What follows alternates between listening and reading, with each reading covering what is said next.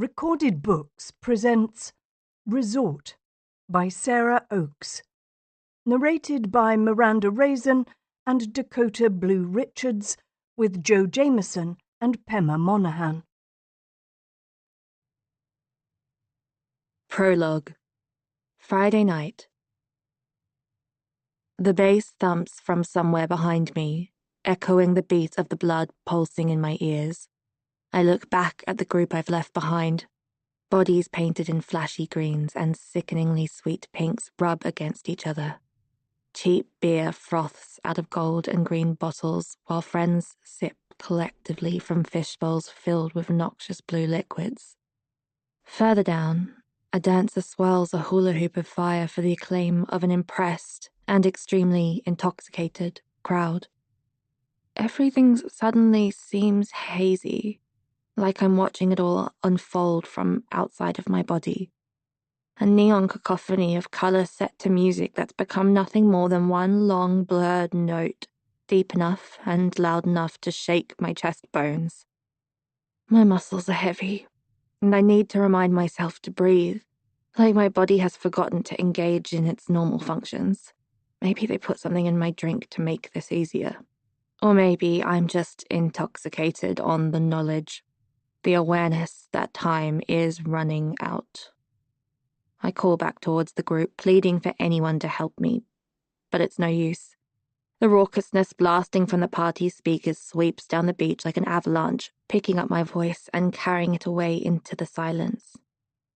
I thought I could do this myself, that I was smarter than them, that I could figure out the darkness that lives on this island and stop it from hurting anyone else. But I was wrong. I made a mistake. I trusted the wrong person. I should have known better after everything that happened. I feel a palm on my lower back. It's light, and I know what it would look like to any onlooker, even one who decided to walk this far down the beach away from the party. Two partygoers escaping the dance floor for the romantic seclusion of the moonlight. It's so far from true, it almost brings a smile to my lips, a bubbling euphoria that nearly escapes. But it doesn't, because I know what that palm signifies. And I feel what the others down the beach don't. The thin prick of a knife digging into my lower vertebrae. I hear a voice close to my ear, the tone hard and cold, the music doing little to muffle it. Move. Forward. I look before me, the ocean stretched out to the horizon, black waves glittering in the light from the moon, as round and full as a pregnant belly. I've looked at this view in awe several times since I arrived here, a beauty like nothing I've ever seen. I do as I'm told and walk. What choice do I have? The pulsing bass emanating from the bar's speakers recedes with each step, until I'm far enough away that the music becomes nothing more than a memory.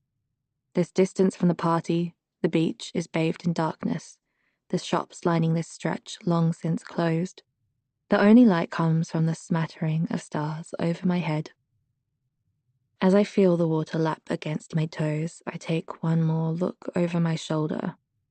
The people are only small blurs at this distance, but I can still make out their bodies grinding together, so many aching to make contact any way they can. Despite the sloppiness, the drugs and drink making them flop onto each other in lurid movements, there's a beauty to it. For so long I felt nothing but coldness, even with the heavy humidity of the island clawing at my skin these past few days. People always talk about rage burning, but it sat inside my stomach, as hard as ice, freezing my veins. I couldn't think of anything besides revenge, a need to impose pain that I've never felt before. But now, as the ocean water grazes my kneecaps, and I watch the people down the beach from me dance in the glittering moonlight, so far removed from the rest of the world, it's as if that ice finally melts. The brief giddiness from earlier returning. I wonder if she felt this way before it happened to her. An appreciation for life that comes only at its end. Before I can think about it anymore, my feet stop moving, and the single palm on my back turns into two, pushing me hard, face first, into the water. I gasp for breath as I fall, my forehead striking one of the rocks that litters the ocean floor. But it's not enough. The hands grip my neck tightly, holding my head under, legs now wrapped around my hips, pinning me down. Even though I fight back, the person barely moves. I lift my arms up, reaching for anything to grab hold of, but it feels as if I'm draped in a weighted blanket. My fingers finally grasp around wrists, and I drag my nails across flesh as hard as I can, but the water turns everything soft, and I barely make a dent. My eyelids force open against the sting of the salt water. Small fish flick by me, deftly avoiding the bubbles erupting from my lips, seemingly unconcerned with the life seeping from my lungs. My hands release, floating back downwards as if my muscles have realized the futility of the fight before my brain. And I picture her again, as I have so many times since she left. She's the reason why I'm here, why I've sacrificed everything. It's her I'm thinking of when the beauty of the water fades to black. Chapter 1. 14 hours earlier. Cass. The hotel room already smells like death. I know realistically it's too soon for that the body isn't anywhere near decomposing, but still, the stench filters into my nostrils, cloying and visceral. A thick, wet substance smears through the cracks in my toes, and time seems to stand still as I see the blood seep into the carpet fibers. Each droplet holds little pieces of me that will stay long after I'm physically gone. Suddenly, his body looms large in front of me, and then I feel the weight in my hand, the sturdiness of the knife. My eyes flick to it, the lamplight illuminating a rust-colored substance that lines its sharp edge. Blood. My blood. I try to pause, to take stock of what's happening, to piece it all together. But before I can, my arm plunges forward as if of its own volition, angry and desperate.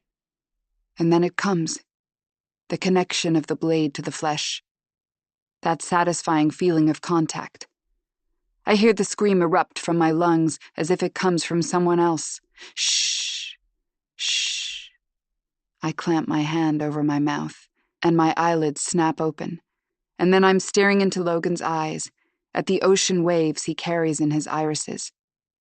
Cass, I'm here. You're home. You're okay, he soothes. Slowly, I register Logan's palms on each side of my face, the side of his concerned gaze, the sound of his deep Scottish brogue. I inhale a deep breath through my nose, the familiar scent of salt-tipped air flooding my nostrils. In for two. Out for two. A nightmare?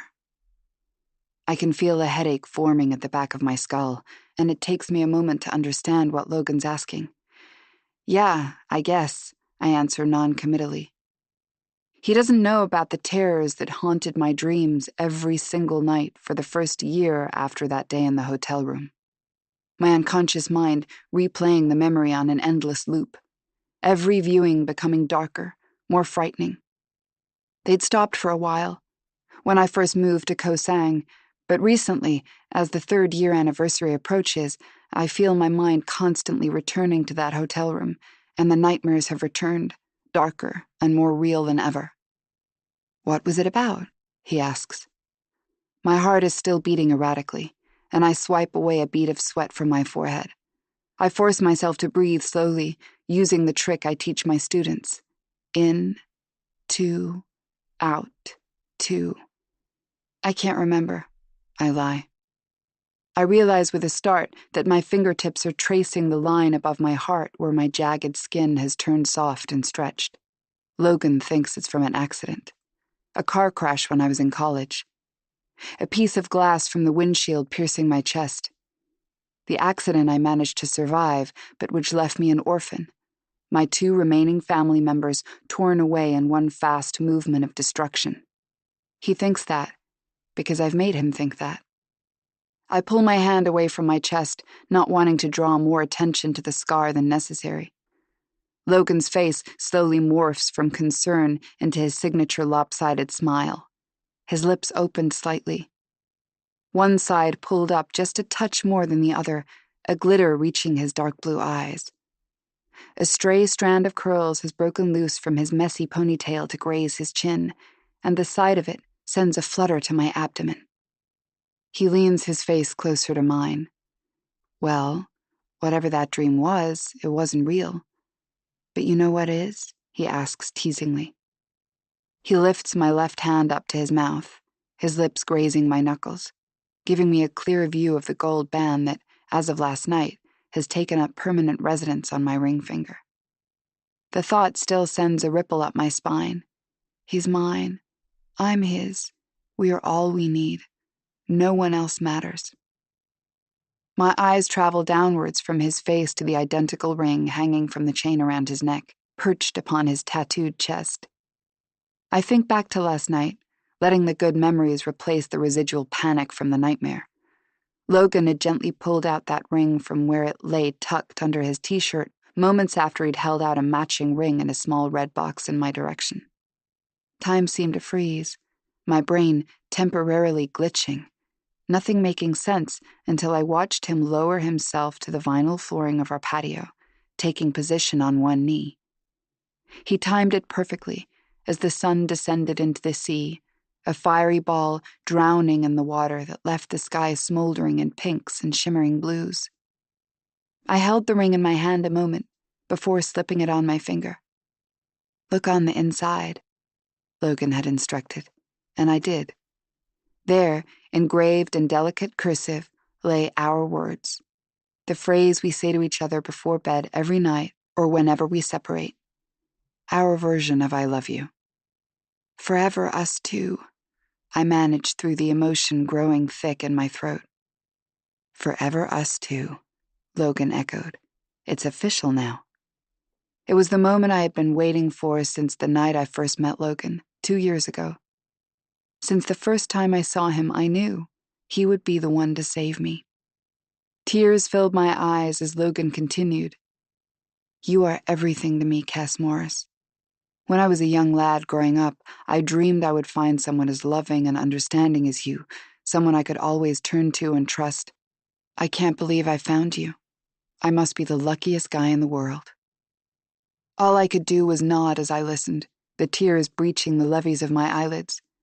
I swallowed hard and tried to enjoy that moment completely, tried to pretend I was really the sweet, shy, loyal woman he fell in love with, and not the girl from the hotel room 3 years ago, who would turn on anyone she could to survive. I leaned forward to him now in our bed, craving the feeling of his lips on mine. But just as they touch, a sound crashes into our bedroom. Thud, thud, thud. I feel my body go rigid. My muscles clench. It's only the door, he says, frowning, his statement carrying a question. Of course, I say in a rush, hoping he doesn't notice my embarrassment. That dream just felt so real. Logan rolls over, shifting his legs off the side of the bed as if making to get up. No, you stay, I command. You don't work until the afternoon, and my alarm is about to go off anyway. It's probably just Greta with an engagement present. You know how she is. I can already picture her at the door, ready to wrap me in a huge hug and shout about how difficult it was for her to keep this a secret for so long. I feel a brief tinge of pity, thinking of Greta's recent breakup.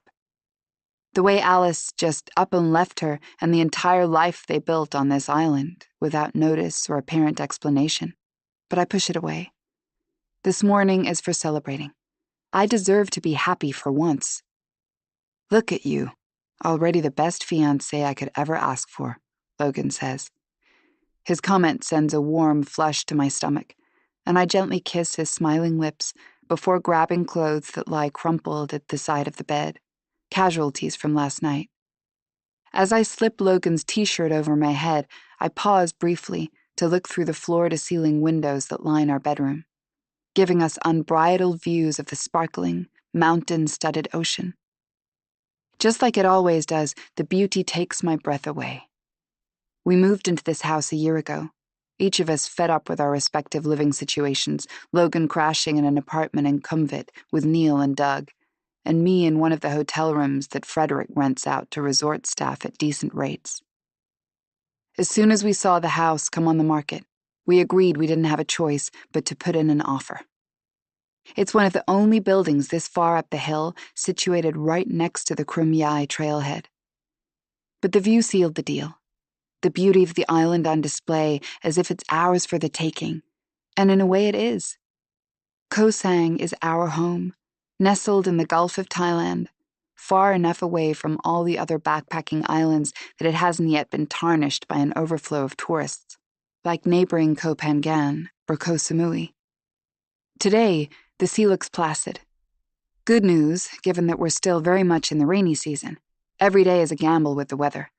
But the sun is already well above the water, steadily ascending in the cloudless sky. I walk through our living room and past the adjoining kitchen. With each step, I expect the knocking at the door to come again, but Greta seems to have given up for the time being. Either that or she's heard me moving around. I pause when I reach the front door, smoothing my hair down, hoping it doesn't look like I've just rolled out of bed, which I have. No need to rub the engaged bliss in Greta's face more than necessary. As I open the door, I'm smiling, ready to feign mock surprise at Greta's presence. But there's no one there. I step out, the humidity instantly sticking to my skin. Could Greta have gone already, thinking that Logan and I were out? I look down the sharp hill that leads back to the rest of the island.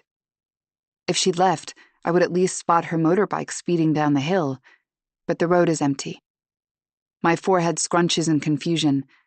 I think about texting Greta as I step back into the doorway, but my foot brushes against something. It's small enough that I manage to step over it without noticing. A plain white envelope with my name, Cass, written across it in small capital letters in a handwriting I don't instantly recognize as Greta's, but it must be hers. That explains it. She must have dropped it here as she knocked on the door, eager to make a quick getaway so as not to bother us. I find myself smiling again. I pick up the envelope and take it inside, stopping at the kitchen table to open it. It's light enough to be a card, but knowing Greta, it's likely something more. Maybe tickets to some new destination. She can be a bit over the top when it comes to gifts. I rip the envelope greedily, not bothering to wait for Logan. I'm excited to surprise him with whatever this might be. Once opened, I realize it's nothing more than a folded sheet of printer paper. I unfold it, curious. Immediately, I drop it on the table, my fingers buzzing as if it's burned me. I instinctively step back, away from the unfolded paper, my heart rate accelerating, my thoughts racing. I stumble a few steps and grab at a chair. The whole time, I keep my eyes trained on the paper, at the black and white photo of a girl staring up at me, wide-eyed and crazed, guilt splayed across her face. Reporters and cameramen rush at her from all sides, buffeting her in a media circus. The photo sits in a sea of dense, black text, the sole image in the printed news page. At the top sits a note, scrawled in red marker. I know who you are. Then, beneath the article and the photograph, lies more handwriting. And soon, everyone else will too. I feel bile rise in my throat as the meaning of those words settles heavily around me. Everything I've accomplished in these last 2 years, this new identity, this new fiancé, this new life, comes crashing down. Was it Greta? I hear Logan call from the bedroom. It takes me several tries to answer. Each time I open my mouth, the sound sits trapped in my airway. My vision goes black, and I'm back in that hotel room. The knife in my hand, my blood on the blade. No one there, I finally manage, praying that Logan can't hear the strain in my voice. Greta must have given up waiting. Good, he says. Then come back to bed. We're not done celebrating. I walk as if in a trance, stopping in the kitchen to fold up the paper and shove it in our junk drawer beneath a pile of takeaway menus, somewhere I know Logan won't find it. I should destroy it, but part of me needs to see it again, with a clearer head, to make sense of how this could happen. Even when it's out of sight, those words remain emblazoned on my mind. I know who you are. And the photo of that girl is everywhere I turn. A girl I haven't seen in years, who I made sure no longer exists. The version of myself I left behind a long time ago. Chapter 2. Brooke. I drag the cursor of my laptop inward slightly, minimizing the size of my thigh to Barbie perfection. My smiling face stares back at me from the screen, my body contorted into the pose I've practiced to precision. Arm popped out to appear as thin as possible. Torso slightly turned away from the camera, stomach tight. Bored with the futility of the task at hand, I lean back in my chair with a sigh. There are a few guests milling about the tiki palms, but given that it's between the breakfast and lunch rush, the official open-air restaurant and beach bar of the Koh Sang Dive Resort is relatively empty. I take another sip from the iced coffee I've been nursing for the last hour. Despite how cheap things are here, I don't have the spare baht to spend on a second cup.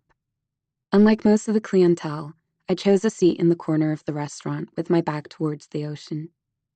After 2 weeks on the island, I've become accustomed to the stunning aquamarine waters, lapping gently against the white sand. The colors oversaturated, like everything is draped in an Instagram filter. So I face towards the resort, monitoring the guests coming and going, a much more interesting view. The resort itself is carved into the side of a hill, as are most places that line the perimeter of the jagged island. From my vantage point, I can see the path from the beach sharply ascend to the main road. Perfectly trimmed palm trees and clusters of magenta flowers decorate guest rooms grouped in motel-style buildings. 2 pools, one for lazing and one for training, dot the hill at the one place where an extended flat area makes their existence possible. Past the pools, one of the island's main roads bisects the resort, but the resort grounds continue even further on. Another, bigger, infinity pool, the resort's designated party pool, along with a spa, fitness center, and yoga studio, and even more guest rooms graze the northern half of the resort. All in all, the mile of landscaped grounds covers nearly a quarter of the island. I watch as a group of divers descend the sharp incline, fins in hand, and masks hanging from their wrists, evidently heading towards the dive shop, the resort's main draw. Koh Sang, a scuba diving island with a party problem, reads the back of the t-shirts they sell in the resort lobby. But my eyes skirt over them to a small figure that follows about 20 feet behind. Unlike the divers, she's not carrying anything. She's petite, with delicate features and fine light brown hair. Normally I wouldn't give her the time of day, except her eyes lock on mine. I hold her gaze for a second, convinced that she'll stop staring, but she doesn't. She's familiar in a way, reminding me of someone. I scroll through a mental list of past acquaintances, Instagram connections, and even family members, but I come up empty. I know what this must be. A follower who recognizes their favorite Instagram influencer in the wild. I've only been approached by my social media followers a few times in person, but it always makes me uncomfortable. I know what they expect from me. The bubbly, upbeat, slightly ditzy personality I post all over my @BrookeATrip social media pages. But real-world me isn't the walking Barbie they expect. Unfortunately, Instagram still hasn't made a life filter that can permanently smooth away my rough edges. I'm not in the mood this morning to plaster on my @BrookeATrip smile. Hoping the approaching girl will take the hint, I divert my eyes, pretending to focus back on my laptop screen. After a moment, I can't help but look up again. Unlike the divers walking in front of her, who veered right off the path to head to the dive shop, she continues towards the restaurant, her eyes still fixed on mine. Something in me tenses, and my fingers curl into my palms. I figured I'd bring options. The voice close to my ear makes me jump. Jesus. My pulse spikes until I turn around, realizing who it is. God, you nearly gave me a heart attack. I scold, but I can't keep the smile from my voice. Sorry. Neil smiles at me goofily. I didn't know what kind of drink you'd want, so I figured I'd bring options. He gestures towards the table in front of us where he's deposited 3 beverages. A green bottle of Chang beer, a pink cocktail topped with an umbrella, and a smoothie. He's big, with a body more akin to a teddy bear's than the chiseled muscles most of the guys here spend hours in the gym refining each day. Freckles dominate the majority of his face, with a few stray dots sneaking onto his pink lips. His fire-red hair is wet and plastered to one side. I watch as a drop of water emerges from the end of one sodden strand, dangling before dropping onto my arm. "Sorry," Neil says with a chuckle, as the water hits my skin.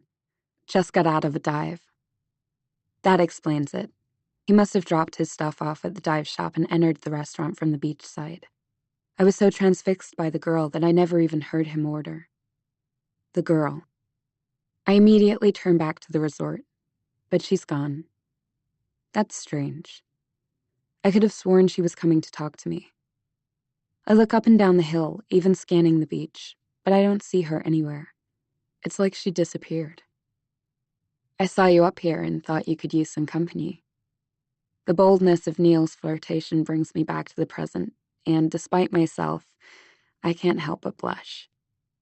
I met Neil last week when Cass dragged me to Frangipani Bar, an expat-dominated dive bar located a mile or so up from the beach, that Cass's boyfriend, and apparently now fiancé, according to the text I received from her late last night, owns.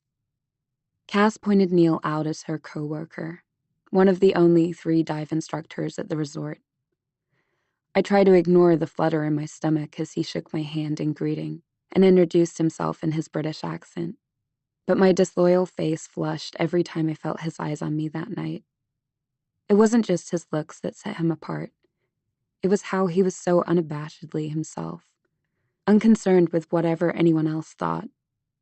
His originality radiated charm. Every time I would steal a glance at him that night, he would look back, a glint in his eyes. I tried to hide the flush in my cheeks, drowning it out with irritation at my own naivety. I knew what Neil likely saw when he looked at me, the same thing every other guy did. A fit body, a perfectly made-up face, and absolutely nothing underneath. A person who morphs from beautiful to shrill whenever a guy realizes she actually has something to say. Believe me, I've read the comments on my Instagram page. Since that night, I've run into him on a few other occasions. Whenever Cass would bring me along to a group event, karaoke at the Tiki Palms, an afternoon picnic and beach volleyball game in the gloriously empty Lampham Beach, over on the opposite side of the island, where tourists don't bother to venture. I would secretly dread those get-togethers, but I never had a good enough excuse to decline the invite. I had seen how that group of friends, the permanents they called themselves, interacted with each other. They were so close that it didn't seem like there was room for anyone else. Cass did the best she could to keep me involved, but eventually she would end up next to Logan, the 2 of them losing themselves in some romantic revelry. And I would always end up drifting off to the outskirts of the group, alone. But Neil would always be the one to save me. He'd drag up a seat next to me in the sand, or at a Tiki Palms picnic table, and pull me into conversation with one of his stupid dad jokes, making me feel like I belonged, as if he actually wanted to get to know me.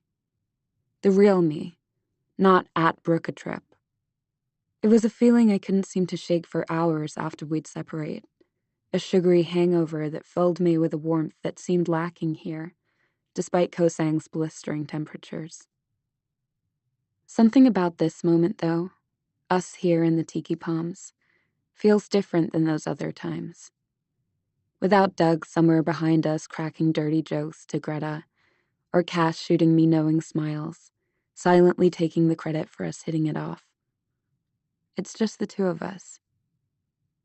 Neil and I have never been just one-on-one without the other permanents. There's something oddly intimate about it. You do know it's barely 10 a.m., right?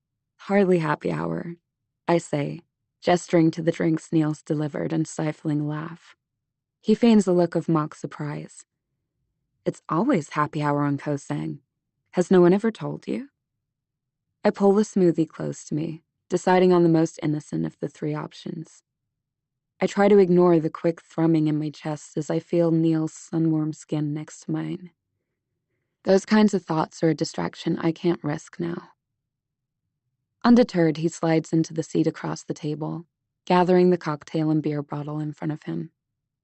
More for me, he says with a wink. He takes a large gulp from the pink cocktail, the paper umbrella rubbing against his freshly shaved cheek. I can't help but smile at how small the girly drink looks in his massive freckled hand. Hey, he says, noticing. Nothing shows that you're secure in your manliness quite like a pink drink. I laugh, meeting his kind eyes. The freckled skin around them crinkled in a smile. I force my gaze back downwards. Neil smacks his lips together. Solid cocktail as always, Singfet. He shouts back towards the bartender. Singfet, who always seems to be manning the bar while simultaneously serving as the primary host, waiter, and washer-upper of the tiki palms, nods back, his hands pressed in front of him in gratitude. I've only had a few short conversations with Singfet since arriving here, during quiet moments between the breakfast and lunch rushes. He told me in broken English about how he'd come to Koh Sang so that he could send money to his family back in Laos in efforts to give them a better life. We talk about his son, barely 3, and how Sangfet is reminded of him every time he makes a drink with bananas and coconuts, his son's favorite foods. Or about how much he misses playing Sepak Takraw, apparently some kind of mix between volleyball and soccer, with his friends and cousins back home. He fumbles through the new language he's been struggling to learn since he arrived on the island a few months ago, with a toothy smile and a hopelessly endearing chuckle. An up-tempo Mumford & Sons song plays from the bar speaker, a prelude to the raucous club beats that will take over as soon as the sun sets. I take a long sip from the smoothie. It tastes like a mix of papaya and dragon fruit, and is absolutely delicious. So, what were you doing here before I so rudely interrupted? Neil asks. My mind returns to the girl, and I scan the restaurant once more, but I don't spot her anywhere. Oh, nothing. Just editing some photos I took from the hike Cass and I did on the Crimei Trail the other day, so that I can turn them into a TikTok. Ah, he says. Cass is a good tour guide if she's taking you up there. I nod, not telling him the real reason I asked her to show me the trail. My true intention in seeing the summit. It's nice that you've become so close, he continues. You and Cass. I smile, silently remembering the day I met her 2 weeks ago, my first morning on the island. She was sitting next to me, a few tables down from where Neil and I sit now. Her back straight, in that typical East Coast, upper-middle-class way I always envied growing up. I watched Singfet smile at her as he took her order, the gentle way she touched his arm as she thanked him. You're American, right? I asked after Singfet walked away. Her eyes grew wide, as if I was accusing her of something. I didn't mean to eavesdrop, but I heard you order. I've been in Thailand for a few days now, and strangely enough, I haven't run into another American yet. I was surprised at how eager I was for her response. Even after traveling for years through Eastern Europe on my own without issue, there was something utterly foreign about Southeast Asia, something I'd found oddly isolating. She nodded, politely, but didn't respond. I'm Brooke. I tried again. Cass, she answered. Her voice was quiet, and there was a shyness to her that was refreshing, given that most of my interactions lately came in the form of excited messages over social media with other extroverted influencers and eager followers. Where in the States are you from? I asked. New York, she said, and after a moment, you? The West Coast. If Cass was curious about my intentionally vague answer, she didn't say, And it's not like she would have had any reason to suspect I was lying. I'd spent years molding my harsh Kentucky accent, sharpening my consonants, and shortening my vowels so that I could leave my drawl behind with the rest of my upbringing. I spotted the black polo she was wearing, her chest emblazoned with the label for the Koh Sang Dive Resort, the only hotel on the island. "You work here?"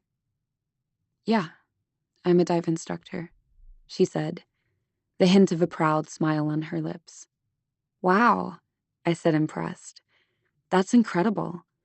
I can't imagine doing all that, spending all that time under the water. What's it like? Doesn't it make you nervous that things could go wrong down there?" And with that, it was like a switch had flipped. She began to tell me all about what it was like to lose herself below the water's surface, how it felt like an escape. Her quiet shyness melted as she opened up, her passion for diving evident. Eventually, I moved over to her table, and we talked for well over an hour, barely touching the meals in front of us. She told me about how she'd lived on Koh Sang for 2 years, and how she was in a long-term relationship with Logan, another expat who owned one of the island's bars. She asked me questions as well, wanting to know all about the campaigns I'd established with hotels throughout Eastern Europe, how I created At Brook a Trip, listening to it all attentively, without a shred of judgment. She leaned forward, eyes wide as I told her about the destruction I'd seen in Sarajevo, still unrepaired from war decades ago. And she nearly choked on her smoothie as I regaled her with the story of how I had reluctantly agreed to go on a first date with a guy in Croatia, expecting a casual meal, only to realize he had brought me as his +1 to his sister's wedding, an event I was severely underdressed and horribly unprepared for. It felt good, this conversation, her interest. It was a type of female connection I hadn't felt in a long time, absent of the inherent competition that came with the shallow Instagram-based friendships I'd formed with other influencers.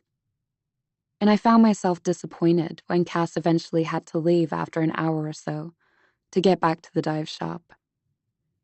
But we promised to meet up again, and we kept it, spending nearly every day together in the last couple of weeks.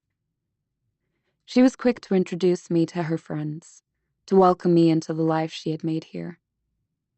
"Yeah," I say to Neil now. "I'm lucky to have met her." Neil nods knowingly, and we sit in silence for a few moments. I expected to feel awkward, but other than the nervous trill in my stomach, it's surprisingly comfortable. We watch a group of backpackers toss around a blow-up volleyball as they walk down the slope towards the beach. "So, how are you liking Koh Sang so far?" Neil says finally. "It's great," I say. "I mean, it's beautiful, obviously, and everyone is so nice." Both statements are objectively true. "Are we nice enough to get you to stay?" Neil's dark eyes are trained on mine, his eyebrows rising.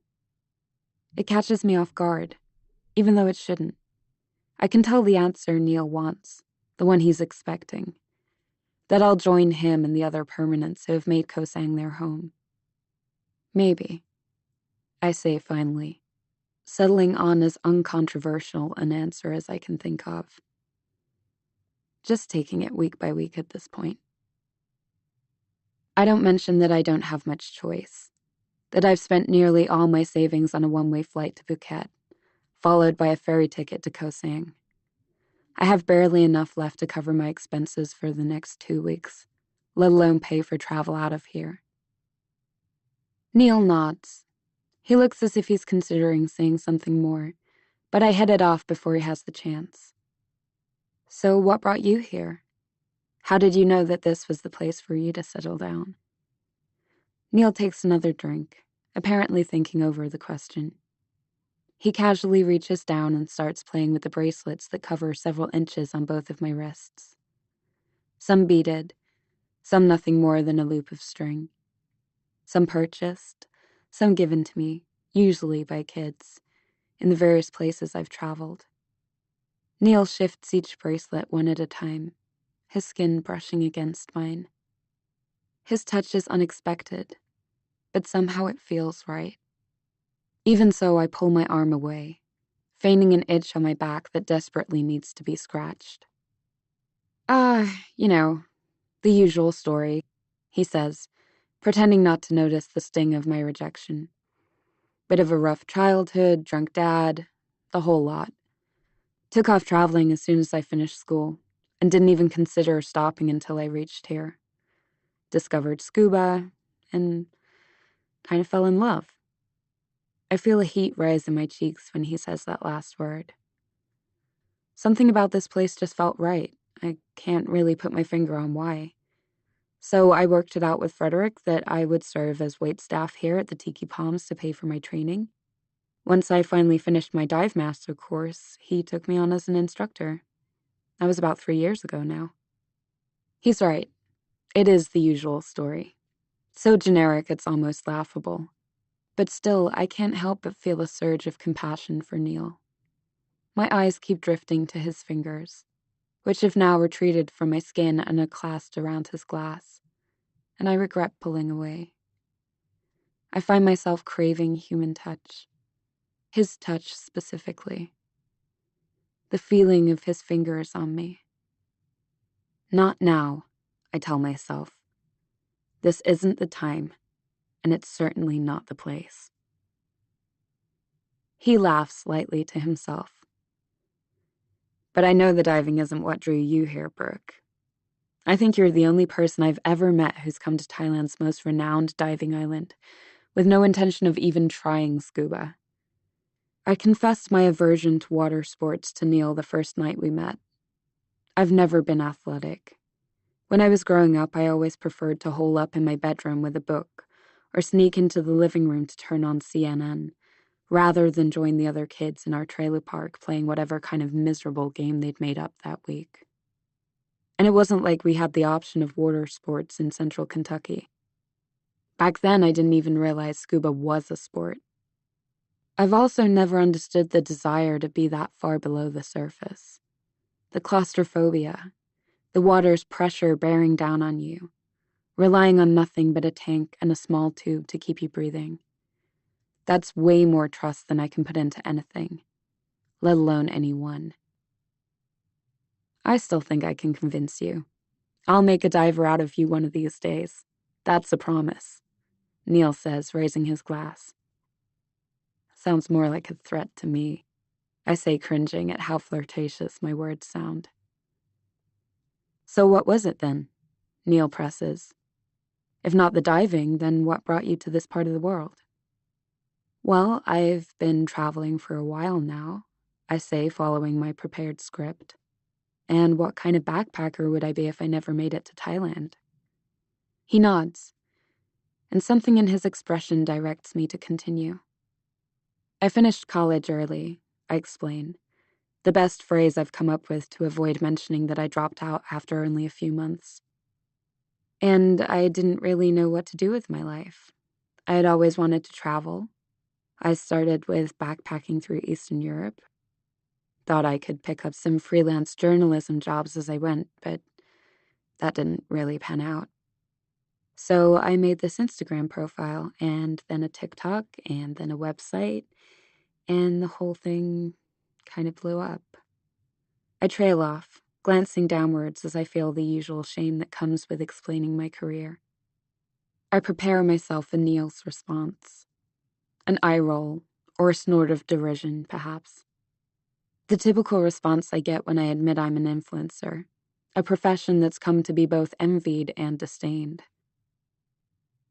But Neil simply sits there, completely quiet for a few seconds. He says finally, his lips turning into a smile, and for the first time I notice a dimple piercing his left cheek. What? I ask, a smile pulling at the sides of my mouth. I'm not sure I believe you, Brooke. Instantly my smile freezes. My stomach tightens, and I force down a swelling panic. He knows. He's figured it out. It's all over. But a glitter in his eyes stops me. I feel like you're holding out on me, he continues. A smart girl like you must have had tons of options after university. People like us, travelers, use travel either to find something or to hide from something. So spill. What's your reason? I let my muscles unclench as I convinced myself my fear was unfounded. Neil doesn't know. He can't know why I'm really here. Oh, just the usual 20-something discovery phase, traveling to find myself and all that. I heard a few other travelers raving about Kosang, so I knew I had to try it out. Eager to change the subject, I hold my glass up, indicate for him to do the same, and clink them softly. Neil smiles back at me, and we sip from our drinks in unison. I savored the taste of the smoothie, letting the sticky sweetness drown out the bitterness of my lie. Chapter 3. Cass. I know who you are. The words have played on repeat in my head the entire morning. I thought of them as I made love to Logan, and as I clung desperately to him afterwards, wondering how long it will be until he knows the truth and refuses to touch me ever again. And I think of them now as I navigate my motorbike down the winding road that leads away from our house. I wonder for the millionth time who could have recognized me. I'm not that girl anymore. I replaced my mousy brown hair with blonde highlights, accentuated by hours spent in the sun. My pale skin turned tan from the same. I swapped out the round glasses for contacts, and I started going by my middle name when I got to Kosang. It wasn't much, but it was enough. No one expected to find that girl here on an island in the middle of nowhere, a place where news of the outside world barely infiltrates. So no one ever thought to look. Until now. I turn off my street and guide my motorbike onto the narrow lane of Kumvit, the closest thing our little island, home to only a few hundred locals in one resort, has to an urban center. I pass open-air restaurants, modeled fully in teak wood, and locals pulling open the metal gates of their souvenir shops, each hawking identical versions of Thai, beer-logoed tank tops, fake Nikes, and knockoff Ray-Bans. The lane eventually opens up onto the beach road that leads around the entire perimeter of Kosang. The shops and restaurants become fewer and farther between until they disappear entirely, giving way to the untamed jungle on one side and the beauty of Fotao Beach on the other. Wooden, long-tail boats group together in front of dive shops in ad hoc marinas, and farther out, paddle boarders struggle to remain balanced on the water. Back on the shore, a massive palm tree shoots out at almost a 90-degree angle, parallel to the beach, so long that its coconut-bunched palms nearly reach the water. But this morning, I'm too distracted to even acknowledge the beauty. I need to get to the bottom of who sent me this envelope before they decide to make good on their threat. After a few minutes, I pull into a small patch of pavement jutting out from the street, big enough to fit 3 motorbikes stacked next to each other, one for each full-time staff member of the resort's dive shop. My skin sticks to the seat as I pull myself away from my bike, a painful reminder of the day's heat. Thankfully, it's only a few steps from my bike to the door of the shop, a small octagonal hut that has come to serve as my second home on the island. As I walk, I pause, struck by the sudden feeling of being watched. I spin around, prepared to expose anyone who may be watching, but the road is empty, except for a truck hurtling past. I stand there for a few seconds, long enough for a pinprick of sweat to form on my hairline, but I still don't see anyone. Trying to shake off the feeling, I head into the shop. Doug's bright Australian accent greets me as I walk in through the door. "Well, if it isn't the future Mrs. McMillan, congrats!" He steps out from behind the small desk that bears a stack of clipboards and an outdated PC and wraps me in a bear hug. "Thanks," I say, slapping him gingerly on the back, my fingers grazing his long, matted hair. Doug got here a few years before I did. All I know from his past is that he's from Melbourne. It's somewhat of an unwritten rule that we keep talk about our lives before the island to a minimum. If someone wants to share it, that's fine, but it's not expected. Which more than works for me. At the time I arrived, Doug was still a dive instructor, but Frederick, the resort's owner, has since appointed him to dive shop manager. This essentially means that Doug's my babysitter when Frederick is out of town on business, as he is now. "Looking forward to tonight," he says, handing me the clipboard on the top of the stack. "We'll make it a ripper of an engagement party." I smile in return, forcing down the bile rising in my throat, and silently hoping that whoever has found me doesn't choose tonight to expose me. I flip through the clipboard, totaling the number of clients in my head. "Only 4? I confirm. "Yep. Full moon party over in Koh Phangan tonight. 4's pretty good, considering." He's right. Once a month, the neighboring island hosts an all-night rager on the beach, a party so raucous it's become legend in the backpacking circuit. It's popular enough that it draws guests away from the other islands, including Koh Sang. As sales began to decline in the last few months, Frederick started hosting our own Koh Sang version of the full moon party, complete with neon body paint, fishbowl concoctions of juice and unidentifiable liquor, and fire dancers. But even so, it pales in comparison to the original. I should be annoyed. Fewer clients mean fewer tips, but I can't help but be grateful, particularly as the dull ache in my head has only grown since this morning. With a nod to Doug, I head out of the shop, clipboard tucked under my arm. I walk down the beach about 50 meters or so to the pathway that leads up to the rest of the resort. Once I reach it, I peer into the tiki palms, spotting Brooke seated in one of the corner tables, her honey-colored hair trailing down the side of her torso in a long, messy braid. She's talking with someone. A man seated across from her, and when he shifts, the sunlight glints off the unmistakable red of his hair. Neil. Despite everything, I feel a smile form on my lips.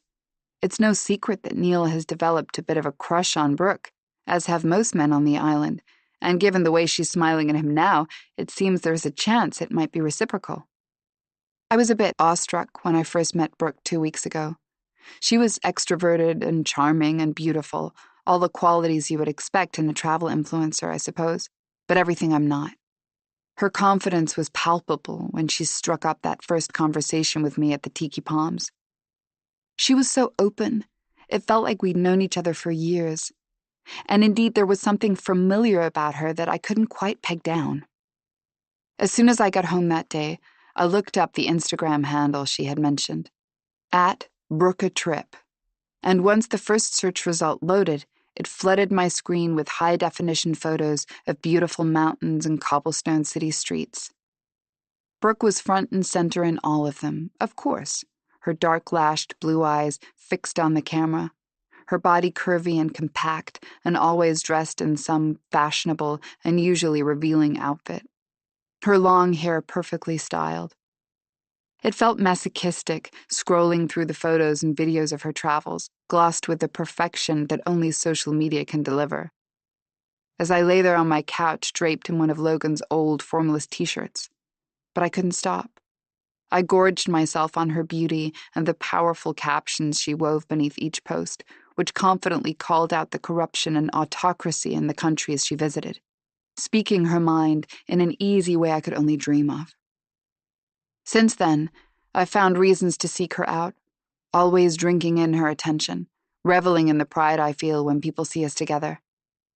It's the same feeling I get when I stand next to Logan, his arm wrapped tightly around my hips, like I'm worthy. I want to call out to her now, but I'm reluctant to interrupt whatever's going on between them. Instead, I continue hurriedly up the path, lined with carefully clipped shrubs and magenta flowers, up to the training pool. I immediately spot my students, huddled together near a group of lawn chairs under a beach umbrella. I pause before heading over.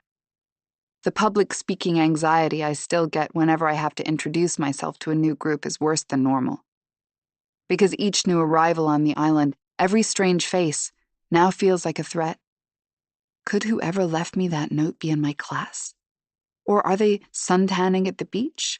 Or partying over at the resort's main pool? Koh Sang isn't that big, but someone here is trying to ruin me. I take in a deep breath and try to force the thoughts away as I walk towards the group. "Good morning, everyone," I call, hoping that my practiced, authoritative teacher voice drones out any wavers that may sneak in. "I'm Cass, and I'm going to be your dive master.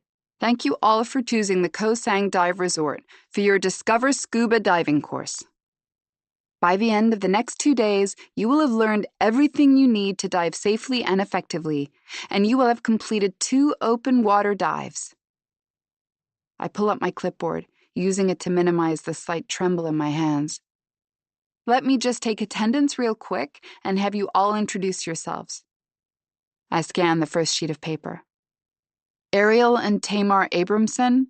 I look expectantly at the pale couple standing before me. I peg them to be in their early 30s, on the older side for our clientele. The woman's short black hair is cropped bluntly at her chin, and she looks a bit anxious. But the man standing next to her draws my attention. He's tall and well-built with a military-like buzz cut. His lips are pursed in a tight line, his eyes hard and cold. There's something discomfiting about him that I can't quite put my finger on. He doesn't respond when I say his name, although I see his shoulders tense. "That's us," the woman says. Her voice is clipped in heavily accented English. "I am Tamar. I am here with my husband, Ariel." She points towards him, but he remains unmoving. "We arrived yesterday. We are traveling from Tel Aviv." "Lovely to meet you two." I look at the man again for a second too long before flipping to the next page on the clipboard. "Daniel Ayad—" "Yeah, all right," says a guy in a brash Cockney accent, before I can finish pronouncing his name. An inch-long pink scar that runs along his cheek shifts up and down as he speaks. His swagger puts me at ease. I've dealt with thousands of travelers like him. "That's me, Daniel Ayadebo. Yeah, I'm from London on my gap year, and I'm starting off strong in Thailand.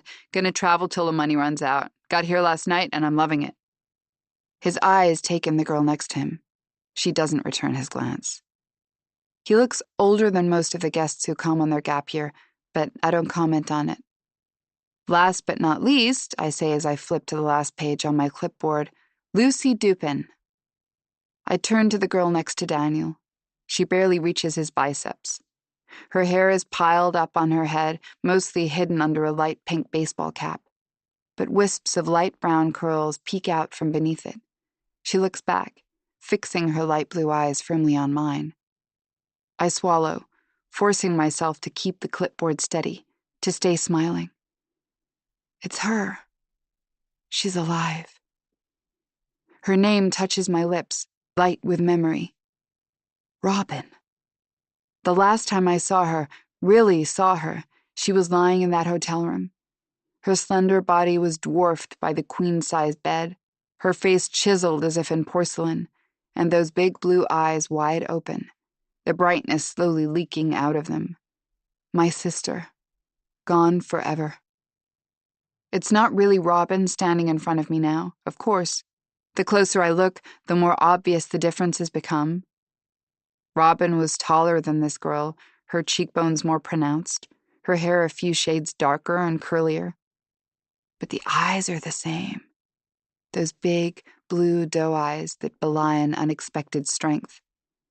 Still, I want to reach out and touch her, to hold Robin in my arms. But that's impossible. Robin is buried beneath 6 feet of frozen ground in a cemetery in upstate New York, under a headstone that no one ever visits. I can't seem to find my voice. My brain is devoid of any words to continue our conversation. Instead, I'm back in that hotel room, watching Robin fade away, the life evaporating from her face. Thankfully, the girl takes the cue. "I'm Lucy. I'm on a gap year as well." Her tone is confident, her words lilted. I scan through Lucy's guest sheet until I reach her country of origin, Australia. There's a flatness to her accent that distinguishes it from Doug's. They must be from different parts of the country. Okay, I say, clearing my throat, hoping my temporary lapse in composure wasn't too noticeable. Nice to meet you. We'll be stuck together for the next 2 days, so it's best we all get friendly. We'll start with a few exercises in the pool to get you familiar with the equipment and the basics of breathing underwater. Then we'll hit the classroom to work the science and practical instruction portion of the class. And then tomorrow, we'll move on to the fun part, the dives. But before all that, I want to start off with the most important topic I'll address in this entire course: safety. I ignore Daniel's groan. Most of these kids, or adults in Ariel and Tamar's case, want to jump over safety instructions and get right to the good stuff. They don't consider the risks inherent in breathing someone else's air through a tube while you're meters below the surface. But unlike them, I know how close death is, leaving its phantom fingerprints on everything. How little it takes to breach that shadowy curtain between this world and the next. A broken respirator, a knife, small white pills. I run through the many risks inherent in scuba. Everything from permanent lung damage caused by holding your breath underwater or a rushed panic descent, to ruptured eardrums resulting from a failure to equalize upon descent, to the most obvious danger, running out of air while you're meters below the surface. Slowly, gingerly, my body starts to relax, forgetting the unpleasant surprises of the morning and easing back into the routine of the class, becoming familiar with the students' gaze on me. The next few hours pass in a steamy haze of normality. Instruction on the basics in the shade, followed by exercises and equipment tests in the pool, and topped with a few hours of the classroom component. A lesson on the science behind scuba, complete with textbooks and quizzes, in the upstairs level of the tiki palms. The students seem to be enjoying themselves for the most part. All of them, at least except for Ariel, whom I routinely catch staring into apparent nothingness, his body rigid as if he's prepared to jump up and run at a moment's notice. As the late afternoon air hangs heavy around us, Daniel drops his head on the table in front of him and groans. I thought the point of a gap year was to avoid being in a classroom. Fuck, this is worse than uni, innit? That's my cue. All right. I think we can call it for today. We'll meet at the shop tomorrow morning at exactly 8 for our first dive. Make sure you're there early. We won't be able to wait for you if you're late. Daniel's already slammed his book shut and sidled up to Lucy, my words having no more effect than a mosquito buzzing in his ear. He loops his arm around her shoulder with a lazy confidence, and I see her spine lock in straight. As they start to walk away, I remember something. Stay away from the alcohol tonight, guys. I know it's full moon and all that, but a hangover makes for a miserable dive. Daniel and Lucy are already halfway down the stairs, giving no indication that they've heard me. I hear Tamar say something to Ariel in Hebrew before heading to the toilet. I bend over and busy myself cleaning up the books and pens left on the table, conscious of Ariel lingering near the stairs. It all happens at once. I register the toilet door slam shut with a loud bang. I'm making a mental note to remind someone to fix it when I feel something shift in the air. I stand upright, momentarily forgetting my efforts at cleaning up, and survey the room. It's empty, everyone gone, except for Ariel. There is rigid intensity to him that was absent during class. His muscles are taut, and even from several steps away, I can see his breaths coming in short, rapid succession. Anxiety radiates from him. Ariel? I say his name as I rush toward him, aware something is wrong. Are you? But he speaks before I can finish the question. It's not safe here. His voice is guttural, scratchy, as if it's been days since he last spoke. Which it very well could be, as I haven't heard him talk once in all the hours we've been together. His words snake in through my skin, gripping my veins, sucking the moisture from my throat and jump-starting my pulse into an erratic, urgent rhythm. I don't know what you mean, I say. It's not safe, he repeats. There's something wrong about this place. You are not safe. Despite how quiet his voice is, his words take up all the space in the room. His gray eyes are glassy, yet they still bore holes into me. I stare at him, unsure how to respond. His face is even paler than earlier, and his warning has sent shots of panic through my chest. I open my mouth to say something, but another voice cuts through the room. "Ariel!" Tamar rushes towards us from the toilet. As soon as she's next to Ariel, she places her palms on each side of his face, peering into his eyes. She repeats a phrase in Hebrew until I see Ariel loosen, the anxiety physically leave him. His shoulders slump slightly, and his eyes shed their glassy sheen.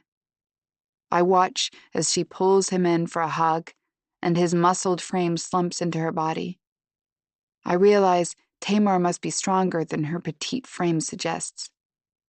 Eventually, she pulls away, her voice gentle, soft enough for only Ariel to hear. As he begins to walk towards the stairs, Tamar turns to me. "I am so sorry, Miss Cass," she says in a hushed voice, apparently so that Ariel will not overhear. "My husband, he is not well." She glances over her shoulder towards the staircase. I want to know more, to understand that stark shift in Ariel, to comprehend the meaning of what he told me. But it's clear that Tamar is eager to go after him. There's a desperation in her eyes that I can't ignore. "It's fine," I say. I consider resting my hand on her arm as a reassuring gesture, but she's gone before I can do so, already crossing the room to join her husband. I'm left with that one word echoing in her wake, which couldn't be farther from the truth. Because I'm anything but fine. Ariel's words play in a jarring loop in my head, an ominous warning. You are not safe. Chapter 4. Brooke. The sun is just beginning to set as I leave my room, a simple unit in the Coral Bungalows that Frederick, the resort's owner, begrudgingly agreed to rent out to me at the long-term rate he gives to resort staff, in exchange for a few Instagram posts advertising the resort.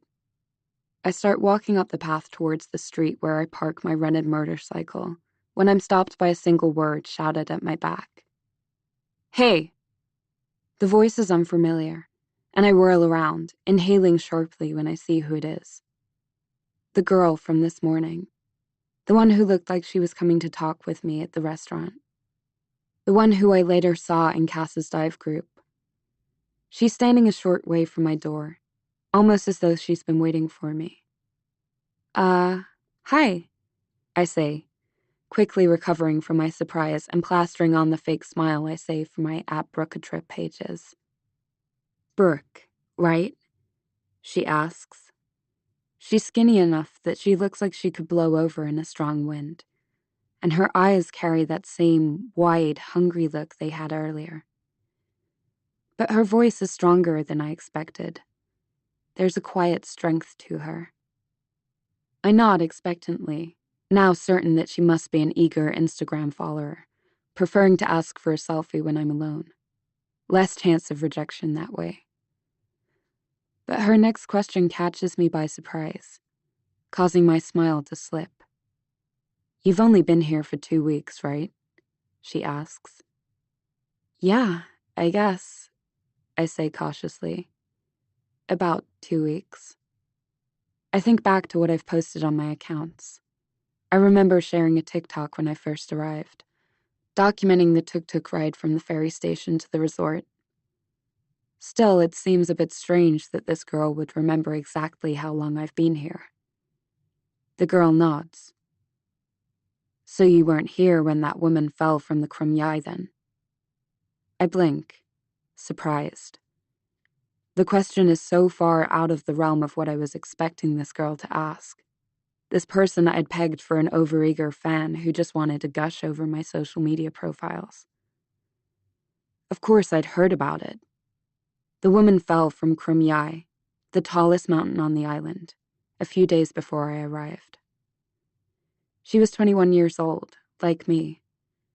The few articles I'd seen posted online about it, all of which I'd found from setting up a Google alert on news of Koh Sang, said that this woman, Jacinta, had gone for a morning solo hike on Krumyai and fallen to her death. The articles withheld her last name for privacy reasons, but they did include a picture. Curly, chestnut-colored hair framed her round, smiling face. Her nose was dotted with freckles, and her lack of makeup made her look several years younger than she was. The Kosang police claimed Jacinta's death was an accident. She walked too close to the edge of the cliff. Something may have startled her, or maybe she just lost her footing. Either way, she tumbled to the rocky crevices below. Her body left to rest there, broken. Since I'd arrived, hushed stories of the woman's death had run like an undercurrent through the resort. I'd hear the staff members gossiping quietly in rushed Thai, the topic of which would have remained unknown had it not been for their sharp pauses as they struggled to pronounce the English syllables of Jacinta's name. But how does this girl know what happened? It wasn't like the woman's death made international news. Has she been researching the island as closely as I have? If so, why? No, I say carefully after a moment. I didn't know her. Why do you ask? She inhales deeply, as if she's thinking about exactly what to say. I know this is a lot, and I know you don't know me, but I don't think her death was an accident. I think there's more to... Whatever other words she tries to say are quickly drowned out by a voice from behind us. Lucy! We turn in unison to see a large guy, his chest bare and his face already smeared with neon green paint, lumbering towards us, several others flanking him on both sides. We're going to Tiki Palms before the party kicks off, he continues as he gets closer, clearly oblivious or possibly indifferent to our ongoing conversation. Come with. The girl, Lucy apparently, opens her mouth as if to protest, but she's quickly stopped. Nope, the guy says. I won't hear it. You're on holiday. You need to party. And I am appointing myself as your party facilitator. He changes his voice to mock formality, as if he's impersonating a policeman. Ma'am, you're coming with us. He looks over, as if noticing me for the first time, and gives me a smile that I'm sure he intends as flirtatious, but which instead makes him appear uncomfortably constipated. Oh, hello. You're more than welcome to join us as well. Can't, sorry, I say, feeling anything but. Well, you know where we'll be if you change your mind, he says with a wink. And before I know it, he's walking towards the path, his arm wrapped around Lucy, leaving me there with all the questions I didn't have a chance to ask. What did Lucy want exactly? What does she know about the girl who fell from Krumyai? And how? And why me? Out of all the people on the island, why seek me out to try and share whatever information she had? I watched as the group heads towards the restaurant and briefly consider whether to follow. But a quick glance at my watch tells me I'm already late. I'm about to head to my motorcycle when Lucy glances over her shoulder, her eyes searching for me. They lock on mine with the same intensity as before, as if she's considering something. She lets them linger for a moment before she turns back, leaving me staring after her. By the time I pull up to the party, the sun has just finished setting, leaving residual streaks of purple that bisect the night sky. I park among the dense cluster of palm trees that line the far side of the hill. Even though Frangipani isn't too far from a residential street, it feels like we're entirely secluded out here. The winding road on which the bar sits pushes up against a portion of the island that remains uninhabited jungle, and we're at least a mile from the bustle of Kumvet and Fotao Beach. Trees form a dense canopy above, absorbing the sounds and draping the area in a blanket of quiet. As I cut the engine of my motorcycle, the murmur of excited voices floats over from the bar, which is little more than a chain-link fence enclosing a small area of waste ground. A hand-painted sign on a piece of wood tied to the fence identifies it as Frangipani Bar, in green block letters, over a novice portrayal of the island's most common flower. White fairy lights throw a magical glow over the wooden stage in the far corner, and a grouping of picnic tables, arranged in no sensible order. Strung up among the lights is a large white banner, emblazoned with "Congratulations, Cass and Logan." In the front and center of the area sits a palapa with a thatched roof. The light from within reflects off a line of liquor bottles, and a peal of laughter erupts from the bar stools surrounding it. From my vantage point, I'm largely hidden by the darkness, so I park my bike and take a minute to watch the group. Cass and Logan are standing behind the bar, his arm wrapped around her meek frame. Doug and Greta sit on adjacent bar stools opposite them, Greta's ice-blonde hair shimmering in the lights, her head tilted back in a full-bodied laugh. I feel a quick flood of relief when I see Neil standing beside them, leaning nonchalantly against the counter, wearing his usual goofy smile. But this time, I can't attribute the flutter in my stomach to the sight of him. Normally, I wouldn't care about arriving at a party by myself, but there's something about this group. How strangely close they all seem. I've been dancing around their perimeter ever since I arrived. I seem to have won over Cass and Neil, but the rest seem somewhat aloof, as if they're not willing to welcome any newcomer who isn't committed to staying on the island permanently. I've seen how the other backpackers look at them too, like they're an exclusive club that they can only hope to join. I shake off the nerves and straighten my back, reminding myself that I have every right to be here, desperately ignoring the voice in the back of my mind branding me as an outsider. Almost immediately, I hear Neil shout in my direction, and a wave of relief crashes over me. "Brooke, come and join us," he yells with a wide smile. I watch the rest of the heads turn in my direction, and as if on cue, Cass hurries towards me. "Congratulations," I say, a touch too loudly as she wraps her arms around me. "Thank you so much for coming," Cass says into my ear, her voice a tad higher pitched than usual. She smells as she usually does, of tropic flowers, and an undefinable sweetness that seems to perfectly reflect her persona. And I lean into her hug. Once she pulls away, I notice a glassy sheen covers her eyes. I wonder how much she's had to drink. I grab the bottle I've carried with me here in my backpack, a strand of red ribbon looped around its neck, and hold it towards her. "Figured this was as good a time as ever to pop some bubbly," I explain. I may be imagining it. It is quite dark where we stand in the street after all. But it looks as if Cass flinches at the sight of the bottle. I wait for her to respond, to explain, but she says nothing at first. "Wow," she says eventually, her voice slow and measured. "Where did you manage to find champagne on the island?" "That place, the Sunset Restaurant," I say, referring to the nicest hilltop restaurant on the island, uncreatively named for its unbeatable view of the sunset over Koh Sang. I noticed they had a few bottles there. It's not much to split among 6 people, but, I mean, what's an engagement party without champagne? I don't mention that I could barely afford the 1 bottle, let alone more. My wallet seems to issue a silent scream every time I open it now. But I didn't hesitate to buy the champagne, as overpriced as it was. Cass deserves this. "Thank you, Brooke. You really didn't need to go out of your way like that. It's really sweet of you," Cass says, apparently regaining her composure.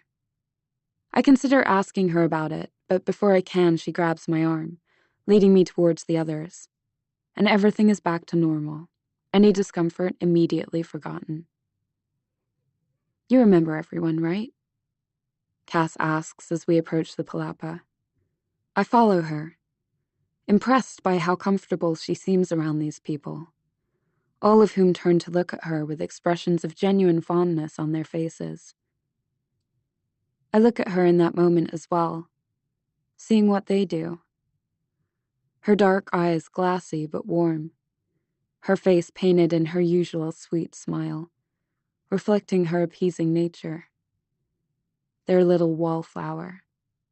Despite my having met everyone several times by now, she starts the round of reintroductions. "You know Neil, of course," she says, setting the champagne bottle on the bar. She raises her eyebrows suggestively, and I nod. Subtle. She must have seen us earlier at the Tiki Palms. "And then there's the resort's professional yogi, Greta," Cass says, motioning towards the sinewy blonde Swede sitting on the stool to Neil's right. Apparently, Cass goes to Greta's yoga class every Monday. She's tried several times to drag me along, but yoga's never been my thing.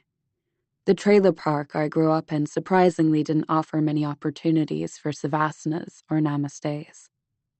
Even so, I've spotted Greta leading classes as I've walked by the fitness center on the north side of the resort.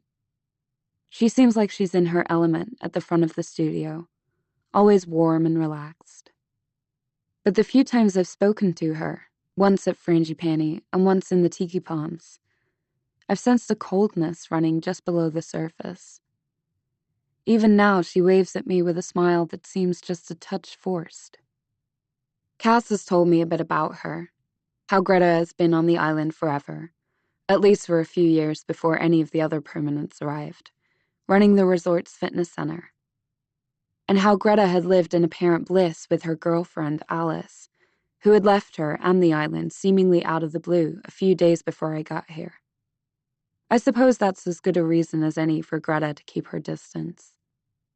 "And the island's resident playboy, Doug," Cass continues.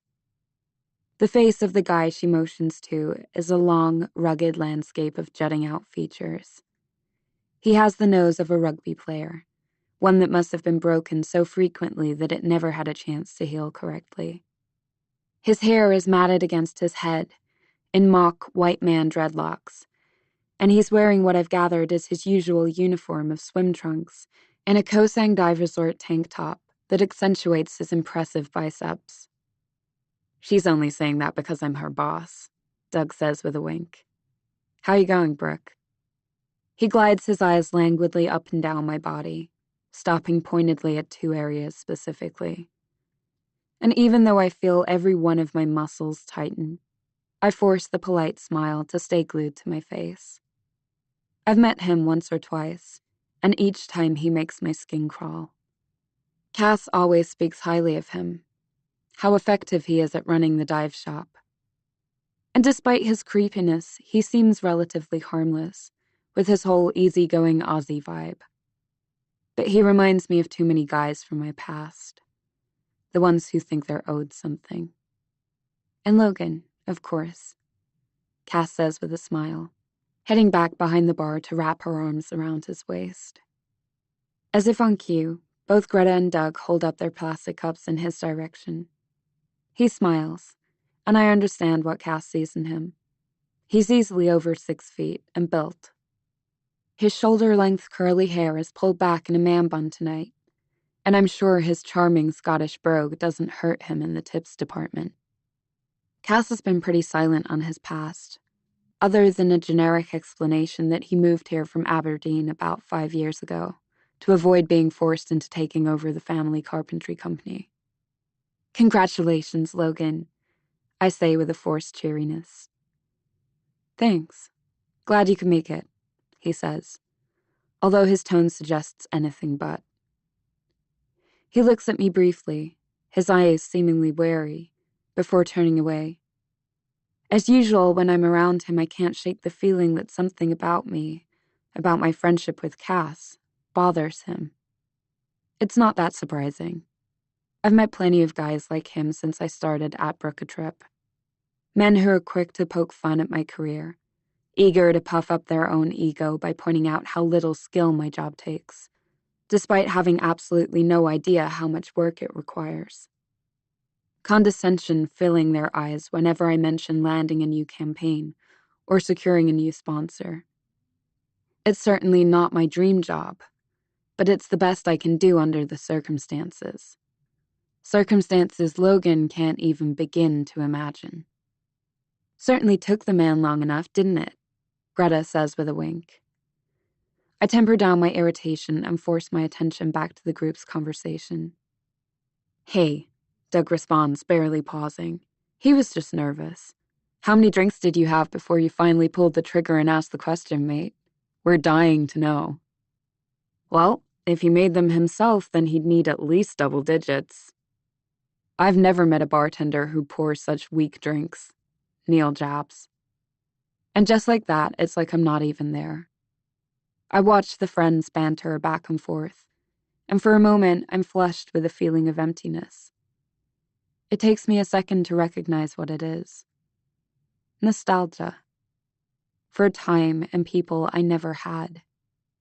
I stand there transfixed at how easy it is for them. How they all seem to mold into each other like corresponding puzzle pieces. "Well, what are we waiting for?" Greta's sing-song accent cuts through the noise. "This is an engagement party after all. We need a champagne toast." All of us turn to Logan, the resident bartender, who raises his hands as if in surrender. I'm on it, he says, grabbing the neck of the bottle. I look to Cass, whose gaze doesn't move from Logan. Not when he rips the foil from the bottle. Not when he opens the cork with a loud pop that echoes through the night air.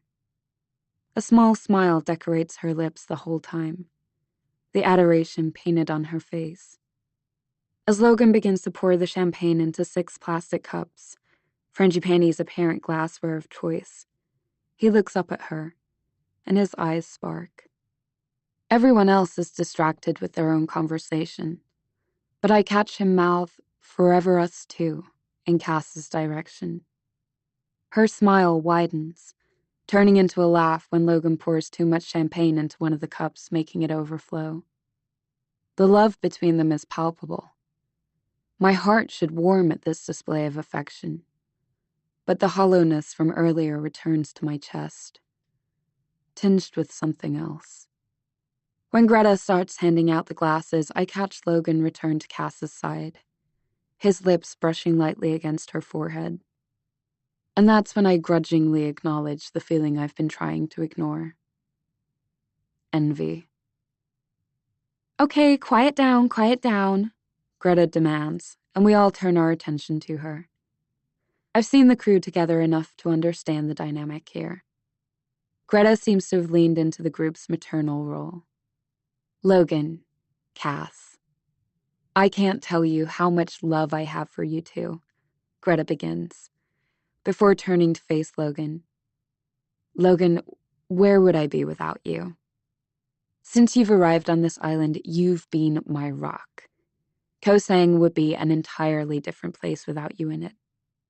Logan gazes up affectionately at Greta as she talks. "And Cass, you've been such a wonderful addition to our group. I can't imagine how we ever functioned without you. We always refer to ourselves as a family, and that's exactly what we are. The family we've chosen. And we're so lucky to have you be a part of it." Greta's voice catches briefly, and she clears her throat. Despite myself, the words pull at me, and I feel self-pity stab between my ribs.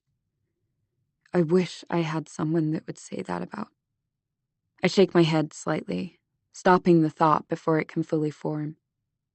"Anyway," Greta says, shaking her head, "Neil, Doug, and I got you a little something to show you how much you mean to us." She pulls a gift bag from behind her, handing it over to Cass, who accepts it like an award. The group falls silent as Cass pulls a hardbound book from the bag, gasping when she sees the cover. Her eyes fill with tears, and Cass flashes the book at the rest of us, revealing a photo of the 5 friends on the cover. Cass flips through it, the tears threatening to flow over as she examines the photos lying on the carefully constructed inner pages. "We wanted to show you how much you both mean to us," Greta says. I notice how careful she is to give credit to Doug and Neil, but the fact that this is her gift is lost on no one. It's incredibly thoughtful, especially considering the lengths she must have gone to put it together. The island has no place to develop photographs, let alone the materials to create a scrapbook as intricate as this. And Amazon delivery isn't exactly an option out here. The gift must have involved at least one trip to the mainland. The pain in my ribcage returns. It's everything, Cass says, wrapping Greta in a hug. Logan follows suit, whispering something in Greta's ear before they separate. They do the same for Doug and Neil. I'm left, leaning against the bar, watching them. Alone. A voyeur peering in the windows of a perfect friend group. I look at the champagne bubbling in my cup, suddenly desperate to chug it all in one go. When they finally separate, I breathe a sigh of relief. Greta raises her plastic cup in the air, the rest of us following suit. To the new Mr. and Mrs. Logan McMillan. Logan, Cass, we couldn't be prouder of you. The little brother and sister of our Kosang family. And I realize that's exactly what Cass is to this group. The little sister. Kind, sweet, dependable. Someone for them to look after. I mean, that's a wee bit incestuous, isn't it? Logan's eyes are light, but his voice is thick with emotion. Oh, you know what I mean, Greta says, landing a playful punch on his arm. We're happy for you. Neil and Doug nod in agreement, and all at once a flurry of skulls, cheers, and slanches erupts from around the table. I take a sip of my champagne. Despite my best efforts at keeping it chilled, it tastes warm and overly sweet. But the others don't seem to notice. Everyone is down theirs in one or two glugs. Everyone except Cass. Hey, what are you waiting for? Doug teases her. You planning to make that drink last all night? Cass looks down at the champagne as if she's seeing it for the first time. Then she swings her eyes to take in the group. Bottoms up, she murmurs, and downs it. Everyone erupts in cheers, and Cass smiles. But as the others begin to break into conversation, I watch as her smile abruptly fades. Logan eventually suggests that we move the party over to the picnic table, and we encircle it, the six of us squeezing shoulder to shoulder. As I look around, the string lights that once sprinkled a magical sheen about the courtyard now paint a strange glow across everyone's faces. Logan brings over 6 beers, and Doug pulls a bottle of Thai whiskey seemingly out of thin air.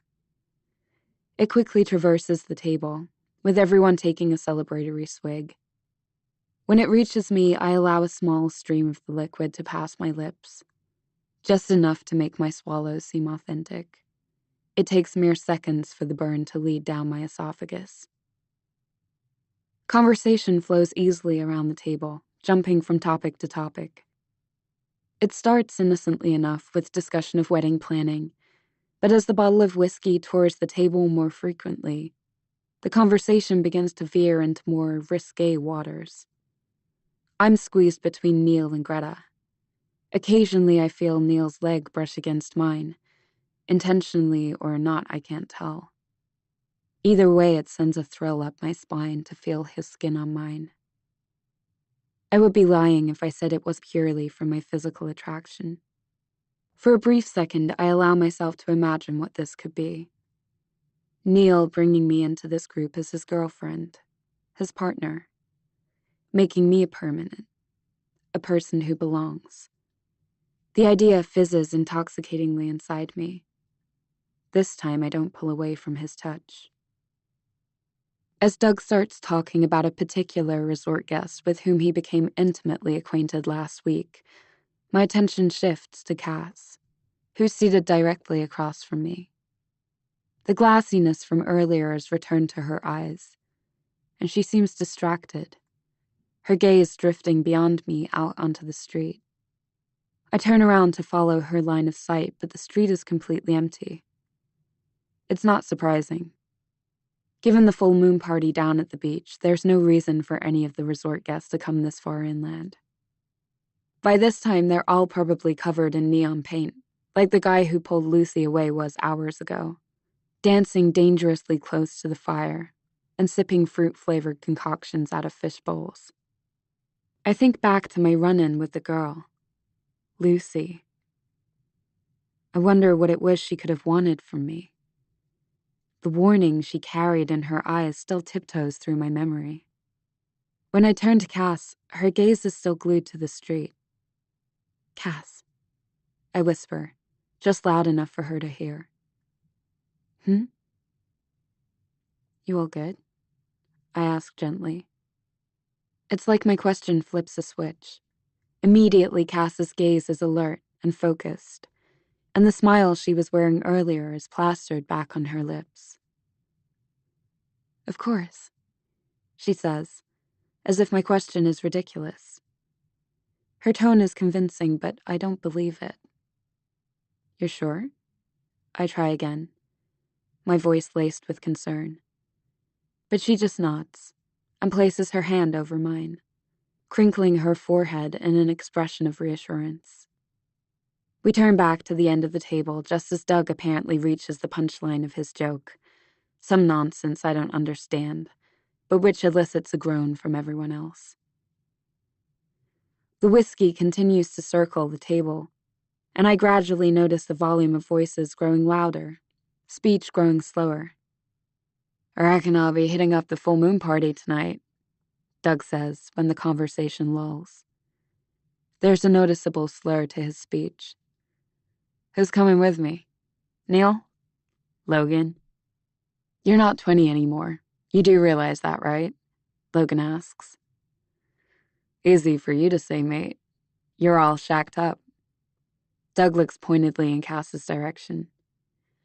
"I'm still on the prowl, and you know how loose the tourists get at that shit. It's like open season." "Ugh, those poor girls," Greta says without a laugh. "Come on," Doug says, drawing out each word. "I'm in," Neil shrugs. "It's up to you, Cass." Logan turns to her. "Should we go?" I can think of a million things I'd rather do than go to the full moon party. But as soon as Cass nods her head, I know my answer. As we stand up from the table, picking up the discarded cups and bottles, Neil turns to me. "So what about you, Miss Brooke? Will you do me the honor of being my date to the full moon party?" He's close enough that I can feel his breath warm against my cheek, and his fingers brush my hand. "I suppose so," I say sheepishly. "Good." Neil's smile is wide. He grabs the near-empty whiskey bottle from the table and hands it to me. "You won't regret it." This time I take a large gulp, finishing the rest of the bottle. As the liquid sears my throat, I hope he's right. Chapter 5, Saturday. Cass. The pulsating wail jars me awake.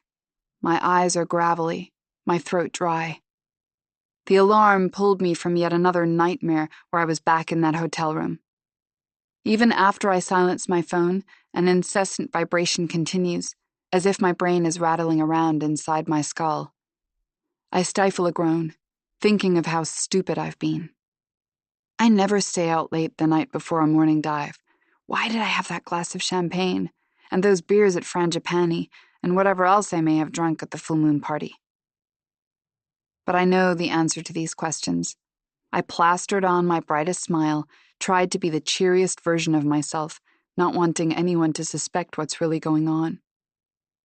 I tried to put everything that happened yesterday out of my head.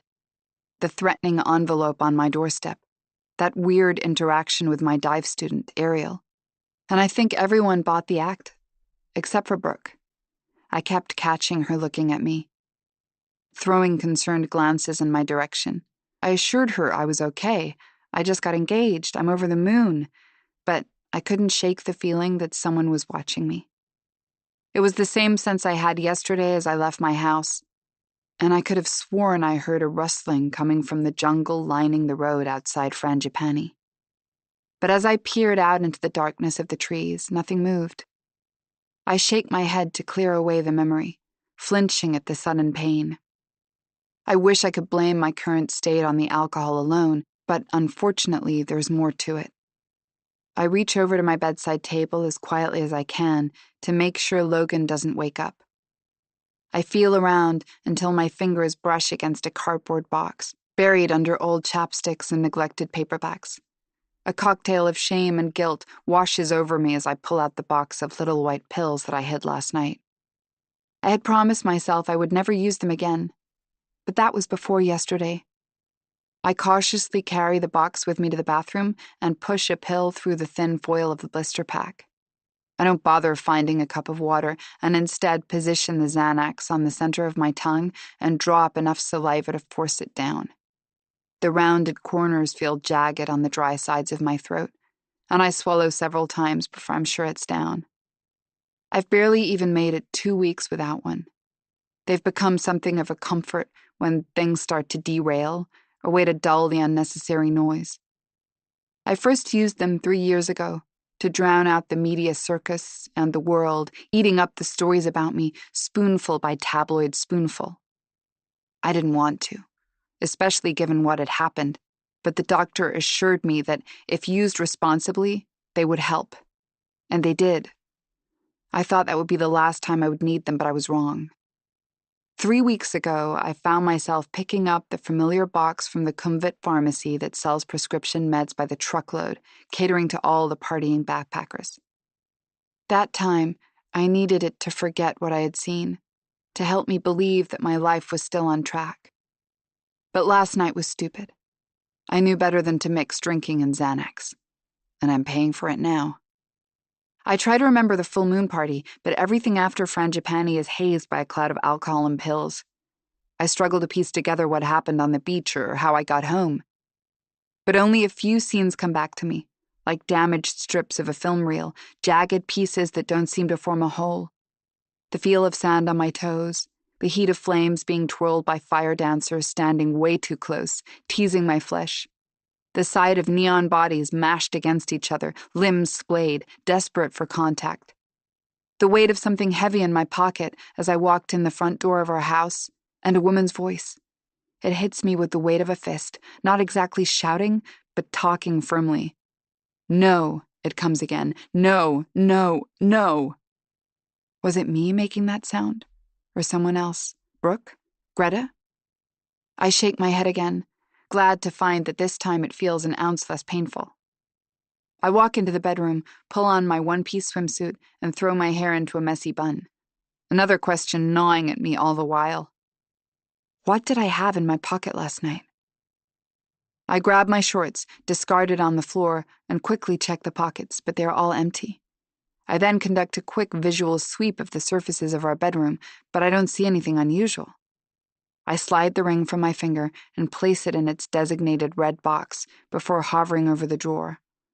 The Xanax box clutched in my hand. After a moment, I shut the drawer and shove the Xanax into my bag. I stand at the side of the bed and look down at Logan. He's still fast asleep, his chestnut curls framing his face angelically, his tattooed arms stretched out onto my side of the bed, as if he's reaching for me. Suddenly, I'm struck with the need to wake him, to tell him everything, to feel his arms around me. But I can't. Because that would mean explaining that I've lied to him about who and what I am for years, and he would never forgive me for that. Instead, I stand there for a few minutes, listening to Logan's consistent deep breaths. Eventually, I bend down to delicately kiss his cheek. His eyes flutter, but he doesn't wake. Oh, mate, please tell me you brought some Baraka with you. Doug is flopped over the desk in the dive shop, wearing the same outfit from last night. I try to ignore the shame filling my stomach. He seems to be acting normal. Hungover Doug is certainly not a unique experience, so I must not have done or said anything too awful last night, I assure myself, only half believing it. Phew, good thing we don't have an open flame in here, I joke, waving my hand in front of my nose. The alcohol fumes coming off you could explode the whole island. No Baraka, unfortunately, but I do have this. I toss him a Powerade I picked up on my way in. He looks like he could use it more than me. As Doug chugs the drink, I busy myself with preparing the tanks and the BCD vests that will aid us with floating while we're in the water. I'm checking the sizes when the bell over the door chimes. Neil drags himself in, not bothering to remove his sunglasses once he's inside. "I'm guessing you're not feeling so hot either," I say. His eyes are downcast, and his quiet entrance departs drastically from his usual arrival in the shop, haloed by a cloud of energy, cracking jokes before he even says hello. "Definitely not," he says flatly, and I don't dare to push it. My hangxiety returns with full force. He joins me, pulling BCD vests from behind the tanks. While he doesn't have a dive group to supervise today, he's on the schedule to help me, an extra set of hands to prep and clean up and drive the boat. I briefly wonder how the rest of the permanents are pulling through today, whether Greta and Brooke are as hungover as we are. "Oh, by the way, you better do the Turtle Cove dive first and the shore dive in the afternoon," Doug warns.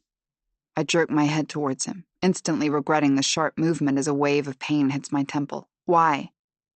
Doug's eyes flick to Neil, who seems less than concerned, barely even looking up.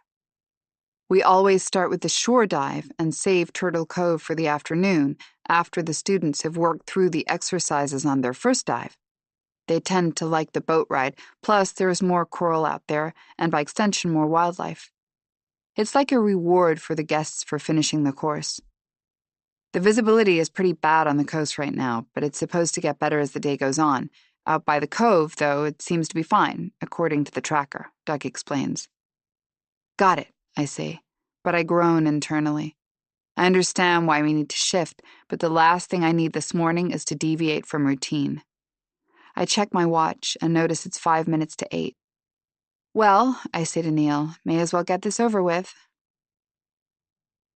As soon as we step back outside, the sun bites my skin. Ariel and Tamar are already here, waiting patiently. Ariel stares at me dead on, his eyes clear and unreadable, as if nothing out of the ordinary happened yesterday. Tamar, on the other hand, seems embarrassed, as she gives me a small smile before fixing her eyes on the ocean. I try to forget that strange interaction with Ariel, wish them both a good morning, and proceed to stand awkwardly in front of them, unsure what more to say, as Neil busies himself getting the boat in order. "Oh, wait."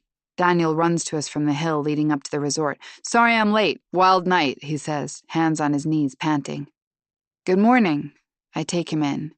He's already drenched in sweat, despite the early morning hour, and looking a bit worse for wear. A slice of panic hits me as I realize that he may have seen me at the full moon party, doing God knows what. The broken scenes of last night's memories come back to me again. The lights, the sand, that woman's voice, her firm, "No, no, no." I swallow hard, forcing my tone to remain normal. "I'm guessing you didn't follow my advice against drinking last night." "Come on," he says. "We're in Thailand. I couldn't pass up a full moon party. Besides, it's going to take more than a hangover to beat me." Daniel frowns slightly, as he apparently takes us in for the first time. "Where's Lucy?" he asks. All four of us look around, expecting to see her walking down the hill from the guest rooms or wandering somewhere farther along the beach. But we all come up empty. I check my watch. It's 8:05. Frederick has ingrained the schedule into us. We don't wait for anyone. If a guest is late, they need to come back and pay for an extra day at the end of their course.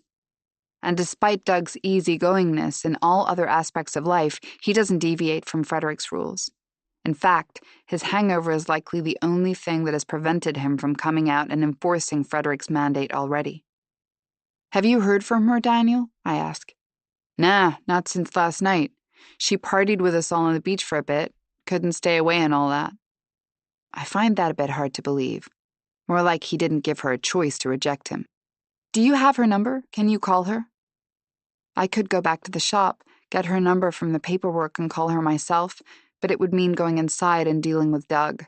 I can already hear what he would say, channeling Frederick's favorite slogan. "We're not the guest babysitters. If they can't be bothered to show up on time, that's on them." But there's no need. Daniel's already holding his phone to his ear. After a few suspenseful seconds, he puts it back into his pocket. He shrugs nonchalantly, but his shoulders seem tense. No answer. Before I can respond, I hear Neil's voice from the boat behind me. Cass, you should come and look at this. We've got a problem, he says once I reach the boat, just loud enough for me, but not the rest of the group, to hear. The boat won't start. It's not all that surprising. Even though the boats are fairly new, compared with most of the resort's equipment, they still give us trouble now and again. But my God, could just one thing go right today? Looks like we're going to have to start with the shore dive after all, poor visibility and all, I say. Maybe Doug can fix it when we're out and have it ready for this afternoon. I offer to head inside and clear it with him, but Neil is already walking towards the shop. Even with the relative chaos this morning, I feel my nerves from earlier return at Neil's uneasy quiet. I turn back to the group. Selfishly, the boat problems actually work in my favor. This means we can do our final equipment check on the beach and give Lucy 20 or more minutes to get here. It's not so much the idea of leaving Lucy behind. In fact, I'd be pretty grateful not to have to stare all day at those eyes, the same shade of cornflower blue as Robin's. But there's something about Lucy that I can't quite put my finger on. I think about how the envelope landed on my doorstep the day after she arrived on the island. How I've had the feeling of someone following me ever since. I don't know who's behind it all, but if there's even the smallest chance that it's Lucy, I want to know where she is, what she's doing. If she's skipping out on dives she's already paid for, she must have a reason. Okay, I say, taking another unsuccessful look up the path for Lucy. Let's get started, shall we? Daniel, until Lucy shows up, you'll be my buddy for the equipment test. Well, I certainly can't argue with that, he says, not missing a beat. We spend the better part of the next half hour walking through the lessons we learned the day before. We test each part of our equipment, making sure the fins and masks are tight enough, checking the air in our tanks, practicing breathing through our primary and alternative respirators, and confirming that our depth gauges are reading correctly. As we talked about yesterday, I say, diving in Koh Sang is a bit unique.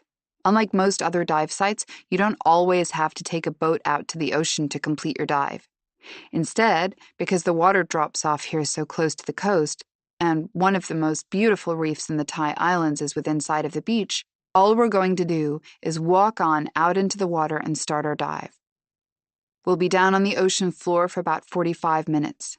We'll stop a few times and practice some of the same exercises from yesterday. All the training you need to handle the worst-case scenarios.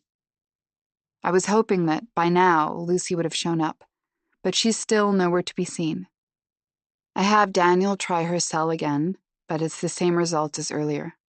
We have no choice but to go on without her. I take in the 3 students standing in front of me, trying to ignore the pungent smells of gasoline floating over from the boats parked further down the beach. All 3 of them share the same nervous look in their eye, even Daniel. This is always my favorite part of teaching. The moments before the first dive, watching the students' faces painted over with anticipation and a healthy dose of anxiety. It always makes me think back to my first time, when I realized just how peaceful it can be underwater. A place where no one judges you, where you don't have to act or think or be what everyone expects you to be. It's easier underwater. My fears always seem to slip away as soon as I break the surface, as the salt water cleanses my skin.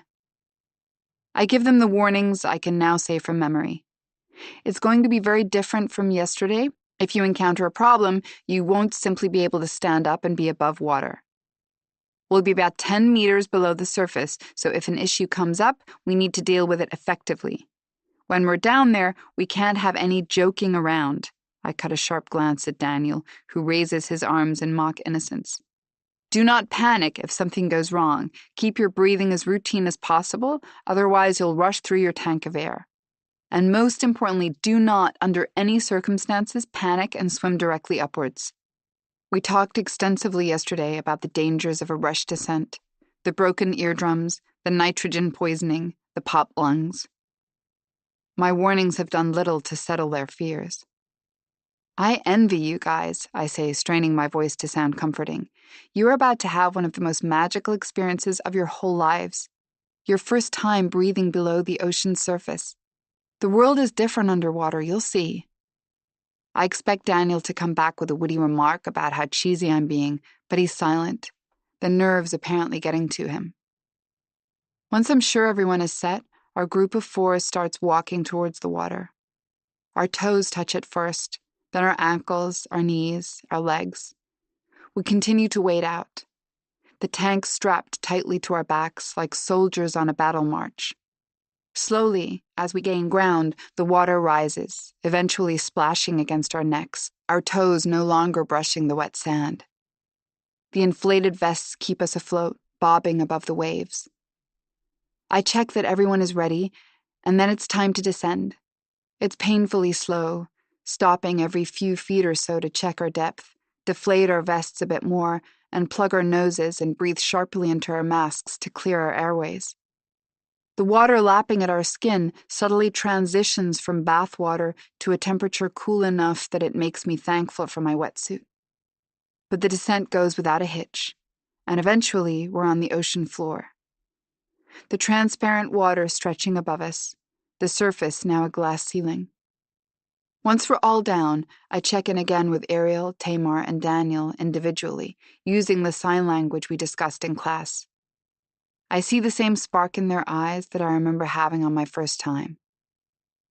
I indicate for them to follow me before I turn and start swimming, my hands clasped behind my back, propelled by my fins sluicing the water like a pair of sharpened scissors.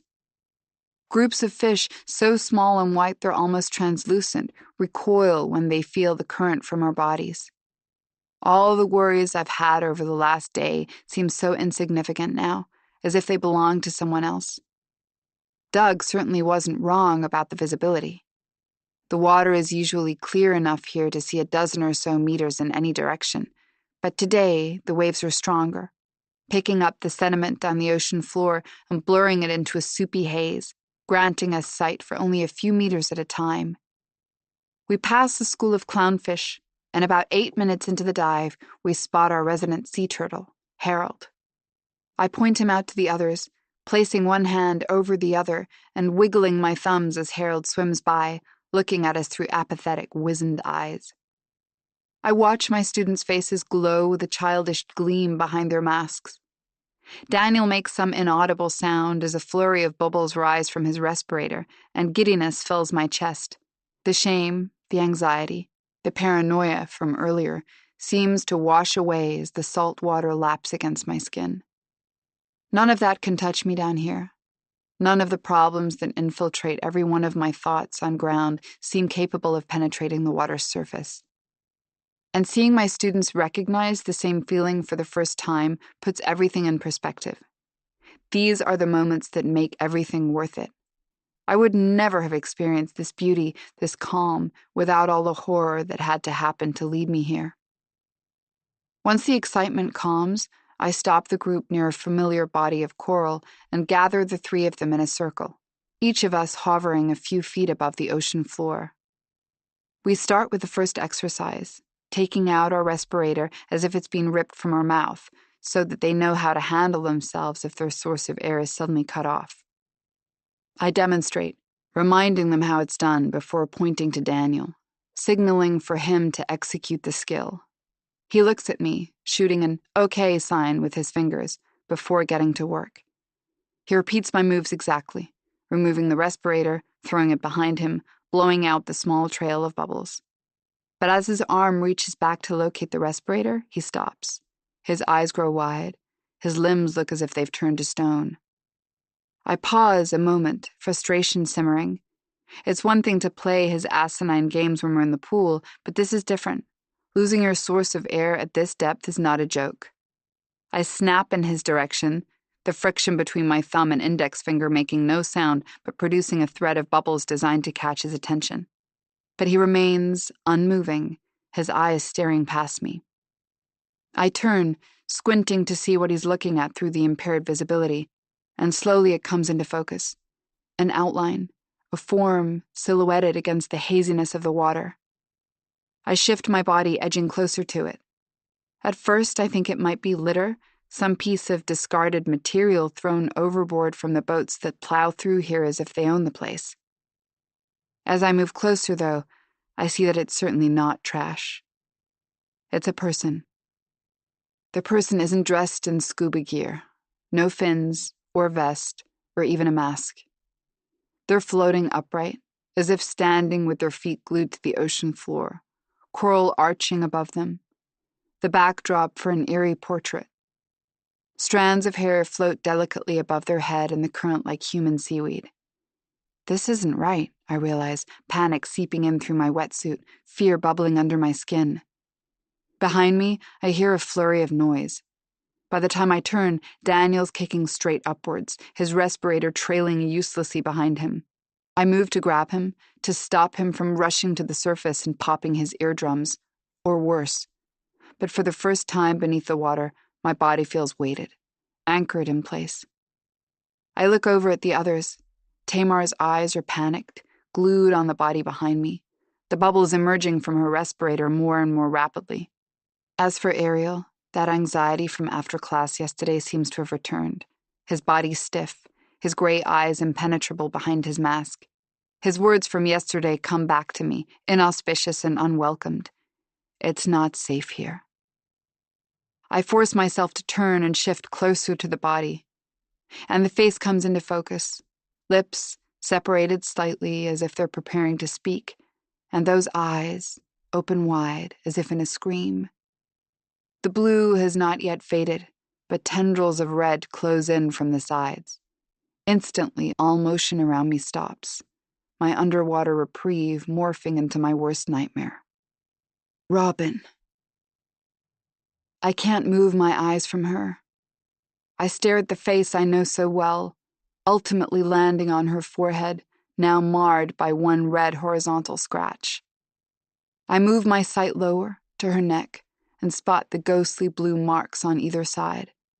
I continue downwards, to her waist, where I note the string of fabric from her t-shirt snagged around a piece of the reef. And then to her foot, wedged into a crack in the rock-like coral, preventing her from rising to the surface. She's stationed there, motionless in the water, aside from the current rippling her clothing. Amid the pulsing dread, my mind takes a moment to refocus. This isn't Robin. It's Lucy. Before I can fully register this conclusion, something sparkles in my peripheral vision, bright enough to distract me from the horror cresting like a wave above me. Following the light with my eyes, I spot a small piece of metal half buried in the sand several feet away from the body, glinting off the surface light. I inch even closer, the blood pounding in my ears like waves against my skull, and reach my hand down, pulling the object free from the sand. I look down at what I'm holding, and with that realization, the wave of panic crashes down, enveloping me. A flurry of bubbles escapes from my respirator as a blurred, choking sound reaches my ears. A scream, I realize. My scream, muffled from the weight of the water. And I finally let the panic pull me under. Chapter 6. Brooke. Kap kan ka Singfet, I say as he deposits the steaming coffee on the table in front of me. He bends forward, hands clasped in his signature sign of gratitude. You are welcome, he says slowly. You need. Last night, big party. Coffee will make you feel better. He pauses between each word, punctuating them with his endearing smile. I smile back, something that comes naturally whenever I talk with Singfet. As I do, I notice the dark circles beneath his eyes. Looks like even he had a late night, or an early morning. I can only imagine what time Frederick makes his staff get up to get the restaurant restored, after a party like the one last night, and ready to open on time. The Tiki Ponds is still deserted, despite being nearly 9 o'clock. It feels as though a collective hangover is settled over the island. I check the engagement on my Instagram post from earlier this morning, which I timed perfectly for when my American followers would be getting off work and relaxing for the evening. I noticed a new comment from @TravelBarbie, another travel influencer, whose following makes mine look paltry in comparison. Looks incredible. She'd commented, beneath one of last night's photos. "Wish you were here," I type in response. I don't, of course. @TravelBarbie is just as heinous as her handle suggests. Platinum blonde, with every part of her enhanced, either surgically or through pounds of makeup. She's the type of influencer who will peddle anything, from tampons to detox teas, the kind I never wanted to be. When our paths overlapped in Budapest during my early days of building a trip, I asked her to take a selfie with me. It resulted in me being forced to listen to her lecture me about how valuable her image was, and how people didn't want to go on social media to be ranted at about the world, as I apparently did, but to remember its beauty, as she was apparently so adept at leading them to do. But through more patience than I knew I was capable of exercising, I managed to convince her, and she posted the picture on her account that night. It did the trick. I woke up the next morning to no less than 400 new followers. I push away the memory and read through a handful of other comments before taking a sip from the mug Sengfet delivered. Shit.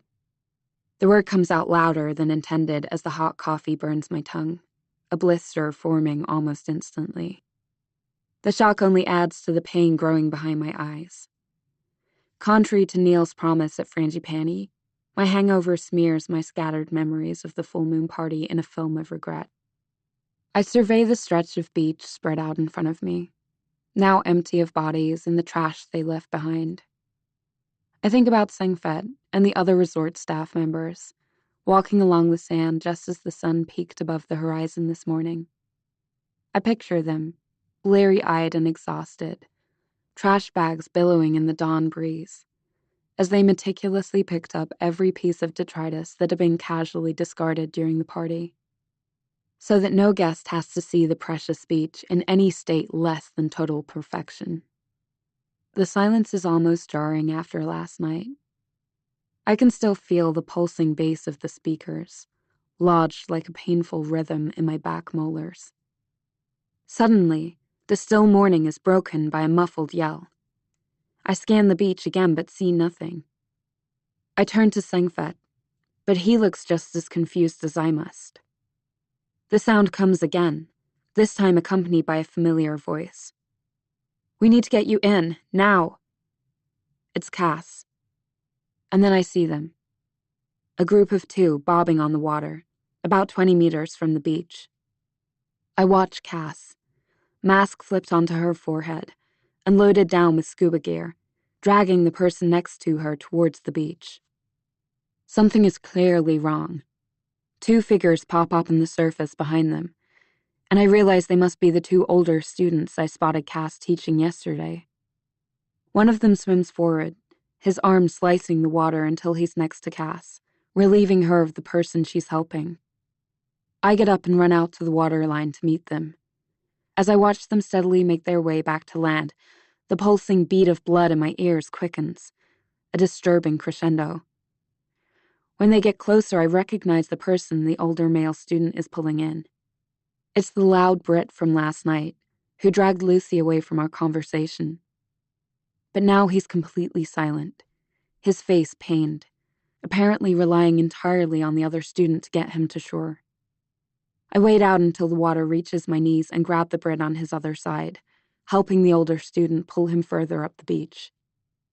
Even with 2 of us, the Brit's weight is crushing, at least 200 pounds of pure muscle, and it takes everything we have to get him only a few steps before we collapse on the sand. "What the hell happened? Is he okay?" The questions come as rapidly as machine gun fire, erupting from my mouth before my brain can even recognize the words.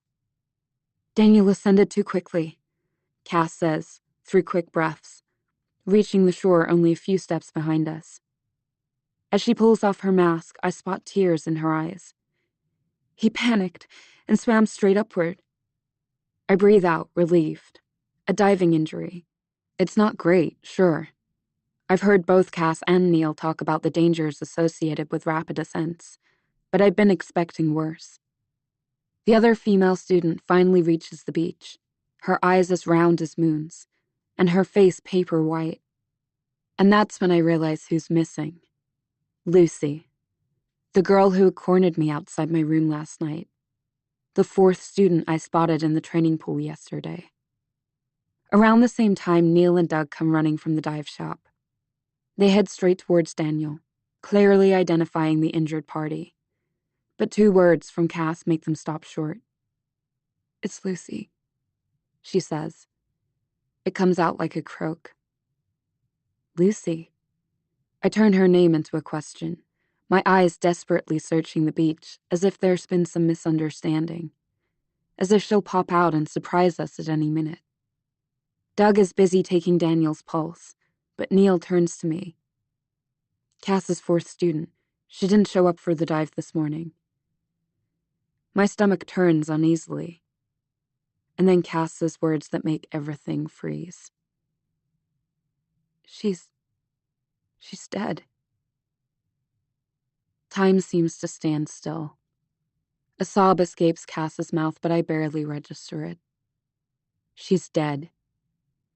I replay the words over and over, my lips mouthing along silently, my tongue twisting around the syllables. My memory ricochets back to last night, Lucy's attempt to talk to me, the stark gaze she fixed on me as she walked away. I feel my heart rate quicken, my fingers fold into themselves. We need to call the police. It takes a moment for me to realize the unfamiliar, accented voice belongs to the older male student. I nod, already pulling my phone from my pocket. "We'll do that as soon as we get to the dive shop," Doug says, having finished taking Daniel's pulse and apparently concluding that his condition isn't critical. Doug's voice is stunningly calm given the circumstances. I have my phone," I start. "No. We need to get back to the dive shop and take care of Ariel and Tamar. Get them out of these wet clothes," Doug orders. "We'll use the phone there to call. The service is more reliable from the landline." I clench my teeth together. Despite everything, I can tell how much Doug loves this, being the one in charge. "Daniel needs medical help," Cass says, her voice nearly drowned out between sobs. I look over at Daniel, who's still on all fours, his chest heaving. "Already on it," Neil says. "We saw you through the shop window, dragging Daniel in. We could tell something was wrong and we called the medical center just to be cautious. They're on their way." In an instant, I realize how useless I am in this situation. And just like that, I'm on the outside again. There's no role for me to play in this group. "I'll stay with him," I say suddenly, clinging to a way that I can help, a means to claw my way back in. "You go to the dive shop, call the police. I'll wait with Daniel." Doug barely acknowledges me, already turning on his heel and heading towards the dive shop. Cass nods her thanks and corrals the other 2 students, following Doug. Neil sticks around for a second longer and turns to me. "Thank you," he says, his dark eyes holding mine. Before I realize what he's doing, he's leaned in and given me a kiss on the cheek. The movement is so natural, yet so unexpected that despite the unromantic circumstances, I feel heat rise through my body. Before I have a chance to respond, Neil's gone, jogging to catch up with the group, leaving me alone with Daniel. "So," I say tentatively after a few minutes, once Daniel has rolled onto his back and up to a seated position, and his breathing has finally returned to something resembling normal. "Feeling better?" He looks at me flatly, and I realize how out of my element I am. What is a person supposed to say to a stranger who has just found out his friend is dead? "I'm Brooke," I finally think to say, realizing I never introduced myself during our brief exchange last night. "Daniel."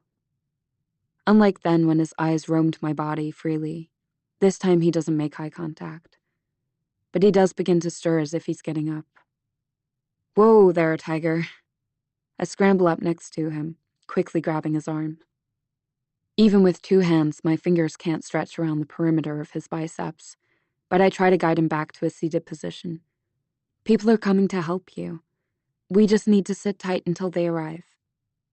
Surprisingly, he obliges, and we fall back into an uncomfortable silence. After what feels like an hour of nothing but the crash of the waves and Daniel's heavy breathing, my curiosity can't stand it anymore. So, I ask, do you, want to tell me what happened? He turns quickly, too quickly, and I cringe when I see him wince in pain. You heard her. Lucy's dead. I expect emotion with this statement, but his tone is so cold that it takes me by surprise. He seems like an entirely different person from the brash guy I met yesterday. But she wasn't diving with you guys, right? No, Daniel says coldly. She didn't show up this morning, but she was already down there. I don't know how to respond. Eventually, he starts again, seemingly talking more to himself than to me. She was just floating there, at the bottom of the ocean. But it wasn't really her. You know what I mean? I pause for a moment, a bit taken aback by his response. Hadn't he just met her when the dive class began? I didn't expect Daniel to be so introspective, to form connections with fellow travelers that quickly. But then I think of that girl I saw just yesterday. Those big blue eyes, so determined. That quiet confidence she seemed to exude. She was certainly one to make an impact. And it doesn't seem possible that all the life she carried could have been extinguished so quickly. But I suppose that's the nature of death. It never seems possible. How could this have happened? Daniel continues. I mean, I say, brainstorming. Maybe she had too much to drink at the full moon party and Daniel doesn't give me the chance to finish. No, I don't think so, he interrupts. I saw her at the party. She wasn't pissed. I try to think back to last night on the beach, my memories smeared into flashing neon in the punching base. It's possible I saw Lucy there, but with everyone's faces lined with green and pink paint, I can't be sure. I muse, reflecting on how he and Lucy were on their way to pregame when I left them last night. Maybe Lucy was drunker than he noticed. Then that means it was an accident. Daniel turns to look at me, his expression concerned. But why would she get in the water alone? And how would she have got so far out from shore? His questions are valid. Why would Lucy have done that? Even if she had been intoxicated, what could possibly have convinced her to get into the ocean alone in the middle of the night, while a huge group was partying just down the beach? Well, if it wasn't an accident, then I trail off, and I watch Daniel's eyes widen as we seem to reach the same conclusion. Someone did this to her, I say finally. I expect Daniel to laugh, to tell me my idea is ridiculous, but he stays quiet. And then I think again of seeing Lucy last evening. How desperate she was to talk to me about the woman who fell from Krumyai. Lucy is now the second woman to die on this island in less than a month. Suddenly a commotion from behind makes me turn. Two staff members dressed in white polo shirts, with the Kosang Dive Resort logo emblazoned on the chest, run towards us from a golf cart parked at the edge of the sand. As they approach, Daniel starts to stand. I try to help him, but he shakes me off. He mumbles a thanks as the two staff members take over, flanking him. I watch as the trio shuffle towards the golf cart and lay Daniel in the back seat. And as I do, one thought plays on repeat through my mind. It's happening again. Because a guest is dead. And if our suspicions are right, someone on this island killed her. Chapter 7. Cass. The world moves around me as if I'm still underwater. Voices hit my ears as low murmurs, the clarity of the words lost to the ocean. Because in my mind, I'm still there, staring at those big blue eyes, that fine, delicate hair, that familiar face, doomed to meet the same fate as Robin. Cass. The voice is gentle but insistent, as if this isn't the first time it's said my name. My eyes take several blinks to come into focus, but when they do, I register Neil, bent down, looking at me with concern. Are you okay? I want to laugh. I'm the furthest thing from okay. I just stared death in the face for the second time in my life, and for the second time, I can't fight the persistent thought that it was somehow my fault. The message on my doorstep the other day, someone on the island figuring out who I am, just as another innocent girl dies. It can't be a coincidence. And then there's the object I found next to Lucy's body, the one I haven't told anyone about yet. How could it have ended up down there? A fleeting panic strikes me at the realization that I may have said all this out loud, but Neil just stands there, forehead scrunched. Okay, he says. I've got Tamar and Ariel set up at the restaurant for the time being, with orders to Sangfet to keep free food and drinks coming. They seem like they're hanging in there. Neil's words still mean little to me, but for the first time I register where I am. My back is pressed against something hard that feels like wood, my wet legs sticking to a cushion beneath me. I twist my head around, taking in the octagonal room. The teak walls are barely visible, nearly every inch covered by hanging masks and fins, with tanks, vests, and various tubes stacked precariously against them. I'm sitting on the beach in the dive shop, but I have barely any memory of getting here. I just got off the phone with Frederick, Doug interjects from behind the desk. I figured it was better to call him before the police. He okayed Tamar and Ariel's upgrade to the honeymoon suite and Daniel's upgrade to the second-best ocean room. We can reimburse them for their full stay and dive package, and Daniel's medical expenses, of course. Neil nods, but I just continue to stare at them. They sound so normal, like they're checking items off a to-do list. I want to scream, but I don't.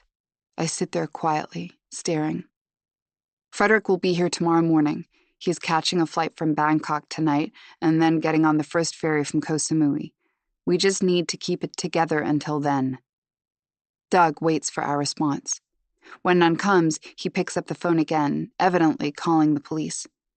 A steady stream of Thai flows from his mouth within seconds.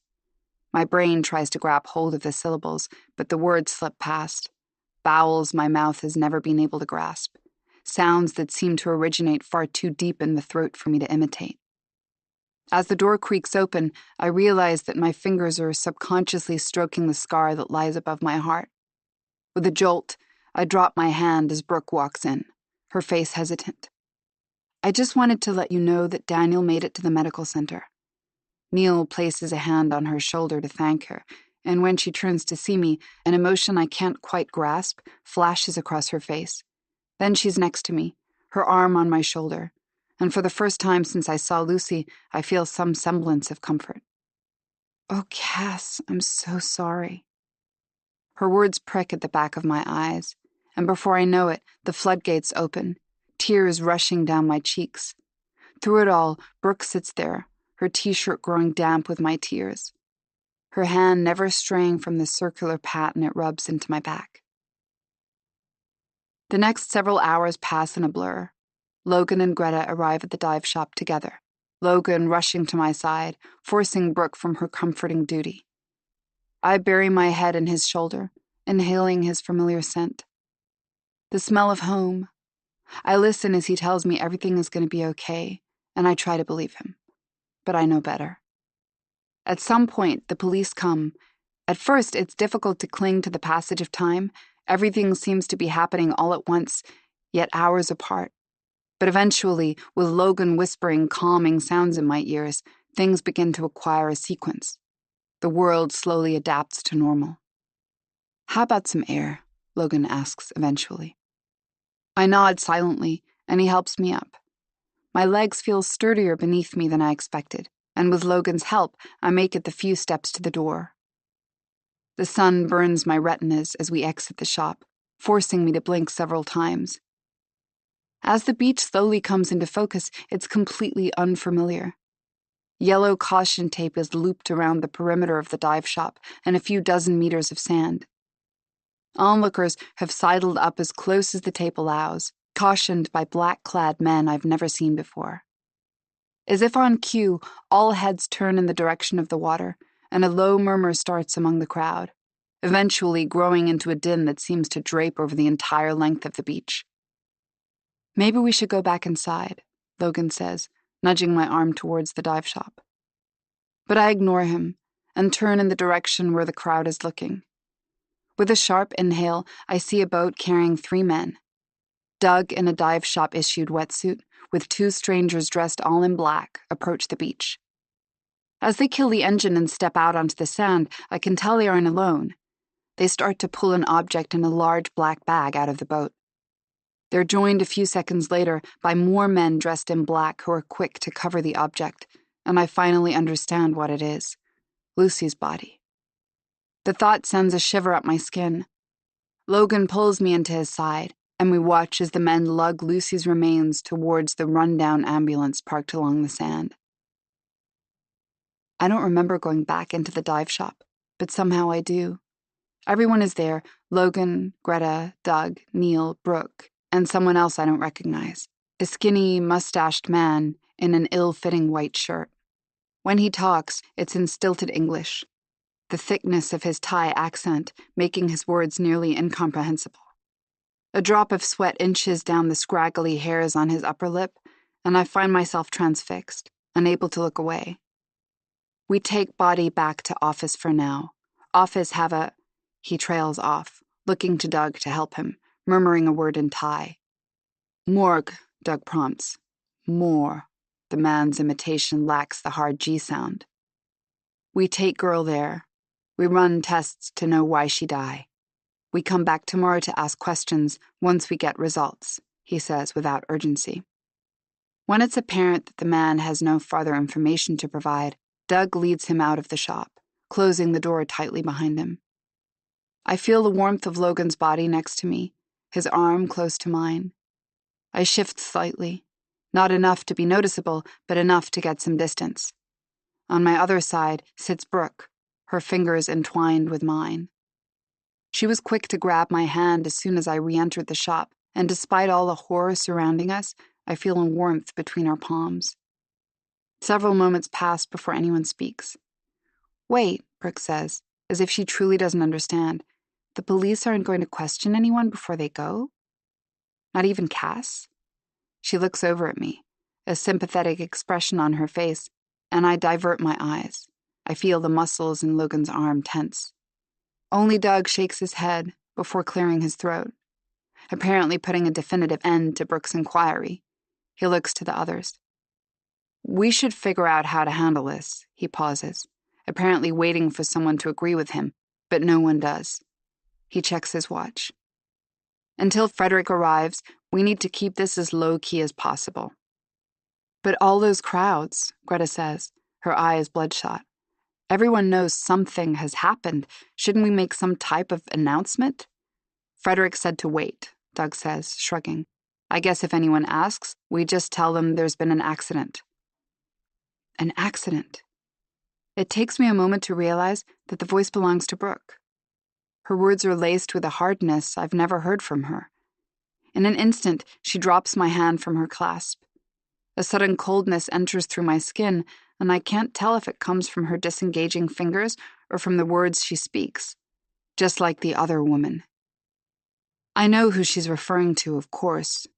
The woman who fell from Krim Yai a few days before Brooke arrived on Koh Sang. Brooke kept asking about her during our hike the other day. She wanted to know what the woman was like, whether I thought she killed herself, whether it was feasible that someone would stray so far off the hiking path that they could fall. Her questions conjured images of Jacinta, her chestnut curls, her big brown eyes, the attention she seemed to command when she walked in a room, just like Brooke. They were more similar than Brooke could ever realize. I didn't know how to answer Brooke's questions, so I didn't. I claimed I didn't know Jacinta, that I'd never met her. I hated lying to Brooke, of course, but it was easier than telling her the truth, than getting tripped up by the follow-up questions she would inevitably have. From the corner of my eye, I see Logan's head dart upwards, his eyes fixing on Brooke's, leaning against the desk. "Yes, an accident," he says coldly. "You come to an island with strong currents and rocky cliffs, and you combine that with wee kids who don't know how to hold their booze, traveling alone for the first time in their lives, and that's what you get. Accidents." My stomach muscles clench as I feel Logan's frustration bubbling inside him. He doesn't need to explain it. All of the permanents understand what will happen if the police determine Lucy's death wasn't an accident. The salacious headlines, the canceled bookings, the lost profits. The resort can't afford that, and neither can we. "It just seems like quite the coincidence," Brooke trails off, but I can hear the irritation in her voice. Brooke's never been one to shy away from expressing her opinion. It was something that drew me to her in the first place, the confidence with which she seemed to say whatever she thought, with no care as to whether people disagreed with her. But this is different. There's a new anger that edges beneath her words. I saw something," I say, eager to end this growing confrontation. My words are so quiet that I'm not sure anyone has heard them until Greta turns to me. "What did you see?" My mind flashes to the metallic object glinting on the seabed, the feel of it, light but solid in my hand. I shake it off. "She was hurt." I feel everyone's eyes on me, prompting me to continue. "She had a cut on her forehead," I say quickly, the attention sending warmth to my cheeks, "and it looked like bruises on her neck." Neil has been leaning against the shop desk, but upon hearing that, he shifts upright. "What did they look like, the bruises?" "I don't know for sure, but there were small lines on each side of her neck, like, I falter. "Like handprints?" Brooke asks. I nod. I hadn't thought it through until now, but the blue imprints on either side of Lucy's neck could definitely have been caused by fingers. Someone strangling her from behind or shoving her head into the water. I squeeze my eyes shut, trying to force out the images. "Did you see them, Doug?" Greta asks, her voice rushed. "When you were helping the police with her body?" Doug shakes his head slowly, his mouth set in a firm line. "No, but to be fair, I was trying not to look at her. I carried her to the surface from behind, so I didn't really see her face or neck." "Maybe the cut on her forehead was from something else," Greta says. Her voice is quiet, and her face looks paler than usual. "She could have gone swimming during the party. Maybe she was drunk or on drugs. She could have hit her head on something, a rock or a coral, and lost consciousness." "But what about the bruises?" Brooke questions. Greta shrugs. "Maybe they were unrelated, or—" She trails off. And I feel eyes shift to me, the silent implication hitting me a moment later than the others. Maybe they weren't really there. Maybe I imagined them. "It's just that shock does weird things to the mind," Greta rushes to say in an apologetic tone. "She's got a point," Neil says. "When you're down there, the water can change how you see things, especially in low visibility. The marks could have been anything, a refraction from seaweed, a smudge on your mask." I nod. I know all this. I try to think back to that moment when I noticed the phantom fingerprints on Lucy's neck. There was so much happening. The shock of seeing her body there, of finding the object next to her, of becoming aware of Daniel's rushed descent. And then my mind returns to the pill I took this morning. I know the side effects of Xanax. I know how it can screw with your memory. And what if there really wasn't any bruising? What if I made it up? "You're right," I say finally, weighing my options. It could have been anything. Her veins showing through her skin, maybe. I don't know. Neil nods encouragingly, and I feel Logan resume rubbing my back, but my eyes shift to Brooke, whose forehead is scrunched. "This has been a traumatizing day for everyone, especially Cass," Greta says, turning to Doug. "Any chance we can get her back home?" I shoot Greta a look of gratitude, which she returns with a kind smile. Doug clears his throat and injects a note of authority in his voice. "Of course, the police aren't going to have the autopsy results until tomorrow at least, and they said they wouldn't be back for questions tonight. We've all been here for hours." I look through the small window of the dive shop and see the sun beginning to dip over the ocean, the sky growing a vibrant purple. Let's all go home and get some rest. We'll close the dive shop for now. Good idea, Logan says. I'll keep Frangipani closed too, out of respect. It's not like we get a big crowd the day after full moon anyway. He turns to me. Let's get you home. We say our goodbyes and disperse as Doug locks up the shop, Brooke walking back to her room, and the rest of us heading to our bikes. Come on, love, Logan says, leading me to his motorbike. You shouldn't be driving. I'll pick up your bike later. I follow his lead and perch on the bike behind him, my arms wrapped around his solid torso. I lean my head against his back, suddenly exhausted. As he drives out of the parking area, I pull my legs up. As I do, I feel something shift at my waist. A cold metal brushes against my flesh through the thin lining of my shorts pocket. And instantly I'm underwater again, next to Lucy's body, pulling the glinting object free from the seabed, my back turned away from Tamar and Ariel, my tank blocking their sight. I brushed it free of sand, but even before it was clean, I knew what it was. A perfect gold circle. I flipped it horizontally so I could see the words engraved inside, knowing already what they would be. Forever us two. The phrase Logan had engraved on our matching engagement rings. Our version of I love you. As the wind whips against my face, I replay the one question I've been asking myself all day. Why did I find Logan's ring next to Lucy's dead body? Chapter 8. Cass. Once we're home, Logan escorting me to the front door like I'm a patient recovering from surgery, we sit on the couch. He pulls my feet up onto his lap, gently massaging them.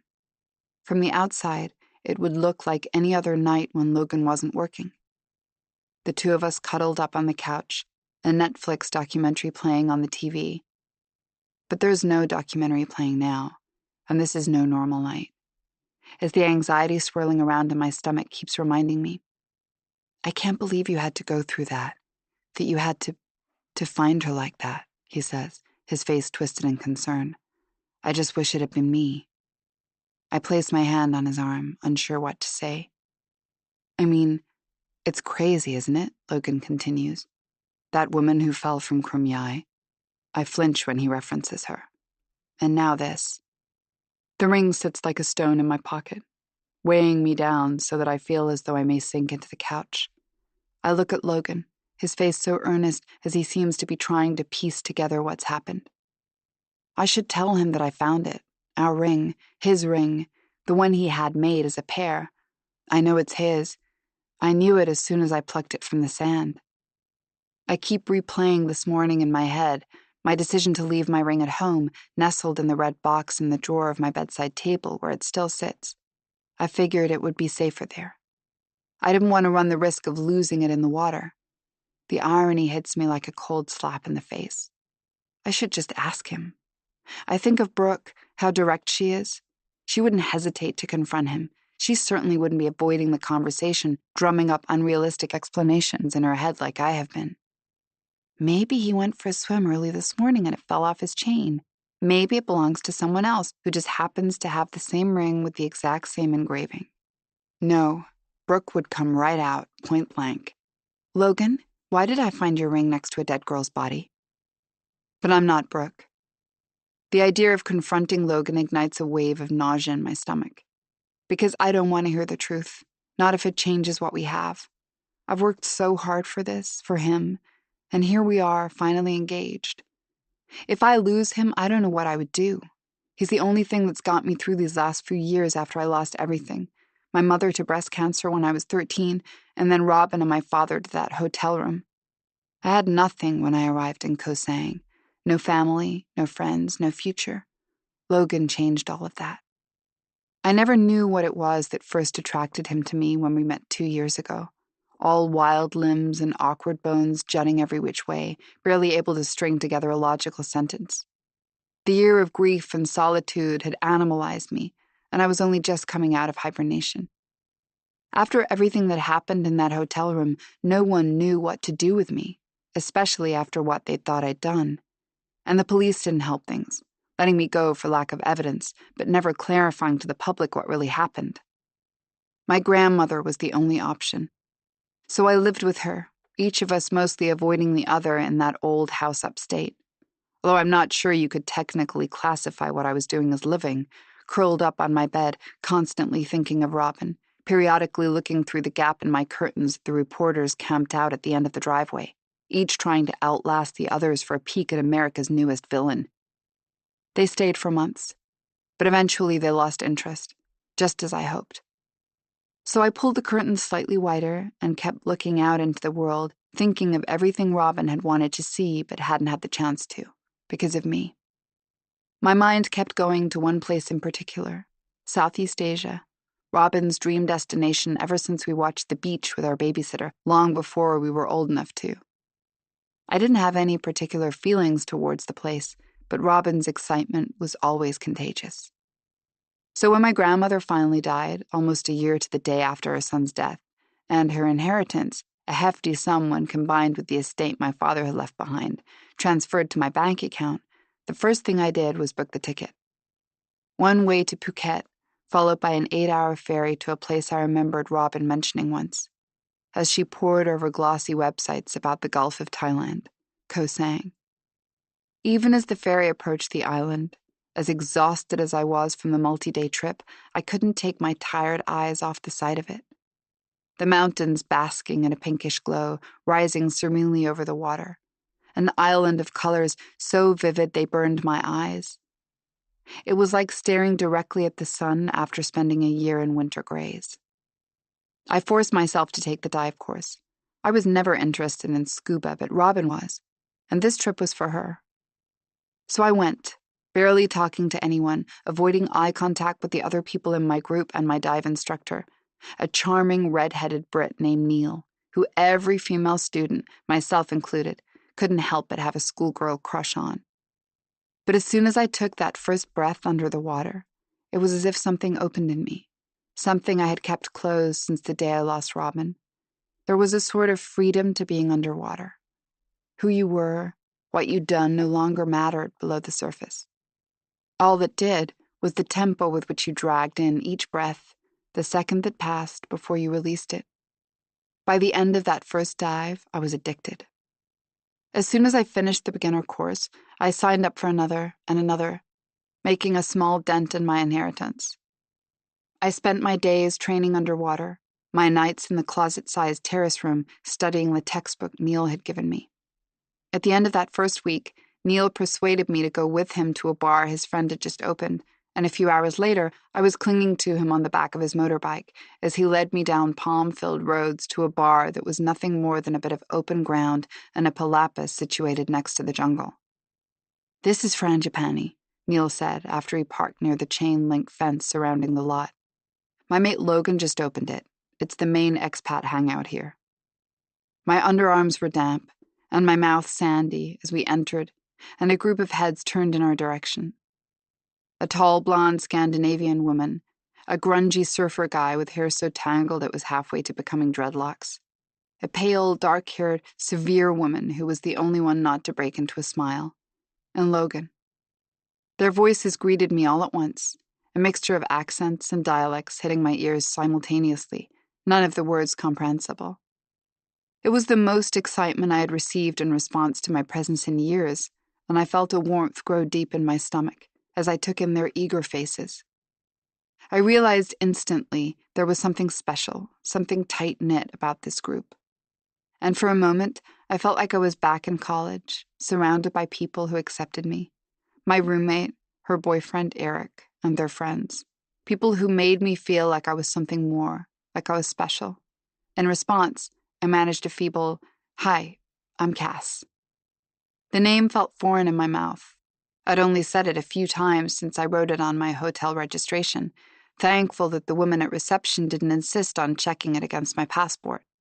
A new heat broke out through my chest as I swallowed down the panic of being found out. I prepared for my lie to spark a flurry of accusations, of knowing eyes quick to label me a liar, or worse. But instead, all I heard was Logan's deep Scottish brogue. "Well, it is certainly a pleasure to meet you, Cass. Hearing my name in his mouth was intoxicating. And when his dark blue eyes rested on me, I felt my temperature skyrocket. Bits of my vision turned to black, like a television screen on the blink. And as soon as I saw him, I knew this was not just a place I would visit. Koh Sang was a place I would stay. And stay I did. In the following months, Logan and I spent virtually all our free time together. He integrated me into his life, into the family he'd formed on this island. After I passed my dive master training, Frederick took me on in the dive shop. I would spend every night sitting at the bar at Frangipani as the female customers smiled at Logan coyly, watching their cheeks grow red as he'd lean in to kiss me across the counter, knowing that he'd chosen me. Frangipani struggled for the first year or so, being such a hike from the flurry of Pho Tau Beach. Logan had spent pretty much all his savings buying it, so I helped him out for a few months when he couldn't make his mortgage payments. I didn't mind. I certainly had enough money to spare. And eventually, Logan found his footing as a manager. With some help from the other permanents, he worked up a strong enough marketing campaign to convince the resort guests to make the hike out to the bar, even getting Frangipani listed as a permanent fixture on the island's official pub crawl. But more business means I've seen him less lately. There's no longer a spot for me at the bar most nights. All the stools are occupied by customers. So I've been spending more nights at home or at the resort's fitness studio, doing a Pilates class with Greta. More time apart meant more distance for things to get between us, so much so that a few weeks back I thought I'd lost him. But that all changed again with the engagement, our vow to spend the rest of our lives together. Suddenly, I'm struck with a panic. The thought of him leaving seizing me by the throat, the same way it did a few weeks ago. I've tried to keep these feelings buried, tried to forget about what happened. I can't let them come back, especially now. I give a little cough, which does nothing to help. You okay? Logan looks over from his side of the couch, concerned. I nod, although I'm about as far from okay as is humanly possible. He yawns and stretches up his arms. Well, I'm knackered, and you must be too. What do you say we have an early night? I'm sure there'll be loads for us to sort tomorrow once Frederick gets in. As he gets up from the couch, I want to run after him, to beg him to tell me that nothing will change, that he had nothing to do with Lucy's death. But I sit there, stone still, until he reaches the bedroom door. Coming? He asks. I follow him into our bedroom, the sight of the dark sea through our floor-to-ceiling windows for once doing nothing to improve my mood. Logan's already stripping off his shirt and tossing it in the hamper. As he turns towards me, my eyes travel to his neck, flashing over the Scots Gaelic text inked across his clavicle. Chan Ail Tuil Air Nach Tig Tragodat. I'd asked him what it meant the first time I'd seen him shirtless, less than a week after we met at Frangipani. It's an old proverb, he murmured in my ear as I traced my fingers over the raised flesh. There isn't a flood which will not subside. And I thought then that it all made sense. I had made it through the worst. But now, as my eyes skirt over that same tattoo, coldness rushes in. It's not the words themselves, it's what's missing from the naked skin above them. The chain is still looped around his neck, but it's naked of the ring he vowed to keep attached to it only a few days ago. The words escape before I can stop them. Logan, where's your ring? He looks down at his chest as if he's been shot. When he raises his eyes to me, they are filled with guilt. I take a step back, grasping onto our dresser to steady myself, bracing for his admission. Oh, Cass, I'm so sorry. Logan, I say, silently begging him to stop. I didn't mean to. You don't. Doug convinced me to put on that bloody neon paint when we got to the full moon party. Huh? My heart is beating so hard that it feels like it's going to escape from my chest. What the hell is he talking about? I should have just said no. I mean, it's a stupid thing to do, but you know Doug when he's pissed. You saw him last night. He was in rare form, so I did it. I took off my shirt and drew some stupid designs on my chest. The chain must have come unclasped, and the ring must have fallen off somehow. When I got home, I found the chain wrapped up in my shirt, but no ring. I stand there, not sure I understand what he's saying. He rushes over to me, cupping my elbows in his hand, his dark blue eyes inches from mine. I'm so sorry. You shouldn't need to be dealing with this, especially not tonight. But it was an accident, I promise. It'll be somewhere on the beach. I'll get someone to help me search. We'll find it. Tears prick the back of my eyes, and before I can stop myself, they fall, one by one. Oh, love, I'll find it, I promise. Logan pulls me into a hug, and I sob against his chest as I process everything. Finding Lucy, then the ring, suspecting Logan was somehow involved, and now hating myself for ever thinking he was capable of that. I'm the one who should be sorry. But there's one more thing I need to know. I push away from his chest. So, you never saw Lucy last night, right? Before she, you know. His forehead crinkles in confusion. Did I see Lucy? He repeats. I don't think so. But I don't know what she looked like. You said she was tiny and had curly brown hair, right? I nod, and he pulls his top teeth over his lower lip, thinking, no, I don't remember seeing her. Why? I breathe an enormous sigh of relief. No reason, I say, my voice almost giddy. I'll give the ring back to him tomorrow or the day after. I'll tell him that I found it somewhere on the beach. He doesn't ever need to know. Because Lucy must have picked up Logan's ring when she was at the party. Maybe she was trying to find who it belonged to so she could return it, or maybe she stole it. I realize I have no idea what kind of person she may have been. Either way, she must have had it in her hand or somewhere on her when she went swimming later that night. She could have dropped it as she drowned. That's how it landed in the sand. It all makes sense. As the tension washes out of me, exhaustion floods in. I almost collapse in Logan's arms. Hey there, I think it's time we got you to bed. In one swoop, he picks me up, carrying me like a baby over to my side of the bed. Once I'm under the sheet, he bends down, kissing me gently on the forehead. Forever us two, he says. Forever us two, I murmur, already closing my eyes. Sleep comes fast, blocking out everything, including the pinprick of doubt lodged in the back of my mind. Chapter 9. Sunday. Brooke. I've been awake for hours. Most of the night, really, when I received the text. Late morning light filters in through the one window of my coral bungalow room. Despite the permanent's insistence that Lucy's death was just another accident, I don't buy it. I think of how Cass mentioned the cut on Lucy's forehead and the bruising on her neck. How quickly she retreated on that point when she was challenged. There was a caginess there. Something she wasn't quite saying. And then there's my run-in with Lucy. How she seemed to be waiting outside my room to confront me about that girl who jumped from Krumyai. How her eyes looked when they met mine. Desperate. And searching. I knew there was a story here when I came to this island. But I could never have expected this. I started to feel that familiar itch that runs just under my skin. The ache in my fingers for a keyboard to type on. I haven't felt this since those early days in college when I joined the school paper as a freshman. I was only assigned the fluff pieces, of course. The opening of a new restaurant in the campus cafeteria, new vending machines in the sophomore dorms. But each assignment was a challenge, forcing me to weave words to bring life to these events, to show why they were worth caring about. Back then, I had thought journalism was my future. When I started traveling, my plan was to find freelance work with various media outlets, to fund my travels throughout Eastern Europe. I longed to cover stories as they happened in real time. The border disputes, the ethnic crimes, the ongoing rivalries that outlived the end of the wars decades ago.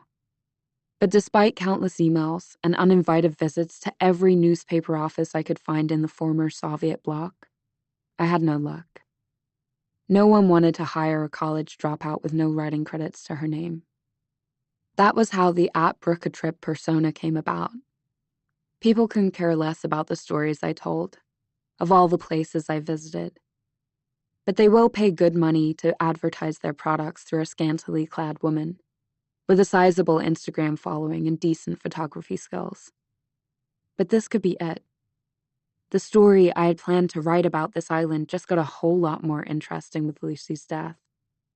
It would have emotion, suspense, everything a good story needs. It would surely get picked up on some regional or maybe even national outlet. This could be my big break.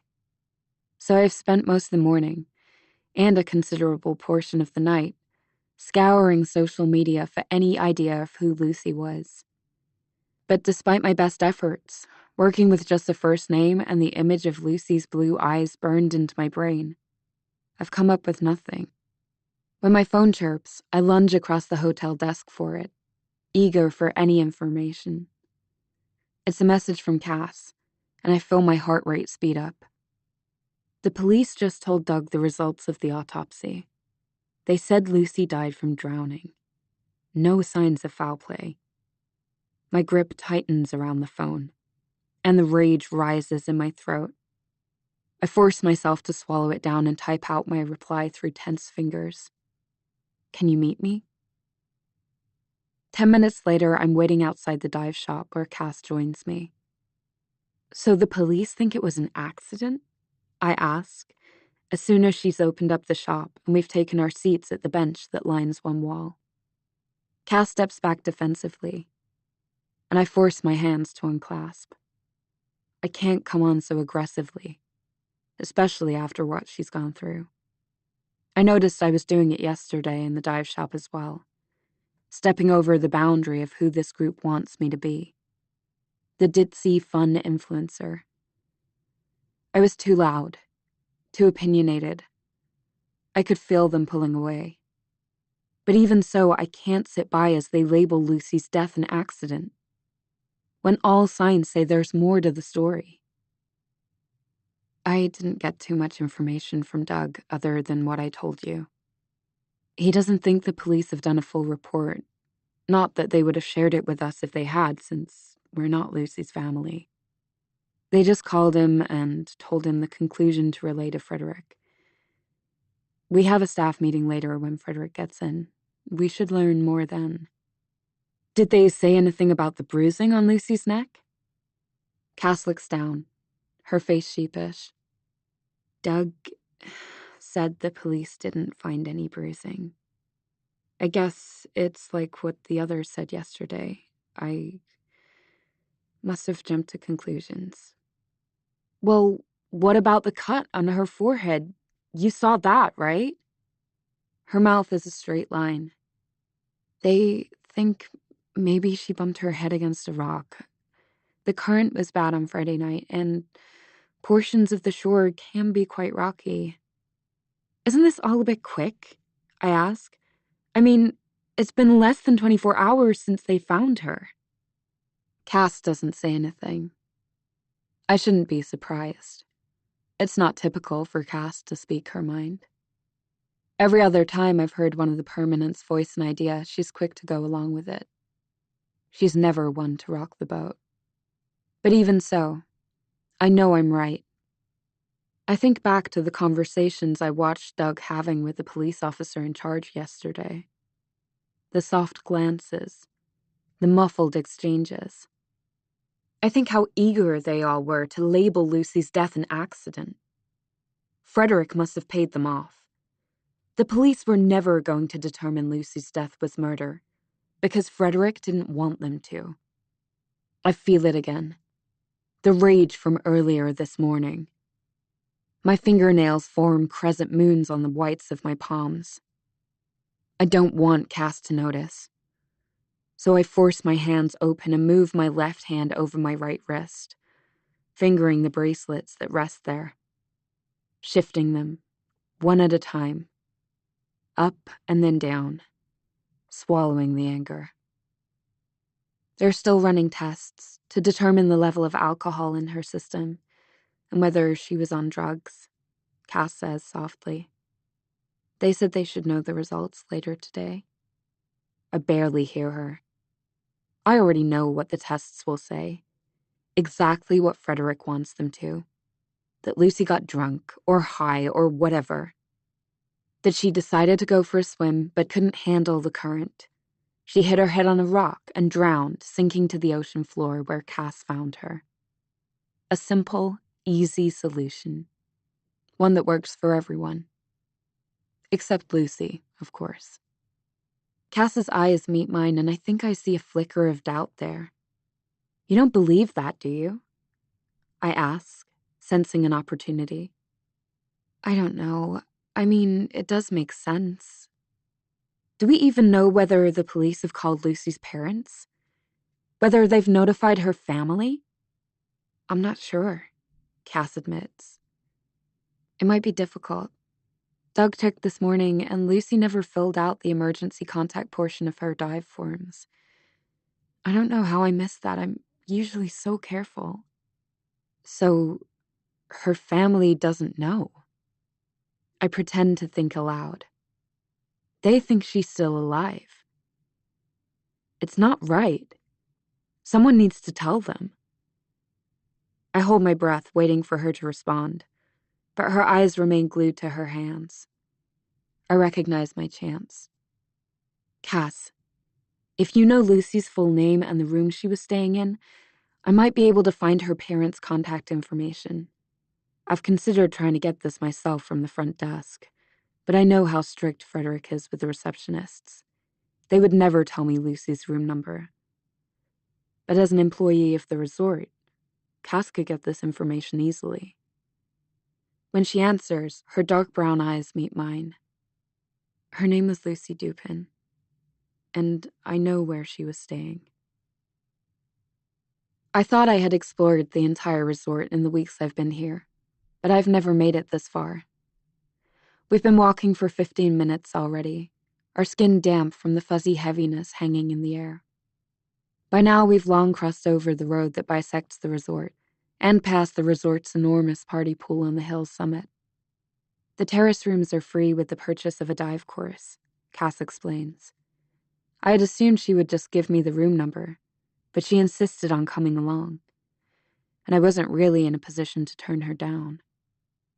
Since these rooms are free, they're obviously pretty bare bones, and they're definitely a hike, she continues.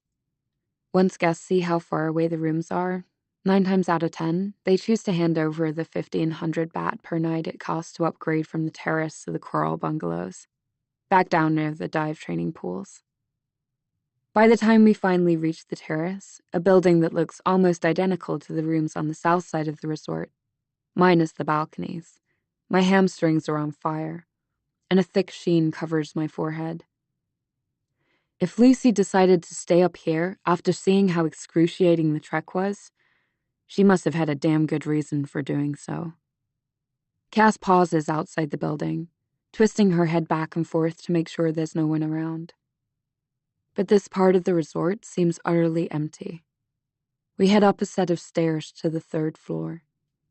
Cass lets me lead the way, following silently. When we get to the door for room 324, the number Cass had found on Lucy's information sheet, I breathe a sigh of relief upon finding that just like the other rooms, the terrace rooms have actual locks, rather than a pad for a key card.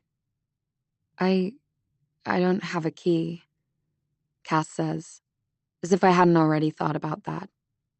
Don't worry about it.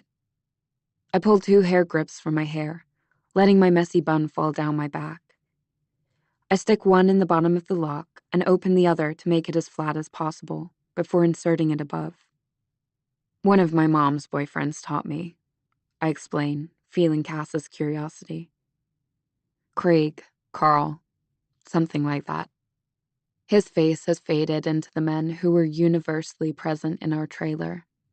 A round stomach, nondescript features. He was one of the few good ones. He didn't try anything.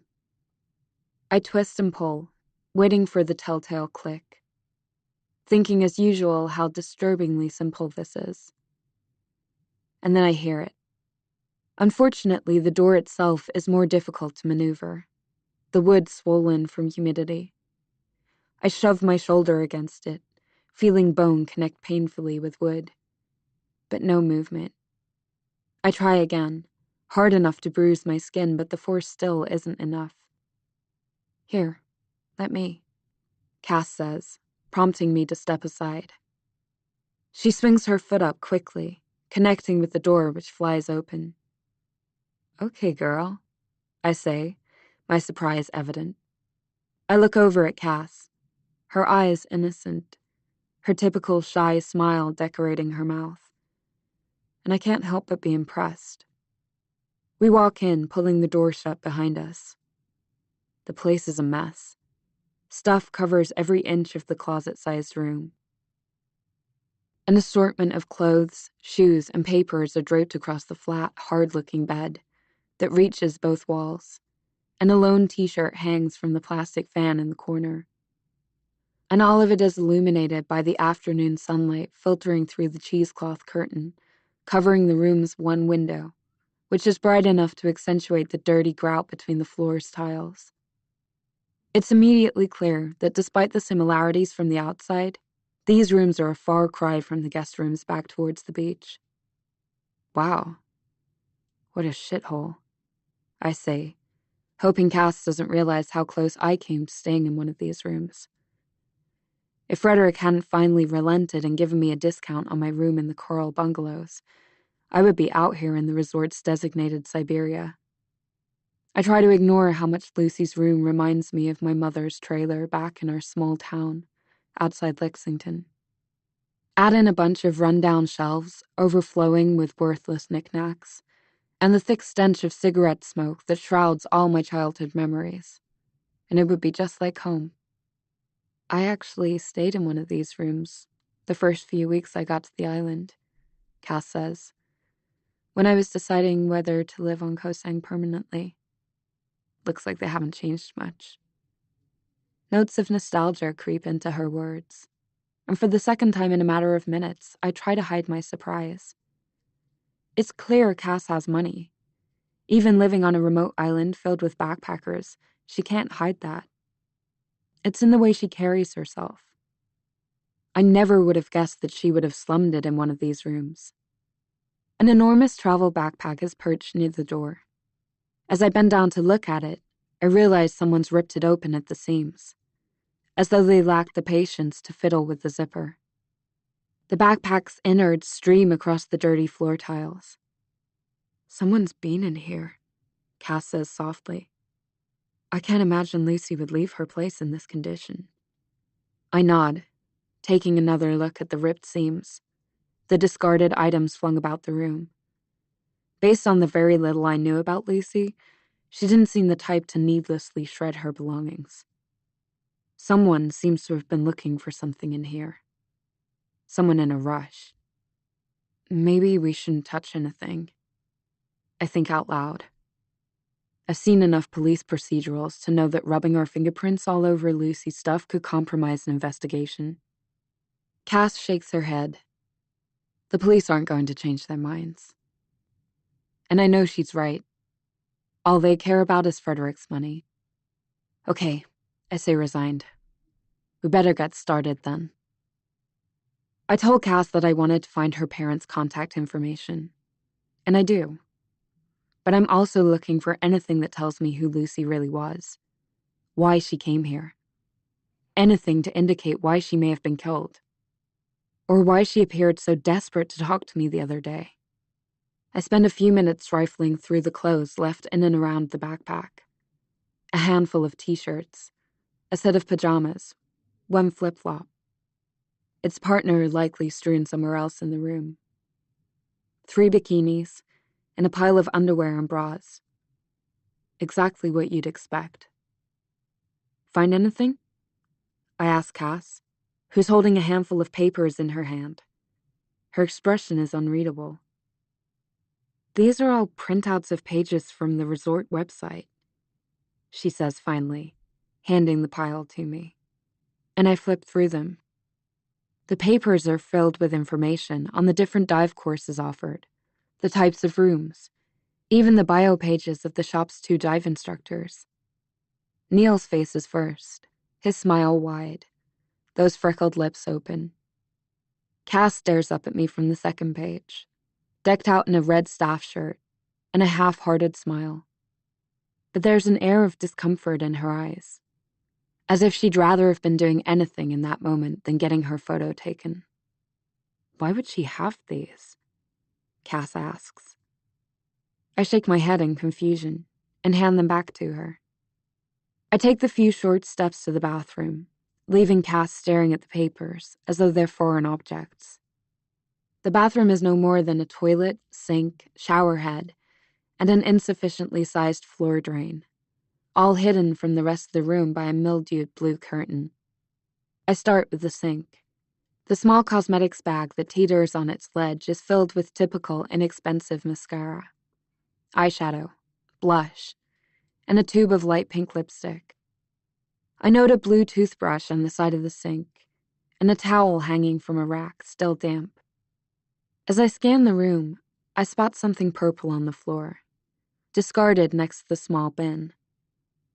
I bend over and pick it up, my fingers brushing against the hard plastic, my mind working to understand what I'm holding. Another toothbrush, dark purple with white and lilac bristles. It was resting face down on the tiles like it had been accidentally knocked off the sink. I look back at the blue toothbrush I spotted before. Why would Lucy need two? I head out of the bathroom. But before I can say another word, Cass grabs my hand, alarm in her eyes. She raises a finger to her mouth, urging me to be quiet. I blink at her in confusion, and she points to the door to the room before pulling me down so that we're pressed to the floor, hidden by the bed. I stay quiet for a moment, holding my breath, as I hear the soft staccato of footsteps falling a few meters outside the door, barely muffled by the cheap plywood walls. We've kept the light off, and the room's single window is obscured by a sheer curtain, but still, my heart rate speeds up, goaded on by panic. I look over at Cass. If it wasn't for her, the person outside would have heard me and known we were in here. She saved us from whoever's out there. It can't be housekeeping, Cass breathes in my ear. They only do the free rooms once a week on Saturdays. I hold my breath as the footsteps come closer, until they sound as if they're right outside the door. And then they stop. Chapter 10. Cass. There is no sound other than my rapid heartbeat, so loud and fast that I worry the intruder can hear it. A slight jingle sounds as the door handle decompresses. I can't remember if these doors lock automatically. If not, whoever is trying to get in is going to find us, hiding on the floor, covered in dirt and guilt. The second it takes for the handle to stop stretches on for an eternity. I clench every muscle as I wait for the click to signify the intruder's entrance. But it doesn't come. The intruder seems as surprised as we are. They press down again and again, their movements becoming quicker and more forceful until they're rattling the doorknob back and forth as hard as they can. I don't dare breathe out, as if doing so will provide the door with the movement it needs to swing open. I turn my head to Brooke. Her eyes are staring at mine, and I know she can see the terror playing on my face. We don't need to say anything. It's clear that whoever is on the other side of that door didn't come here with good intentions. After what feels like hours, but realistically couldn't have been more than a few seconds, the intruder gives up. I hear an indecipherable mumble of what sounds like a 4-letter word as the footsteps trail away. We lie there, waiting for our heart rates to return to normal. I slowly start to unclench my muscles one by one, but only after a few minutes, once I'm sure the person is gone, do I begin to move. Brooke is far ahead of me, already running the few steps towards the window before I'm off the floor. "Don't!" I scream across the room, but she either doesn't hear or ignores me. She's already pulled the curtain back enough to see out. "Come here, quick." I rush to her side, seeing what she does through the window. A person walking briskly from the terrace steps. They're already too far away to make out any features. The only thing visible is the black hooded sweatshirt obscuring the back of their head. No one in their right mind would be wearing a sweatshirt in this weather, other than someone who didn't want to be seen.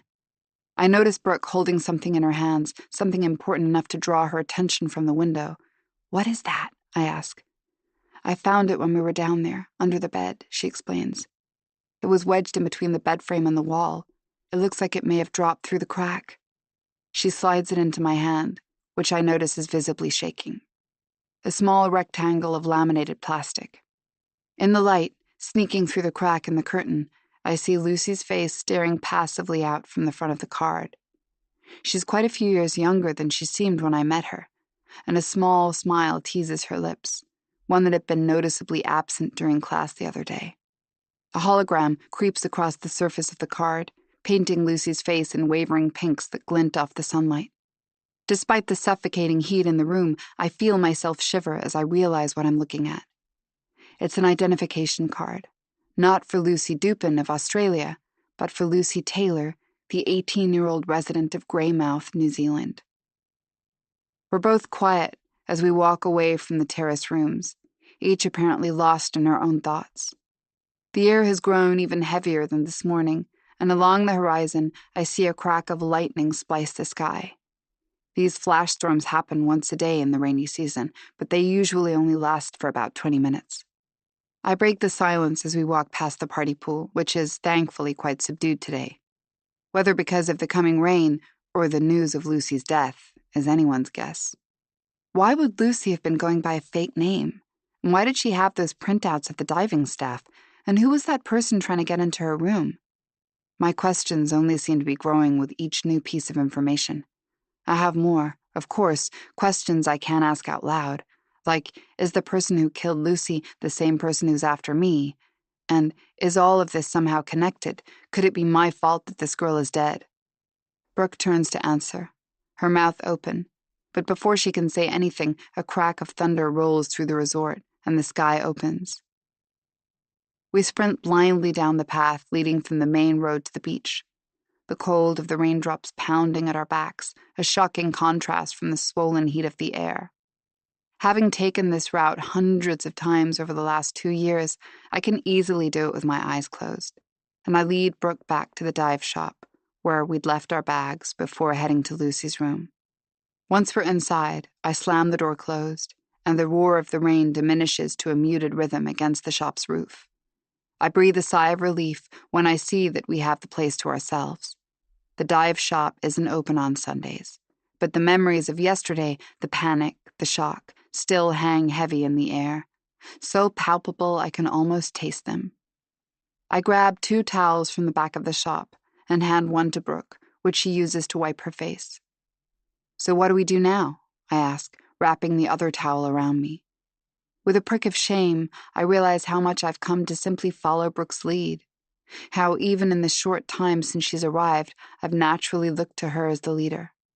But now, Brooke seems lost in thought, her eyes glued to the shop door, and I feel a flash of panic at her quiet.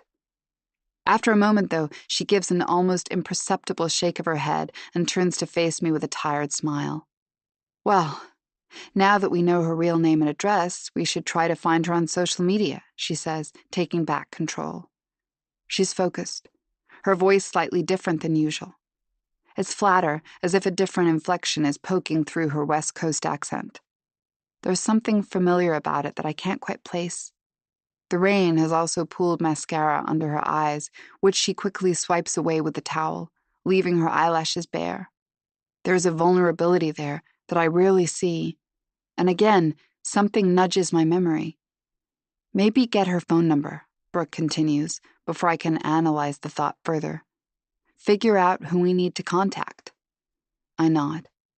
Despite stating Lucy's full name, address, and the fact that she is, or was, an organ donor, her identification card didn't give us any indication of how to reach her family.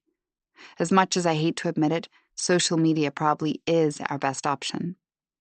"Okay," Brooke says, pulling a laptop and her cell from the canvas tote she'd left here earlier. She sits on the bench, the computer opened on the towel she's draped across her lap. "I'll start with Google, Twitter, and Instagram. Why don't you take Facebook? That old computer has an internet connection, right?" She nods to the rusty PC on the desk, which is probably as old as the resort itself. I nod.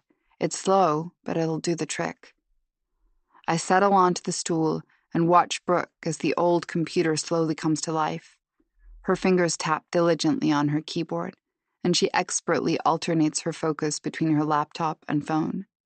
I deleted all my social media accounts 3 years ago, when they were deluged with requests to be my friend, most of which were accompanied by messages that started with an expletive and only got nastier from there. Ironically, Frederick put me in charge of handling the dive shop's Facebook and Instagram accounts. My guess is that he figured the one woman in the shop would be the best suited for it. Unfortunately for him, I don't quite have Brooke's skill set. I go on the accounts every now and then to upload photos taken with the dive shop's underwater camera, all of which lack filters and any attempts at witty captions, and which usually fail to garner more than a handful of likes. But sometimes, when I'm on there, I'll spend a few minutes searching names of people I no longer know. My college roommate, for one, who's now married to the captain of our university swimming team, a muscled jock I'd had a hopeless crush on. I look at the photos they post, his arm wrapped around her waist, a baby cradled in her arms outside their home in Greenwich, Connecticut, a painful reminder of what I might have had if life had turned out differently. I turn my attention back to the screen, which is finally booted up. A Facebook search for Lucy Taylor returns 13,000 results. Award-winning authors, famous actresses, professors, doctors, porn stars, you name it. Just about everyone but Arrow Lucy Taylor. I narrow the results to users from Greymouth, New Zealand, the name of the city on Lucy's identification card. Nothing. I try again, filtering by the names of cities located close to Greymouth. Still nothing. As if reading my thoughts, Brooke groans, nothing on Instagram, Twitter, or TikTok. I even checked LinkedIn, but no Lucy Taylor. No luck on Facebook either, I say. What kind of 18-year-old girl doesn't leave an internet footprint?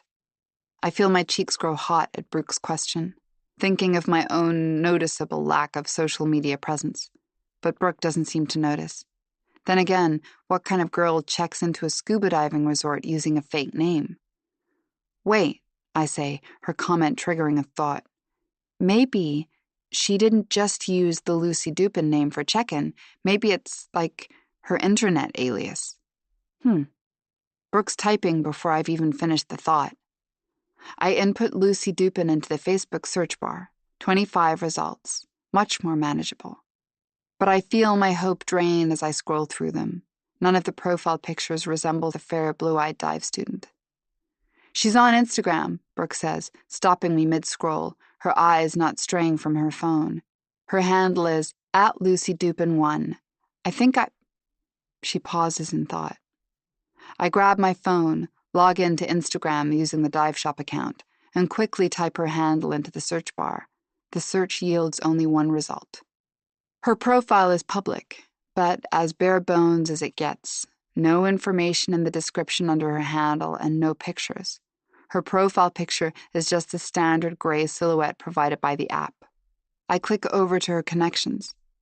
She has a grand total of 5 followers, all of whom appear to be bots. But she's following 17 people. I start at the top. The official Koh Sang tourist page, the Koh Sang dive resort page that I curate, Frangipani Bar, the Sunset restaurant. Clearly, she was planning for this trip. I keep scrolling, bristling as I see more familiar names pop up. Logan, Greta, Doug. I'm mid-scroll when Brooke's voice interrupts me. I have to go. What? I say, not sure I fully understand. But you see who she's following, right? Yeah. It looks like she had a reason to come here. Either that, or she was just extremely overexcited for this trip. Brooke's face is pale. Her jaw set as she talks. But I just remembered I have a meeting with a company about promoting their product. It could be a big gig for me. I stare open-mouthed and more than a little disappointed as Brooke quickly gathers up her things. She's never flaky like this. In all the times we've ever made plans, she's never canceled, never even showed up a minute later than the meeting time we agreed upon. And while she's always working, responding to Instagram comments or editing photos, she's never used it as an excuse before. I always got the impression that her influence or responsibilities weren't something she was overly excited about. Certainly not more important than getting to the bottom of a mystery swirling around a dead guest. I think of the rain, desperate to make her stay, but I realized that as we worked, the storm must have diminished to a mere drizzle and then to nothing, leaving as fast as it came. Now, the only sound from the dive shop roof is the occasional beat of a stray raindrop from one of the palm trees overhead.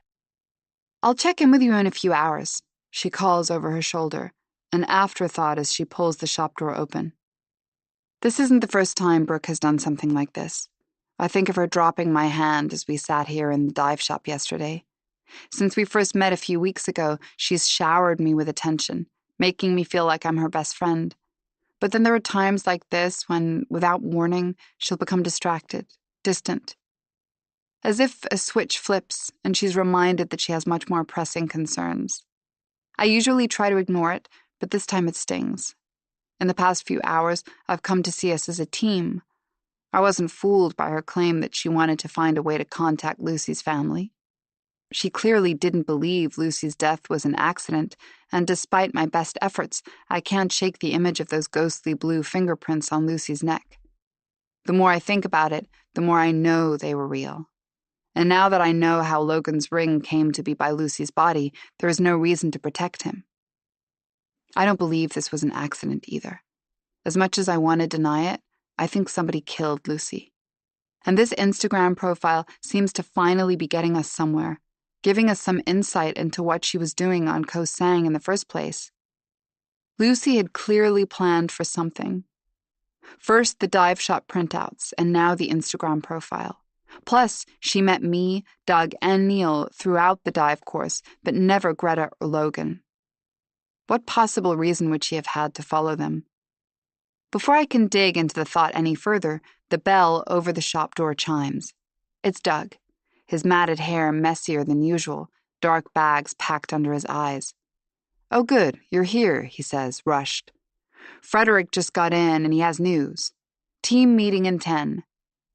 He exits the shop as swiftly as he entered, a ball of nervous energy, saying that he's going to help Frederick get settled into his office. As soon as he's gone, I reach for my backpack, rummaging around until my fingers find the beat-up box of Xanax I made sure to bring with me today. Checking the door to make sure no one is outside, I pop out a pill, swallowing it in one swift motion. The guilt returns quick and fierce, but I know what this meeting will entail. Frederick ordering me to recount everything that happened yesterday from start to finish. And the thought of having to relive finding Lucy's body on top of everything else is too much to handle. I feel the pill's effects working long before it's actually possible. An avalanche of calm creeping through my veins, destroying the anxiety that has built up over the last 2 days. As I shove the blister pack into the box, it catches on something. Logan's ring. When I woke up this morning, I transferred it from my shorts pocket to the box, somewhere I knew he would never look. I intend to stick to the plan I came up with last night. I'll give it back to him in a few days, telling him I found it on the beach. I hear a sudden noise outside. As I look up, a shadow seems to pass over the window that faces out towards the beach.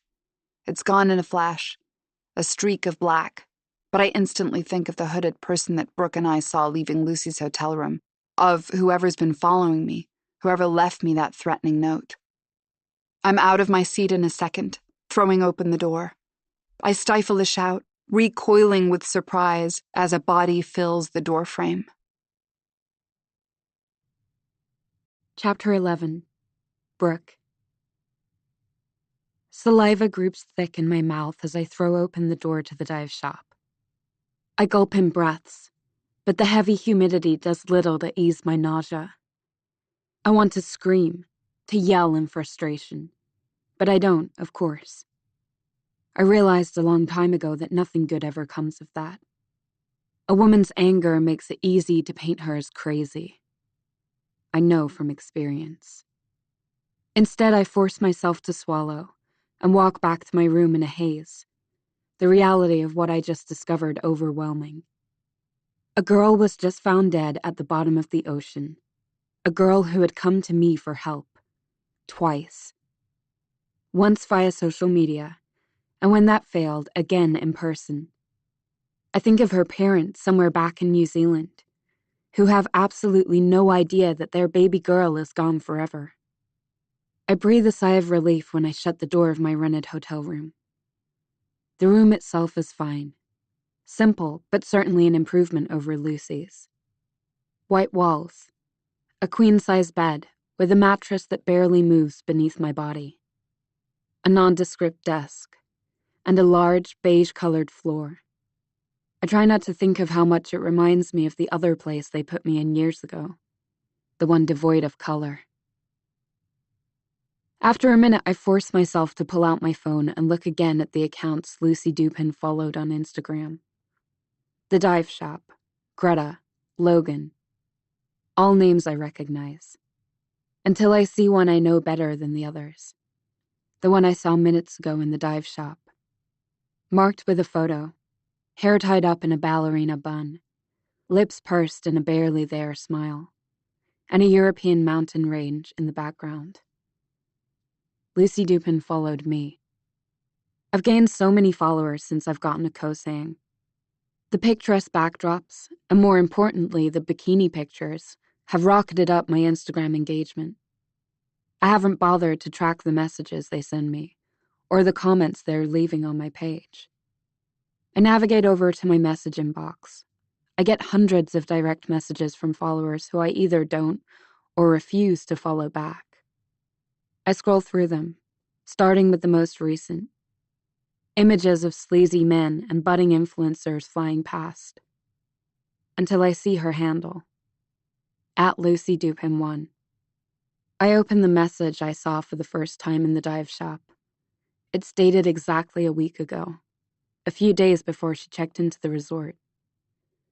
It's short, only a few words, but each one sinks me like a stone. Hi, can you help me? Please. It's so innocent, so childlike. If I had spent even another moment inside after I saw it, I would have exploded. I needed to breathe fresh air, to process this new piece of information. What did Lucy need my help with so badly she'd approached me for it twice? Did it have something to do with the woman who fell from Krumyai? And, more importantly, would Lucy still be alive if I'd given her the help she needed? The last question crushes me. A thought breaks through the surging wave of guilt. Maybe she'd tried another way to get in touch with me when I didn't respond to her direct message. Maybe she commented on one of my posts. I navigate to my meticulously curated profile, stopping on my most recent post. A photo from my hike with Cass. I told her I wanted to see the view from Krumyai, the tallest mountain on the island. But really, I had another reason. I wanted to see how far off the beaten path Jacinta, the poor woman who fell from the mountain only a few weeks ago, would have had to go to fall. It was closer than any reasonable person would go towards the edge, especially given the magnificent view that could be seen from steps away. Unless they wanted to jump. Or unless they were pushed. I asked Cass what she thought about it, and her expression grew serious. It was a horrible accident. That poor girl. I pressed her. Did you know her? But she just shook her head. I never met her, she said. But losing a hotel guest hit us all hard. I look now at the photo I had Cass take of me on that summit. My arm is cocked on my hip. The color's edited so it's impossible to tell where the sky ends and the ocean begins. 15,000 likes. A ridiculous number. A quick search shows me that Lucy is one of them. Despite the lack of ventilation in my small room, the sight of her name sends a shiver through me. I posted that the day of the full moon party. The day Lucy died. I start scrolling below the post, looking to see whether Lucy has left a comment. When I come up empty, I continue down my profile page, searching the comments of my other recent posts. I stop at a post from last week of me lounging in a bikini at the resort's infinity pool, my cleavage pouring out of my top. That one scored a record number of comments. I flick at my screen so that they whirl past in quick succession. Get a fucking job, says @Christine472. Nice tits. That one courtesy of @KasimXXX. Why don't you come over here and I'll stick my... I stop reading that one halfway through, flag it as inappropriate, and delete all 3 comments. But nothing from Lucy. I move to the next post. Me again, holding a cocktail in front of a majestic sunset, and check the comments. Nothing from Lucy, but my eyes touch on another comment from @Christine472. White privileged bitch. Comments like this used to bring me to my knees, but after 2 years, I've become fairly hardened to them, especially from trolls like @Christine472. Women, and sometimes men, who channel their envy over my seemingly perfect life into anger and resentment. They all think they know me. The pretty, successful, carefree woman in skimpy clothes posted all over my page. But she isn't real. I think of what that little girl from Monroe would think of these pictures, and all the followers. She'd probably be in heaven, drowning in the attention that was almost entirely absent in her frigid Kentucky trailer. I knew what everyone out there thought I was. The kids at school, my teachers, even my own mother. Trash. So I made it my mission to prove them all wrong.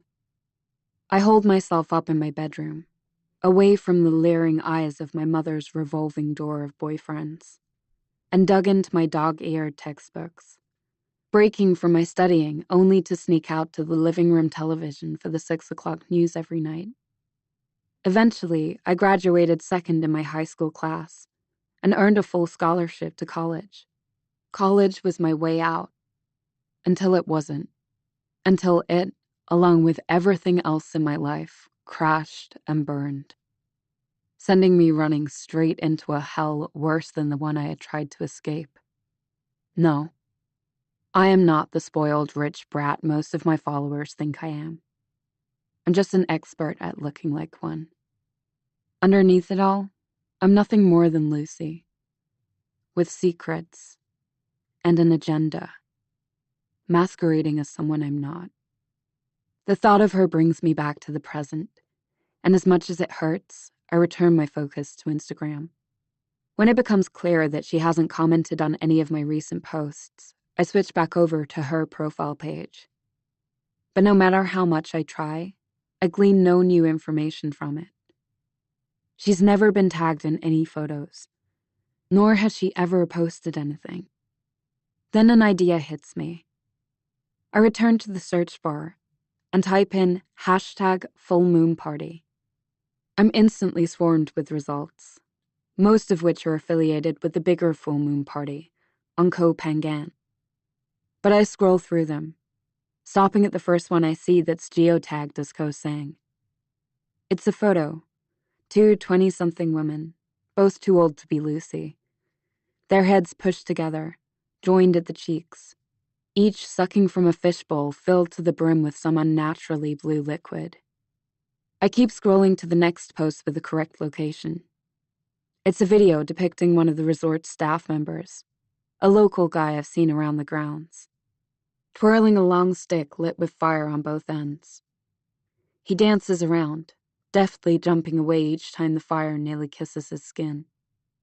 I continue scrolling, contemplating how useful this whole approach actually is, as I pass through blurry selfies and bright neon clips drowned out by dance music. I'm about to give up when the next post shows another video, as part of a carousel of images from the party. It's silent, and for the first few seconds, everything in the shot is blurry. But then the image begins to come into focus.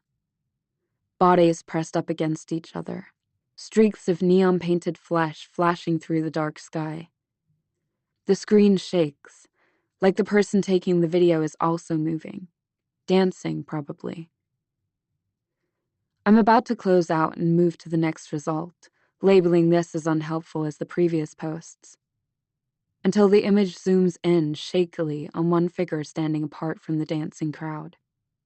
When the zoom function seems to narrow in as far as it possibly can, the image still comes closer.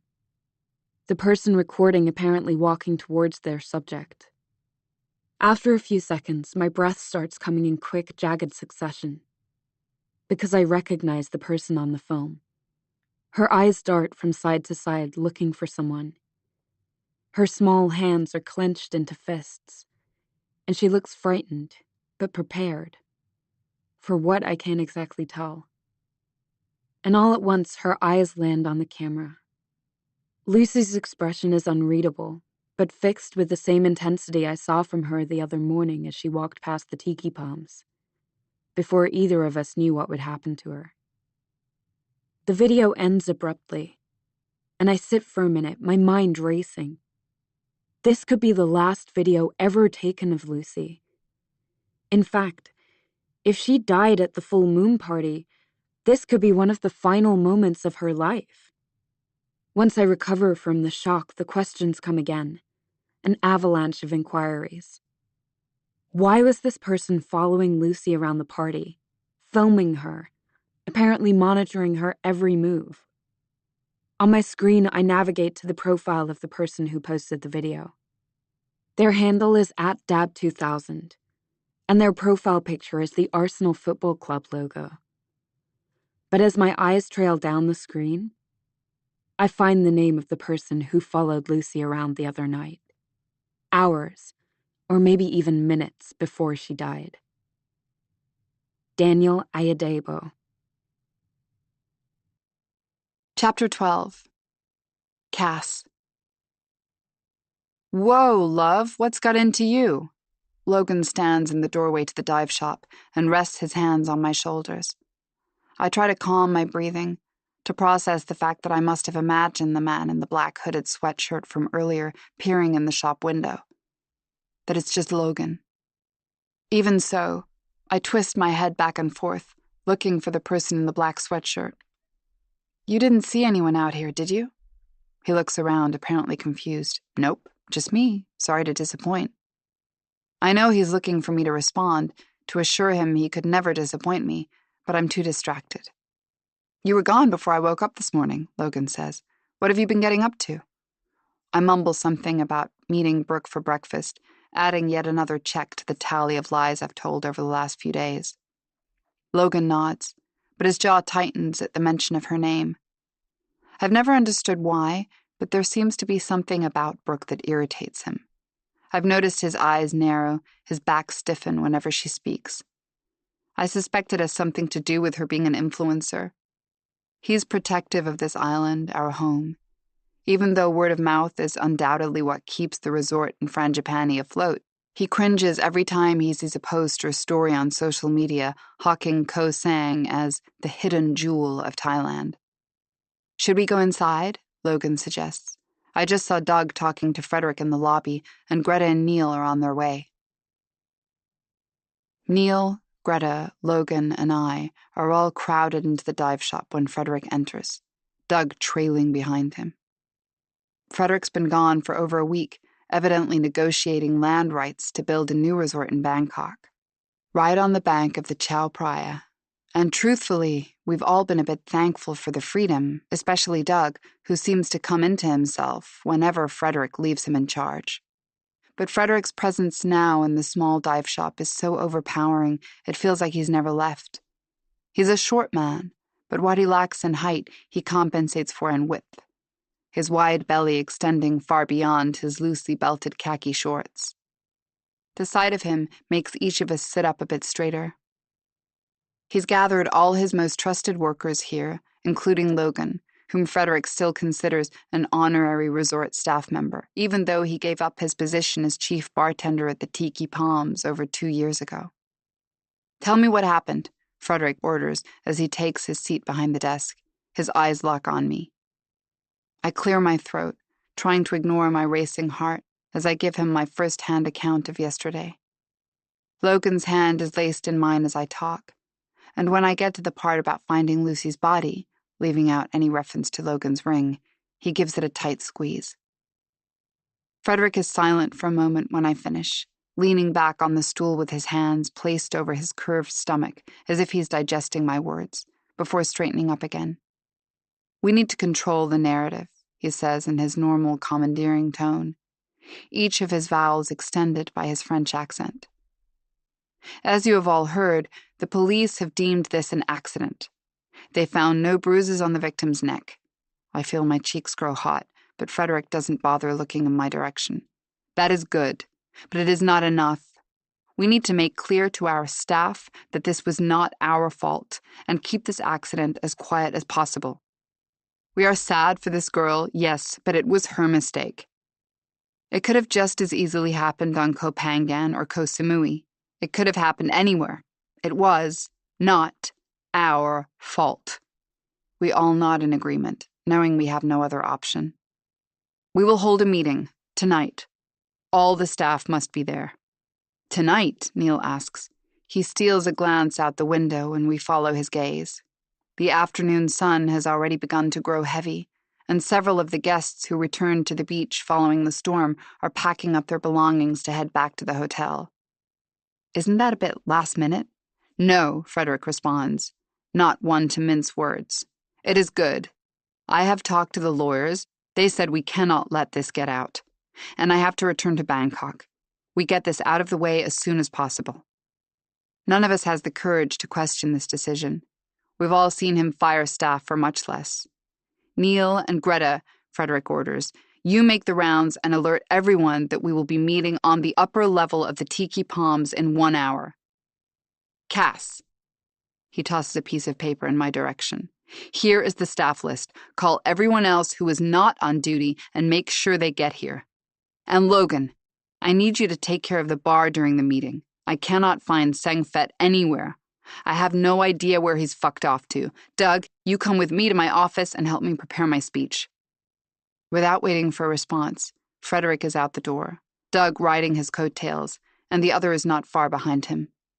See you after the meeting, Logan says, stopping to give me a kiss before he heads towards the bar, leaving me alone in the dive shop. I pick up the landline, about to start on my assigned list of calls, when my cell dings. It's a message from Brooke. I open my messaging app, expecting a text, but it's a video.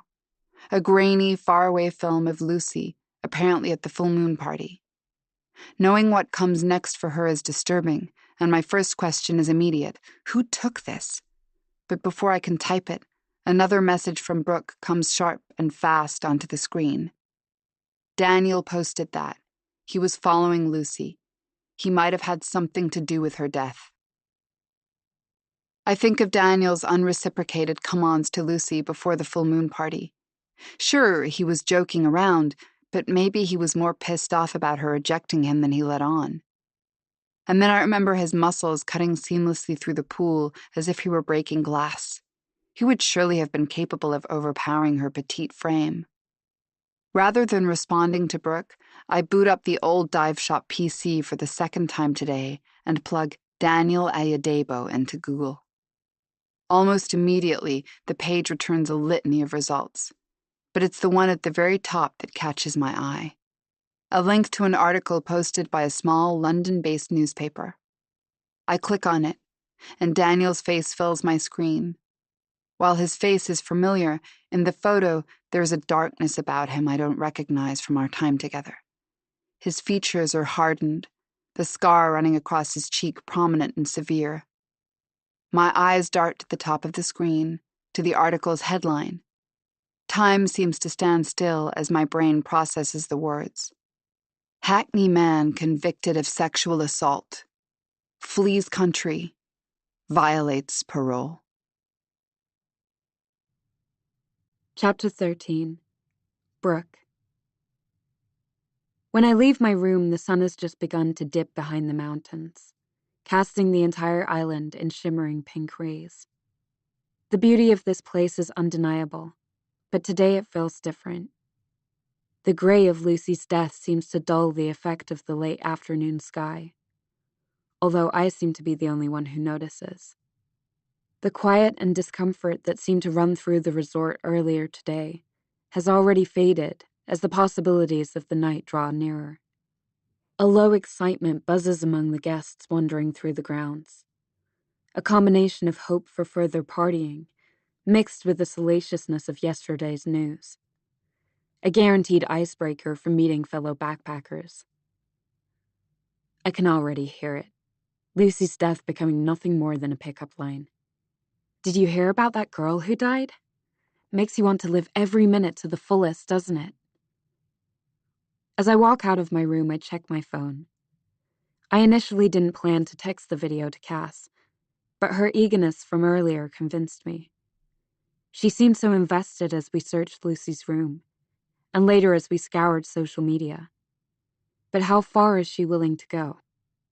I figured the video could serve as a test of sorts, to see just how committed Cass is to figuring out what really happened to Lucy. But she hasn't responded. I hadn't pegged Daniel as a killer. But what other reason could he possibly have had to follow Lucy around the other night, filming her? Cass had mentioned offhand that Daniel had seemed into Lucy, and that Lucy hadn't reciprocated. Could that have been enough to set Daniel off? I've known guys who have been drawn to violence for less. I think back to our conversation after they found Lucy's body. How casually he'd led me to the conclusion that her death wasn't an accident. Could that have been part of his plan? Trying to shift the blame to cover up what he'd done? I stop at the medical center first, even though I know there's little chance Daniel's still being treated. When the cheerful receptionist at the front counter confirms as much, I head towards the tiki palms. But a quick glance around shows me Daniel's not here. I turn down the beach until I reach the dive shop and then double back. Frustration simmers in my gut. I'm walking aimlessly now with no idea where he could be. I don't even know what room he's in. But just as I reach the first plateau, I see a figure coming towards me. And as I take in his gait, I know instantly that it's him. His face is shadowed by a hooded sweatshirt, despite the oppressive evening heat. And my jaw drops when I notice the color. Black. It's the same hoodie worn by the person I saw leaving Lucy's room earlier. The realization hits me in an instant.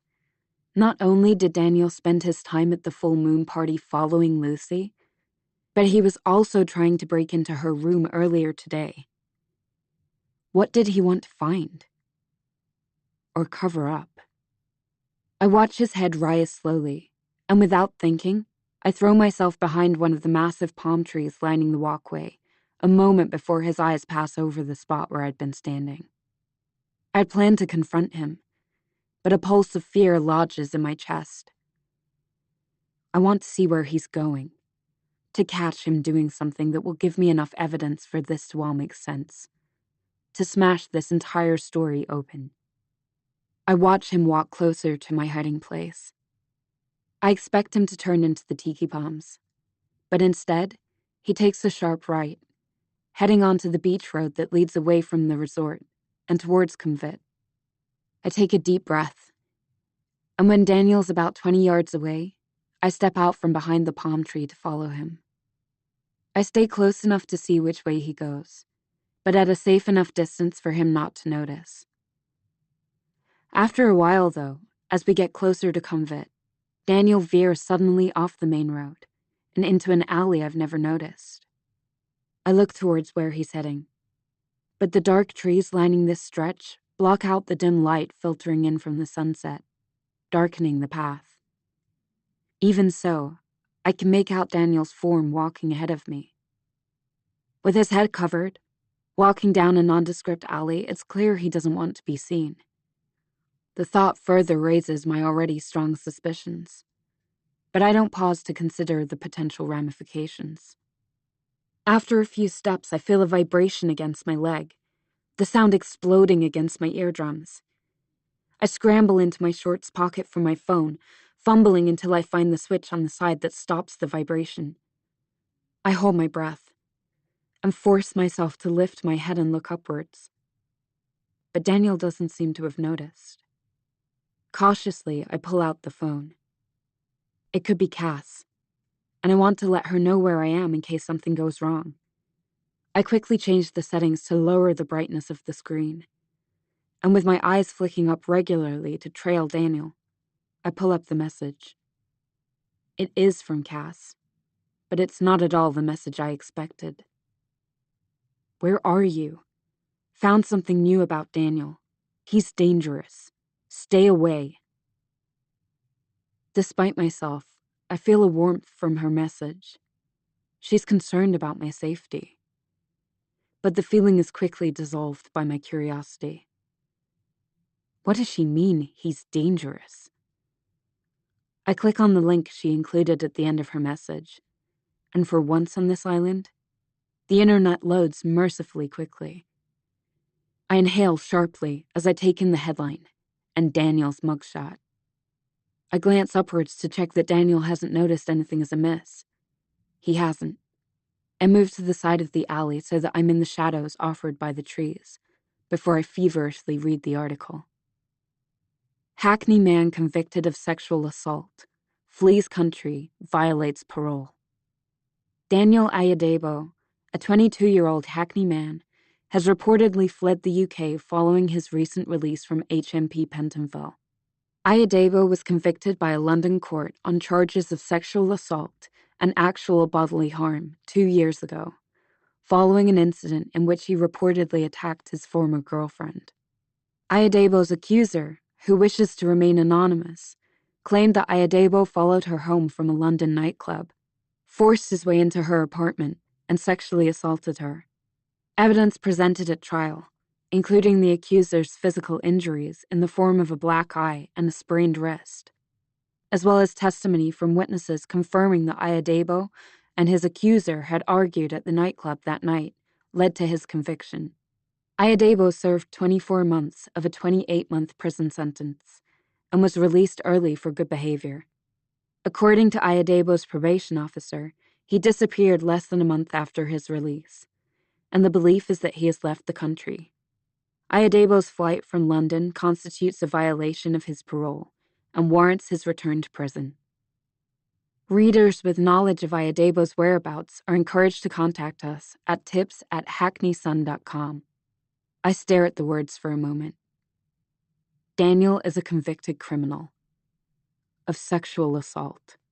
He's more than capable of violence. I'm so invested in the article, my mind racing with its implications, that I don't hear it, the sudden blanket of quiet that drapes the alley. There are no more footsteps. I look up, but the alley in front of me stands empty. I hurry to the end of it, ignoring the unemptied waste bins and discarded palm fronds lining its sides, until I reach a passage that is so narrow it's almost hidden. I follow it for a few seconds, before it deposits me onto another road just outside Cumvet, on the opposite side of the resort. But there's no sign of Daniel. The road is busier in this area closer to town, backpackers and locals alike gearing up for the evening. I look frantically both ways, any attempts at furtiveness long discarded, but I don't see anyone in a black hoodie. Daniel's gone. There's a crowd gathered at the Tiki Palms when I arrive, and I'm surprised to see Logan behind the bar. Shoes aren't allowed inside as per Thai custom, so I slip my sandals off and leave them in a pile with the other guests. I wait until Logan's attention is focused on a group of girls placing a large drink order, then head to the staircase in the back corner of the restaurant. It's blocked by a sign that reads, "First floor closed for staff meeting," which I deftly skirt around before tiptoeing up the stairs. I spent 10 minutes searching every side road and alley weaving through Cumvet, trying to ignore the nerves fluttering in my stomach when I imagined how exactly I would confront Daniel. But ultimately, I didn't see any sign of him. Yet I couldn't shake the feeling that he didn't want to be found. I headed back to the resort, reading the additional text from Cass that had come in as I walked. She told me about the staff meeting at the Tiki Palms and asked me to meet her in the lobby, where Frederick has her manning reception. But I told her I'll meet her afterwards. there's something I need to do first. I know the meeting's just for staff, but if there's any chance that Frederick is going to share insider information about Lucy's death, especially information that may confirm my suspicions about Daniel, I have to know. My hands are still shaking with the adrenaline of following Daniel as I walk up the stairs, but I can't deny the buzz that vibrates just beneath it, the excitement of knowing I'm getting closer to the truth. I reach the upper level to find that the meeting hasn't started. A cloud of chatter, conversations mingling in Thai and English, drapes the room, giving me the cover I need to sneak in and stand at the back unseen. I look over the crowd of 30 or so staff members, seated in fold-up chairs in neat little rows. Greta is at the very front, apparently helping Frederick with his notes. But despite looking for them, I don't spot any of the other permanents. Sawadee krap. Bonsoir. Good evening. Frederick's voice bellows from the front of the room, and the conversations immediately cease. I've only met Frederick once, on one of my first days on the island. I had sought him out, hoping to form some type of collaboration with the resort to help fund my stay here. At the front desk, I'd been forced to schedule a meeting with him, and had to wait several days for him to become available.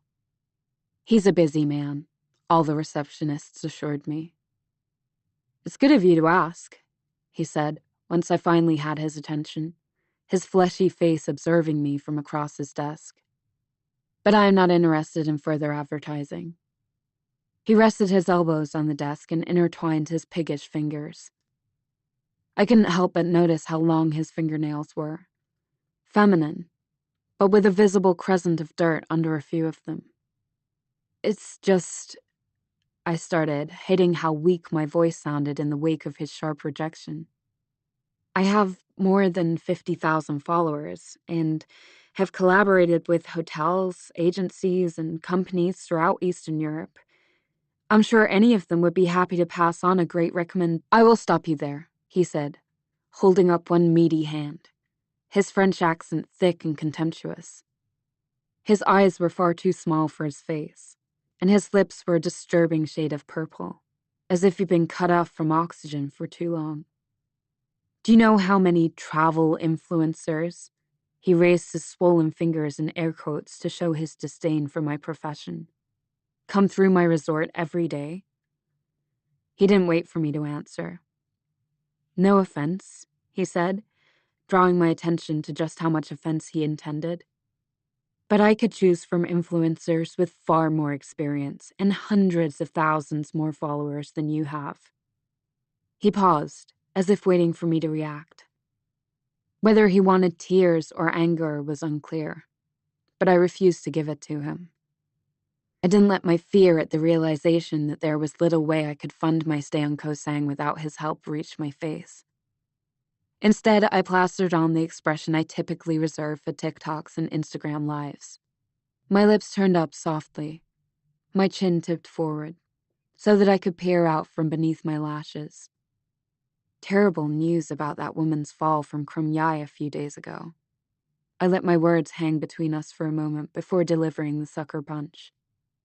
I was thinking of doing a few sentimental posts about it. My followers love that sort of thing. She was staying at your resort, wasn't she? To his credit, Frederick didn't flinch, but I spotted a flash in his eyes. Not panic, as I expected, but something else. I shivered as I realized what it was. Kinship. Fine, he said eventually, sighing. If you insist on receiving handouts for posting a couple of photos of yourself, then I suppose I can give you a discount. But this will require you to do real work, which I'm sure you are not familiar with. Frederick spent nearly an hour after that, iterating and reiterating all the posts and videos and highlights that were required of me in exchange for the room discount. Far more than had ever been required by any other hotel I've promoted. The meeting ended with him threatening to revoke my discount should my posts fail to improve resort traffic. Through it all, I forced myself to wear a polite, grateful smile, while my insides burned with shame and rage. Those same emotions flare again as I watch him address the crowd in front of me. His usual condescension replaced by a tone apparently attempting to mimic sincerity. By now, many of you have heard that we have lost one of our own. A special guest who we only welcomed to the Koh Sang Dive Resort 3 days ago. Her name was Lucy Dupin. A murmur rises from the staff members at the sound of her name, but Frederick continues undeterred. On Friday night, at the full moon party, an event that is supposed to inspire friendships, new beginnings, and connection, Lucy experienced a horrible accident. She entered the ocean for a late-night swim, which you all know we regularly warn against here at the resort. I can't think of any verbal or written warnings given to guests about the dangers of late-night swimming, but Frederick steamrolls on.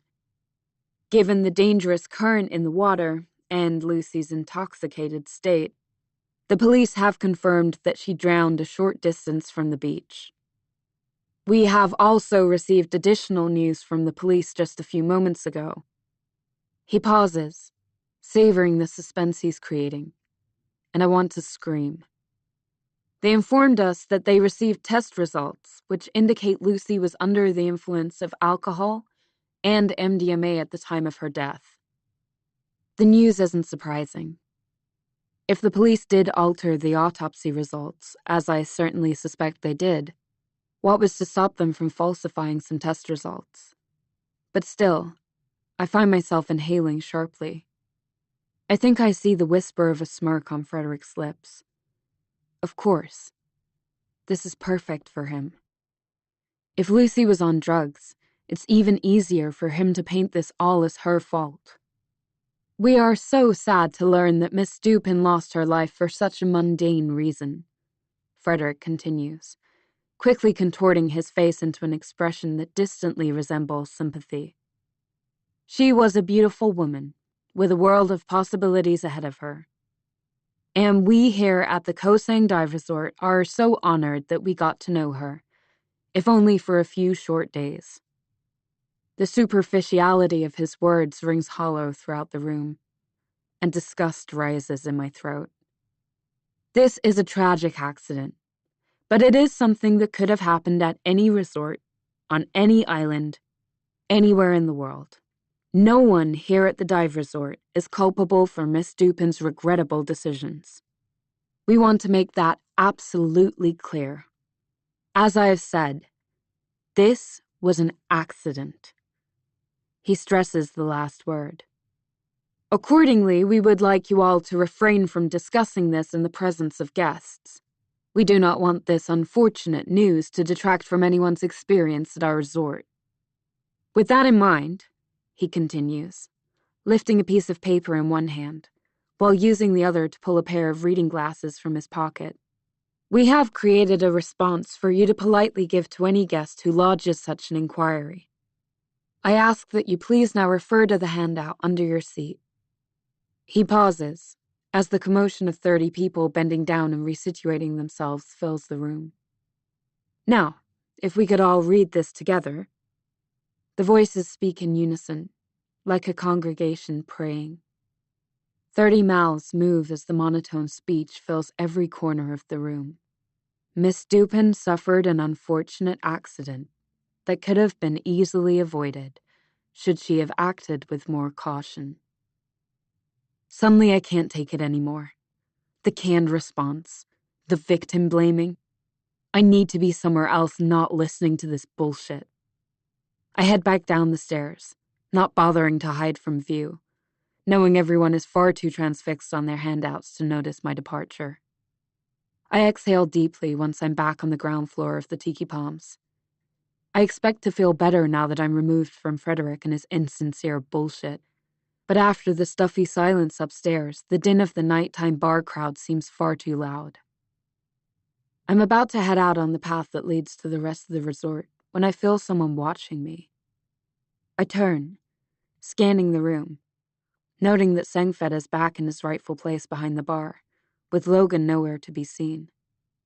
I continue, until I spot someone in the far corner of the restaurant, removed from the rest of the crowd. She looks young, possibly still a teenager. Her thick black hair is pulled back in a tight ponytail, and her dark, almond-shaped eyes are glued on me. The intensity of her stare is jolting, and I jerk my eyes away. But when I look back a moment later, she's still looking at me pointedly. Perhaps it's the reminder of how Lucy stared at me on the day she died, of how I let her down, how badly I failed.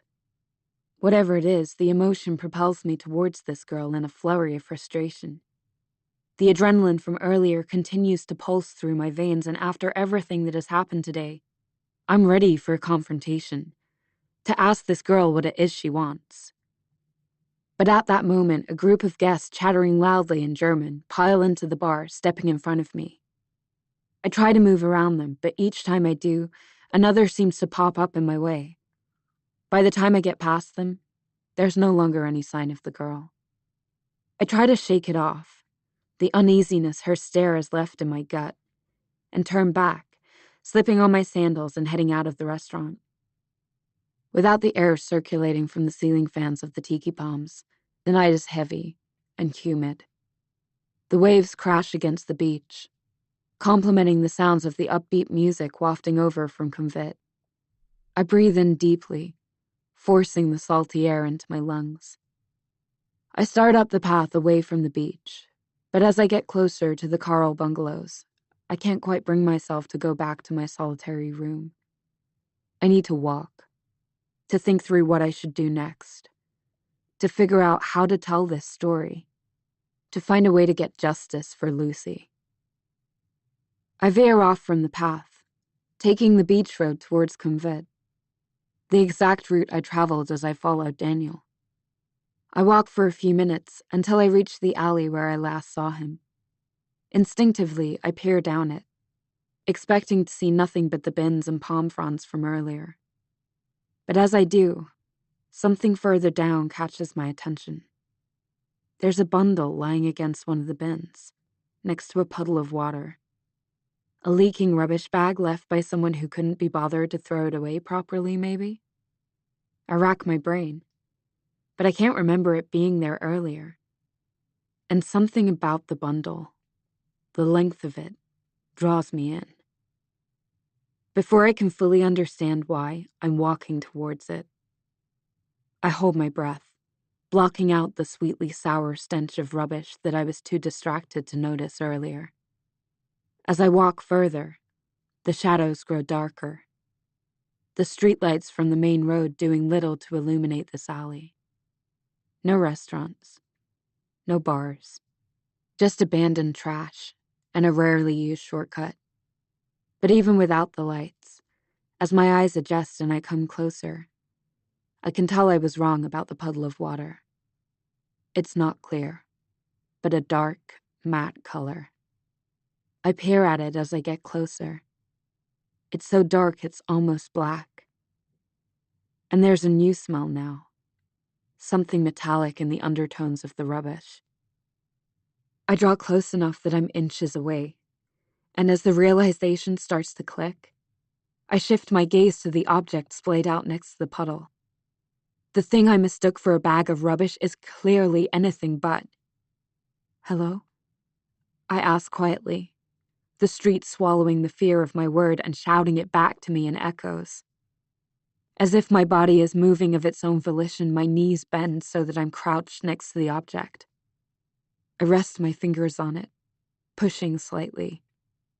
I pull away, the tips of my fingers damp and sticky. As I do, the bundle slides, no longer supported by the bin, and topples onto its side. My breath catches in my throat with the shock of what I had suspected but hoped wasn't true. This is a body.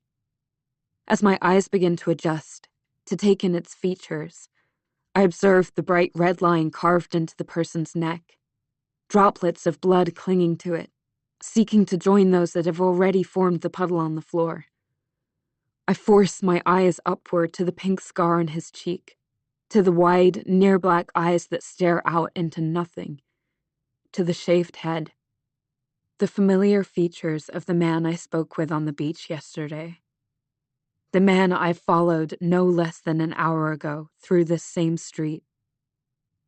Daniel. Chapter 14. Cass. A sound, barely audible, slides through the night just after the meeting ends, as I head towards the tiki palms, fighting the current of staff members leaving the restaurant to head back to their posts. Instantly, everything seems to speed up, as if someone's turned the world to fast forward. I hear one woman yell, "That was a scream!" Guests and staff whip by in a blur, everyone apparently rerouted towards the source of the noise, eager to be the first to discover what's happened. People press around me, and I'm swept up in the wave until I feel a rough grip of fingers on my arm. "Cass, come with me," I hear Logan say, his mouth close to my ear. I follow blindly, hearing Doug's faraway voice rise above the din. "Everyone please stay calm," he yells into the crowd, his tone authoritative. "Guests, we need you all to return to your rooms. Staff, please go back to your assigned posts." Logan leads me in the opposite direction of the rush. It's only once we're inside that I realize where we are, the dive shop. Despite the sticky heat of the night, my skin is cold, the hairs on my arms raised on end. Logan manages to find a blanket from the recesses of the shop and drapes it over my shoulders before joining me on the bench. The door opens and Neil enters, followed by Greta, their faces stony. "What's happened?" Logan demands. "I don't know," Greta responds, her voice far away. "It looks like something happened in one of the alleys off the beach road. Someone's hurt out there. I couldn't get close enough to tell who," Neil explains. The door opens again. This time it's Brooke and Doug, his arm holding her elbow. The unlikely pairing makes me pause until I notice her wide eyes, her mussed ponytail. Logan and I abruptly stand, and Doug guides Brooke to sit down on the bench. "It's Daniel," she says. "I found him in one of the alleyways off the beach road. Someone slit his throat. He bled out. He's dead." "But he can't be," I insist. It takes me a moment to realize I've spoken out loud, and I blush as I feel the room's eyes turn towards me. "I mean, he killed her, Lucy." Neil, Greta, and Logan all exchange glances. "Cass, Lucy's death was an accident." Logan speaks to me as if I'm a child who's misunderstood, and my frustration simmers. "No," I say more forcefully than I intended. I start to tell him about the article I found, but then the door opens yet again, letting a rush of humid air into the shop and interrupting me mid-sentence. Everyone falls silent when we see who it is. "What a fucking nightmare," Frederick mumbles, shaking his head. "There's a whole mess down the beach road. Who did this?" He looks pointedly around the shop, apparently waiting for one of us to confess, but then barrels ahead, his voice rising. "I can see it now. People calling us Death Island or something like that. The resort can't survive this. I can't survive it." Frederick's head whips around, searching for someone to blame. The only sound is our nervous breathing, until suddenly the shriek of distant sirens cuts through the air. "Merde, I thought we had more time." Frederick wrings his hands. I try to remember the last time I saw him nervous, but I draw a blank. "I need to talk to the police. You figure out how we explain all this, and," he says, jutting his chin in Brooke's direction, "someone get her out of here."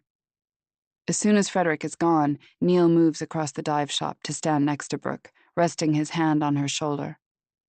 "Brooke just had a huge shock," he says to the rest of us. "She should stay here for now until she's had a chance to recover."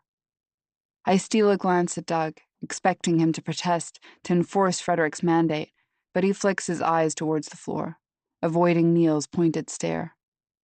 Neil's proposal is met with a round of hesitant nods. Brooke shifts her gaze up to Neil, and I notice something pass between the two of them. We sit in silence for a moment, our eyes on the shop's windows, our minds elsewhere. "Look, are we sure Daniel was murdered? Could it have been an accident?" Doug asks finally, and it's difficult to ignore the pleading hope in his tone. I know what he's thinking. We all do. If Daniel was murdered, the resort is going to suffer. 2 deaths in 1 week, 3 in a month if you count the woman who fell from Crim Yai, is too much for the island's reputation to survive. Not unless he just happened to fall on a knife in a back alley, Brooke responds monotonously. Her response quickly shuts down that line of questioning. So, she continues, her voice now clear, lacking any indication of the shock she was in moments before. Should we admit there's something happening here? Her question is met with silence. I mean, it could still be a coincidence, Logan finally says as if he's thinking out loud. Really? Brooke asks. Yeah, there is nothing to suggest Daniel's death is tied to Lucy's or the woman who fell from Krumyai. He pauses as if he's trying to remember her name, and my frustration from earlier boils. Jacinta. Her name was Jacinta, Brooke replies stonily. Right, Logan continues. I mean, Lucy and Jacinta's deaths were both accidents. Maybe Daniel's is something different. He looks around as if inviting us to back him up. Greta takes him up on it. True. I mean, if there's a killer out there responsible for Jacinta, Lucy, and Daniel, wouldn't all three of their deaths look like accidents? I swallow nervously, remembering the bruises on Lucy's neck. But now doesn't seem like the time to remind them of this. Or the person who killed Daniel couldn't make his murder look like an accident, Brooke suggests, undeterred. Maybe they ran out of time, and that's why they left his body in the street. Brooke doesn't seem to understand what Greta and Logan are doing, but the rest of us do. They're clinging to any possibility that may save us from the repercussions of these deaths. If Daniel's murder is unrelated, maybe the resort can survive this. We need it to survive. Our lives are here. And without the resort and the tourism stemming from it, we have no way to live on the island. We would have to leave. We would lose everything. Doug acts as though he doesn't hear Brooke. Cass said Daniel's got a criminal record, right? That he's skipping parole. I reckon he just got wrapped up in some shady shit here, and he pauses for a moment, then pulls out his phone and taps it, his face creased in thought. Remember that guy, what was his name? The one who was found with his throat slit a few years back in some alley over in Koh Samui? I can't find the story, but didn't the police reckon it was the Thai mafia? That he was running drugs for them? He gives up on his phone, but doesn't bother to wait for a response. I'm sure that was it. Maybe it's the same deal with Daniel. He looks the type to get caught up in drug dealing. Brooke turns on him sharply. So we're going to throw some racial profiling into the mix on top of everything else? Again, I can hear a different inflection creep into her voice, a somewhat familiar tone that scratches at my neck. But before I can dive into the thought further, Doug retorts. That's not what I meant, and you know it. A flush creeps up the sides of his neck, and I cringe. I know what he gets like when he feels backed into a corner. Frederick was right. You shouldn't be here. He points his phone at Brooke. You're not a staff member. You're not one of us. You'll probably be posting about this shit all over Instagram any minute. His voice rises several octaves in an apparent impression of her. Koh Sang has perfect weather and fantastic cocktails, but they should really do something about the murder issue. It, dulls the whole vibe. Hey, Neil says, his voice firm. Look, we're all stressed. Arguing with each other isn't going to help. Besides, we need to look at the facts. 3 deaths in a month, one clearly a murder, is a bit too much of a coincidence. Everyone falls quiet as Neil's point sinks in. It just doesn't make sense, I say, watching heads turn in my direction. I meant it. I really think Daniel had something to do with Lucy's death. I think he killed her. 5 sets of eyes stare at me blankly. I want to explain, to tell everyone the evidence that's led me to this logical conclusion, but it all suddenly seems fuzzy. Nothing makes sense anymore. Every event of the past 48 hours is like a different puzzle piece, and none of them fit together. Cass is right, Brooke says, after what feels like an endless wait. Daniel was following Lucy during the full moon party. He even took a video of her and was stupid enough to post it on Instagram. The news seems to come as a shock to everyone else. No one says anything, and Brooke continues. And I saw him about an hour ago heading into Kumvit in the same alley where I found him later. He disappeared pretty quickly, as if he knew he was being followed. She trails off, leaving us with even more questions. Look, there's no question Daniel was murdered, Brooke continues. You didn't see it. He had a huge gash in his neck and blood dripping everywhere. Her throat catches on the last word, but she recovers. I saw Daniel alive around 7:45 over near Kumvit. The last ferry out of Koh Sang is at 8 p.m., and it takes about 15 minutes to get to the ferry from the resort. The implication slowly dawns on us, but she says it anyway. So the person who killed him is most likely still on the island. Hearing Brooke say it out loud feels like a spider crawling up my spine, and an uncomfortable silence falls on the group as we all look at each other. The island is small, and the resort is the only hotel. Because of the full moon party on Koh Phangan, we have less than 70 guests currently staying here. That, plus the island locals, doesn't leave us many options to choose from. So, I guess the first thing we should do is figure out where we all were when Daniel died, Brooke says, capitalizing on the group's attention. You know, rule us out as suspects so we can start figuring out who actually did this. Oh, great, so now we're responsible? The flush in Doug's neck is no longer creeping. It's fully arrived, a deep maroon burying itself in the apples of his cheeks. That's ripe coming from you, Brooke. We've lived here for years. You come to our home and you start pointing fingers at... Doug, she's right, Neil interjects. Frederick told us to fix this. Finding out who killed Daniel should be our first priority. Let's just get this part over with and then we can start moving on to real suspects. Well, Greta says, acquiescing. It's an easy question, really. I was at the staff meeting helping Frederick. Logan was handling the tiki palms. Frederick had sent Neil and Doug to sort out paperwork in the dive shop, and Cass was in charge of manning reception during the meeting. Frederick had everyone on duty. And what about Friday night, Brooke asks, not ready to give in. Where did everyone go during and after the full moon party, when Lucy was murdered? Died, Greta corrects. We don't know she was murdered. Brooke rolls her eyes, but apparently she's not interested in resuming this argument. I'll start. I wasn't feeling great at the party. I needed some space, so I took a walk. Away from the group, down the beach. I stayed for a while, and then I went home. No one responds for a moment, everyone waiting for someone else to take the lead. Brooke sighs impatiently.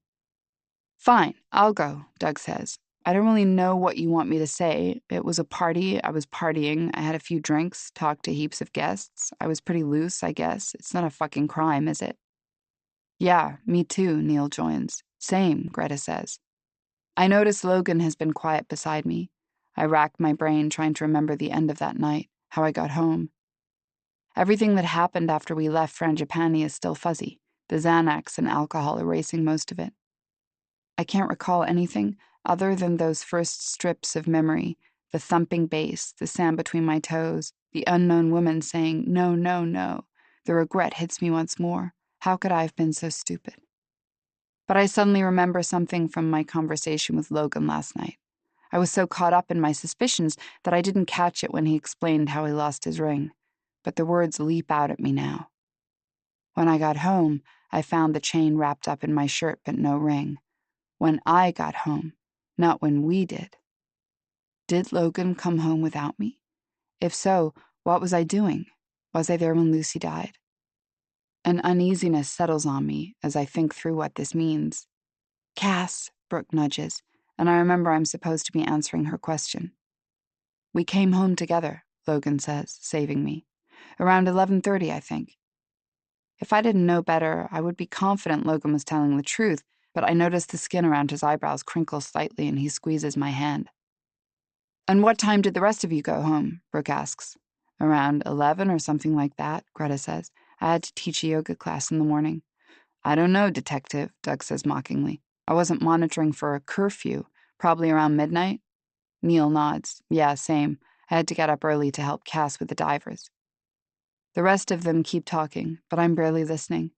I'm starting to understand the enormity of what this means, the lapses in my memory from that night, the questions I can't answer. What exactly was I doing when Lucy died?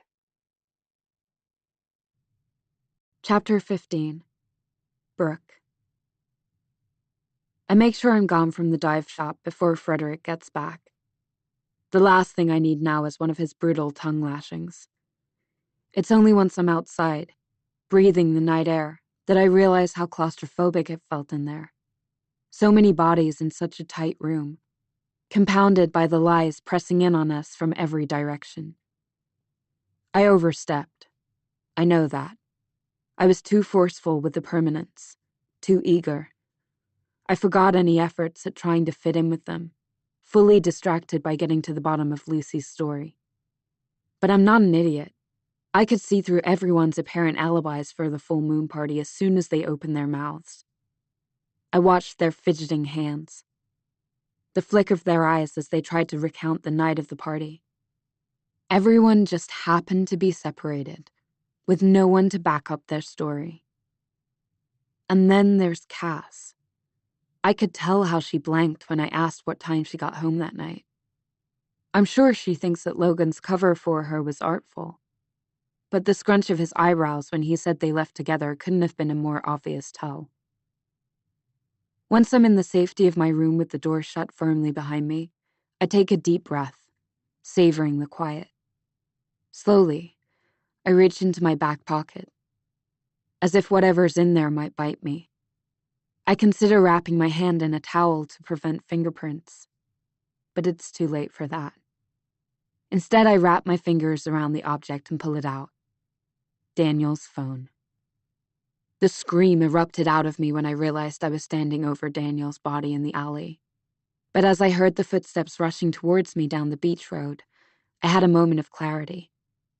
I had seen where Daniel had kept his phone when I was following him, in the front pocket of his jeans.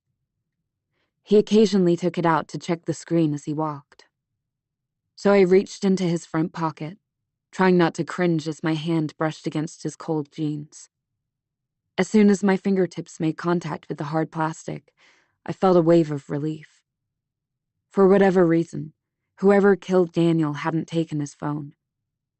I yanked it out, stuffing the phone into my own pocket, just as I heard the footsteps of eager onlookers round the corner. But if Daniel didn't kill Lucy, then maybe he knew who did. There's something there, I know it. And one thing's for sure.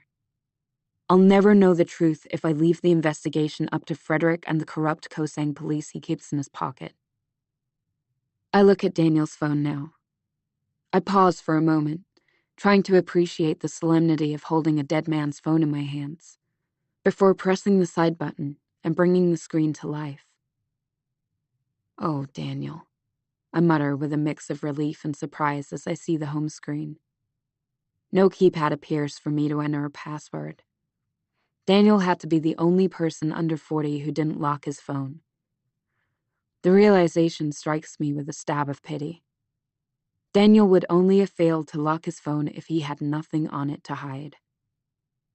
I click the icon for his text messaging app and start scrolling. Names fly by on the screen. Sophia, Mom, Rod, Ham. And I pause briefly to read the first few bits of each conversation. Everything is mundane. British-sounding slang to Rod and Ham. A longer text to Mom, apologizing and telling her he's safe and not to worry. And a much sexier message to Sophia, which I click out of as quickly as possible. Back on the homepage, I search through the sea of apps on his screen for the green WhatsApp icon until I finally locate it. The first message at the top of the screen is from an unknown number, identified only by a generic gray icon. The timestamp shows that the most recent message was delivered at 6:24 p.m. I hold my breath as the message chain loads, expecting a lengthy conversation, or at least a few back-and-forth messages. But there's only one. I know who you are. Meet me at 7:50, or my next message is to the UK Parole Board. It ends with a precise location, which I realize with a jolt is the alley I followed Daniel down, and where I later found him dead. And the confrontation happened only about 10 minutes before the staff meeting started. Which means that when I saw Daniel, he was on his way to meet whoever sent this message. He must have noticed me following him, and hidden until he could re-enter the alley unseen. I read the message again, then for a third time. Whoever sent this message was willing to blackmail Daniel into meeting them. But why? My brain whirs. Images from the video of Lucy that Daniel posted on Instagram clouding my mind. And then it clicks. If Daniel really had been following Lucy that night, then maybe he saw who killed her. Maybe he even caught it on camera. I fumble with the phone, almost dropping it from my hands as I hurriedly navigate to Daniel's photo gallery. As I click on it, the screen is immediately flooded with thumbnail images, all blurry and streaked with neon lights. I start by enlarging the most recent image, a barely visible photo of the beach. I swipe my finger right, and now I'm looking at a grainy selfie, the same neon paint striped across Daniel's cheeks that I saw the other night. His arm looped around a 20-something woman with a vibrant red dye job. The 5 or so photos that follow are largely the same. Shots of Daniel and this red-haired woman staring at the camera at different angles. The woman's lips pursed in some, open and smiling in others. I begin to swipe more rapidly, through photos of nothing more than sand or feet, clearly taken by drunken accident. But after a few more swipes, my finger freezes, hovering a few centimeters above the screen. It's a video. The frame paused on a wide-set image of the beach. I recognize it immediately. It's the same frame that started the video Daniel had posted on Instagram. But unlike the version on Instagram, this video has sound. I press my thumb down, and the video comes to life. I've watched it so many times on Instagram since this afternoon that I could narrate as the video progresses. The only difference is Daniel's voice yelling from behind the camera. "Oi, oi," he shouts repeatedly to Lucy, despite her attempts to ignore him. "Lucy, love, come dance." A weak bass comes tinnily through the phone's speaker, serving as a soundtrack to the initial blurry scenes of the dance floor. But everything else about the video stays the same. Daniel behind the camera, making his way through the dance floor until he spots Lucy on the outskirts of the party. The camera lens zooming in, closer and closer, until she takes up the entire screen, her eyes darting nervously, her fingers clenched into fists. I brace myself for the jarring finale to the video, when Lucy stares straight at the camera. And then it happens. Her gaze fixates intensely on the screen. I wait for the video to end, like it did in the version I watched on Instagram. But this time, it doesn't. "Come on, Lucy. You know you want to," Daniel yells through the speaker. Lucy continues to stare at the screen for another moment or two, but then gives Daniel a weak smile and looks away. "Oi, you're lost then," Daniel grumbles. But I pause, freezing the screen on Lucy looking off into the distance, and check the timing on the video below. There are 25 seconds left. I stare at it for a moment, puzzled, before it clicks. Instagram must have cut off part of the video Daniel posted. Cautiously, I start it again, and the video continues, the screen flipping upside down, making a bouncy retreat, as if Daniel began walking away and forgot he was recording. I flip the phone to follow along, and despite the distance, I can still see Lucy's head moving back and forth as she searches for something unknown, ignoring Daniel and his camera. And then she stops, looking at something off-screen. I inhale sharply, holding my breath tightly in my chest as she appears to take a step towards whatever, or whomever, she sees. The camera follows her, zooming out to show her talking to someone. The person is facing away from the camera, and the video shows only their back. But it's clear, based on the broad shoulders and the matted hair, that it's a man. He's nearly twice Lucy's height. And I watch, eyes wide, muscles taut, as he bends to whisper in her ear.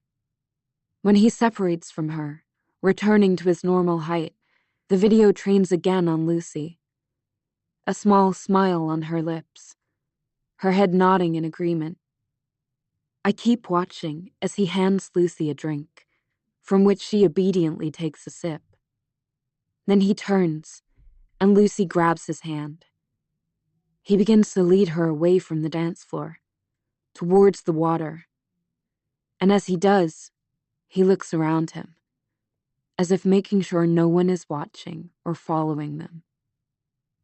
"Ah, fuck it, the damn video's still going," Daniel mutters. And with that final commentary, the video ends. I stare at the screen, my eyes glued to that final image, the man looking just beyond the camera, until a cough racks my entire body. I'd forgotten I'd been holding my breath this whole time. Quickly, I drag my finger along the bottom of the screen, rewinding the video several seconds, watching again as the man's face comes into focus. The man who pulled Lucy away from the party during which she apparently died.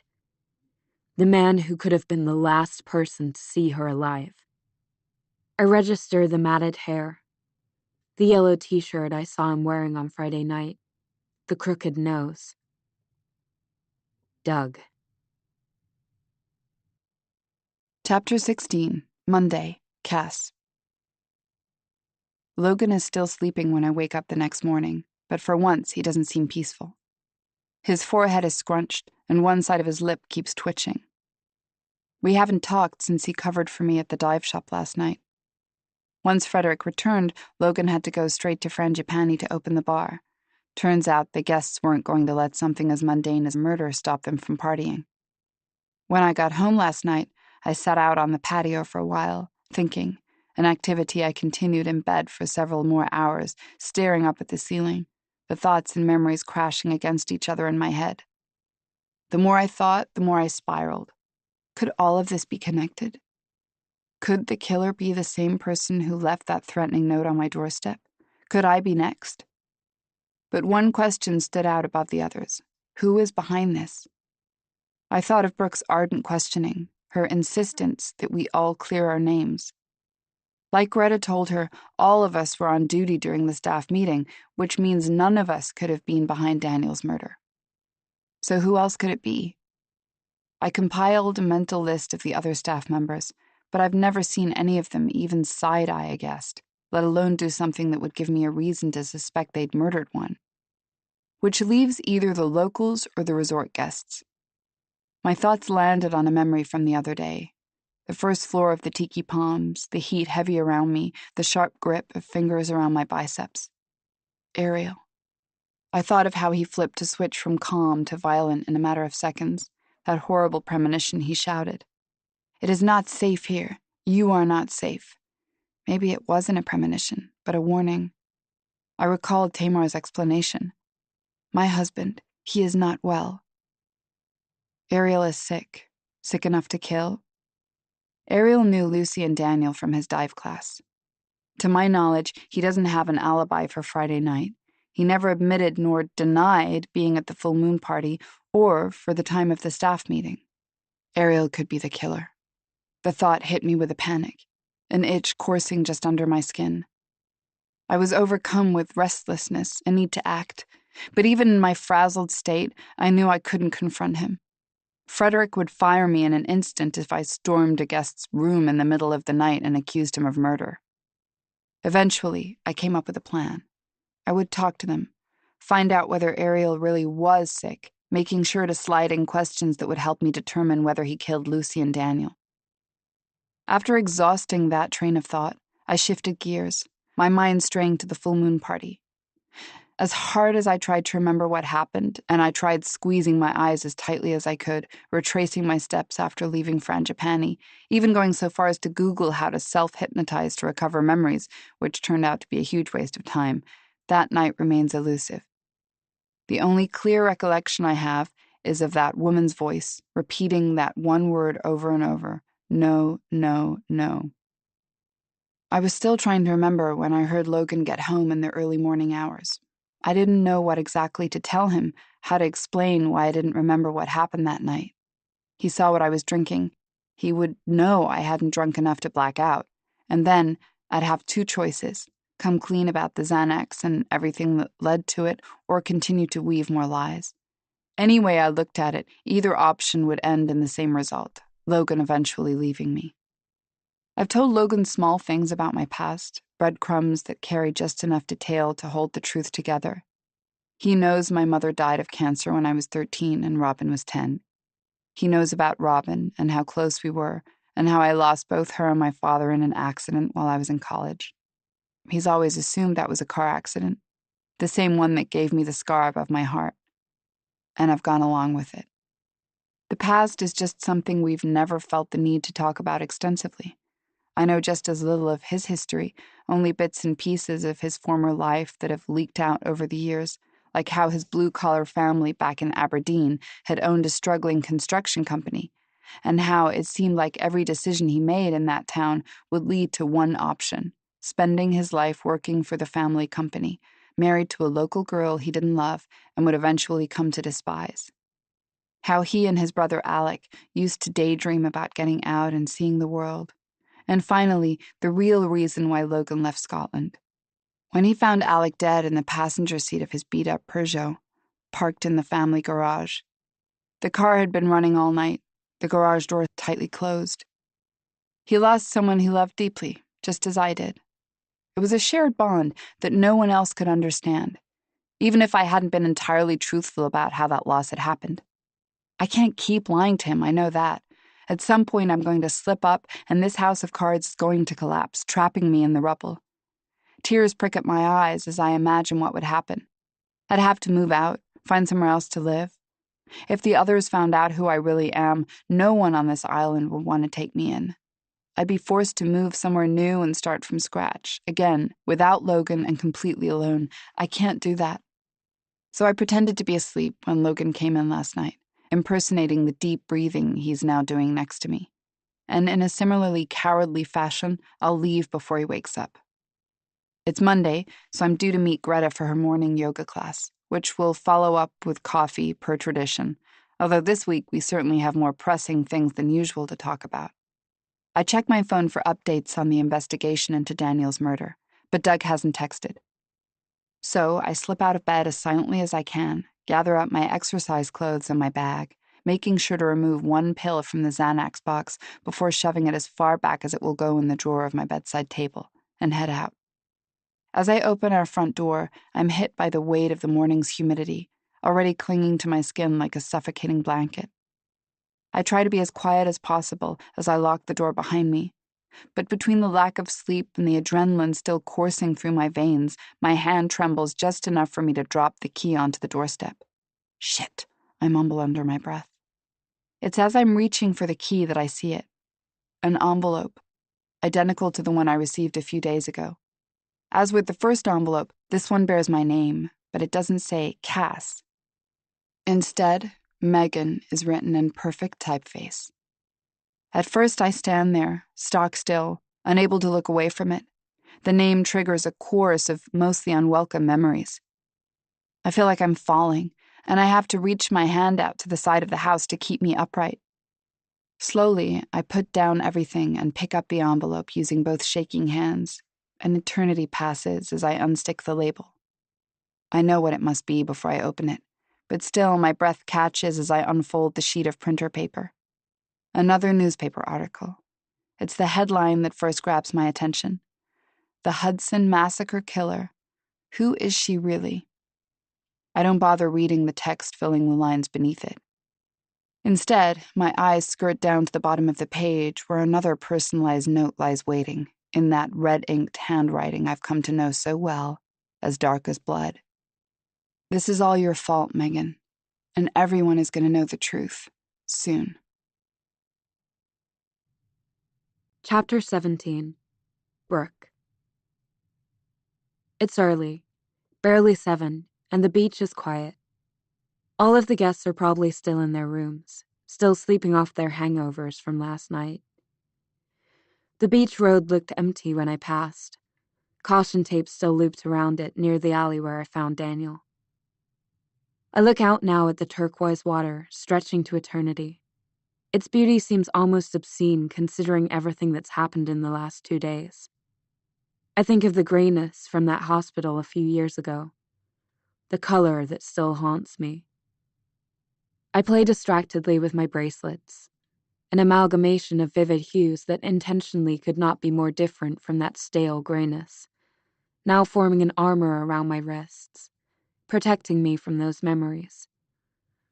Some of them are intricate, Jade beads lined up against rose-colored metals, and silver bangles that I picked up for cheap at a Bosnian market that are just shy of tarnishing. Others are much more simple, some nothing more than a loop of string, like the one given to me by a young Romanian girl.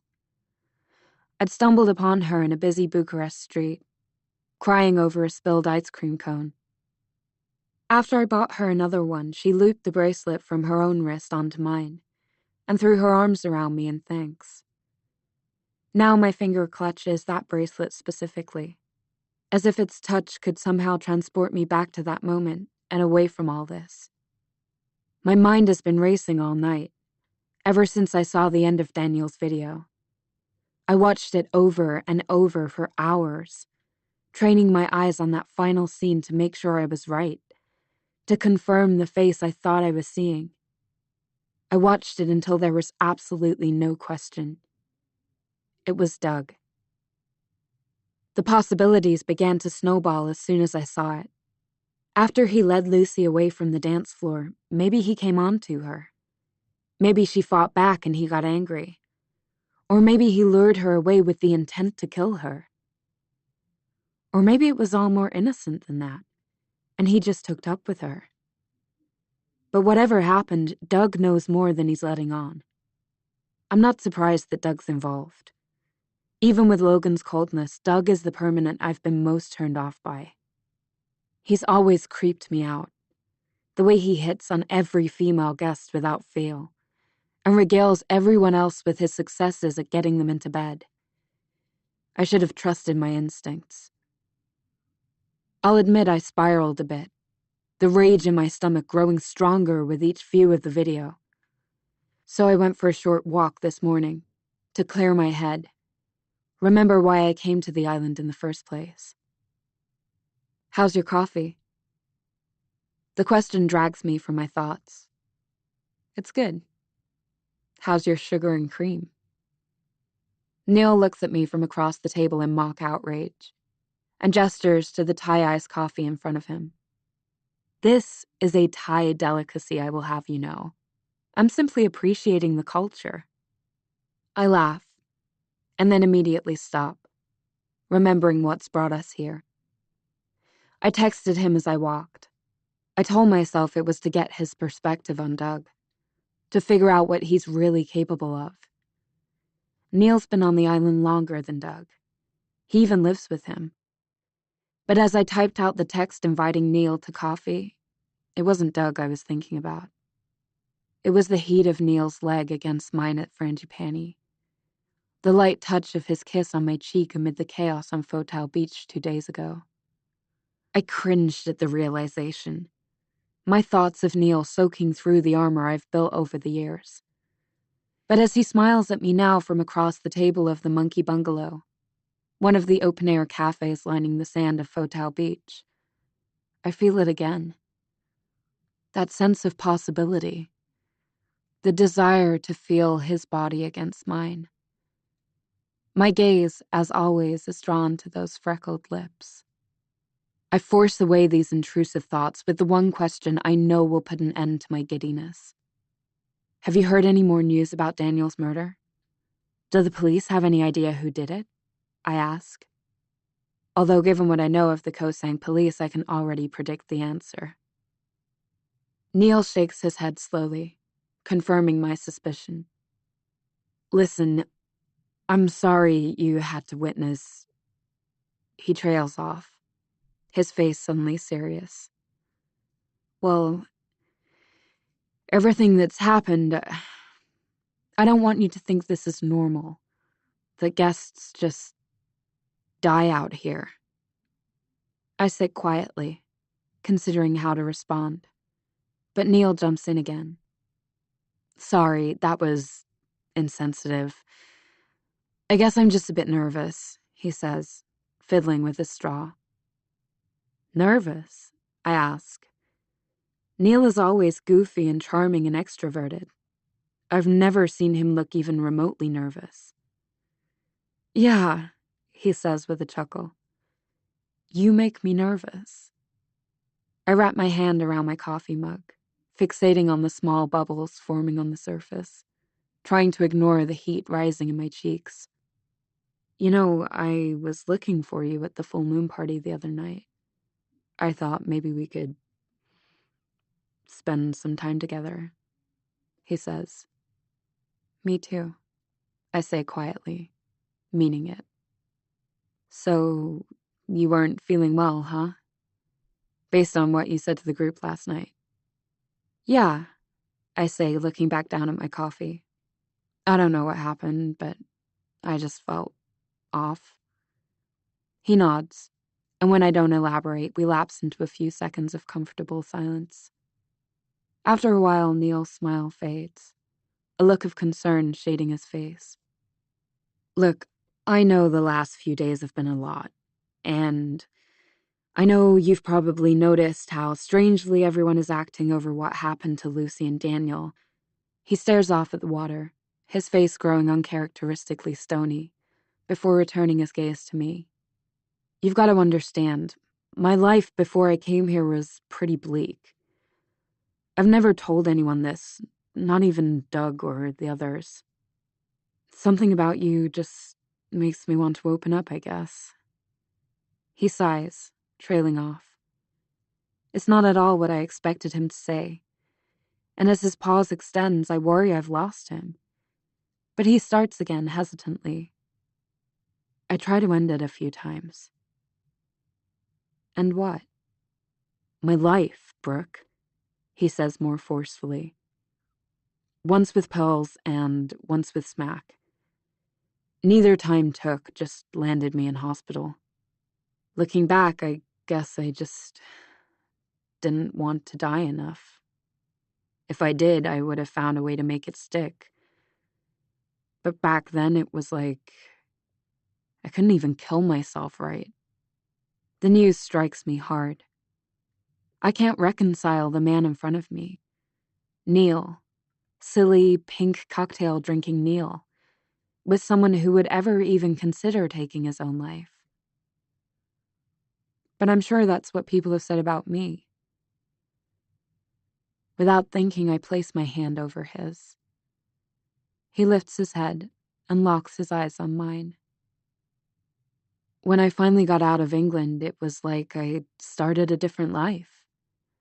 I came here and I could actually imagine a future. A world away from the hell that I had lived in for 20 years. I was happy for, well, the first time. I found the ocean, I made friends. I had spent my life looking at people from the outside, jealous of their ability to simply carry on. Once I started building a life here, I felt like I'd finally been let into that club. Like I actually deserved to be one of those people who could be happy. He pauses, nostalgia glittering in his eyes. They brought me back, you know, he continues. The permanents. As soon as I met them, I felt like I finally found my family. My real family. People who would do anything for me. Who would love me no matter what shit I got myself into. I feel that same crack cut through my heart as I did at Frangipani. A crevasse of longing that is yet to be filled. I take a deep breath, wondering if I should really do this. If I should finally share why I ran away from everything I knew back in Kentucky. I contemplate whether it's time to actually open up, to let someone else in. Sorry, that was a lot, Neil says, pulling his hand back with a laugh devoid of humor, mistaking my silence for rejection. No, it's not that. I pause. I did too. He looks at me curiously, and I realize I'm not making any sense. I tried to end it too. I'm fiddling with my bracelets again. I can feel him lean forward. Our coffee's long forgotten. But I can't bring myself to meet his eye. In college, something happened. Something I had a hard time coming back from. So I, coped the only way I knew how. Brooke, I'm so sorry. His hand is back on mine, but I turn my head so he can't see the tears forming. I don't tell him the rest of it. First, the stay in the hospital, the physical recovery. And then, just when I thought I was going home, back to my mom's filthy trailer, the subsequent surprise. The transfer to the hospital next door. I just don't know what to do with you, my mother had said. What if you try something like this again? I won't survive it.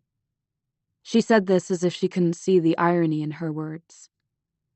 I shouldn't have been surprised. She hadn't been there for me before that. Why should she start then?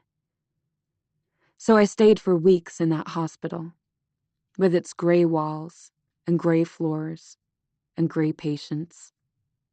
I drifted off to sleep every night to the screams ricocheting throughout the building.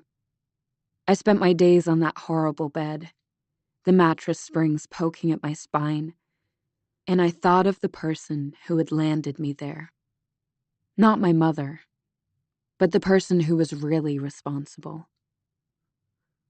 And I swallowed spoonful upon spoonful of anger, the rage eventually growing in my stomach, turning me into a person I no longer recognized. I lay there and waited, counting the seconds until I got out, planning how I would get as far away as I could from that place, from my mother, from all of it. And then, when I got out, I made good on my plan. I got as far away as I could. I think most of us here have gone through something similar. Neil's voice jars me back to the present. There aren't too many well-adjusted adults running away to live on a remote party island. But it's worked for us. Koh Sang is kind of our safe haven, a place where we can finally fit in, start over. I nod. Everyone's just worried that if the news gets out about all this, the island will be finished. And we have nothing else. Nowhere to go. He puts his head in his hands, his elbows resting on the table, and my heart breaks for him. I get it. I know how it feels not to have a home to return to. I rest my hand against the side of his face, and he raises his eyes to look at me. For the first time in as long as I can remember, the feel of someone else's skin feels right. I hate having to ruin this moment, but I have no choice. Neil, I think I might know who killed Lucy. My mind flashes back to the video, to the suspicious way Doug looked around as he led Lucy from the dance floor. There was something happening there. Something that holds the key to this. I know it. Neil immediately jerks upward, the intimacy vanishing, those freckled lips pursed into an O of surprise. I think it was Doug. I don't know what I expect. Maybe for him to break down with the realization that he doesn't know the friend he's lived with for years. Or maybe to react with obstinate denial. But I certainly don't expect him to laugh. It starts with a mild giggle and evolves into something near hysteria. Loud gasps, rocking shoulders. I'm sorry, he says eventually, trying to control himself. I really shouldn't be laughing, but Doug? Really? I nod, rushing to tell him about the video of Doug and Lucy, certain that will convince him. That's just Doug, Neil responds. He hits on anything that moves, you know that. I fumble. I expected Neil of everyone to understand. Yeah, but Lucy died that night. If anything, he was the last person to see her. He gave her a drink, and the police said Lucy had MDMA in her system, right? Maybe he spiked it, and then he leads her away from a crowd, and the next morning she's dead. I mean, come on. That can't be a coincidence. I cringe at how whiny my voice sounds. But how am I the only one who can see it? Listen, Neil says, finally composed. I'm sorry. It's just, you don't know Doug like I do. Yeah, he can be a bit of a creep when it comes to the ladies, but he's struggling. He pauses, taking a sip from his coffee. If you tell him this, I'll have to kill you. Sorry. Too soon. But the thing with Doug is that he's insecure. He's still trying to find himself, really. He's kind of split between this Frederick persona that he's striving for, the big boss of the resort and all that. But at the same time, he's still stuck in his early 20s. He had it rough growing up, like we all did. And I think he's trying to relive the youth that he missed out on.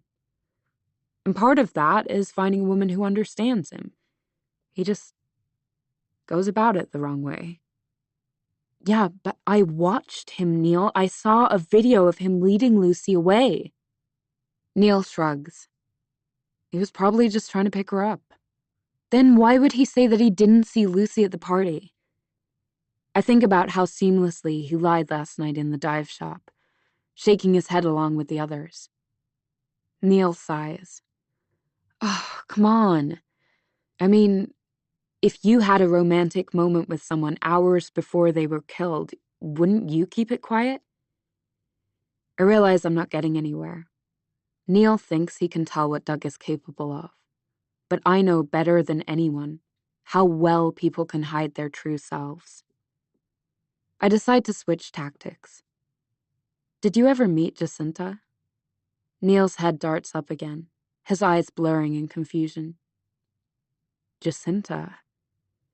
The woman who fell from Krumyai? I clarify. Oh, right, Neil mumbles. I met her briefly. She stopped by Frangipani one night when we were all there.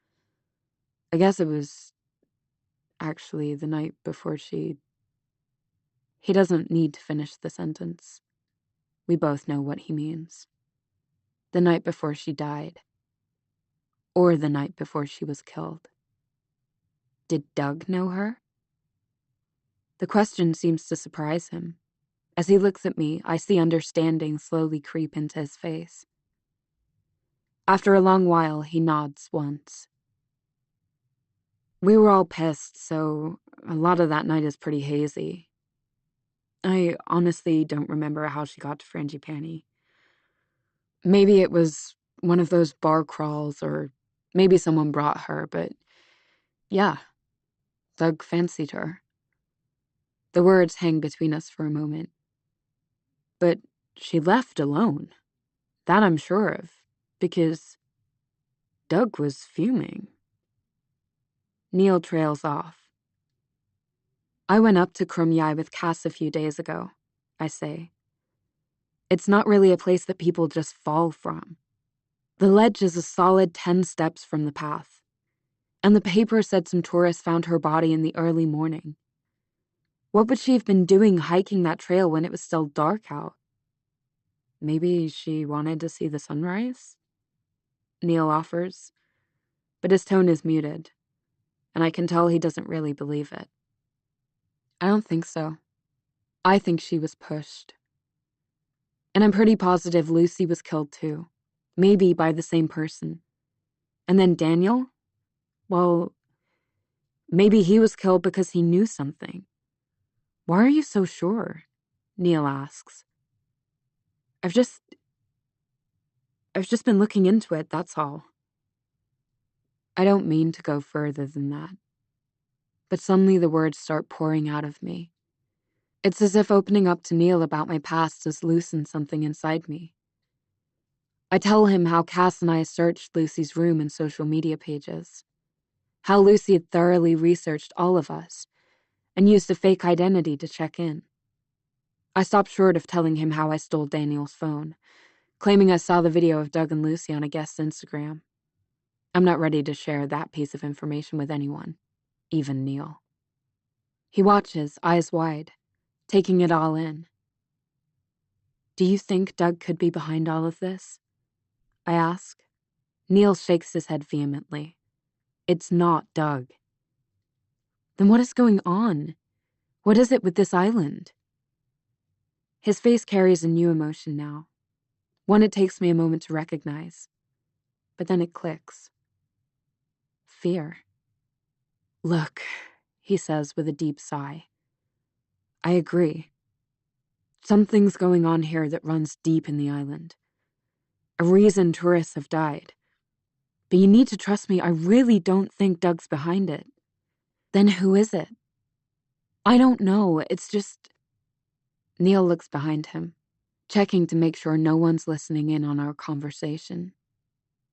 But other than the two of us, and a bored waiter lounging at the front counter and playing on his phone, we're alone. There are rumors that it could be a group of locals. People who are resentful of the Farangs who come in and act like they own the place. Others think it's the Thai mafia, like Doug mentioned last night. They sell drugs on the island. They bribe the police to look the other way. And I know that they own at least one or two of the bars on Fotao Beach. But the moral of the story is that you need to stop looking into this. Whoever is involved, they're dangerous. And I'm worried that if you try to get in the way, they'll come after you. I nod, but I'm not fully convinced. Neil must see it too, because he wraps his hands around my forearms. I feel my breath catch as he gently pulls me towards him across the table, so that our faces are mere inches from one another. I'm serious, Neil says, his dark eyes round with kindness, and I feel the warmth from earlier return to my cheeks. Since you came here, I felt... I don't know. It just seems like there are suddenly all these opportunities here on Koh Sang that I never noticed before. Things I didn't think were possible. He laughs, a small, sheepish chuckle. But thankfully his hands don't leave my arms. Listen to me, I sound like a right git. I just don't want you to get wrapped up in all of this. If you got hurt, or, God forbid, worse, I'm not sure what I would do. Neil trails off. And before I even realize what I'm doing, before I can stop myself or think of the millions of reasons why I shouldn't, I've leaned in closer to him, pulling my arms out of his grasp, placing my hands on either side of his face, and resting my lips on his. Chapter 18. Cass. Lift your right leg behind you and raise it high towards the sky. And now, reach that left arm back for it. That's it.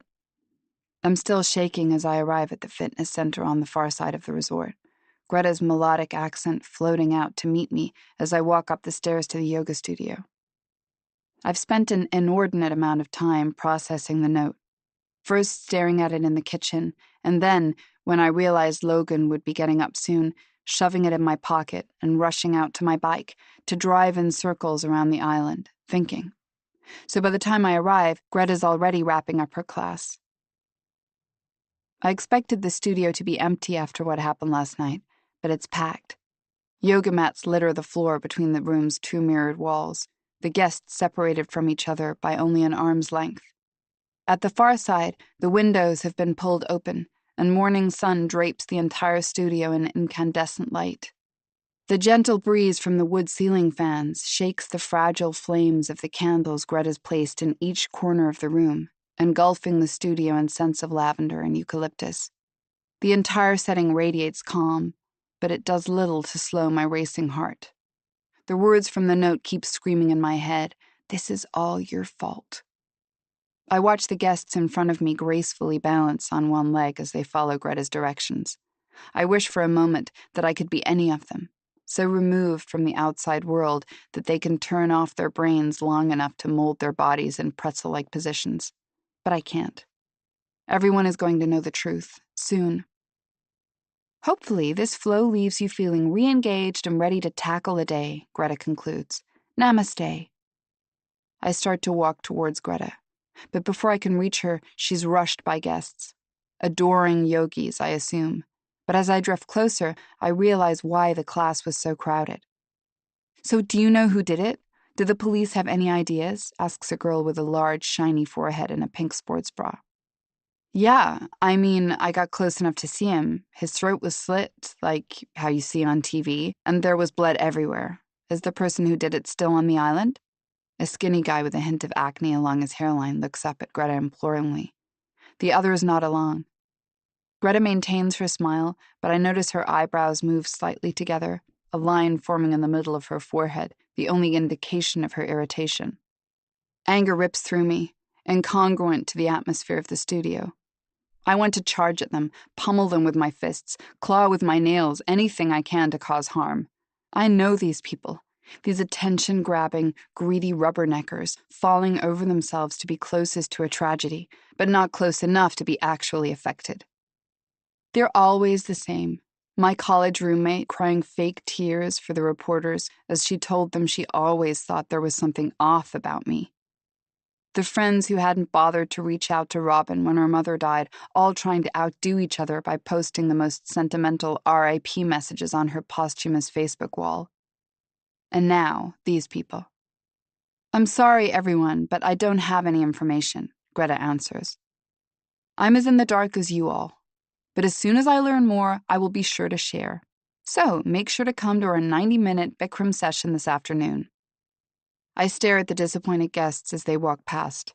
My hands clench into fists, but they're oblivious, consumed instead by the importance of their own lives, their shallow desires. "Cass, love," Greta's voice plucks me from my anger. "Come, take a seat." She pulls out a yoga mat from the corner and expertly shakes it so that it lands flat against the floor a few feet away from hers. "I'll grab us some water." I take a seat on the mat, tucking my legs up beneath me. And Greta returns a minute later with the waters, 2 cold glasses garnished with slices of cucumber. She's dressed in a matching leggings and sports bra set that shows off her toned abs, and her hair is pulled back into a ballerina bun. She gracefully slides down to her mat, her legs crossed in front of her, before leaning toward me and wrapping both of her hands around mine. "Oh, my sweet thing," she says, noticing the concern on my face, her expression instantly filling with empathy. "I figured something was wrong when you missed the class. How are you?" Her words are enough for me to break down, the tears barely having time to form before they flood down my face in waves. Everything rushes out. The fear of being exposed, the paranoia, my sadness over losing Lucy, the shock of Daniel's murder. Greta, still seated, wraps me in her arms, rocking me back and forth. As I drove around the island this morning trying to process the note and its implications, I realized that Greta was the exact person I needed. The speech she gave at our engagement party the other night was spot on. If the Permanents are a family, then Greta is the mother. It's a bit ridiculous given that she's only 10 years older than me, but she's a nurturer. Ever since I met her that first night at Frangipani 2 years ago, she's taken me under her wing, looked after me in a way. I've been thinking of telling her about my past for months now. Every week at our post-yoga coffee date, I consider it, even coming so close as to open my mouth to let it all spill. But something always stops me. I rub my head against her arm, enjoying the feeling of her caress, convincing myself she'll fix this. Greta will know what to do. She'll know how to handle all of this. That poor girl didn't deserve to die like that, and neither did that man. You've been so strong through all of this. I'm so proud of you. I look up at Greta's dark eyes, brimming with compassion. I try to answer, but it's as if my throat has been filled with medical gauze. The tears keep coming faster, and soon greedy sobs rack my chest, soaking up all the air. After a minute, Greta's voice breaks through the chaos, helping me focus on my breathing. In for 2. I feel her hand rubbing delicate circles into my back. I can't remember when that started. I stay there for a few more minutes, enjoying the Scandinavian lilt of her voice, as gentle as a lullaby, directing me when to breathe. Out for 2. When I finally regain a semblance of control, my breath eventually regulating itself, I turn to look at Greta, and I'm struck with an overwhelming urge to tell her, stronger than any I've felt before. I think how easy it would be. To confess about the threatening letters, the pills, the things I can't remember from the full moon party, all of it. To finally put my complete trust in someone. But if Greta, nurturing, kind-hearted Greta, rejects me, what would I do? She would certainly tell Logan. I couldn't make her keep a secret like that, and then he would know I've been lying to them, to all of them. We don't need to talk about it just yet, Greta says carefully, as if she can hear my inner dialogue. I nod, thankful for the change of subject, and I let the scents of the candles and the lull of the fan wash over me. I'm so sorry, I finally say when my voice nears something resembling normal. What could you possibly be sorry for? She asks, her forehead scrunched. With everything that's happened, first the engagement and now, I raise my hands outward, gesturing around me. All this. I haven't checked in with you. It's only been a few weeks since Alice left. How are you doing? A shadow falls over her face, and it's as if something inside her crumples. She falters.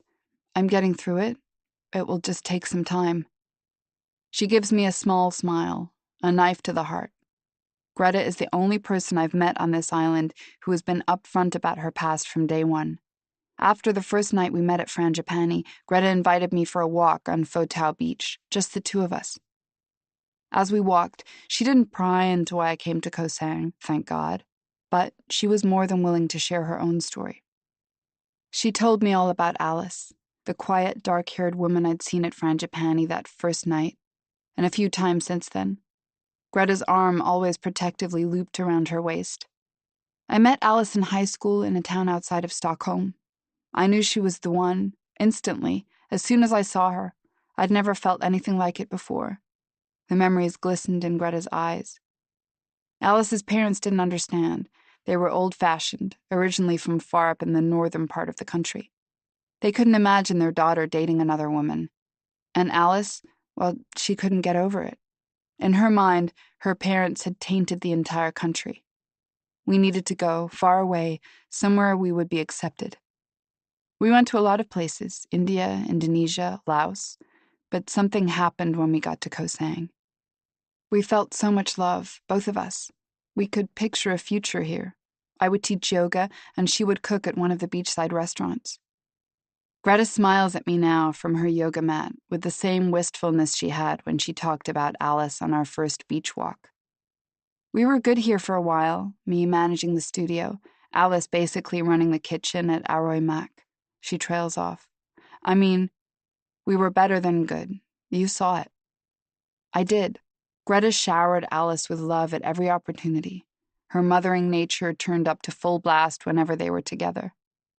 But Alice was different, colder. She was a bit shy and seemed young, even though she had to be the same age as Greta, and I was never able to get a good read on her. While Greta was always the center of the group, Alice stayed more on the periphery, removed from the rest of the permanents, as if she didn't want to be part of what we had. Truthfully, I never really understood what Greta saw in her. One night, a few weeks ago, just before Brooke arrived on the island, I showed up to Frangipani to find Neil, Doug, and Logan all crowded around Greta. Her shoulders shook as she sobbed into her hands. Alice had left. Greta had come back from teaching a Pilates class to find her apartment empty. Alice's portion of the closet deserted, with no note and no explanation. I just never saw it coming, Greta says now. I think I lulled myself into this false sense of security. It seemed like there was nothing to worry about. I shiver, her words hitting a bit too close to home. I force myself to nod understandingly. Our conversation lulls, but it's a comfortable silence. It always has been with Greta. She's the one person I feel like I can talk to without judgment. The only one with whom I can have conversations that I won't recite back to myself for hours, searching for the things I shouldn't have said, or mentally slapping myself for using the wrong tone. And finally, it feels like the time to confide in her. The words are out of my mouth before I can stop them. Greta, I need your advice. I haven't been fully truthful, I say, the emotion thick in my throat. I've been lying to Logan about my past. She's quiet for a moment, and I squeeze my eyes shut, for once afraid to look at her, afraid of the judgment I might see. And now that I trail off, swallowing the words. I really want to say, now that someone's threatening to expose me for what I really am, he's bound to find out. Now that we're getting married, I need to tell him everything. I can't keep lying to him anymore. I wait for Greta to respond, an endless chasm of time that twists my stomach. "Oh, Cass," she says, and I feel my muscles loosen. She understands. When I finally open my eyes, her face is awash with sympathy. I expect her to ask questions. She has to be curious, but she doesn't. Instead, she takes me back in her arms, murmuring nothings in my ear. "My sweet girl," she says when we separate. "You need to tell him the truth. Start your marriage off on a clean slate. No lies." I knew she would say this because it is what I need to do. But how do I know that he won't leave me? The question clenches my heart in a vice grip. "That will never, ever happen," Greta promises, her tone compassionate. "I've never seen Logan look at anyone the way he looks at you. He has so much love for you, unconditional love, that will never change." I cling to her words, desperately wanting to believe her. But she wasn't there in that hotel room. She doesn't know what I did. She doesn't know the real me, just like Logan doesn't. And she doesn't know how difficult things were for us before the engagement. There's one more thing I need to tell her, something that might change her mind completely. "Logan cheated on me, Greta," I blurt out. She draws back as if she's been burned. But I continue, laying the flame into flesh. "Not so long ago, with that woman, Jacinta, the one who fell from Krumyai." The shock of my statement seems to fade from Greta's face, and she remains still. "You knew?" I ask her, accusation seeping into the question. She nods ruefully. "He told me after. He said it only happened once, that it was a mistake. I didn't think you knew." Neither does he, but I'd seen them. Logan had told me he was going to the gym with Doug, just like he usually does each afternoon before opening Frangipani. I finished work early that day and figured I would surprise him, swing by the gym on my way home from work. But when I did, there was no Doug, no Logan, only a handful of tourists there on guest passes. So I continued home on my bike, driving down the street filled with overpriced tourist-driven restaurants that no self-respecting local would ever enter. I had turned my head to check for cars at the intersection, and that's when I saw them. Logan, his curls pulled back in his typical bun, his shoulder inches away from her, Jacinta, as they left one of the restaurants. And then, as they reached the corner of the street, he turned to her, pulled her head close to his, and kissed her. I watched until I heard a tentative honk from behind me. Instead of going home, I drove straight to the Kumvit pharmacy, and for the first time in 3 years, I purchased Xanax. I needed the pills to drown out the image I'd seen of Logan's betrayal. I needed it to force myself to believe it was a one-time thing, that it wouldn't evolve into more. I didn't have to worry about that for long, because the next morning, Jacinta was dead. The kiss didn't mean anything, Greta assures me, just pre-engagement jitters. It never went further than that. He wanted to commit to you, but he was scared. Typical man. But it will never, ever happen again. He's promised me. He loves you more than anything. In all the time I've known him, I never saw him truly happy until you arrived here. I nod, trying to believe her. I know Logan, Greta continues. He was the first person who came to live in Koh Sang after Alice and I got here. We've been friends now for years. That kiss was a fluke. That's not the type of man he is. Tell him the truth. He loves you, and nothing about your past will change that.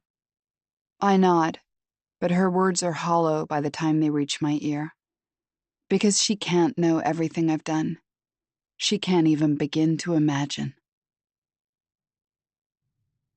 Chapter 19. Brooke. Back in my room, I collapse on the firm hotel mattress, the touch of Neil's lips still fresh on mine. A giddiness flutters in my stomach that I haven't experienced since those few short-lived days of excitement in college.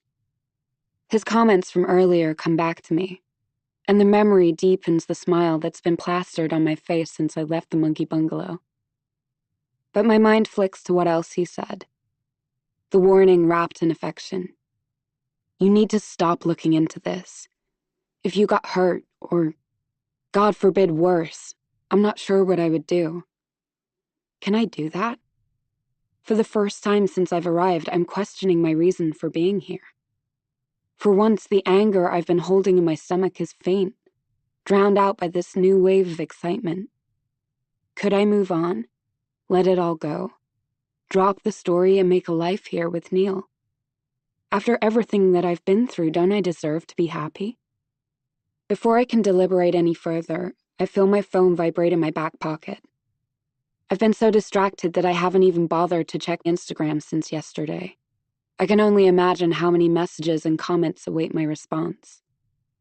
With a sigh, I flick on the fan by my bed, pull out my phone, and roll over onto my stomach. I'm met with 37 new direct message requests and 1,500 notifications about various likes and comments on my posts. I hover my finger over the message icon, reluctant to see what awaits me. The chill of Lucy's unbearably innocent message yesterday. Hi, can you help me? Please? Hasn't worn off. That last desperate please sitting hauntingly in my chest.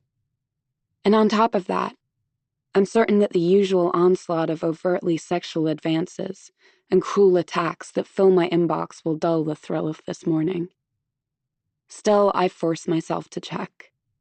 I scroll past the litany of insults and pick up lines that I've grown accustomed to, and breathe a huge sigh of relief when I reach the end. It's short-lived, though, as my phone flashes with another message notification just as I finish the task. I scroll back up to the one new message request and click on it. A small icon identifies the sender, a woman with eyes so dark they're almost black against her ivory skin and straight brown hair. The name next to the photo is limited to one word: Alice. Her name scratches at my brain. Since Instagram labeled the message as a request, that means I don't follow her, and I don't otherwise recall interacting with her on this app before. With a growing sense of dread, I click on the message, which is only a photo, no text.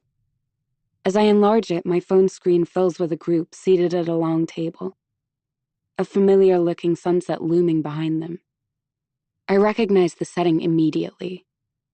The Sunset Restaurant, perched atop the summit of one of the highest mountains in Koh Sang.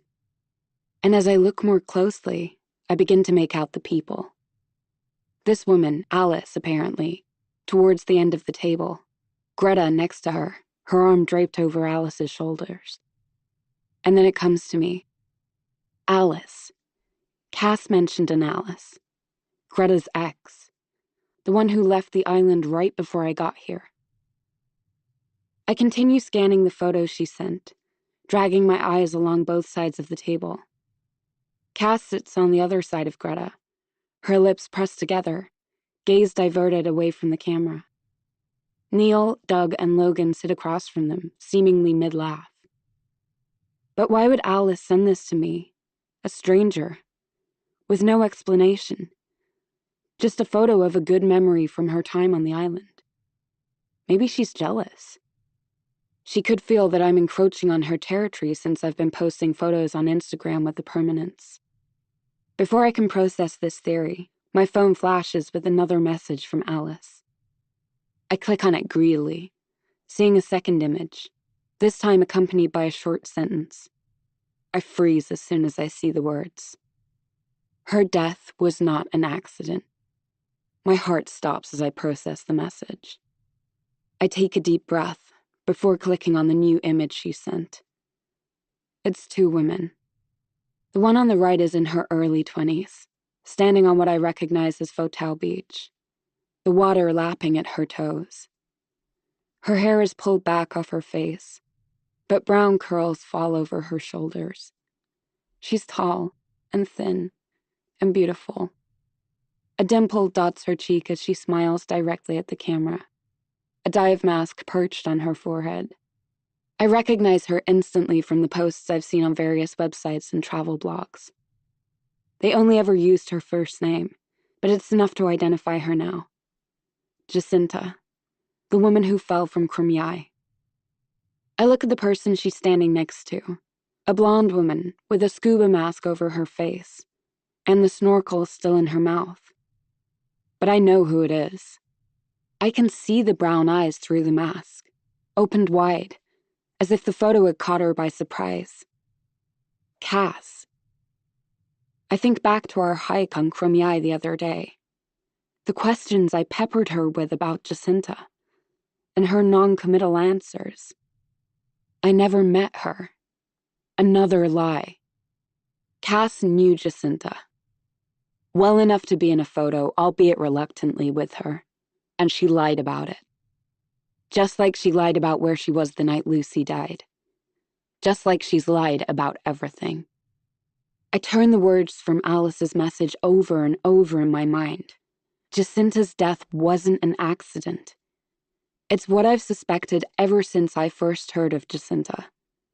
But now that suspicion is solidifying, turning hard and rough. I dash off a quick message to Alice, asking why she's sending me these messages. What exactly it is that she knows, hoping to catch her while she's still online.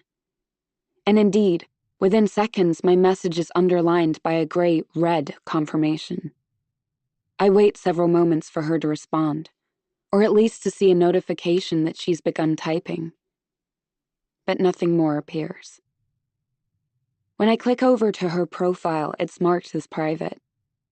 Hastily, I click the request to follow her, eager to see if there's any more information I can glean from past photos she's posted. I check our message chain again, but Alice still hasn't responded. Impatient, I grab Daniel's phone from where I've kept it on the side of my desk, turn it on, and bring it back to the bed. Once the phone comes to life, I'm startled by the notification alerting me that only 2% of his battery remains. His phone is a Samsung, which means my iPhone charger won't work with it. And there's no one I could ask for one without arousing suspicion. But it needs to last long enough for me to check this one last thing. I spent hours last night going through Daniel's phone, meticulously checking his apps and messages and missed calls. But other than the video and the WhatsApp message from the anonymous sender telling Daniel to meet them in Convit, the phone was largely unhelpful. So I'd given up on it. But back then I was looking for evidence that nailed Doug as the killer. Now I have another motive. I start back at the top of Daniel's photo gallery with the most recent photos, paying closer attention to the backgrounds, combing through everything with fresh eyes. He took a handful after the video that caught Lucy and Doug together. I scroll carefully through the first few blurry shots, but nothing new sticks out. Then I'm on the series featuring Daniel and the red-headed girl. I flip through them quickly until I reach the third in the set. In that one, Daniel's looking straight at the camera, but the girl's head is bent down as if she's doubled over with laughter, revealing overgrown brown roots of hair. Behind her, a flash of something in the background catches my eye. I zoom in with my fingers, stretching the image as far as it will go, until it confirms what I suspected. Blonde hair, the same color as Cass's. She's turned away from the camera, facing out to the water so that I can't see her face. But it's clear she's talking to someone. I shift my fingers to move the screen, bringing into focus the person next to her. The fine, curly hair, the petite frame. My fingers clench around the phone just in time for the screen to turn black. The phone is dead, but I'm sure of what I saw. Cass was talking to Lucy after Doug let her off the dance floor. Despite Cass's lies, this photo proves that she was with Lucy that night. And she, not Doug, could have been the last person to see Lucy alive. The anger floods back, hot and furious, a searing rage deep in my gut. That lying bitch, I mutter, my teeth clenched. I should have trusted my instincts from the get-go. I knew from the moment I heard about Lucy's body that Cass was behind this. Self-hatred seeps in as I think how stupid I was, letting her convince me that she wanted to help find out why Lucy really came here, breaking into her room with me, looking into her on social media. And I ate it all up, despite knowing better. My thoughts from earlier are gone. Even with these growing feelings for Neil, I can't let it go.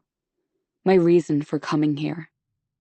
The story I was planning to write even before Lucy and Daniel's murders. I'm off the bed, phone in hand, before I can let the guilt seep in. Before I can acknowledge the reality of what I might be jeopardizing with Neil. Everything I might be giving up. I grab the keys to my motorcycle from the bedside table, and I'm out the door instantly, with one goal in mind. It's time to figure out what else Cass is lying about. Chapter 20. Cass. I can't keep lying. If there's one thing I take away from my conversation with Greta, it's that I need to come clean to Logan. If the mystery person leaving me these threatening notes is true to their word, then I need to tell him the truth about my past before they do. I leave Greta to prep for her next class, her words giving me a new sense of resolve. I'm going to tell Logan everything. What happened in that hotel room, the pills, the threats I've been getting. There will be no more secrets. Greta's right. Logan will understand. He'll love me no matter what, and then we'll find the person behind this as a team. I rush to the parking area outside the studio, eager to get this over with, to put the lies behind us. Logan should be at the gym now with Doug. I'll head there directly. But just as I pull out the key to my motorbike, I hear a familiar voice from across the parking area. "Miss Cass." I turn, trying to compose myself. With everything that's happened this morning, I completely lost sight of my plan to confront Ariel. "Good morning, Tamar," I say, as she and her husband walk towards me. Her pale skin is sun-kissed, but the concern etched into her face indicates that her time on the island has not been the relaxing getaway she must have envisioned when they booked this trip. Ariel. I take him in. His face is as stoic and hard as ever, the vibrating tension hovering around him like an aura. His words from the other day strike at me. It's not safe here. I force my voice to sound pleasant, authoritative. The typical tone I use with guests. I need to apologize again for the other day. I assure you, things are not usually like this. "We understand," Tamar says in her quiet voice, "but we are very frightened. We heard what happened. First Lucy, now Daniel. Should we be concerned?" I realize this is my chance to figure out whether Ariel is behind this. "No, of course not," I say carefully. "Have the police spoken with you?" Tamar shakes her head, her eyes wide. "That's good. I thought they might disturb your holiday." I think quickly. "Did you end up going to the full moon party the other night?" Tamar shakes her head again, her husband barely acknowledging my question. "We did not go, and we went to bed early yesterday. We did not learn anything about poor Daniel until this morning. Zichrono livraka." These questions aren't getting me anywhere. I think of what Brooke would do, how she would get to the bottom of this. "Ariel," I say, turning to face him directly before I can think better of it. "I need to ask you about the other day. When you said those things after class about how there was something wrong on Koh Sang, how did you know?" He hesitates for so long that for a moment I think he'll refuse to answer. "I do not know what you were talking about," he says eventually in that weird gravelly voice. My muscles clench, frustration growing. "You said there was something wrong here," I say more insistently, "that it wasn't safe, that I wasn't safe. What did you mean?" He stares at me blankly before shaking his head, and frustration and defiance run through me. "You said it, you did," I demand, in a voice I realize is much too loud. But this time, he doesn't react at all. "I can explain," Tamar says. But I ignore her, because suddenly I'm hit with a furious need for my suspicions to be true, for Ariel to be the killer. It would make it all so easy. He would be arrested, and everything would go back to normal. Koh Sang may receive some bad press for a time, but it would blow over. We could all stay here as a family with this realization and the stress from the deaths, the notes, the lies, all of it combining in a potent mixture. I explode. Before I realize what I'm doing, I've grabbed Ariel's wrist. which is so wide that I can barely wrap my fingers halfway around it. "It was you, wasn't it?" I'm shouting inches from his face. "Please," Tamar says, taking a step forward, trying to position herself between me and Ariel, but I barely hear her. "You knew it wasn't safe here because you planned to kill Lucy, but why? Tell me why you—" There's a sharp pressure on my arm, and the next thing I hear is my tailbone striking the pavement with a sickening crack. I expect the shove to have come from Ariel, but when I look up, Tamar is standing over me. "How dare you?" she spits. Her eyes are no longer wide and scared. There's a toughness to her now that I haven't seen before. "Why won't you listen to me? My husband had nothing to do with this," she says through gritted teeth. "I told you he's sick. He has PTSD. I try to take in what she's saying, but it doesn't make sense. "Ariel was in the IDF, she says, her voice cold, and I vaguely remember a news article I read a few months ago about the conflict in the Middle East. IDF, the Israeli Defense Forces. Do you have any idea what it's like for him? When he hears loud noises or experiences shock, it is like he is right back there, in that war zone. It is torture for him." My attention jerks to Ariel, whose stare is fixed on the ground, as if he's ashamed. I think back to the other day in the upper level of the tiki palms, the slam of the bathroom door right before Ariel grabbed me, his shaking hands. And I know immediately that Tamar is telling the truth. He wasn't behind this. Neither of them had anything to do with it. "We came here to escape all that, to have a break, and this is how you treat us? You should be ashamed." Tamar grabs Ariel by the arm and hurries him down the path, back towards their room. Neither of them looks at me, sitting on the ground, tears pricking at my eyes. I sit there for a while, ignoring the strange looks from the guests walking past. What is happening to me? It feels like everything is beginning to slip through my fingers.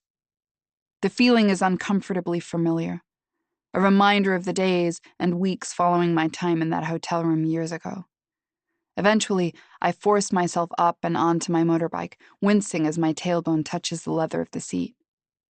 I try to relish the sun on my face as I drive the familiar path home, but I barely register it. My resolve from earlier has melted back into uncertainty. There is no way I can confess everything to Logan in this state. I'll fall to pieces as soon as I open my mouth. I need to get a grip on myself, and there's one place I know where I can do that. Thankful to be certain of at least one thing, I drive straight past the gym, failing to even brake. Minutes later, I'm on the winding hill leading up to our house. I pass a motorbike parked on the side of the road that looks like Brooke's, and for a moment, I have an almost unbearable craving to talk to her. She's always so strong, even last night after she found Daniel. I don't know what it is exactly that I want to say to her, whether I'm ready to admit what just happened with Ariel, but I need to hear her voice, to have some of her strength rub off on me. Once I'm parked in our driveway, I pull out my phone and call her. I hold my breath while it rings, anticipating Brooke's voice answering. But other than the incessant ringing, there's nothing. The wind rustles the trees around me, and from somewhere far off, I hear a high-pitched trill. Birdsong, most likely. When her message tone beeps, I hang up. Because what am I going to say? Instead, I look up at our house, the home Logan and I have built together. For a second, I think I see something dark blur the front window, but it's gone almost as soon as my mind registers it. I squint, but the half-closed blinds make it impossible to see anything. I don't want to risk going inside if there's a chance Logan's already home from the gym. I'm not ready to face him. I spin, looking down the road. The feeling of eyes on me has returned, pricking up the hairs on the back of my neck. I look up and down the street before glancing again at the living room window, which remains unmoving. I don't wait a second longer. I head out towards the road, turning left at the end of the driveway. After a short walk uphill, the road ends, blocked by a wall of dense trees. I find the opening to the Krumyai Trail, the one I've used for years, and squeeze through the gap between two trees. Just slightly larger than the rest, unnoticeable to anyone who doesn't know what they're looking for. Once I'm inside, I look up. I'm surrounded by lush, dense greenery. The noise is different in here. Everything is muted. The air is different, too. Still. As I walk up the steady incline of the trail, I force myself to think of something other than my confrontation with Ariel, or that handwritten note, or the seconds ticking down until the stranger makes good on their threat. Everyone is going to know the truth, soon. But the only other thing my mind can settle upon is Logan and Jacinta. His lips on hers, his hand resting on the back of her chestnut curls. I'd managed to force it out of my head for a while, to convince myself it was nothing, especially once Logan proposed. But now the image has come rushing back. She was beautiful, Jacinta. Long tan limbs, her dark brown hair streaked with strands of red. Doug couldn't resist himself, touching her arm any chance he could, making sure he was always occupying the seat next to her. Even Neil kept stealing glances at her. But it was Logan's gaze I couldn't tear myself away from. The way his eyes stayed trained on Jacinta, as if I wasn't even there. The rest of that night at Frangipani is a bit of a blur. I had taken 2, maybe 3 Xanax that afternoon after seeing them together, enough that I could pretend to act normal. And the next morning, Jacinta was dead. I tried to raise the topic with Logan in the days that followed, to see whether he would admit to kissing her, to determine whether there was more to it than that. It's such a shame what happened with that poor girl, I'd say as we were eating dinner or sitting on the couch, and a cloud would pass over his face. But he'd always find a way to shut it down.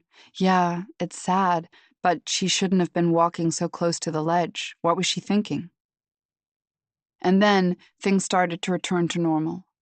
In fact, Logan was more affectionate than ever, taking any excuse to rub my shoulders or touch my hair. And was it really worth talking about it? It was only a kiss. So I followed his lead and pretended it had never happened. Pretending is something I'm especially good at, after all, having spent years honing my skills. I've done it ever since Mom died, back in that old house in New York, the one that quickly stopped feeling like a home.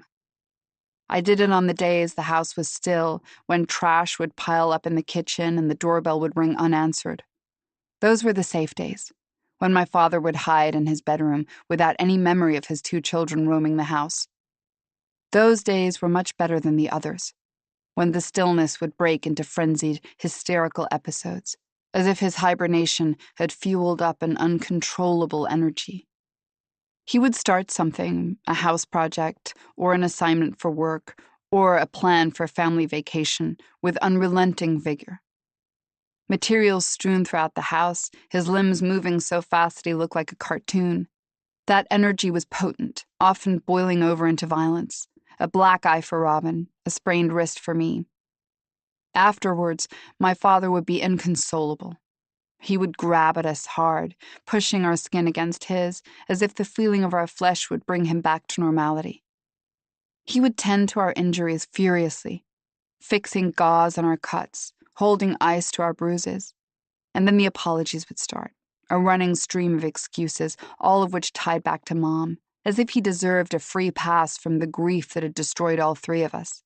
As if the burden was on us, his 2 adolescent daughters, to fix this, to fix him. So I tried. And in doing so, I destroyed everything. I can't risk doing the same with Logan.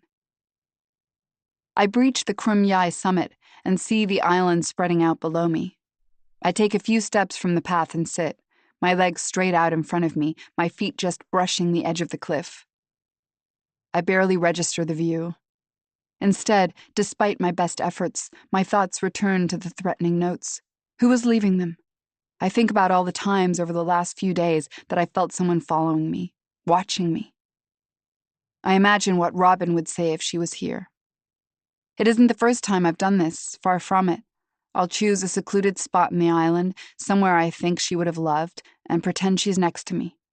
I like to imagine what she would think of me and the life I'm living, whether she'd be proud. I've never told anyone about this. Not Brooke, and especially not Logan. He wouldn't understand. None of them would. I look out on the sprawling waters in front of us, a view that Robin never saw in life, and try to breathe. But the anxiety has contracted my chest so tightly I feel I might explode. And then I realize, this is what they want. The person who's been leaving me these threatening notes, who's been following me around the island, who's been threatening me in my own home, they want me to suffer. I think of Robin, of everything she never got to see during her short life, and I feel the anxiety change shape, hardening into something else, anger. I stand up abruptly, the decision coursing throughout my body. No more. I'm not going to let this stranger win. I'm not going to give them the satisfaction of watching me squirm as I wait for them to act.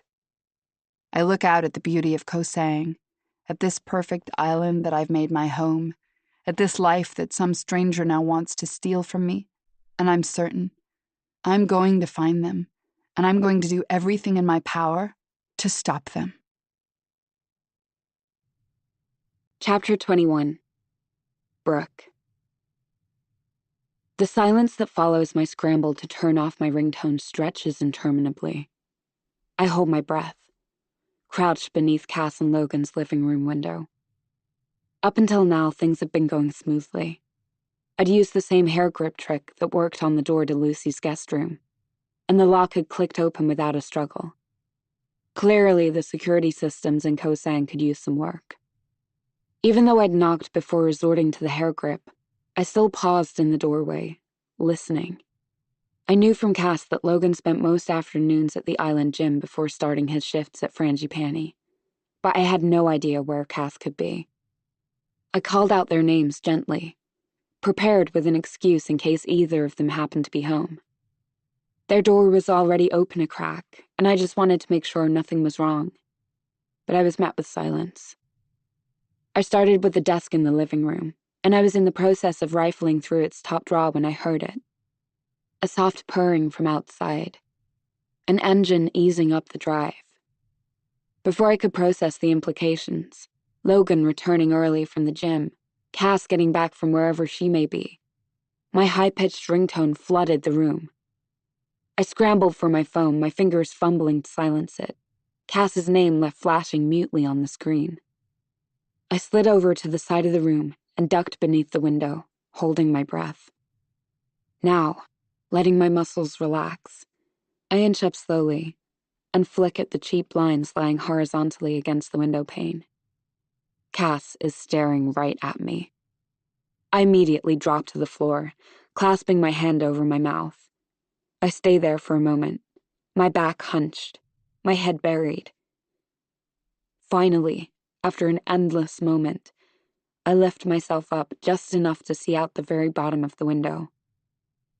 I let out a deep sigh. She's left her motorcycle and is walking towards the trees at the start of the Krum Yai Trail. The thought provides only temporary relief. The hike is short, and she'll be back soon. I flip down the blinds, blocking out the sun, and get back to work. The desk has proven useless so far, so I tidy it up as much as I can and head back to the bedroom. It only takes me a second to figure out which side of the bed is Cass's. On the left-hand side table are several protein bar wrappers and a water bottle, its sides stained with the residue of pink-colored powder. There's nothing on the one on the right, however, apart from a small framed photograph of Cass and Logan smiling at the camera. I pick it up and look at it for a second, my skin burning as I take in her smiling face, before setting it back down on the bedside table, a bit more forcefully than I should. The drawer is tightly packed with what appear to be all of Cass's residual belongings. I pick through it until my fingers brush against something that feels like cardboard at the back. I pull out all the stuff on top to reveal a white box with red lettering. Xanax. The familiar name jolts me. I open the box, quickly surveying the 3 blister packs, one of which is almost completely empty, before my fingers rest on something heavier. A small gold band tucked at the bottom. I flip it in my fingers, noticing the engraving. Forever Us Two. Their engagement band. But why would Cass keep it here? As if she didn't want someone to find it. Despite these questions, the sight of the oblong white pills, each tidally suctioned into its own little bubble, is temporarily distracting, blurring my vision with memories.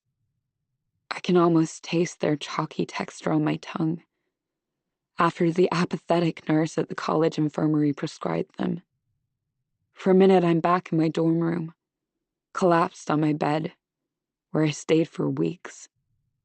Long enough for my roommate to request a room change, and for the school to place me on academic probation. Every day, another handful of pills. Every day, wondering how many I would need to end it all. Always stopping just short of enough. Waking up with a dry mouth, a pounding head, and a sense of regret for not forcing down one more.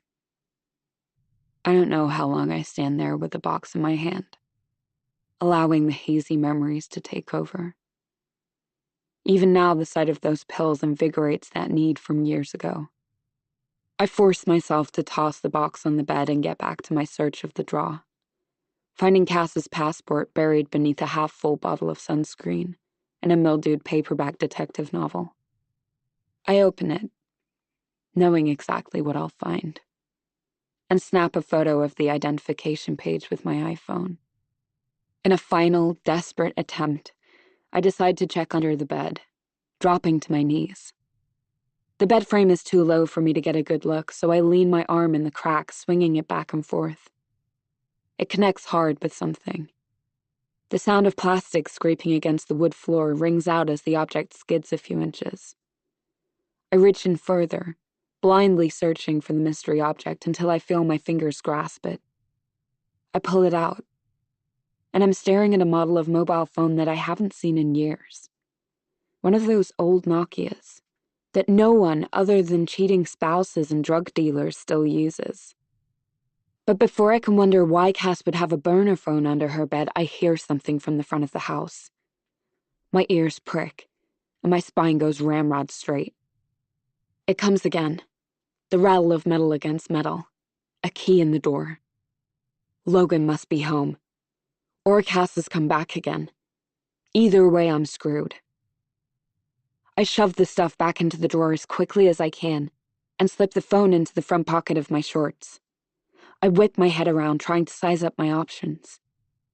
There's the bathroom, which is likely the first stop they'll make, or the closet, which is filled to the brim with clothes and shoes, or the patio, with a steep drop to the rocky beach below. I'm trapped. Chapter 22. Cass. I know before I turn the front door handle that Logan is back. The light's on in our living room, and the window blinds are flicked fully closed. I look down at the doorstep as I approach the house, bracing myself, expecting to see a new envelope there, but it's empty. I take a deep breath. I know what I have to do. Logan walks out from the bedroom when he hears the door. He's wearing a towel tied loosely around his waist and a t-shirt patterned with droplets of water left from the shower. Without a word, he wraps his arms around me in a big bear hug, and the water on his skin soaks through the thin fabric of my shirt. His face is laced with concern when we separate. I think we need to talk. His tone is gentle but firm. I nod. We do. We take a seat on the living room couch. It feels like something has changed in here, but I can't put my finger on exactly what. It's as if there's a current in the air that wasn't there before. I let Logan start, because I know what I need to tell him will change everything. Cass, he says, his brow furrowed, his dark blue eyes staring into mine. What happened the night of the full moon party? Why did I have to cover for you yesterday? I take a beat and breathe. I don't remember. It's not the response he was expecting. What do you mean, he asks, and then it clicks. Wait, did you black out? Logan, I start, but he cuts me off. You did? My God, how much did you drink? And then you taught the next day? His disappointment is palpable. It wasn't just... I try, but he doesn't let me finish. And you don't even know what you did? That was the night Lucy died. You know how bad this looks, right? And I had to cover for you. I feel my shoulders straighten. My back muscles clench. The anger that seeped in while I was up on Crimea starts to solidify, heavy in my veins. Where does Logan get off on judging me for drinking too much? He's a bartender, for God's sake. He serves shots to inebriated tourists, not to mention Doug, day in and day out. And I distinctly remember him taking generous swallows from that bottle of Thai whiskey being passed around the picnic table at Frangipani that night. And now he's mad about having to cover for me? I found his damn engagement ring next to Lucy's dead body, and I sure as hell didn't tell anyone about that. I should pause and control my breathing. I should explain to him about the Xanax, but the bitter words sneak through my lips before I can stop them. Like you're so perfect. What does that mean? Logan counters. I clench my fists, the fury and disappointment and sadness that I felt when I saw him those weeks ago with Jacinta mixing with my newfound anger. All of it whirling in my gut like a tornado. I saw you, I spit. He scrunches his forehead confused. With her. With Jacinta. It's like I've pulled a knife on him. He backs up on the couch. Cass, it wasn't what it looked. You were kissing her. It was exactly what it looked like. I can see how far off course this conversation has derailed, but I can't stop. And then I found your engagement ring next to Lucy. It was buried in the sand on the seafloor right next to her dead body. Were you lying about losing that too? I rush forward before he has a chance to answer. Were you hooking up with Lucy before she died? Is that why she had your ring? Or was it worse than that? Did you kill her? The venom pools out of me, the jealous accusations leaving my mouth half-formed. I don't know what I'm saying. I never thought Logan was responsible for Lucy's death or even that he was interested in her. But all of a sudden, I'm in that hotel room again, my back to the wall. I'm reaching for anything to deflect his anger, his disappointment. Before either of us can say any more, I hear something. A small bang from the back of the house. What is that? Is someone here? I ask frantically. Within seconds, I'm in the bedroom. The doors to the closet and the bathroom are still open, humidity clinging to the air from Logan's shower. I throw open the door to the patio and stick my head out, but the balcony is empty. I don't know who I'm looking for or what I'm expecting, but the feeling from the last few days returns with full force. Eyes on me, following me, someone tracing my movements. And now that person is here, in my home. I frantically rummage through the closet and get on all fours to check under the bed. Nothing. If someone is hiding in here, they're doing a damn good job of it. There's no one here, all right, Logan says cautiously. It was probably just a branch hitting the side of the house or something. You need to calm down. I ignore him, but he's right. I do need to calm down. This anger isn't accomplishing anything. I give the room one last glance and settle on my bedside table. Everything is as it should be, except for the picture I keep turned to the bed of me and Logan. Now it's turned away, our smiles facing the room as if on display. Did you move that? The accusatory inflection in my tone isn't lost on Logan. The picture? Why would I do that? I always keep it facing the other way. You were snooping through my drawer? I think of the Xanax I've hidden in there. He can't know about that. Of course I wasn't. Love, what's going on? Logan pulls me down to a seated position next to him on our bed, his forehead threaded with lines of concern. I don't know where to start. I haven't had a pill since this morning, and my mouth waters. I glance back to the drawer, only a short reach away. Cass, sit down, please. He says it gently, pointing to the spot next to him on the bed. Once I'm seated, he turns his body towards me, his hands clasping mine, and despite everything, I feel warmth radiating through them. You're right about Jacinta, he says, and I feel something inside me break. Despite seeing it with my own eyes, I wanted him to convince me I was wrong, that it was all some big mistake. Instead, he maintains eye contact, his voice soft. I had lunch with her one day. I shouldn't have even gone, but I met her the night before at the bar, and when lunch was over, she kissed me. I don't know, Cass, I can't explain it. I had just bought the rings, our engagement rings, the day before, and I was planning to propose that week, but all of it just seemed so real, so permanent. I got scared. What do people call it? Cold feet? He doesn't wait for me to answer. I have no excuse for it. All I can say is she, Jacinta, tried to do more after that. But once we left the restaurant, I stopped it. It was like I finally came to my senses. I realized how much I was sacrificing, everything I could be throwing away, and I couldn't lose you. You're everything to me. This life we've built, It's everything. His voice breaks on the last word, and he stops, bending his head forward as if trying to regain his composure. When he looks back at me, a strand of curls rests against his forehead, and there are tears in his eyes. I don't know how I could have been so stupid, but after that I was certain, more certain than I've ever been about anything, you're the person I want to spend my life with, the person I love. My tears are coming quicker now. And about the ring, he says. I move to stop him. He doesn't need to explain. I was being ridiculous. I believe him. Lucy must have found his ring and had it with her when she went swimming. I was wrong about all of it. But before I can, he shifts away from me, reaches his hands into the neck of his t-shirt, and pulls something out. I suck in a harsh breath. It's his ring, resting on the delicate gold chain around his neck, right where he promised to keep it.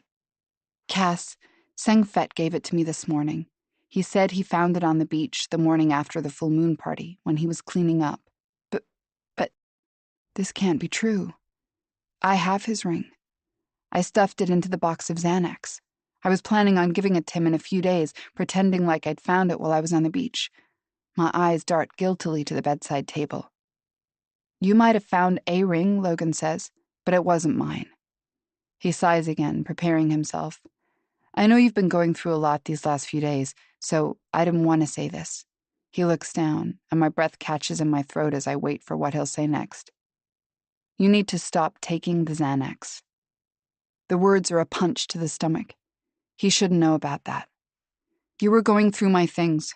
The coldness in my tone is palpable. I was worried about you. First the nightmare and then all the stress you've been under. You haven't been yourself, on edge. I just looked quickly in your drawer and saw the box. I don't know what to say. It's not as if I can deny taking the pills. That bloody stuff isn't good for you. It fucks with your mind. I looked up the side effects and they're crazy. Mood swings, sleep deprivation, paranoia, issues with your memory, even hallucinations. He ticks them off on his fingers as he goes. I know the side effects, of course. I'd read them thoroughly when the doctor prescribed the pills 3 years ago, but I never experienced any of them.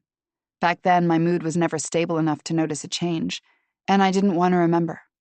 Plus, I don't think it qualifies as paranoia when the entire country has turned against you. But now it's different. I think of the feeling I've had the last few days, that gnawing sensation that someone's been watching me. One question keeps niggling at me, though. If it wasn't your ring that I found, then whose was it? We both know the answer before I finish asking the question. Cass, Logan holds my hand up between us. Where's your ring? I look down at the thin, pale strip on my fourth finger. I startle for a moment, but then I remember. I took it off before my dive on Saturday morning. I didn't want to lose it. I put it in the ring box in my drawer. I did. I know I did. I remember standing before the bedside table, pulling open the drawer as Logan slept beside me. There was never a question that my ring was there, safe in the confines of that small red box. But I think of the words Logan just said, the side effects. Issues with your memory, hallucinations. I yank the drawer open and begin rummaging through it until I find the ring box. But even before I open it, a small part of me knows what I'll find. I stare at the open box, at the thin divot where the ring should be. It's empty. Frantically, I reach for the Xanax box, buried under some other detritus that I relegated to the drawer, and wrench it out. I dump the contents onto my bed, and sure enough, a slender gold ring tumbles out amid the stacks of blister packs. The ring that I found near Lucy. And then everything falls into place. I must not have put my ring back into its box the morning before the dive. I couldn't have. Because it wasn't Logan's ring I found near Lucy's body. It was mine. Cass, Logan says, his hand tentatively touching my shoulder. We should talk about this. Chapter 23. Brooke. A drop of blood sneaks through the crack in my lip, the coppery taste filling my mouth. Still, I keep my teeth clenched onto my lower lip. The pain has been a useful distraction from the growing cramps solidifying in my leg muscles. The one time I tried to move, my foot hit the side of the balcony, ringing out like a shot and piercing the quiet of the hills. The sound was enough to send Cass flying through the patio door. I held my breath as the door sailed open, biting into my lip even further as it ricocheted against my shin bone. I contorted myself into the small crevice in the side of the balcony, right behind the patio door, which shielded me from Cass's view. If she had hung around a second longer, or glanced slightly downward, she would have seen me, my feet visible in a few inches beneath the door. But she didn't. And when she returned inside, she failed to pull the door completely shut behind her. It stays now where she left it, resting gently against its frame. The voices from inside the bedroom drifting out onto the balcony. Logan's kiss with Jacinta. And then Cass finding a ring near Lucy's body.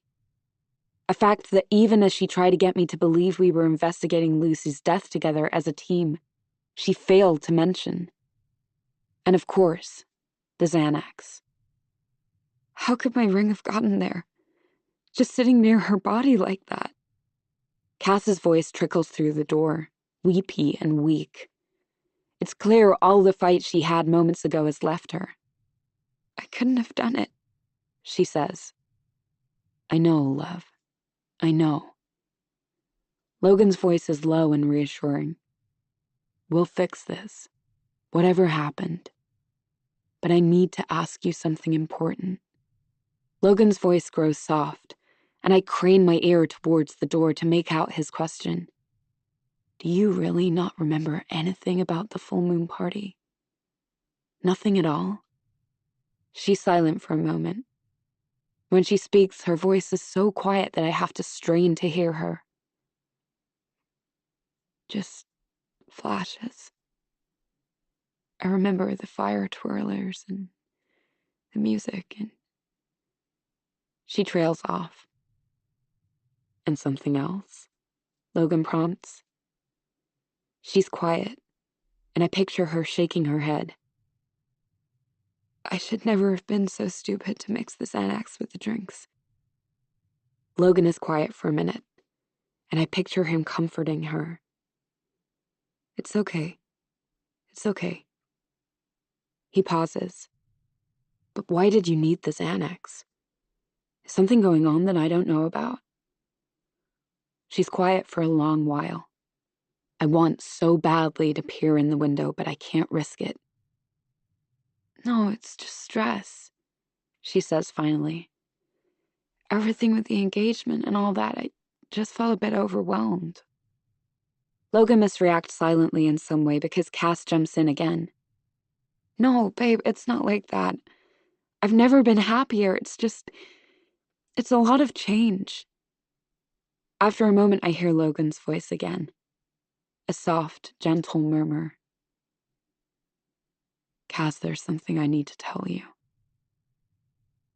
I tighten my body, straining to hear every syllable of whatever confession Logan's about to make.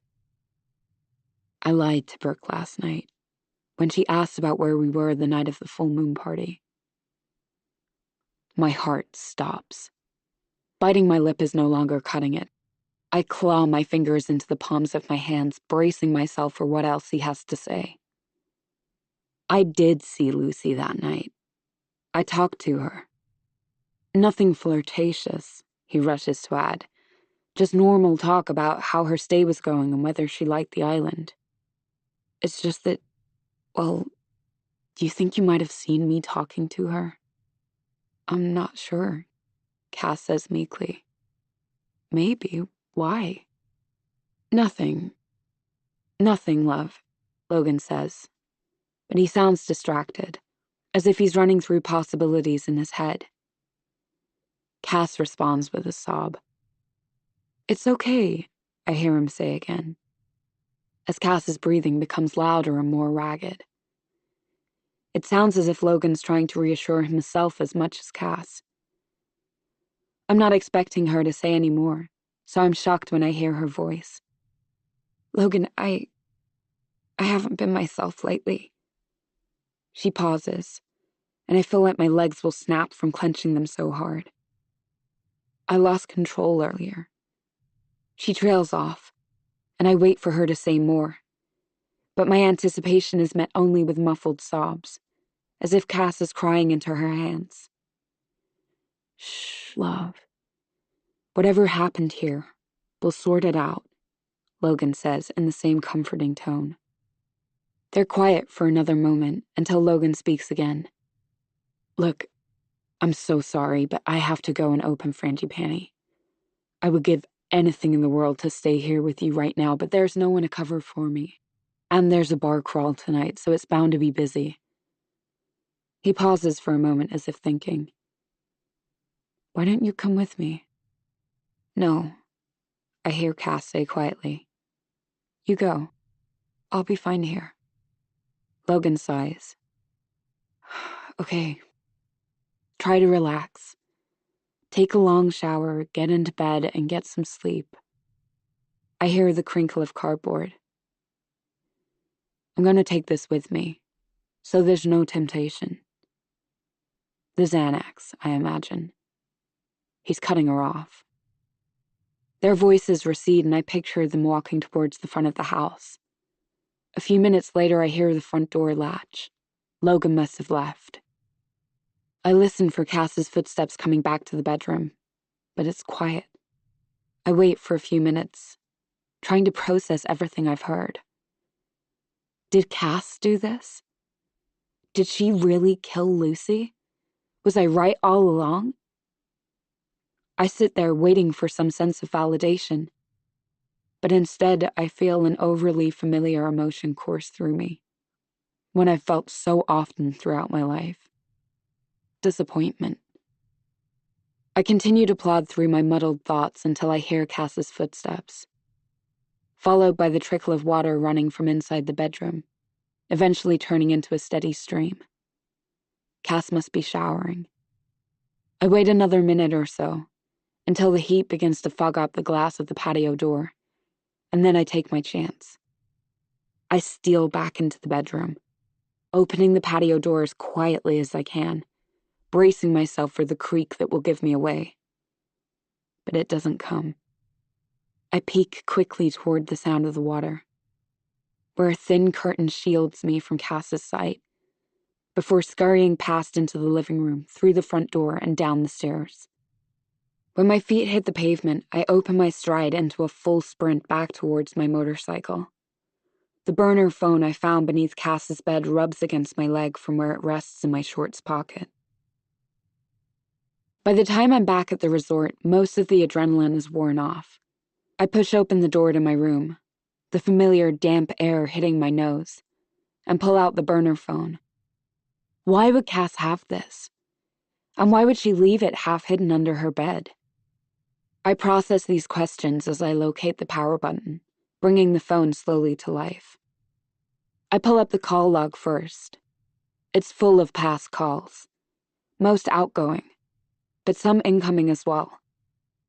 There are 2 incoming calls from a number saved as Dan, and I realize with a jolt that those must be from Daniel, although I've never heard Cass refer to him by a nickname. I look hurriedly at the time of the calls, thinking I may have found the person Daniel was meeting last night, but both are from Saturday morning, when he should have been at the dive course. I remember seeing him on the beach, standing with Cass and the Israeli couple as I waited for Sengfet to deliver my coffee at the Tiki Palms. If he was with Cass at that time, what reason would he have to call her? The realization hits me like a bullet, unless this phone doesn't belong to Cass. The rest of the calls in the log, both those outgoing and incoming, are to one unnamed number. 10 digits, starting with a country code I don't recognize. I consider calling it, but I have no idea what I would say if someone answered. I need more information first. Instead, I check the photos. The phone's album is completely empty. No luck there. I move on to the text messages. There's one message chain, an exchange with the same unidentified number that appears in the call log. It's clear that a large portion of the message chain has been deleted. All that's left are a handful of incoming messages that came in 3 nights ago, the night of the full moon party. The owner of the phone has read them but not responded. Are you okay? Where did you go? Please answer. I have a bad feeling about this. I shouldn't have let you go off with her alone. She lives here. She has the upper hand. Just come back to the party. We can talk this through. Tell her you've changed your mind. I don't trust her. The messages come in short bursts, each sent only a few minutes apart. I can feel the sender's panic bubbling through the phone as I read them, leaving me with a dull pain in my gut. If this phone does belong to Cass, who was she texting with? And who was she planning on meeting the night Lucy was killed? The dull pain turns to fire when I scroll down to the last message. One final plea for information. A last-ditch effort to confirm the reader's safety. Please just tell me you're okay, Lucy. The last word hits me square in the chest. This was Lucy's phone. She was planning to meet someone the night she was killed. A female. Who lives on Koh Sang. I think of this phone sitting discarded beneath Cass's bed less than an hour ago. And then I think of how Cass couldn't account for where she was the night Lucy was killed. And the image of the blonde woman talking to Lucy that I saw in Daniel's photos. And the anger, the jealousy she felt when she saw Logan and Jacinta together. How that must have resurfaced when she saw him talking to Lucy at the full moon party. And just like that, the pieces finally fall into place. Cass killed Lucy. Chapter 24. Tuesday. Cass. One benefit of not sleeping is that it destroys any chance of nightmares. I stare at the wooden blades of our ceiling fan, rotating steadily. I've been watching them for hours, waiting for one of them to go awry, to stray from their monotonous cycle and choose their own path. But they remain contained, responsible, unlike me. I've spent the night replaying my conversation with Logan and what it all could mean. Thinking back to his gentle tone sends a plunging shiver through me, the guilt and regret commingling. Despite everything, I find myself craving a pill. I want to reach into my bedside table drawer, but I know it's futile. Logan took them, removing the ring, my ring, from the Xanax box where I'd stored it and hiding the pills from me like I'm some crazy addict. But I suppose it's for the best. The Xanax is the reason why I can't remember the full moon party. It's probably why I keep feeling as though I'm being watched. And it must be why I feel so out of control lately, as if I'm watching a movie of my life unfold in front of me that I can't seem to pause or rewind. Logan came home late last night, later than usual. I pretended to be asleep again when he got in, a habit that's becoming all too familiar. But I couldn't handle more lies. I'd planned to tell him everything yesterday, to confess it all, but things went sideways so quickly. And when he asked me about the Xanax, why I needed it, the truth stuck in my throat like a pill that wouldn't go down. I couldn't tell him then, not after everything else he'd found out, the pills, my ring. It would be too much, too many lies to ever put us back together again. I shared the few things I remembered from the full moon party, but I didn't tell him about the feeling of carrying something in my pocket, or the other memory, the sound that keeps hitting my skull, jerking me back to that night whenever it hits. That woman's voice, desperate and loud, familiar yet unidentifiable. No, no, no. How did this all happen? As much as I rack my brain, I can't make the pieces fit together unless... You killed her. The whisper comes from the back of my brain before I can shut it out.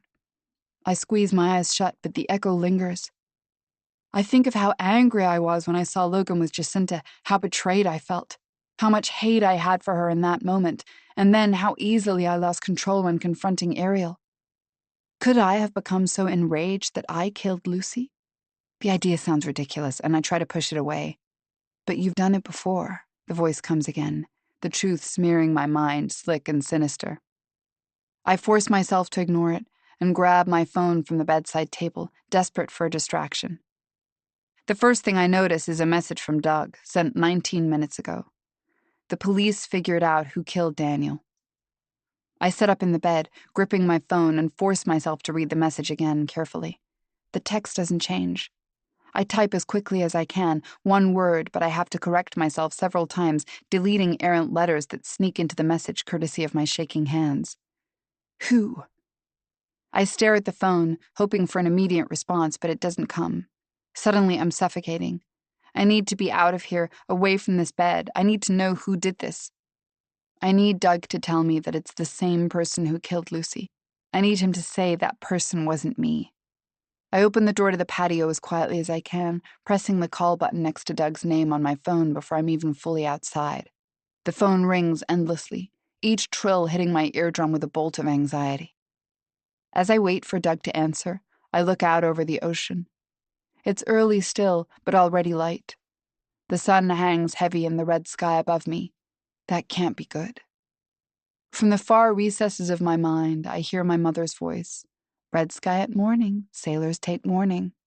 She used the same sing-song rhyme whenever the day began with a pink sky. And without fail, by the time nightfall had hit, our town would be blanketed in rain. Looks like the island is in for a big storm today. This is something I should know. It's part of my job to track the weather and to adjust dives accordingly. But with everything else going on, I haven't even bothered to check. "How you going, Cass?" Doug's voice startles me. I was so distracted that I'd completely forgotten I'd called him. His tone is light, free of concern, completely disconnected from the hell I'm experiencing. I force myself to swallow, stale bile flooding my throat. "Doug, what's going on?" I aim for the words to sound as calm as possible, but the question comes out tight and wavering, like a vibrating string. "The police came here yesterday evening. I called Logan after it happened, and he said you were ill and not to bother you. So I figured I'd wait until this morning. You feeling any better?" Despite the kindness of his question, irritation lifts the tiny hairs up off my arms. How can he be interested in anything besides the news of the investigation? "I'm fine. So, what happened?" The words come out clipped and impatient. Still, he pauses. "Doug! Yeah, my bad. I'm checking the radar. We've got a ripper of a storm coming in." And then finally he tells me. "The police said that Seng Fet confessed." Suddenly the patio rocks beneath me like the deck of a boat tossed in rough waters. I grasp onto the railing in front of me in a futile attempt to steady myself. I should be relieved at hearing someone else named as the killer, but this doesn't make sense. There's no way Seng Fet is capable of killing Daniel. Seng Fet? I force my lips around his name, which comes out shakily. As in the waiter at the Tiki Palms? Yeah, can you believe it? I wouldn't have pegged him for the type. Frederick is mad as a cut snake, understandably. The image of Seng Fet's face flashes across my mind. That perpetual smile as he darts around the restaurant, delivering every order with his palms pressed together, and a small bow in the customer's direction. Always so gentle, so kind. The only time I've seen his brow even furrow is when he's stretching to understand a guest's English. But why? Why would they think he did this? The police said it was a drug deal gone wrong. I guess Seng Fet was dealing. Daniel must have tried to rip him off or something. "They're sure?" I ask. There's no part of me that can reconcile cheerful Seng Fet with a drug dealer turned murderer. "Yeah, they said he confessed," Doug assures me. "I mean, it makes sense. Remember how Frederick couldn't find Seng Fet before the staff meeting? Apparently that was when Daniel was killed." I think back to the other night. Brooks suggested that Daniel might have been meeting someone. I just never thought it would be Seng Fet. But he has a family back in Laos. I recall one morning at the Tiki Palms when he explained to me in broken English how he sent money home to his wife and kid. I guess Frederick wasn't paying him enough, Doug suggests. He had to find cash somehow. It makes sense, at least at surface level, but Seng Fet? Really? I just can't make it fit in my mind. "Wait," I say as a thought clicks in my brain. Seng Fet doesn't speak Thai, right? And his English barely extends beyond the dishes and drinks on the Tiki Palms menu. How could he have possibly confessed everything to the police? I can almost hear Doug's shrug down the line. Dunno, but I guess he did. Who was he working for? And what went so wrong between him and Daniel that he needed to kill him? And how, if at all, does that connect back to Lucy? I'm about to voice these questions, but Doug has started making a clicking noise with his tongue. I've worked with him long enough to know that tick. He's distracted, probably engrossed in the radar map again. Damn, this storm is looking really intense. It just keeps building. Anyway, Frederick and I are going to talk through this today. try to figure out the best way for us to frame it so this doesn't blow back on the resort. We might have to hire outside PR. I barely register his words. My mind is still locked on an image of Sang-Fet, smiling and cheerful.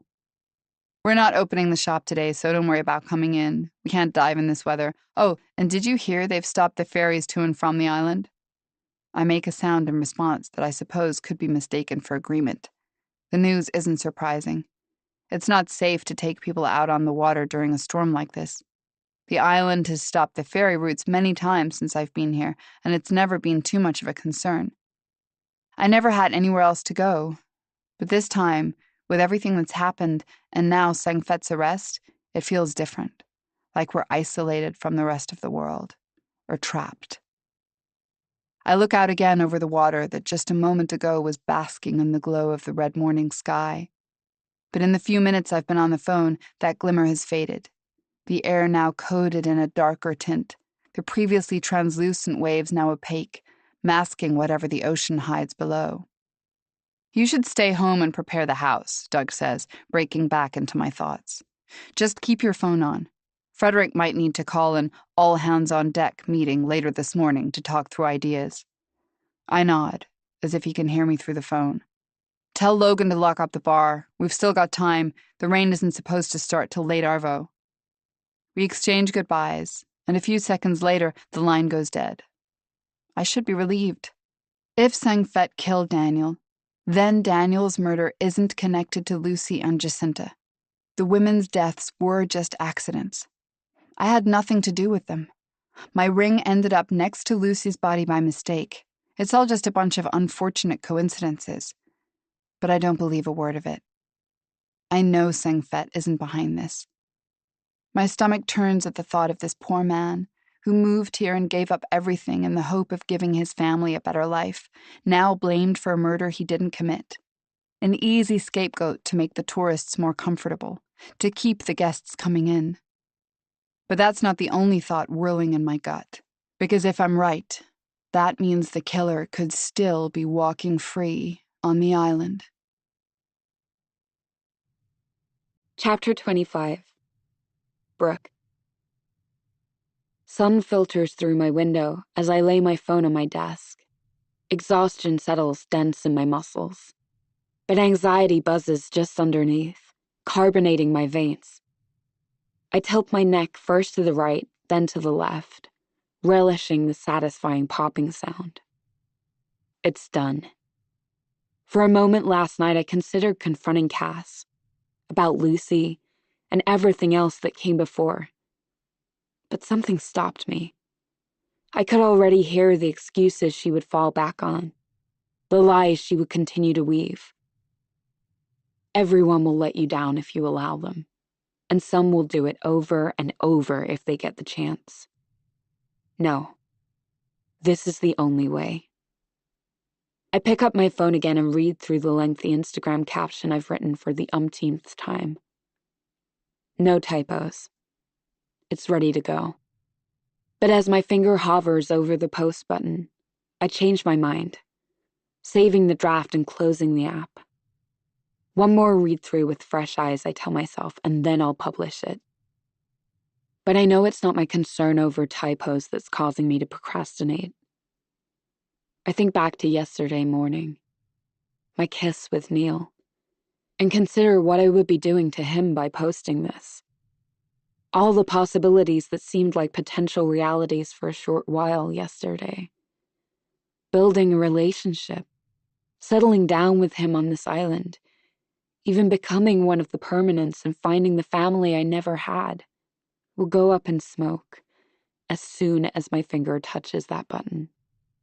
I navigate back to my inbox, but there's still no response to the message I sent Alice yesterday, nor has she accepted my follow request. I push my chair back from the desk and immediately feel a hollowness, an aching emptiness in my carved-out gut. I realize I haven't eaten since last night. I've been so deep in the story I've pieced together, making sure it all fits perfectly, that I never even recognized my hunger.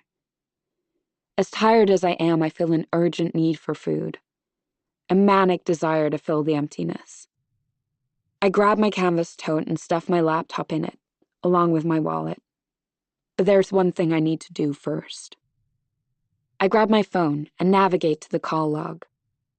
The number I'm looking for is the first listed, and my phone notifies me that I've called it no less than a dozen times since last night. It's the number I found in Lucy's phone, the one from which all those urgent text messages came. The first time I called it, it rang 3 times before someone answered. Or, more accurately, the call connected. Because whoever picked up the phone said nothing. All I heard was rapid breathing coming down the line. Before I could formulate a greeting, the line disconnected. Since then, my calls have gone directly to voicemail, an automated message that recites the number I called back to me. I call one more time, but it does the same. Whoever was looking out for Lucy has turned off their phone. Either that, or Lucy's killer has got to them too. I order a full breakfast from one of the British-owned restaurants on the Comfort Road, paying with my last wad of bat, and check my email on my phone as I wait. The commission I'm owed for a hotel post in the Czech Republic still hasn't come in. I try to force away the worry. I have much bigger things to deal with at the moment. But the concern lingers. Without that deposit in my account, I have barely enough to cover another week of accommodation on Koh Sang, let alone a flight out of Thailand. I get the food to go, hoping to avoid a chance run-in with any of the permanents. And as I begin to walk, I'm daydreaming of the breakfast I plan to inhale as soon as I get to my room. I turn onto a small side street that connects back to the beach road, but as I round the corner, I stop short. Someone is watching me. I turn around. A few early risers are wandering down the street, but beyond them, I spot one person standing still, her gaze glued on me. It takes me a moment to recognize her, the girl I saw the other night at the Tiki Palms after the staff meeting, the young, dark-haired girl whom I caught staring at me, just as she is now. Her tanned legs peek out from a rumpled t-shirt and khaki shorts, and her now familiar eyes are lined with dark circles. Even so, they're filled with the same uneasy intensity I noticed the other night at the Tiki Palms. There's something about this girl, the way she looks at me, like she needs something, that makes me uncomfortable. I realize with a start that it's the same look I'd seen on Lucy's face the day she confronted me, the day of her death. I take a step towards her, planning to ask her what she wants. But as soon as I do, she darts away, as deftly as she did on Sunday night. I try to follow her, hurrying back towards the street where I ordered breakfast. But by the time I round the corner, she's nowhere to be found. I notice a small break in the trees behind the restaurant that I think leads into the other winding roads of Convet, and I briefly consider entering it. But I know it's no use. She's had too much of a head start. I'll never catch up with her. I turn back around and keep walking, but my thoughts stay with that girl. I know something's wrong by the time I get back. The door to my hotel room is open a crack. I rack my brain, retracing my hurried steps out of the room. I know I pulled it shut and locked it. I always do. I press my palm against the door gingerly, bracing myself. It's utter chaos. My clothes have been pulled from my drawers and strewn everywhere. The sole lamp lies shattered on the floor, and the sheets have been pulled off the bed, the mattress askew on its frame. I clutch my tote bag, feeling the weight of my laptop against my hip, and breathe a sigh of relief. I have my laptop and my phone. I scan the room, but my chargers for both are gone. I think of something else, and hurry to the desk, pulling open the top drawer. There's a space where I'd stored both Daniel's phone and the burner phone I'd found under Cass's bed.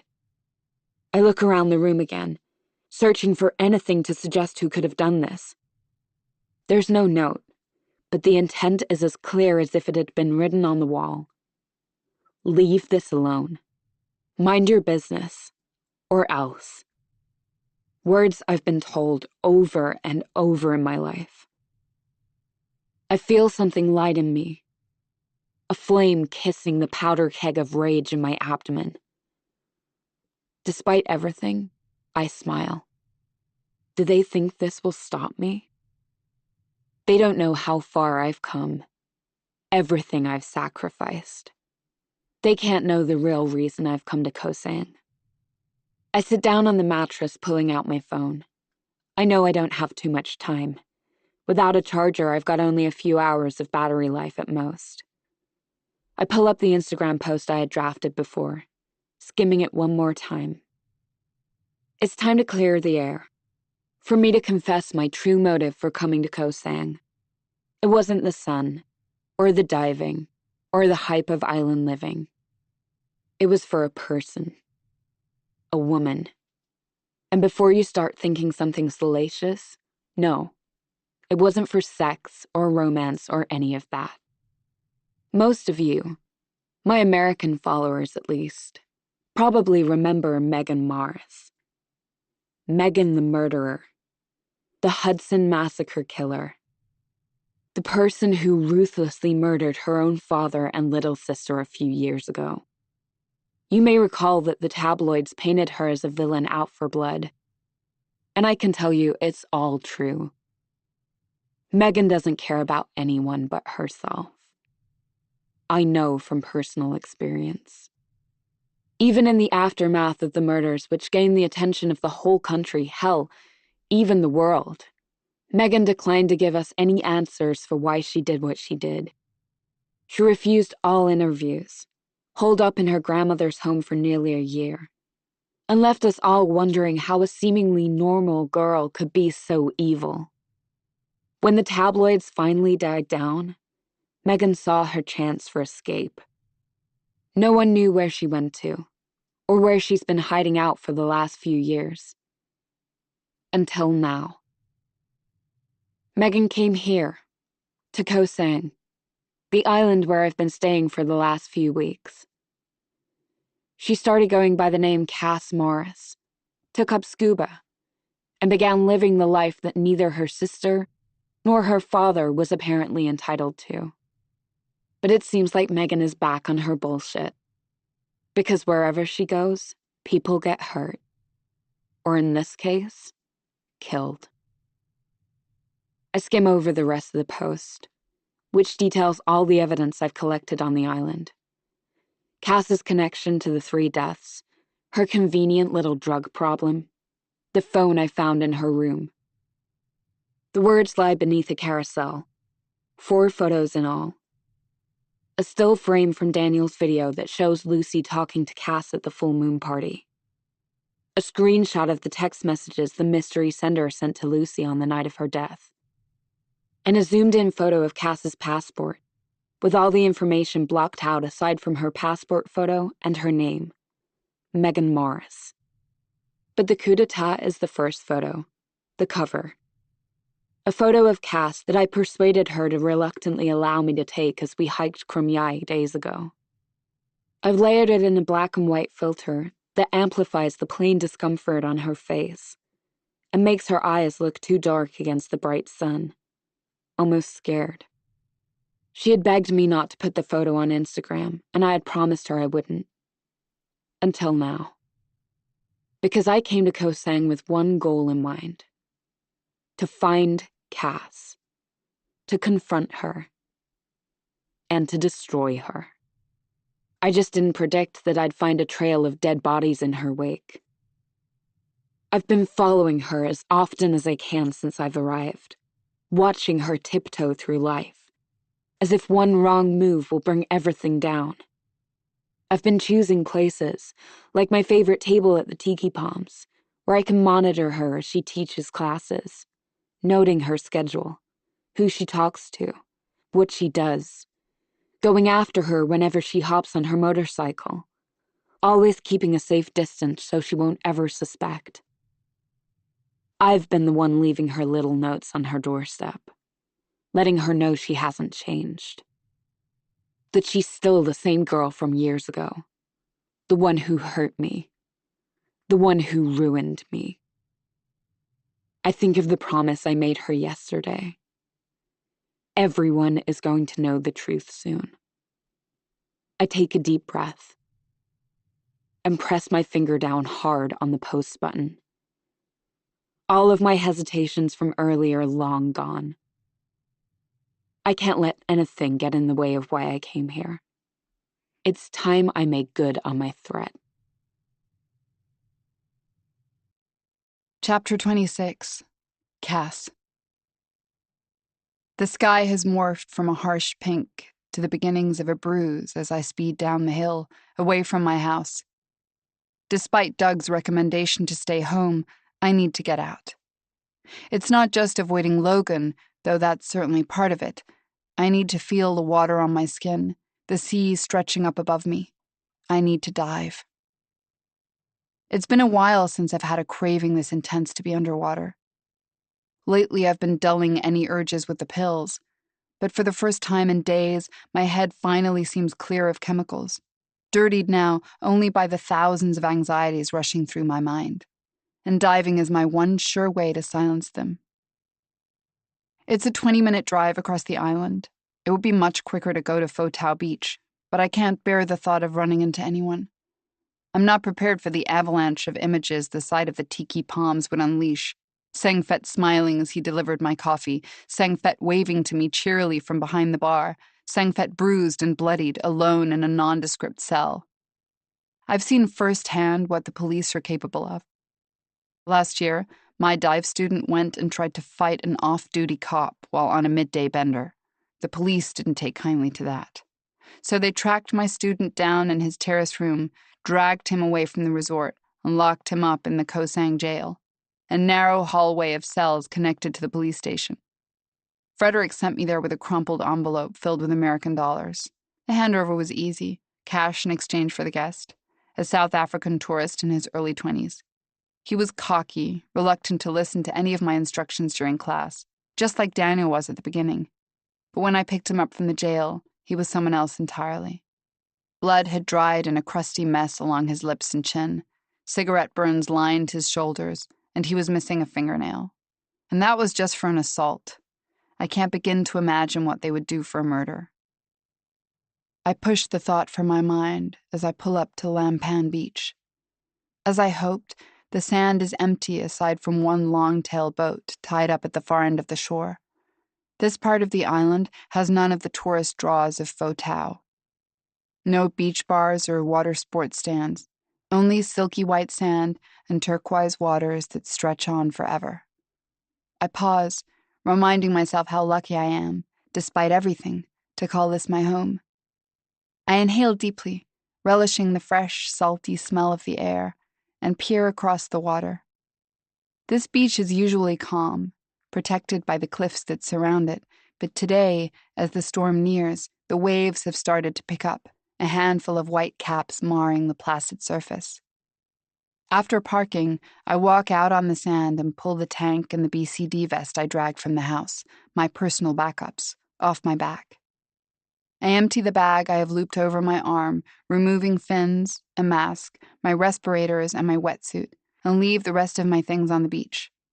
I don't worry that anyone will take it. This part of the island has always been, a safe haven. Within minutes, I'm at the water's edge, savoring the easy comfort of the water filtering over my feet. And for the first time in days, I relax. My muscles loosen. The thoughts subside as I let myself enjoy this. The sun is absent today. Dark clouds and the growing winds cast a murky glow over the water, but still, it's beautiful. Small fish skitter away as I approach them, basking in the beautiful glow of the coral that lives on this side of the island. But the views aren't why I came here. It's the reprieve I'm after, the temporary pause of the real world around me. I stay down for far longer than I should. Whenever I try to ascend, I'm stopped by an all-encompassing reluctance to surface. Finally, when my air gauge reads close to empty, I break the waterline.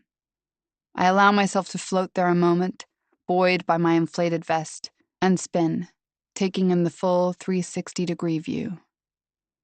The sky has darkened since I got in the water, a growing wind pushing the sand down the empty beach, spotted only with the occasional palm tree, its branches bending precariously. When I can't put it off any longer, I swim back to shore, ultimately collapsing onto the sand next to where I left my bag. I sit there for a while, long enough to feel a few light drops of rain fall from the sky. When the unease starts to return, eradicating the calm like a virus, I finally pull my phone from my bag. My screen flashes before I can even press a button, warning of 17 notifications.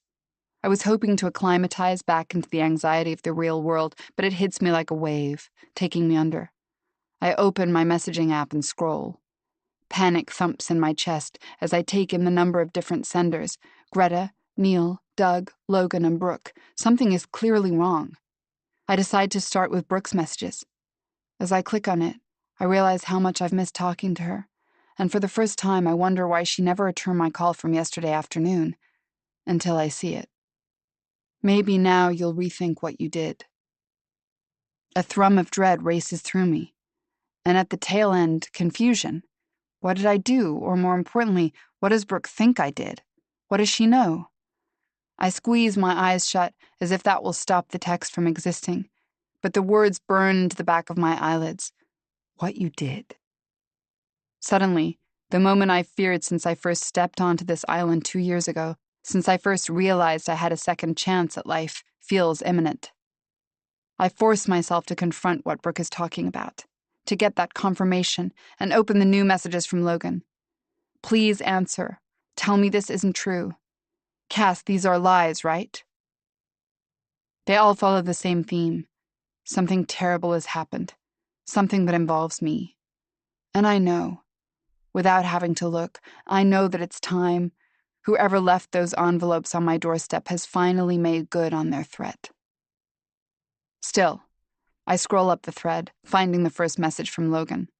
I click on it, my hands shaking so hard that it takes several attempts for my finger to land precisely on the link. The internet loads slowly, so far away from the bustle of Kumvit and Fotao Beach, and I realize I'm holding my breath. The link connects to my Instagram app, pulling up a profile I know almost by heart. A beautiful woman stares out at me from the upper left corner of the screen, her shiny hair pulled back in a tight bun. I click on her most recent post, recognizing it before it even enlarges on the screen. And then everything makes sense.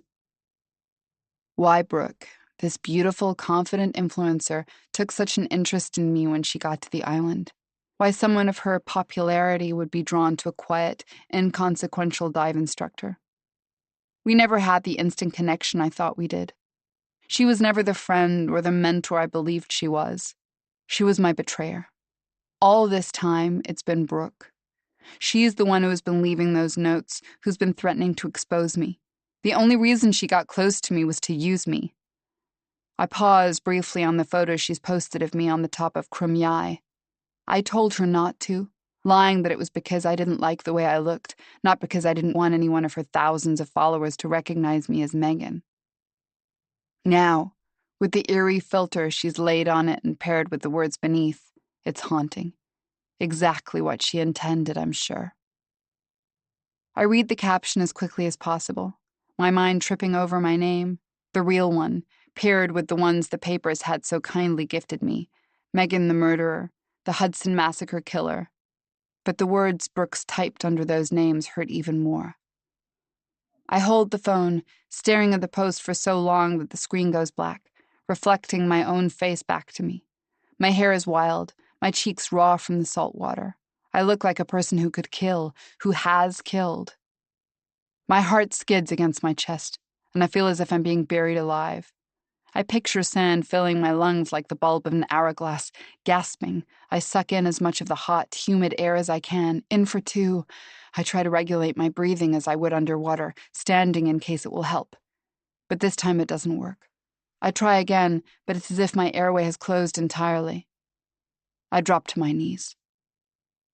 Black dots begin to flicker at the corners of my eyes, my vision curling up at the edges like the damaged film of the home movies we used to watch on Dad's old projector. The memory floods back. Robin and me, probably in 6th and 4th grade at the time, and Mom running along the beach. Dad off-screen, handling the camera as it bounced with each stride. "I can't keep up," I yelled at Robin and Mom. They stopped. Robin turned around and walked back to me, her voice sweet. "Of course you can. You're my big sister. You can do anything." I try again to breathe, flaring my nostrils as wide as they go, desperate for air. "I can do this. I'm your big sister." And I force myself back to standing. It's time to confront what I've done, to make this right as much as I can. But the question still pulses deep within me. What could I have possibly done to Brooke to deserve this? Chapter 27.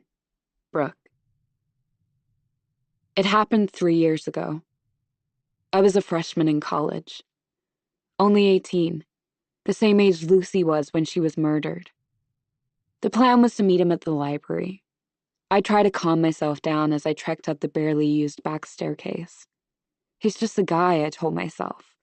"A few years older than you." And it was just a stupid story. But I knew it was more than that. It was my first big piece for the Hudson Herald. The first time the editors had trusted me with anything more than a 1-paragraph segment they would hide in the back pages. This was my big break. Or as big as a break can be for a college paper in upstate New York. An interview with Eric Verino, the captain of Hudson's swimming team, which was predicted to win the division championships that year. I followed the directions in the text he'd sent me after my editor gave me his number, and weaved through the stacks of old, obsolete books to a collection of 3 study corrals I'd never known existed. And there he was. He had olive skin topped with jet black hair and gleaming dark eyes, and was dressed in maroon workout pants and a black zip-up windbreaker, the swimming team's unofficial campus uniform. His smile formed a charming divot in one cheek, revealing a line of straight, ultra-white teeth. "You must be Brooke." His voice was kind, his beautiful smile laced through it. I nodded too eagerly. "Nice to meet you, Eric," I said shakily, flinching at how thick my Kentucky accent sounded in the quiet library. I'd never been this person, someone who lost their mind over a guy. But good Lord, this was like seeing a Greek god in the flesh. I cursed myself silently. I was already nervous about the interview. I didn't need this on top of it. He gestured to the chair at the corral beside him, and I sat. As I pulled out my second-hand laptop to take notes and my phone to record, I tried not to think how close his arm was to mine, or how the sound of his breathing made the little blonde hairs on my arm stick up. "So, let's talk about how you won the 800-meter freestyle at the semifinals last week. That was huge, and you were so..." He held up his hands, laughing in a way that made his eyes sparkle. "Why don't we get to know each other before we start?" My cheeks grew hot, and I cursed myself again. How could I be fucking this up so quickly? "Sorry," I mumbled sheepishly. "No need to apologize," Eric said, and I could feel him looking at me, even as I kept my gaze locked on the table. "I just want to get to know you a bit first." I had prepared all last night for this interview, thinking up questions, identifying conversation starters, but I hadn't prepared for that. What about me could he possibly be interested in getting to know? "You're a freshman, right?" he asked. I nodded, realizing how effortlessly he'd taken control of the interview I was supposed to be leading. But I didn't mind. I could listen to his voice all day. "What do you think of Hudson so far?" I wouldn't say I was enjoying myself at Hudson University. I had a roommate I barely spoke to, bullish professors, and an omnipresent anxiety that I wouldn't make the grades necessary to keep my full academic scholarship. But it was what I didn't have that bothered me the most. I hadn't met a single person I felt like I connected with. It was as if the stigma of my mother's trailer park had followed me all the way from Kentucky, clinging to me like a stench I couldn't shower off. All the other female students, clad in their Lululemon leggings and perfect contour makeup, seemed to smell it on me, knowing immediately I wasn't worth their time. I planned to respond with a non-answer, good, fine, or even a lot of fun. So I was shocked when my voice turned on me. It's been a bit of an adjustment, I heard myself say. I get it, he said, his words woven with understanding. I had some trouble when I first got here, too. I shot him a look that made my disbelief clear. I couldn't imagine Eric Farino feeling uncomfortable in any setting. He laughed, a sound that sent a flutter to my chest. It's true. I didn't click with the other guys on the swim team right away. I was so used to my friends and my team back home in Connecticut. It took me a few months to figure out where I fit in here. As if I wasn't taken enough with him before, his vulnerability made me want to melt into the library carpet. Have you picked a major yet? He asked, deftly changing the subject. Yep, journalism, I said. There was never any question that's what I would study. Journalism, he said, raising his eyebrows. That's a respectable profession. I spent a lot of time watching the news when I was growing up. My mom raised me and she worked a lot.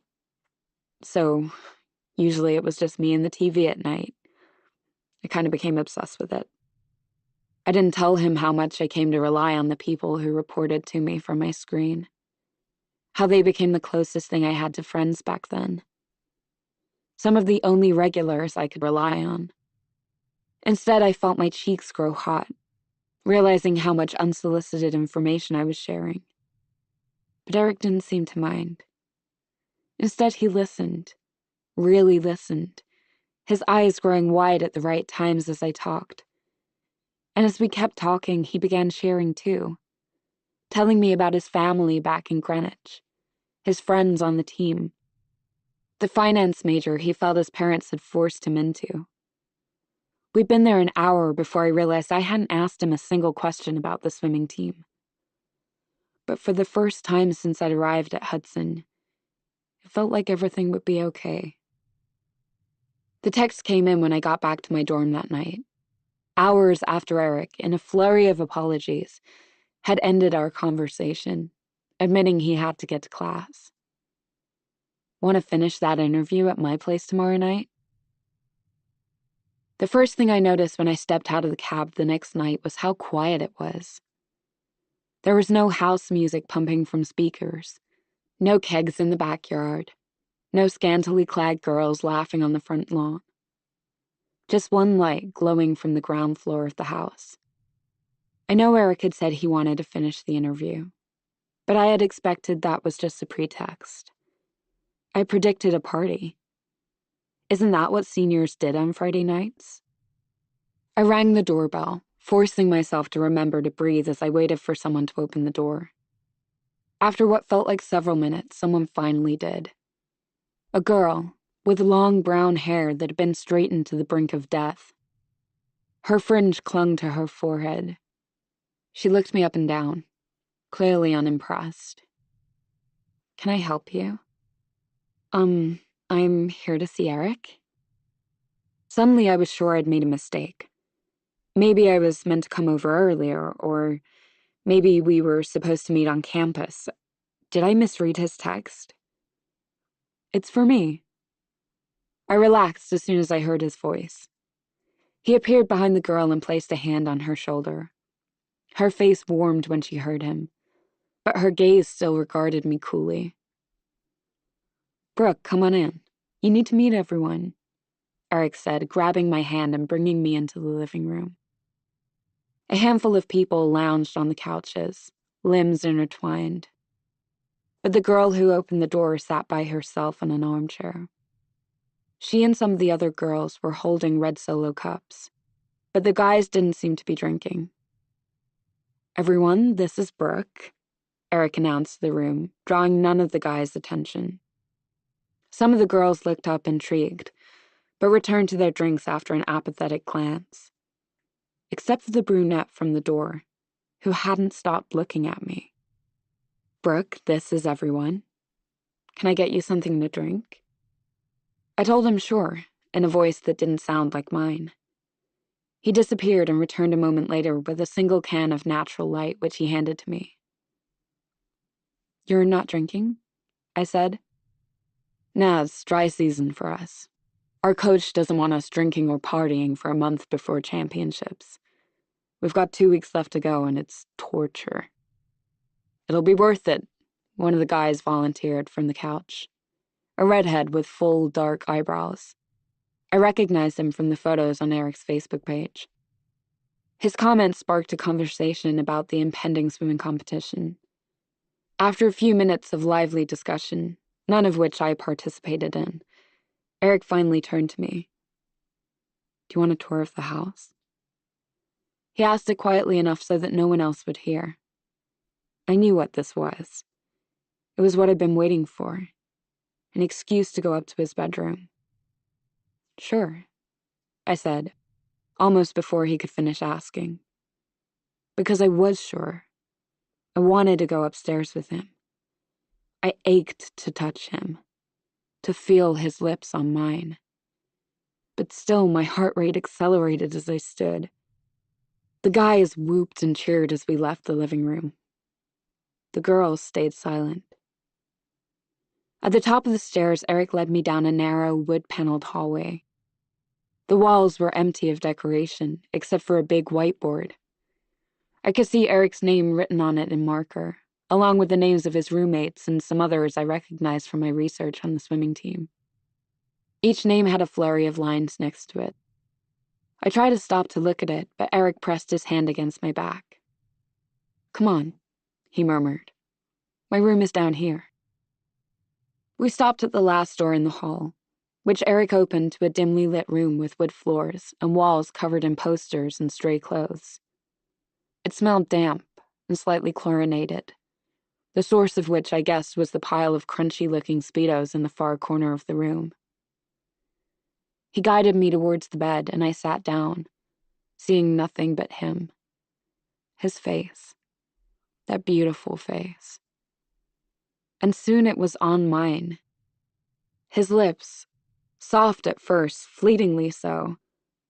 Quickly, his tongue pushed my lips apart, exploring my mouth. I could feel the lipstick I had so meticulously applied smearing, as his hand snaked around to my back and under my shirt, searching for my bra clasp. What was happening? This wasn't how it was supposed to be. I pulled my head back, pressing my palms against his chest. "What's the matter?" His tone was hard, cold. It didn't sound like the voice I'd grown accustomed to in the library yesterday. "Isn't this what you want?" Yes, but..." Before I could finish, his mouth was back on mine. Once he succeeded in loosening the clasp of my bra, he grabbed my hand hard, shoving it between his legs. "Eric, stop!" It came out garbled. His tongue was still in my mouth.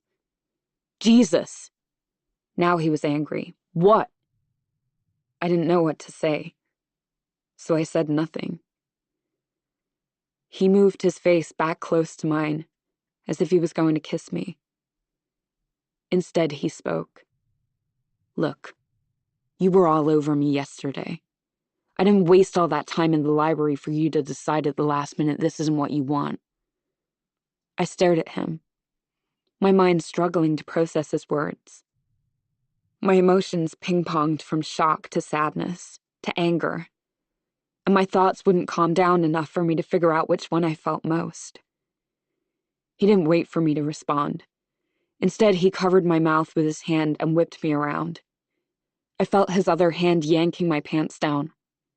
I tried to cry out, or at least, I think I did. To this day, I'm not sure if I made a sound. And then came the pain. Every thrust brought a hot, searing flash behind my eyelids, as if he was ripping further and further inside of me. I'd stopped taking in breath, his hand blocking my mouth and one of my nostrils. It was as if my body refused to do anything other than focus on the pain. His hand twisted around my hair, yanking my head back. Heat burned through my scalp, a welcome distraction from the agony between my legs. I focused on it, picturing every little hair being broken, leaving behind ragged roots. And as suddenly as it started, it was done. I felt him crawl off me, but I couldn't move. "It was good," he said, over the scratchy sound of metal on metal as he pulled up his zipper. "I'll see you downstairs." And then he was gone. I lay there for a minute, terrified, wondering if he would come back or whether I was free to go. I knew every second I spent in his bed I was begging for it to happen again, but it was as if I was frozen there, stuck to those crusty sheets. The smell of blood and something more sour flooding my nose. I heard him clomp down the stairs. Then a few seconds later, his voice, jubilant. 26! Cheers followed. A mix of male and female voices. I had no idea what that meant, but I knew it had to have something to do with me. When I finally got up, I didn't have anything to wipe myself off with. I looked down at the sheets. They were covered in what looked like rust. It took me a minute to realize it was blood. And then another to figure out where it was coming from. I collected my jeans from the ground and pulled them back up, thanking God they were dark, that they wouldn't show anything. I tiptoed out of the room, trying to make as little noise as possible. I could hear sounds from downstairs, laughing and muffled conversation. I headed towards the stairs, stopping in front of the whiteboard. Eric's name was listed at the top. Underneath were 5 groupings of lines, each of which had a diagonal line struck through it. 25. My brain was cloudy, but not enough to prevent me from understanding what this was. I was number 26. When had the contest started? The school year? That month? Not that it mattered. I was just a number to him. And in a way, he was the same to me. He was my first. I stopped being quiet. Instead, I ran down the stairs, hitting each one as hard as I could. I turned my head towards the living room before reaching the front door. And in that moment, I saw the girl who had opened it for me. Her eyes were locked on me, without any sign of emotion, as if she were empty. I've thought about those eyes constantly. Despite all the rage I felt towards Eric, what that girl did seemed even worse. Opening the door, welcoming me in, knowing full well what was about to happen. She sat there as Eric led me upstairs, aware of what he planned to do to me. And then she ignored it, denied any effort to help. And that rage is relentless. I try to dampen it, but even at my happiest, it's always there. A sour taste in the back of my throat, a dull ache in my abdomen, waiting for me to lower my guard so that it can crawl like dark ivy through my veins, choking out every other feeling.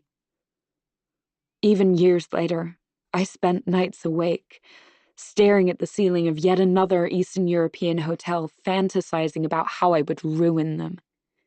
Both Eric and the girl who let it happen. But that was all it was. Fantasies. I knew I would never be able to touch Eric. I'd monitored him on social media. His 6-figure starting salary at the finance firm on Wall Street.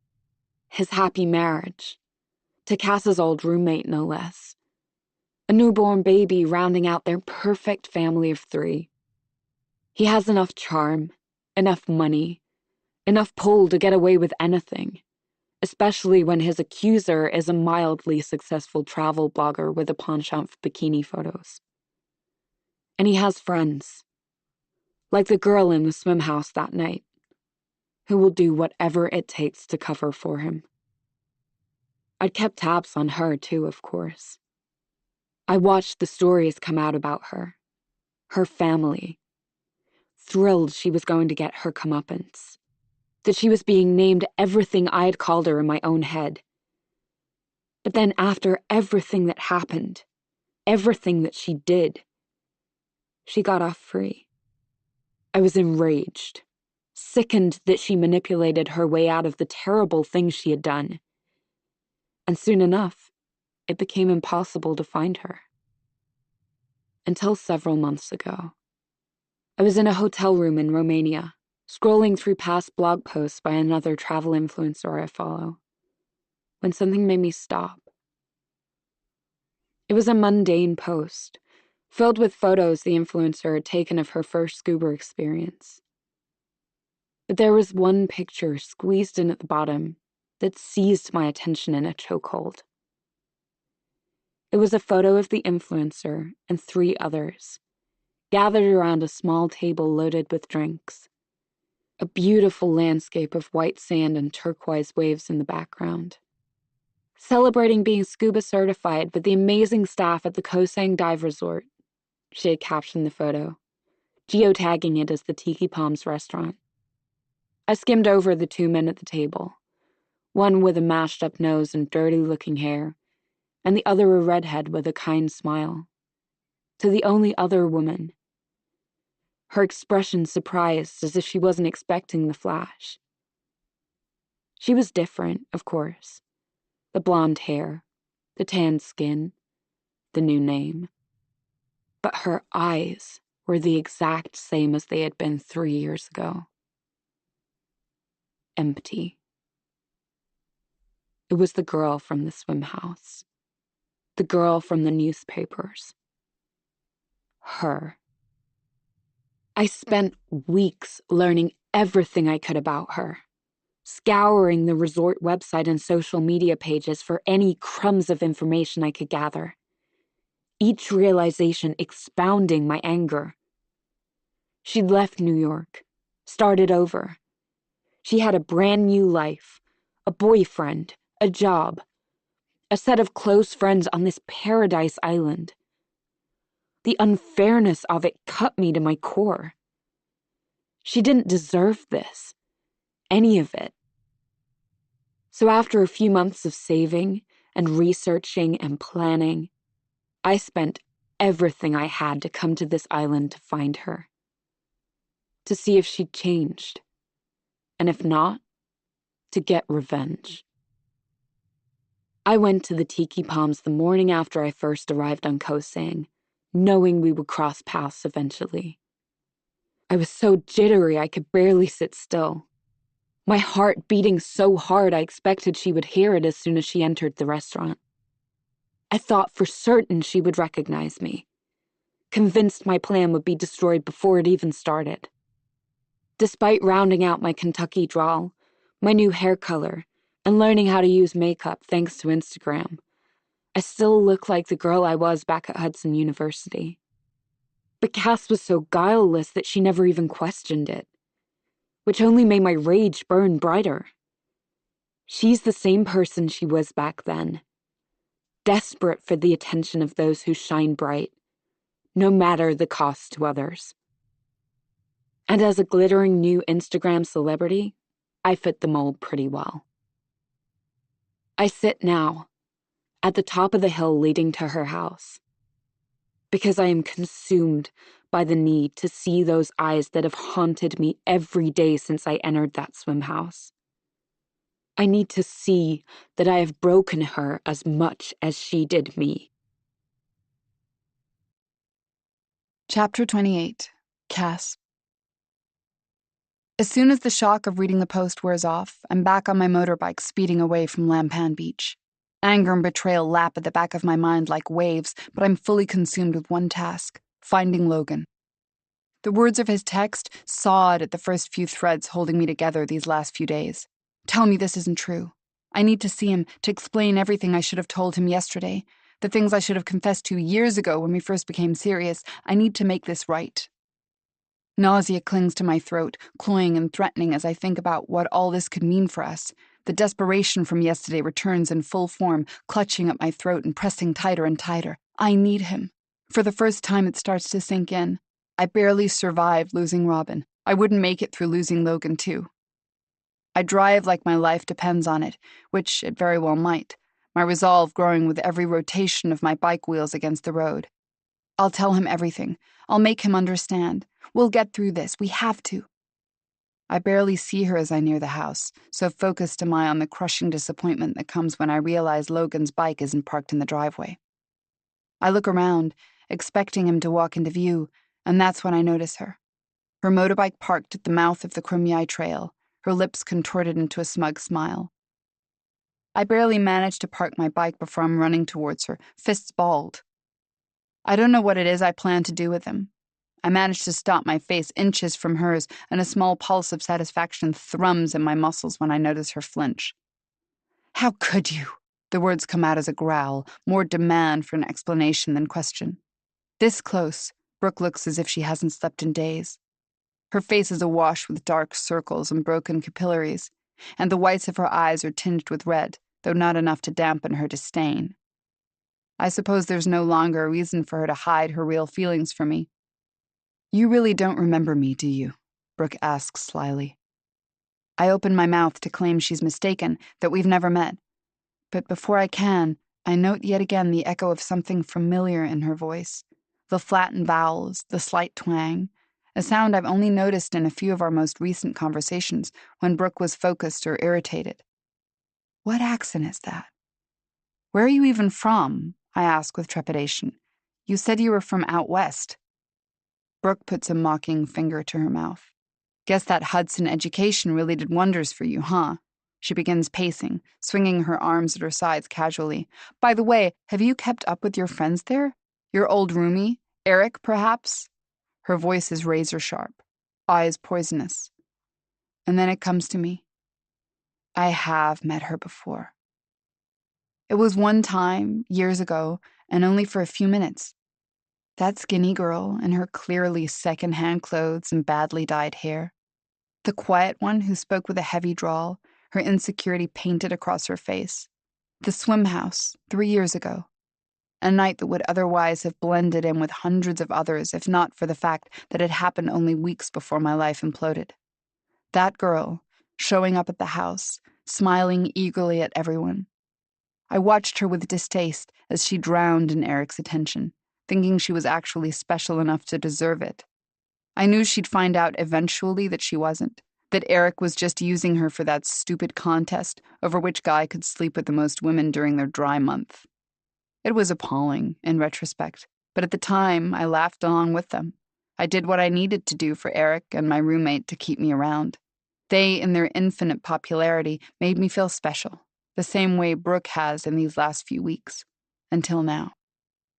After the girl went up to Eric's room and he came back down to the living room victorious, she caused a scene, pounding her way down the stairs, slamming the door behind her. I remember watching her as she ran out of the house, embarrassed for her. She looked at me as if I did something wrong. I didn't understand it, and I barely thought of her again. The Brooke I know bears no similarities to that girl. She's changed everything about herself, swapping her secondhand clothes for more flattering styles, trading her terrible black hair for soft honey waves, her bony limbs expanding into appealing curves. But as she stares at me now through those red-rimmed eyes, her bracelets jangling as she runs her hand through her hair, I can see a flash of it in her face. That same eagerness to be accepted that wafted off her at the swim house.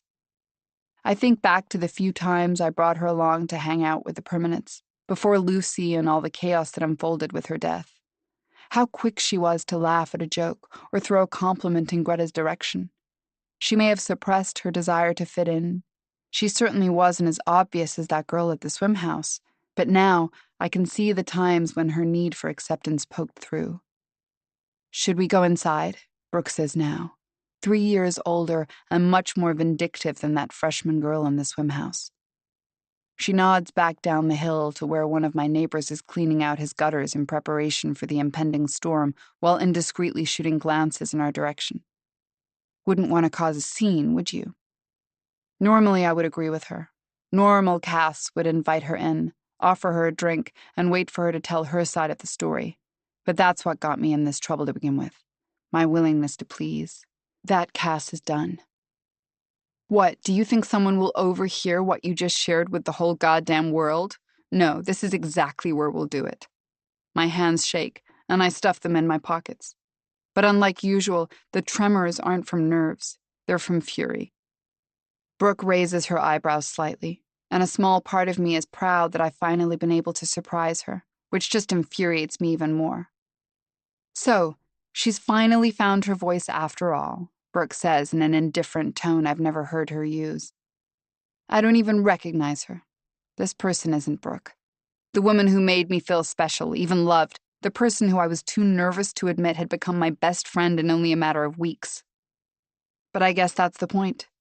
She is, and always has been, a complete stranger. Who the fuck are you? What kind of person does this? Brooke's response is immediate. The kind of person you will never have the balls to be, clearly. One who doesn't let bad people get away with bad things. Her tone is scathing, fury radiating off her. And now I know, your sister and your father, all that from the past. That wasn't all you've been capable of, was it? Brooke continues, venom dripping from her voice. I heard your conversation with Logan about the Xanax and his little indiscretion, and I found Lucy's phone. That was really smart, Cass, keeping it under your bed. I mean, how dumb can you be? Her fury seems to dissipate as she says this, replaced by a smugness that's somehow worse. I feel my forehead scrunch in confusion. It was the one part of her post I couldn't piece together, why she claimed I had Lucy's phone, why she lied, but she rushes on before I can question it. So was that it? Brooke continues. Is that why you pushed Jacinta from Krumyai? Because your boyfriend was cheating with her? And Lucy? All he did was talk to her, but you were too jealous to even stand that. Daniel, I bet you were just covering your tracks with him. Gotta give it to you, murdering him was ballsy. But how exactly did you do that? I mean, he was so much bigger than you. Did you surprise him from behind and slit his throat? I've noticed those scuba knives you keep in the dive shop. Is that what you used? She leans towards me, mockingly, her fist beneath her chin, as if she's begging for gossip. Do tell. I would love to know. I shouldn't be surprised by these questions. I know her suspicions. She made them quite clear in her post.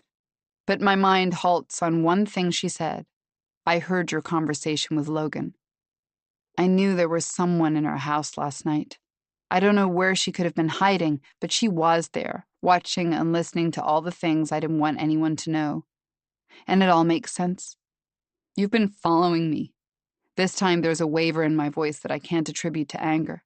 Despite everything, the post, the threatening notes she left on my doorstep, this realization seems like the worst thing she's done to me. I felt crazy these last few days, feeling eyes on me everywhere I've walked. The stifling paranoia that I could never verify. All that time it was Brooke following me, the woman I thought was my friend. Wow, you really are slow. Welcome to the party, Cass. Brooke's lips are turned upwards in a self-satisfied smile that makes the nausea return with full force. But why? I force the words out, laced with frustrated confusion. Why? Really? That harsh laugh comes in again. But then Brooke's tone changes, as hard and sharp as a knife. He raped me, Cass. Eric Verino, your friend.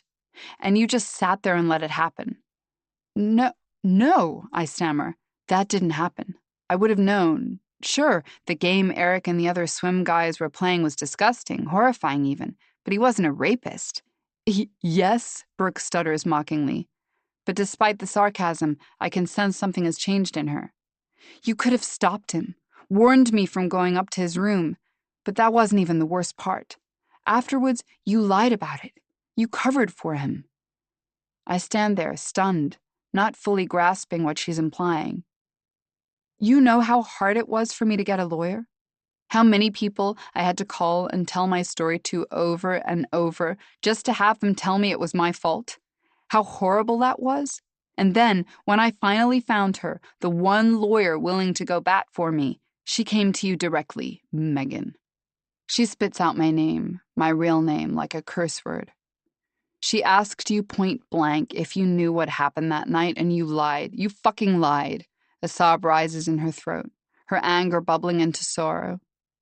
She tries to overcompensate for it, her voice getting louder and louder. You told her I was obsessed with him, that I came over there for sex, that I was only mad because I realized I'd been a number in a stupid game. I remember now, a moment that was quickly replaced in my memory by the events that happened in that hotel room soon after. A stern-looking woman in a black trouser suit cornering me and my roommate outside our dorm. She asked us both rapid-fire questions about where we were the weekend before, how well we knew Eric. It was clear she was trying to pin something on him, and then she asked if he raped that girl from the swim house. That made me and my roommate stop walking. My roommate turned to the woman, her voice steely. Eric is a good guy. If that girl is saying that he raped her, then she's probably just jealous. The words sounded wrong as they hit my ear, but my roommate looked over in my direction, silently urging me to back her up. So I did. Yeah, that girl came over for one reason. She wanted to have sex with Eric. She was just mad because she realized that he didn't really like her. The memory hits me like a slap in the face. You told her I wanted it. Brooke is yelling now, and I see my neighbor out of the corner of my eye. He's given up all pretense of clearing his gutters and is staring at us, open-mouthed. What kind of woman are you? What kind of person are you? I try to grasp her questions, but the answers slip through my fingers.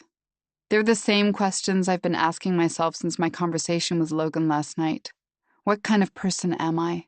Why would my ring be next to Lucy's body? Look, I say, my voice shakier than I would like. I'm sorry I did that. But we were in college, and I didn't know what he did to you. How could I? And why me? Eric is out there living his best life. I think of all the times I've wandered to Eric's profile after posting an Instagram photo on the dive shop's account, scrolling through the endless shots of him and my roommate and their perfect life. You talk about what kind of woman I am, but what kind of woman are you? I'm gaining momentum now. Her story threw me, but my anger comes rushing back. You target me and what? Dedicate years of your life to tracking me down and ruining me?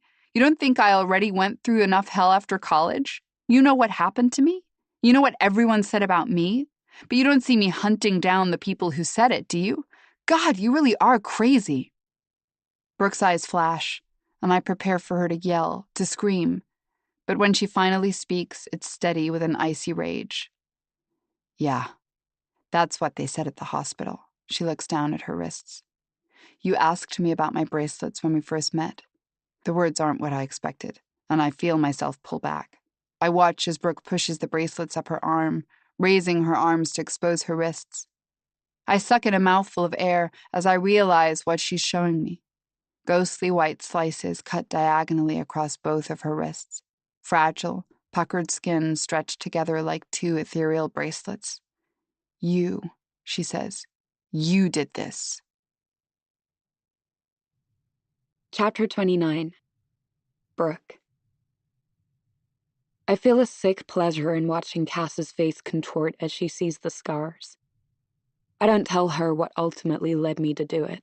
The days I spent after that night at the swim house, refusing to claw myself away from the dirty sheets of my dorm room bed, out of fear that I might run into Eric, or her, or any of the others who sat silent in that living room while it happened.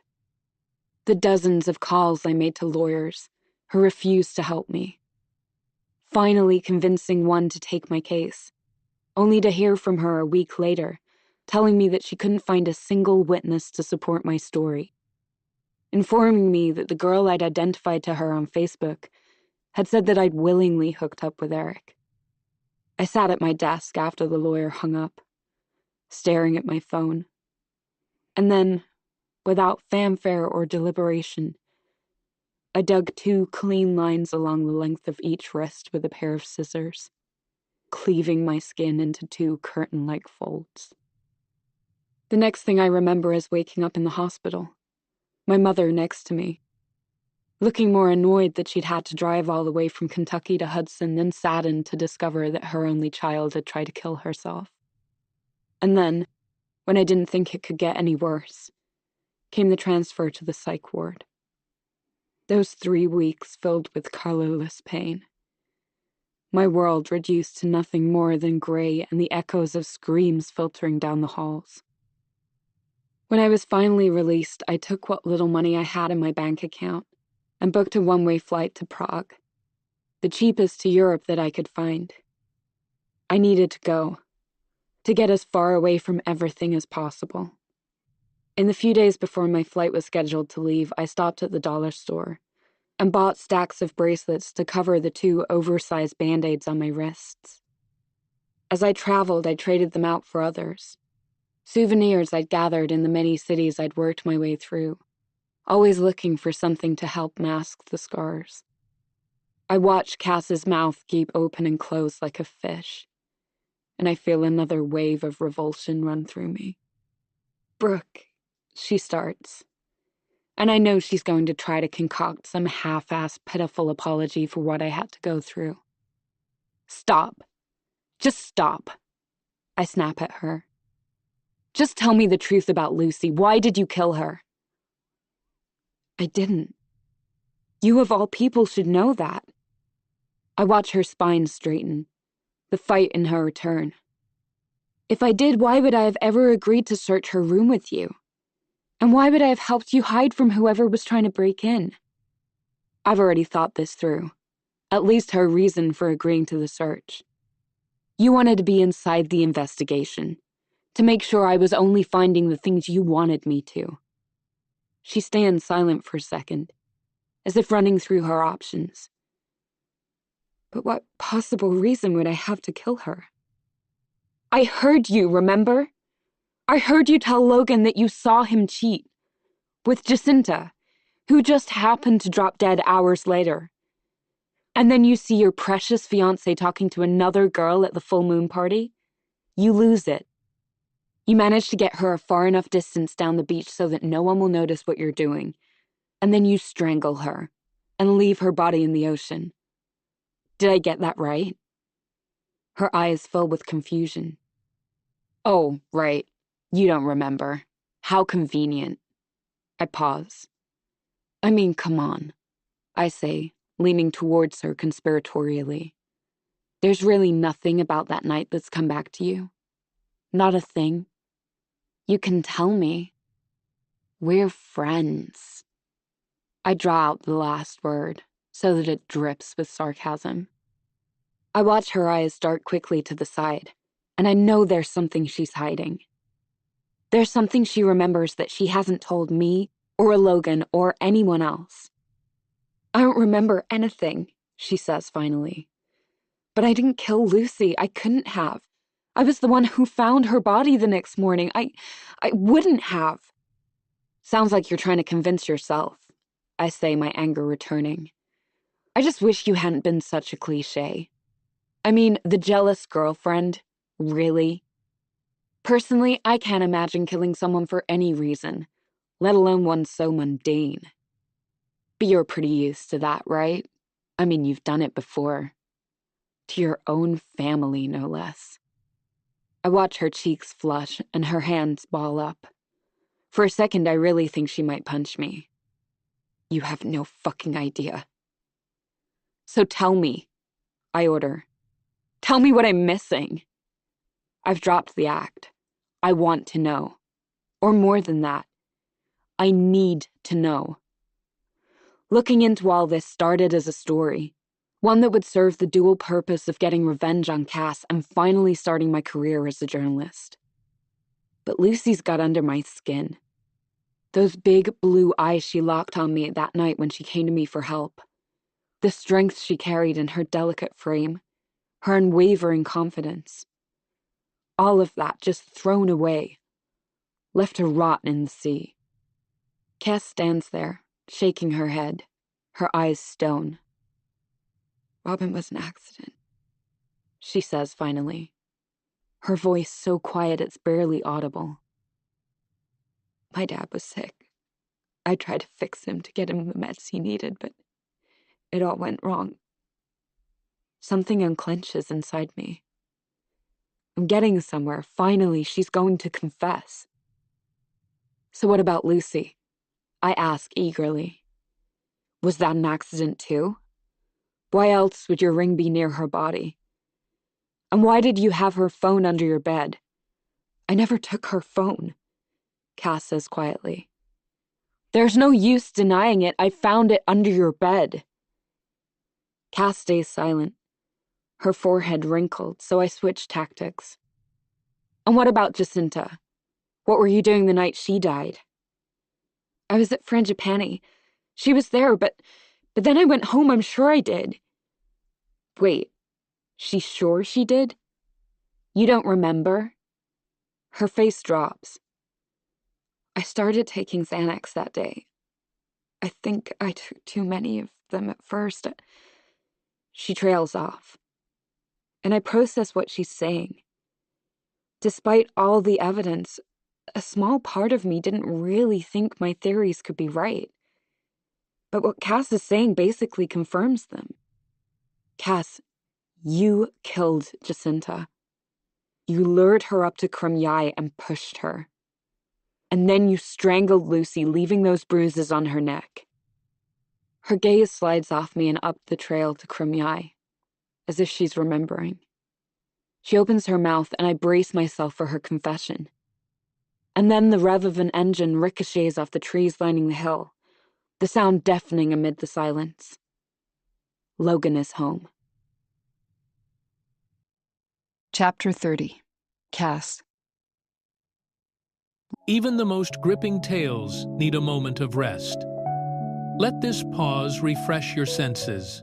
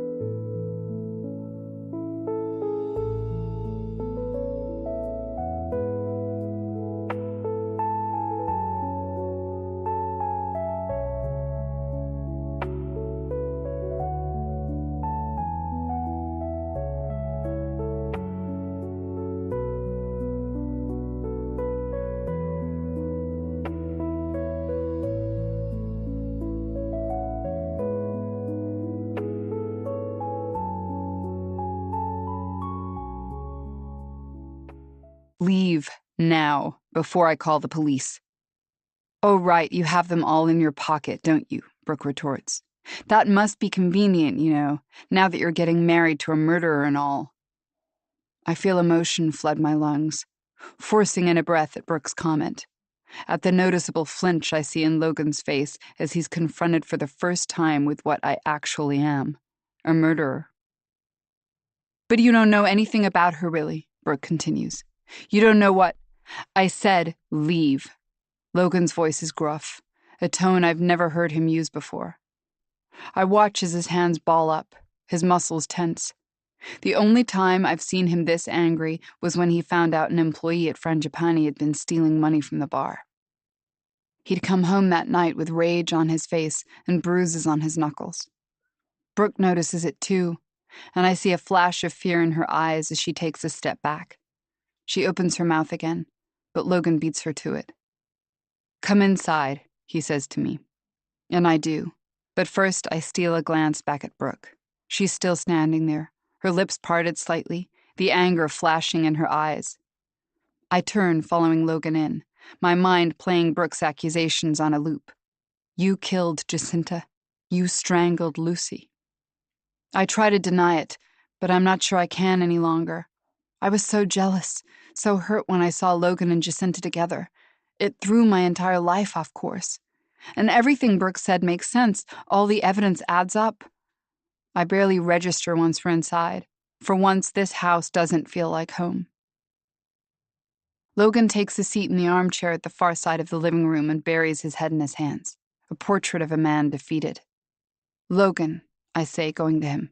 But when I place my hand on his shoulder, he recoils, as if I've burned him. I can feel the life I've built here crumble around me. It started when I saw Logan with Jacinta, a few pieces of sand breaking off. And then a wall fell when I found that first envelope on my doorstep. And now, all of it has turned to dust, a sturdy sandcastle washed away in the waves. With that realization comes the panic that's been lapping at my toes the last few days. I've built everything around Logan, this man who loved me, who wanted to spend his life with me. I have nowhere to go, no idea who I am without him. Compulsive need engulfs me, squeezing tight. Please, I love you. The panic laces my words. But Logan doesn't even turn. Let me explain. Explain. That does it. Logan spits out the word as if I've cursed him, twisting his body towards me. Explain what? That you lied to me about who you are this whole time? That you said your father and sister died in a car accident? That I know bugger all about you? Not even your name? Please, I try again. I thought Brooke was lying. When Doug told me about her Instagram post, I didn't even want to look at it. I told him it was a load of shite, that you would never lie to me. I thought I knew you. He trails off, clears his throat. But then I thought of the paper I found in the drawer the other day when I was looking for a takeaway menu. It said something about a massacre and a picture of a girl on it. I thought it was rubbish and I tossed it. God, I didn't even recognize you in that picture. My own fiancé. You must have thought I was so stupid. No, Logan, never. You have to understand. I couldn't tell you who I really was. You never would have loved me. Logan makes a noise that falls somewhere between a cough and a laugh. But I did, Cass, Megan, whoever you are. I loved you so much. Apparently not enough to stop you from cheating with Jacinta. The words come from nowhere, rising up in my throat like acid, hot and mean. I force them down with a swallow that feels like needles sticking into my throat. I've protected you from so much here that you don't even know about it. I've made it my job to keep you safe. I lied for you about where you were the night Lucy died, and I was prepared to keep lying for you. Logan's use of the past tense causes my muscles to stiffen. And then I find out that it wasn't the first time you killed. You murdered your own father and sister, for God's sake. I Googled it. None of it makes any sense. His voice breaks. I move forward to comfort him, but I stop when I see him flinch. You told me they died in a car accident. A car accident! He shakes his head, as if he still can't believe it. Honestly, it makes me sick to think I've been sleeping next to you all these years. Logan, please, I cry. Every one of his words slices my skin. He turns his head, but he's quiet, and I realize this is my chance, the only one I may have left. I need to make him understand. I take a deep breath, and I finally let out the words I've been holding in for so long. My father was sick, I start. Logan's head is still turned away from me. It was likely undiagnosed bipolar disorder. He seemed to have it under control when I was young, at least from what I remember, but when my mother died, when I was a teenager, I think the grief triggered it. He had these, manic episodes. He would be violent toward me and Robin. He would hurt us. The injuries were never too serious. We could usually cover the bruises and scrapes easily enough so no one would know. When I left for college, Robin had to bear the brunt of my dad by herself. I thought he was getting better by then. We both did. I wouldn't have left her behind if I thought otherwise. But then during the beginning of my sophomore year of college, he lost his job. After that, he spiraled. Robin's injuries became more frequent, more severe. We tried to get him to a doctor, but he wouldn't go. During fall break, I requested that he go see our local practitioner, and I ended up with a dislocated shoulder. And it wasn't like we had any other options. Both our parents were only children. My mom's parents were long since dead. My dad's mother didn't want anything to do with us. I needed to help Robin, but she was still 17, underage. If I called Child Protective Services, they would have put her in foster care. It would have killed my father. And I was only 19 and in college. I wasn't ready to take care of her on my own. I squeezed my eyes shut, working up the nerve to tell the worst part of the story. So I did the only thing I could think that would work, that would save them, Robin and my dad. All this time, Logan had his eyes glued to the floor, but this statement finally prompts him to turn towards me, giving me the reassurance I need to continue. I knew my father would never get better without medical help, but there was no way Robin and I would ever be able to get him to go to a doctor, so I decided to bring the medicine to him. I remember when the thought came to me as I was tossing and turning in my dorm room bed. It was so simple it made me sit upright. If this worked, everyone would win, my dad would get better, Robin would be safe, and everything would go back to normal like it was before my mom died. I started going to the school medical center, telling them that I had all of Dad's conditions. I explained my periods of hyperactivity, which would boil over into violence, along with weeks where it was impossible to get out of bed. I included just enough secondhand details to make it believable, and it worked. The doctor prescribed me Xanax. I feel Logan's attention prick up at the sound of the drug. I started stockpiling it. My father and Robin were planning to come visit me at school for Thanksgiving that year. I figured I would slip my dad the drugs during the visit. If it made him calmer, more like our old dad, I would give the rest to Robin with instructions to start putting the crushed up pills in his food and drinks. I thought I'd figured everything out. Thinking back on it now, I can't believe I thought it would work. It was stupid, really. So many things could have gone wrong.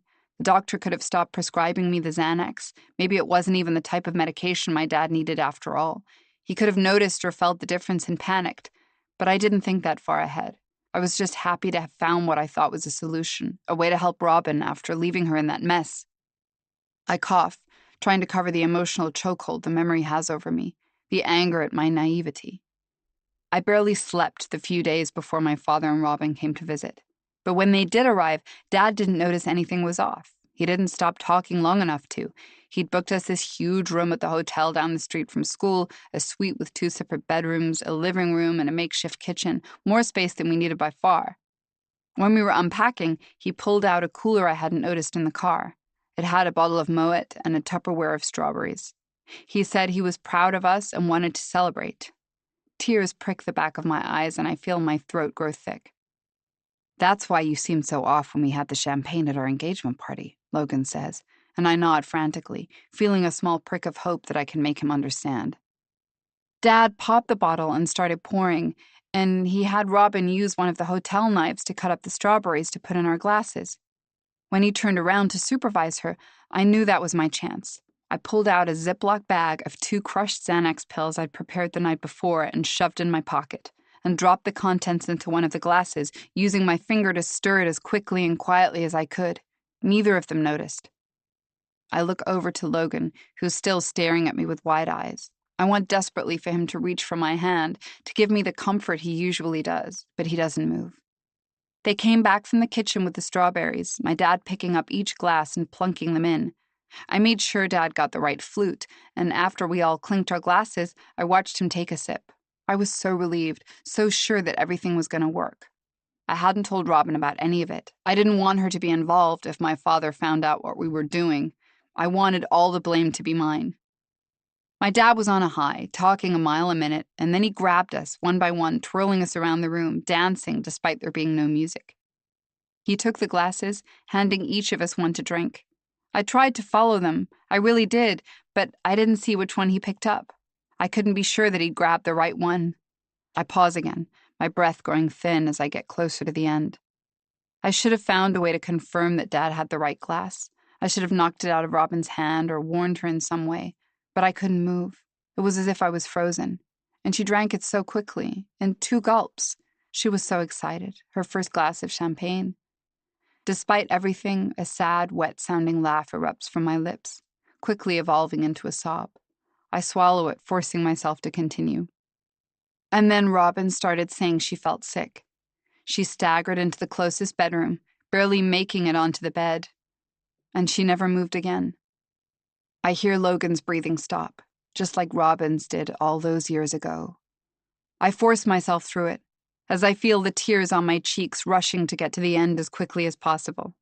Dad knew something was wrong immediately. He ran to her, shaking her body, screaming her name, but she didn't move.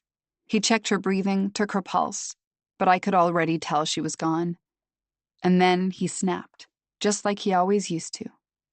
The tears pool at my eyelids as I remember his voice, deep and hateful, a tone I had never heard him use even at his most manic.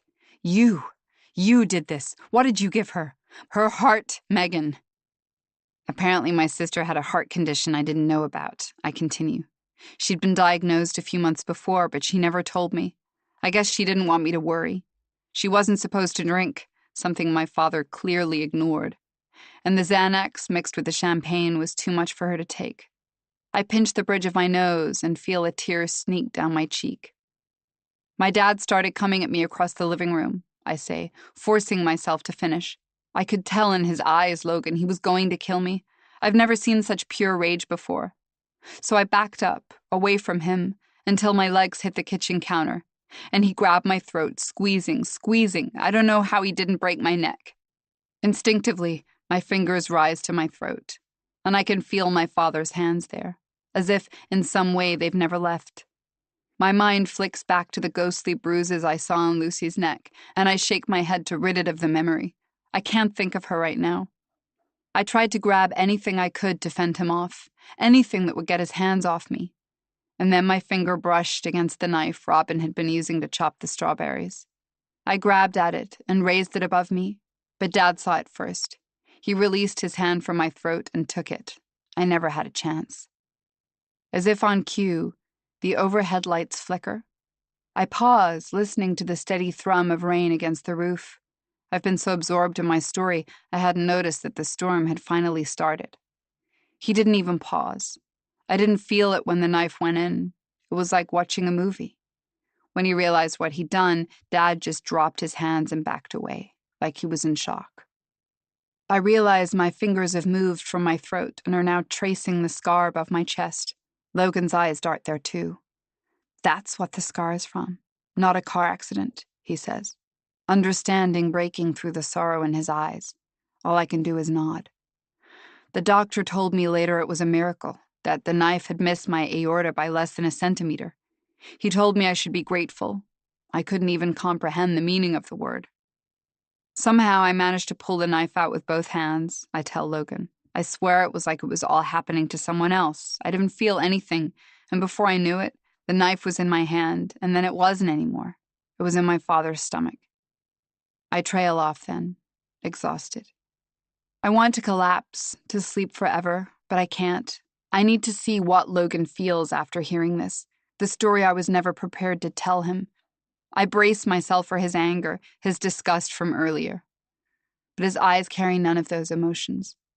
Instead, he looks at me with a mix of shame and pity. He shakes his head solemnly, and for the first time since I saw Brooke's letter on my doorstep days ago, I cautiously let myself believe that everything will be okay between us. Cass, Logan says, and I feel my heart rate accelerate. I'm so sorry that happened to you. I can't believe you had to go through that. I want to reach for him, but wait for him to give me the signal to do so. But I can't process this all right now. His words make me shrink back. Why wouldn't you just tell me at the beginning? Why all the lies? I just didn't. You never gave me a chance, he interrupts. You didn't trust how much I love you.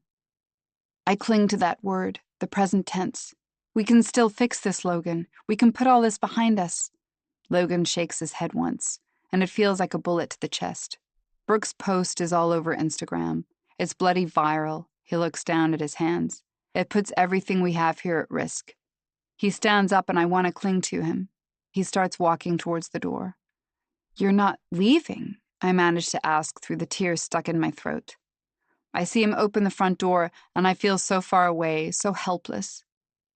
I just need some time to think this through, he says. I'm sorry, but I think it's better if you find somewhere else to stay tonight. I need some space right now. I'm going to take a drive. Please don't be here when I get back.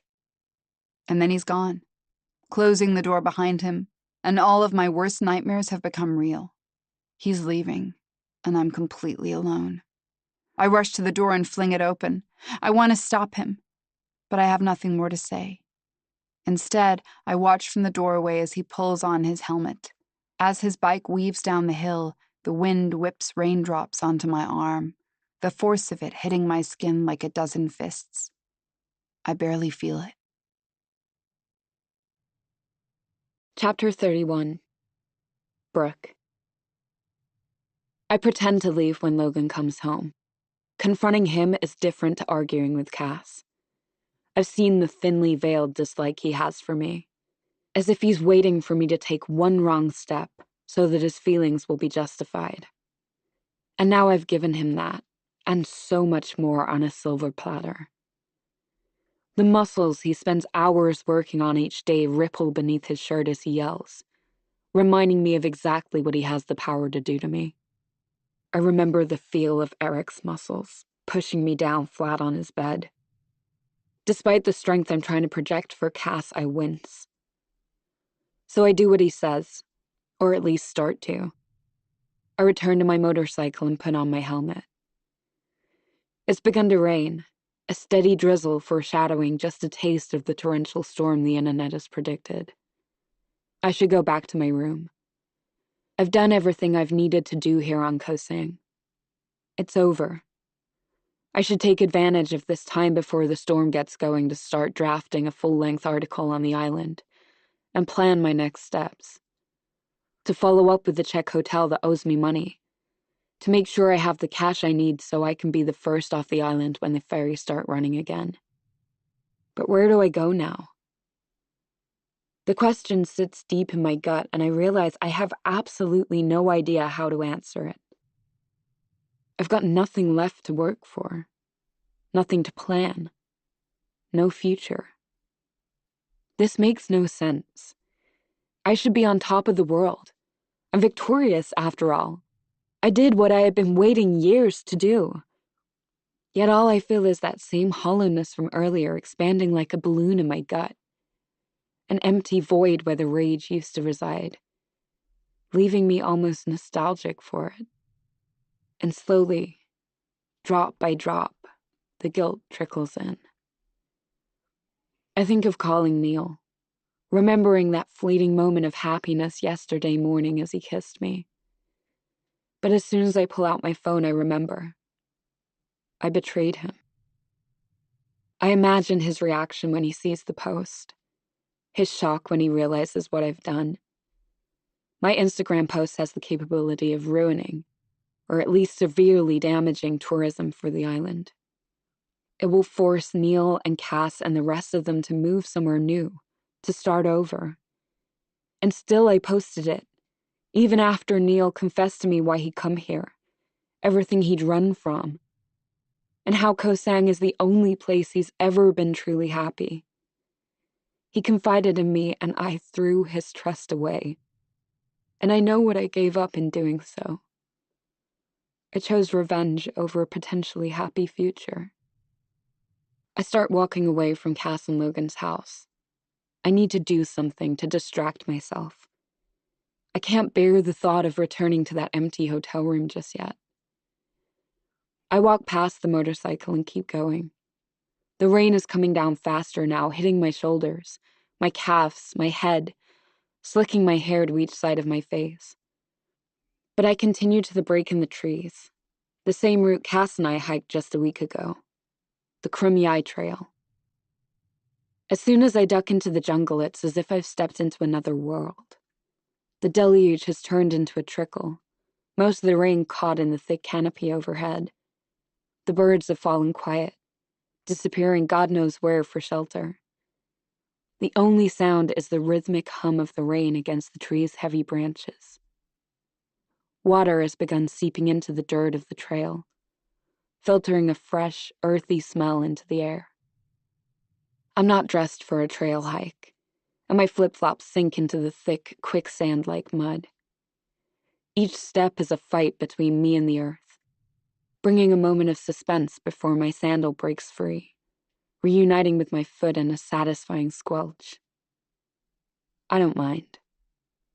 I've always liked to struggle, never shied away from it. Maybe that's my problem. I yearn for confrontation, for wrongs to right. I was never left with a choice not to. If I had been like Cass, appeasing and pleasant, I would have ended up like my mother, living in that squalid trailer, trading disgusting men and the drugs we needed to put up with them. Ending up like her wasn't an option. I had to fight, didn't I? Maybe I could have simply talked with Cass, confronted her individually about how much she hurt me in college, without involving the entire world in our mess. But that wasn't enough. I wanted more. I wanted her to suffer like I did. By the time Logan interrupted us, I was entirely positive I had trapped Cass in her lies. That she killed Lucy, and Jacinta, and God knows how, Daniel. But with every step I take, my certainty fades, little by little, because it doesn't make sense. Sure, maybe Cass pushed Jacinta from Crumyai, but would she really do that after learning that Jacinta kissed Logan only once? And would Xanax be enough for her to completely forget luring Jacinta up this mountain in the middle of the night to push her to her death? And then there's Daniel. He was huge. How could he not have fought back against her? And even if she did kill him, wouldn't she have been covered in blood after the staff meeting? But she showed up at the dive shop that night without even a hair out of place. And of course, Lucy. Cass had her phone, and she admitted to finding her own ring by Lucy's body. It's all incriminating, sure, but things just don't add up. Why would she have claimed to Logan that it was his ring? And something she said a few minutes ago sticks with me. If she did kill Lucy, then why would she have helped me search her room? Why would she have been so genuinely scared when we heard that person trying to break in? And why would she have helped me hide? I replay the words she said a few minutes ago, the attempts at explanations that I threw away as useless excuses. But one claws at the side of my brain, refusing to leave. I was the one who found her body the next morning. It didn't register at first. Why Cass was clinging to that to prove her innocence. The fact that Cass allegedly found Lucy didn't mean she didn't murder her. But now I think of what I've accused her of. Strangling Lucy and leaving her body in the shallow water. If that was true, Lucy's body would have easily washed ashore, leaving some traumatized guest to find her during an early morning beach walk. But that's not what happened. Cass found Lucy's body the next morning at the very bottom of the ocean, affixed to the coral, at least 100 yards from the shore. For Cass to have killed Lucy, she would have had to swim out and dive down several meters, dragging Lucy's body with her. That's a lot of strength for anyone to have, especially after killing someone with their bare hands. And an almost inconceivable amount for someone as doped up on Xanax as Cass apparently was that night. I think back to how fragile she seemed by the end of our confrontation, as she apparently grappled with the possibility that she really did kill Lucy. I had expected her to deny everything, to have some sort of excuse to explain it all away. But her response seemed completely genuine. Which leaves me with one question. Could Cass really be behind this? No matter how I spin it, the only answer I can come up with now is no. I realize I never gave her a chance to explain the other evidence I used to jump to my quick conclusions, to tell me why she had Lucy's phone, or what had happened in that hotel room all those years ago. The deaths the police would barely comment on, that the press speculated so wildly about. I was just so excited to finally have revenge, and to do it in a way that would propel me forward, back into the life I had dreamed of. Because I know what will happen if this post gets enough press. Forget about reaching out to news outlets and offering to write a story. They'll be running to me, throwing money in my direction for a first-hand account of my experience with the Hudson Massacre killer. Especially one filled with salacious musings linking her to more murders. It will get me the journalism career I've always believed I deserve. The one I might have had if Cass had just spoken up after Eric raped me. It had all seemed so noble since my arrival on the island. This crusade to confront Cass. To then stand up for the 3 people who were so mercilessly killed on Koh Sang. But now, it seems tainted with a selfishness I hadn't noticed before. I hear something crack behind me. A branch, loud enough to break through the thrum of the rain. I spin around, but it's silent. The trees are close together, close enough to obscure someone hiding behind them. I stay still for a few seconds, squinting. But all I see beyond the trees is darkness. I pause, waiting for the noise to come again. But other than the drum roll of the rain on the canopy, there's only quiet. I continue walking up the trail, not stopping until I reach the summit. The path opens up to a plateau, the trees no longer providing cover. The wind slaps my face as I leave the confines of the jungle. I step carefully towards the edge of the cliff, where the footing breaks off at jagged angles, giving way to the long drop to the sea and rocks below. The same place I stood just days ago with Cass. The same place Jacinta must have stood, seconds before her body crashed onto the rocks. Rain pummels down as I inch my foot towards the ledge, until my toes are dangling off. It would be so easy to take one more step, to make all these thoughts just stop, to not have to think about the new guilt lying fresh in my stomach, about everything I've done wrong in this life, everything I should have done differently.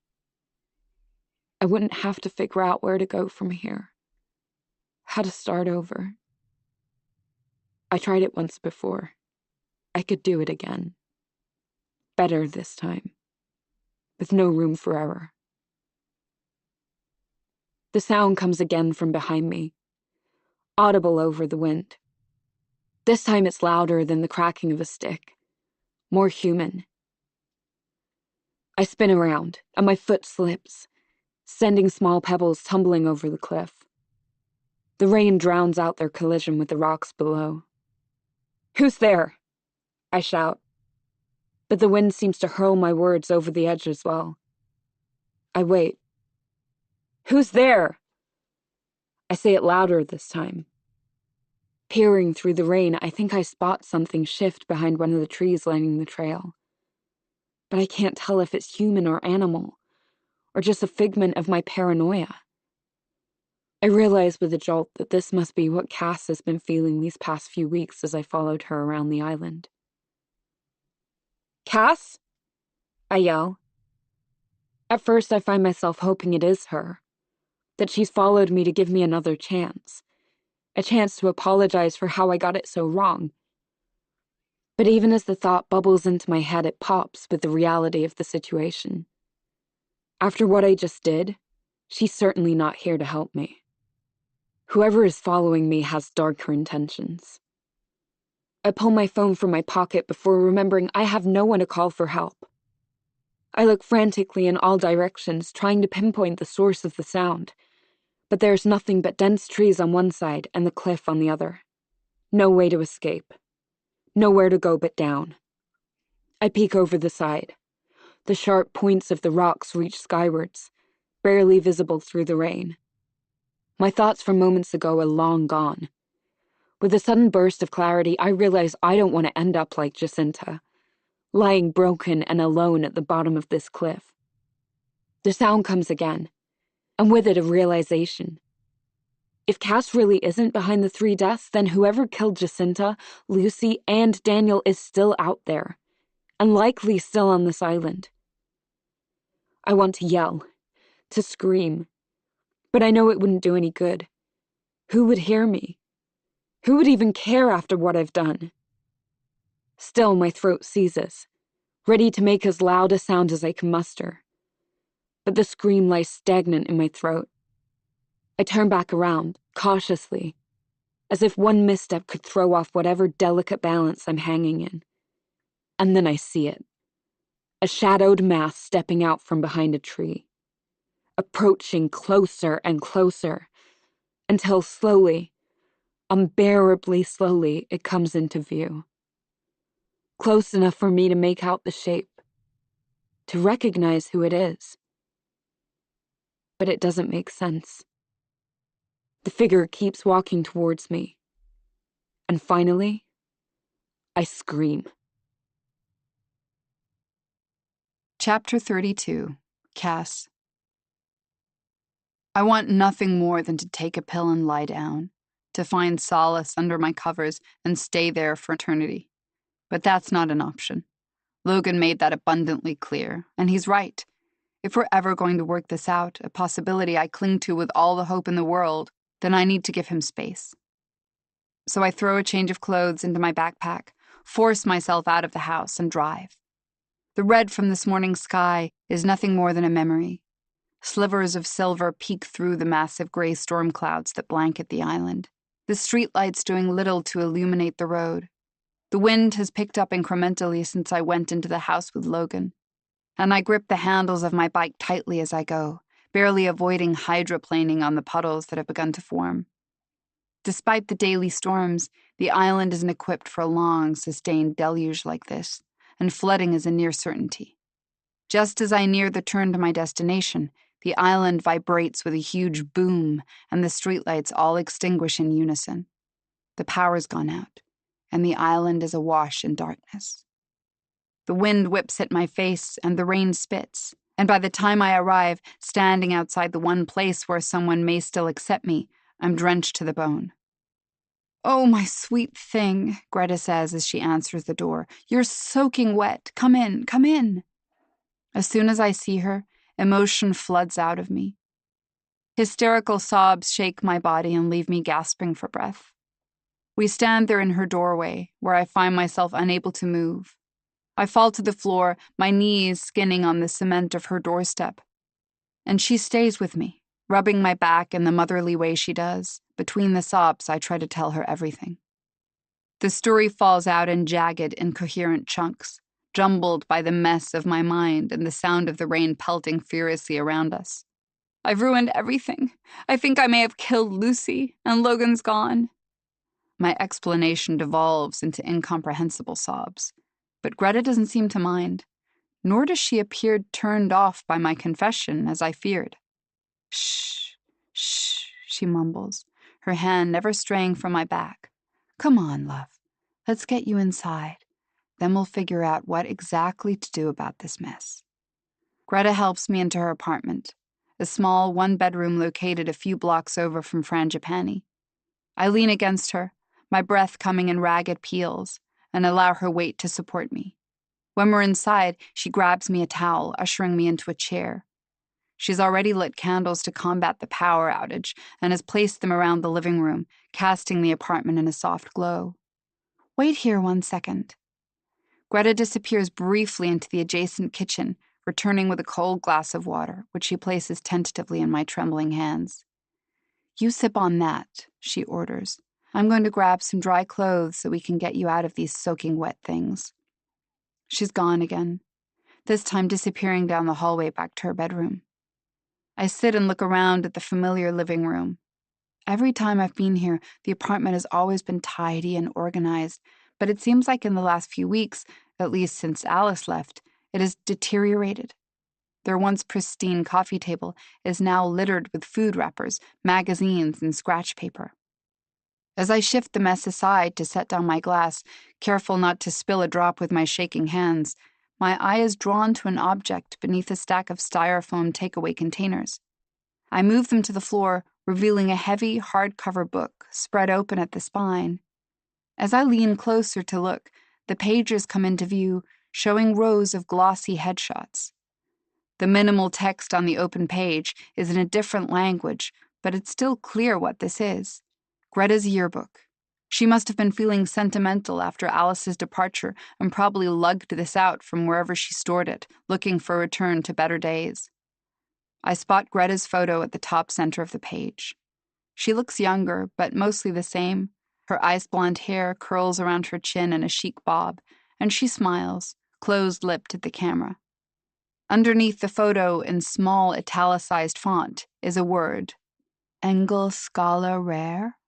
Maybe she won some type of award to claim pride of place at the top of the page. Not surprising, given how smart she is. I scan the rest of the layout as I hear Greta rifling around in her bedroom. Most of the other students beneath Greta's picture are also blonde and smiling, but they all look a bit younger. Greta has always seemed mature for her age. My eyes eventually come to rest on a girl who looks different from the rest of her class. Dark brown hair and familiar coal eyes. Alice. I forgot she and Greta had met and fallen in love in high school. But the photos stir something at the back of my brain, a memory that's just out of reach. Hearing Greta come down the hallway, I close the book and lean back from the table, not wanting her to think I've been rifling through her things. Her arms are filled with clothes, which she places on the couch next to me. "Here you go, honey," she says, before kneeling in front of me, her hands resting on my legs, the sides of her dark eyes crinkled with a sad smile. "I'm so sorry this happened to you, Cass. We all are. I want you to know Brooke's post doesn't change how we think of you. We all have things we're hiding from. We'll be here for you no matter what." I want to thank her, to show her how much I appreciate her kindness even when I've potentially ruined this island for everyone, but there's only one thing I can think of. I feel the emotion I've finally begun to control rise again in my throat. Unfortunately, Logan doesn't seem to feel the same way. She grabs hold of my hand. "He'll come around. I know he will. He just needs time. It will all be okay." And in the soft glow, with the rain pattering down outside, I try to believe Greta might be right. Maybe this doesn't mean the end. Maybe there's a way back for me and Logan, for all of us. I feel her palm roam over mine, her fingers tracing my ring finger. "Oh no, tell me you didn't lose your ring too," Greta says. I'm so lost in my thoughts that I don't understand her words.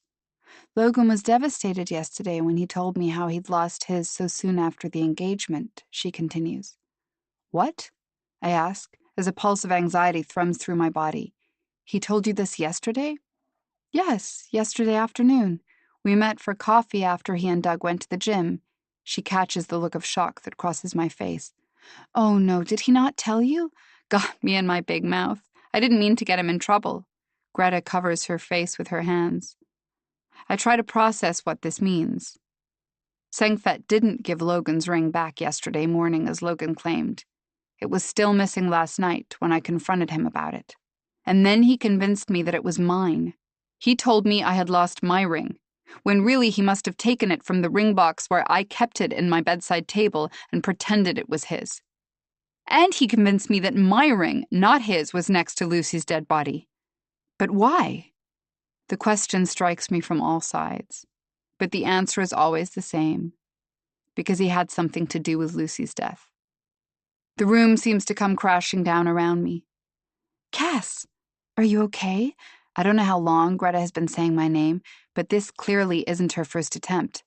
"Oh, love, you're white as a ghost." I open my mouth, trying to figure out how to tell her everything, but all that comes out is one short sentence. "I think Logan might have killed Lucy." Greta's eyes grow wide, and I open my mouth to explain more, to tell her all about the ring and the lies, but before I can, she's handing me the pile of clothes she'd brought out moments earlier. "Why don't you go and change? We'll sort all this out once you're in dry clothes." I want to protest, to tell her everything as I process it myself, but as a shiver racks my body, I know she's right. I nod, taking the clothes from her, and walk out of the living room as if on autopilot. As I head down the hallway, I feel the familiar weight of eyes on me. I turn around, but Greta hasn't moved from her spot on the floor. She's still looking at me with an expression on her face that I can't read, but I barely register it, because I can only think about one thing. Logan lied. Chapter 33. Brooke. "Why are you here?" The figure keeps coming, step by cautious step. "Don't come any closer." I hear my voice waver, and I know this person does too. They pause briefly, and then return to their slow stride. I search frantically, looking for anything I can use as a makeshift weapon to defend myself. I grab a rock nearby, only to realize it's more like a pebble. Whatever, it will have to do. I raise it above my head and prepare to chuck it. "What are you doing? Stop!" The figure raises her arms in protection. When she lowers them, I see that her long, dark hair is soaked like mine. Her almond-shaped eyes are awash with concern, and her forehead is scrunched, predicting the wrinkles that won't be visible for many years. Her features are familiar, now that I'm seeing them for the third time. "Who are you? Why have you been following me?" She steps forward again. "Before I tell you, do you mind putting that down?" Her accent is familiar. It sounds Australian, but slightly off. I look up. I forgot I was still holding the stone. I lower my arm, my terror from a few seconds ago now seeming ridiculous. "Sorry," I mumble, before regaining my composure. "But what do you want? Why did you follow me up here?" "One question at a time, please." There's a look on her face that I can only describe as haunted. "Can we step back onto the trail, so we don't have to have this conversation on the side of a cliff? I've been yelling at you to step back from it. One wrong move and you're over." She's right. I've inched back almost as far as I can. That must have been what she was doing, walking towards me carefully to warn me to step away. It was too hard to hear her over the rain. I waver for a minute, not sure who to trust anymore. This could be a trap. Maybe this girl is the killer. But I look again at her dark eyes, and my curiosity wins out over fear. We take a seat on a rock off to the side of the trail, back under the canopy of trees. As we sit, I register how wet I'd become while standing on the cliffside. Sodden clothes hang from me, and as the shock of seeing the girl wears off, they begin to feel heavy on my limbs. The damp sends a chill through my body, and I realize with surprise that this is the first time I've been cold since arriving on the island. The girl is drier, having mostly stayed beneath the confines of the canopy, but only marginally so. The rock on which we sit is small, barely wide enough to accommodate both of us, and I can feel the body heat radiating off her. We've been sitting in silence for a few seconds, each of us waiting for the other to start. "So, who are you?" I ask finally, breaking the stillness. "My name is Alani," she answers. "I was friends with Lucy. I came here with her." My heart rate has finally slowed down since my flirtation with the edge of the cliff, but this news sends it ratcheting up again. Amid everything else, I'd forgotten about the second toothbrush I'd found in Lucy's bathroom. But now I realize it must have belonged to Alani. Her accent suddenly makes sense. She must be from the same town as Lucy, Greymouth, New Zealand. "Why have you been following me?" "I thought I could trust you," Alani says. "So did Lucy. I mean, you weren't on the island when Jacinta died. And we watched you around them, the permanents. We picked up on how you'd look at them when they weren't looking. Lucy thought maybe you knew more than you were letting on. And I kind of agreed," Alani explains. A memory flashes from the other night. Lucy, waiting outside my room, confirming when I'd arrived on the island. "But after Lucy, I couldn't risk it," Alani continued. "I needed to know for sure that you would help me, so I followed you, trying to figure out what side you were on. When I saw the post you published today, that's when I knew I could trust you. I watched as you confronted that woman, Cass, but I didn't interrupt. After she went inside, I came up here after you. I waited in the trees until I was sure you weren't meeting anyone, before I tried to get your attention." Her words make sense separately, but woven together, it's as if she's speaking a different language. I settle on the first of many questions. "What do you mean, what side I was on?" "Side of what?" She barely lets me finish. It's as if after all these days of staying silent, she's opened the floodgates. "They killed her." I swallow, forcing myself to stay composed. Okay. Calm down and start from the beginning." Alani takes a deep breath. "A few weeks ago, Lucy's sister came here, to Koh Sang. She was amazing. Always kind to me and Lucy. Always including us. Never acting like we were a burden or too young to hang out with her. Nothing like my older sisters. There's a familiar grief on Alani's face, the same kind I wear when I think of my mother. Anyway, she was traveling through Southeast Asia, working her way through Thailand, and she called home every day to update us. Lucy and I loved it. Lucy would put the phone on speaker, and her sister would tell us everything about what she had been seeing and eating, and best of all, about the hot boys she was meeting. She was gorgeous, so obviously they were tripping over themselves to get to her. Honestly, hearing her stories was better than watching Love Island. Alani wears a sad smile. I rest my hand on her elbow, and she looks up at me, returning to the present. The call stopped 2 days after she got to Koh Sang. I nod, bracing myself for the rest of the story. She arrived late on Wednesday. She called us early Thursday morning. She was excited because she was going to try scuba diving for the first time. She was staying in a free room at the dive hotel. She called us the next day, too, Friday, to fill us in on dive school. She loved everything about it. The diving, the school, the island. She told us a little about the dive training from that day, but she mostly talked about this guy she had met, an expat who lived on the island. She was straight up giddy. She said they were planning to go out again that night, that the guy had something special planned, but she didn't know what. Alani's voice breaks. And then, nothing. We didn't hear from her again. Lucy called nonstop, but eventually her sister's phone just went straight to voicemail. Turned off. A full week later, the Koh Sang police called her parents. Told them that Jacinta had died. That she'd taken an early morning hike alone and had fallen off the side of a cliff. Jacinta Taylor, I say. I suspected it as soon as Alani started telling her story, but I willed it not to be true. Jacinta, the girl whose mangled body was found on the rocks below Krum Yai, was Lucy's sister. Yes, Alani confirms, her voice catching. She fell right there. She raises her finger, pointing to the spot that I was standing at just moments ago, and I shiver from a coldness entirely unrelated to the rain. It didn't make sense, Alani continues.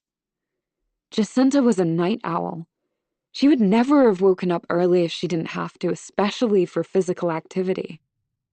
And there was never any question about suicide. She loved life too much to even consider it. Lucy's parents accepted the police's story. They were too heartbroken not to. They couldn't bear the thought of coming here, so they had her remains shipped to New Zealand. But Lucy and I, we just couldn't let it go. It didn't seem right. We spent days rereading her texts and listening to her voicemails.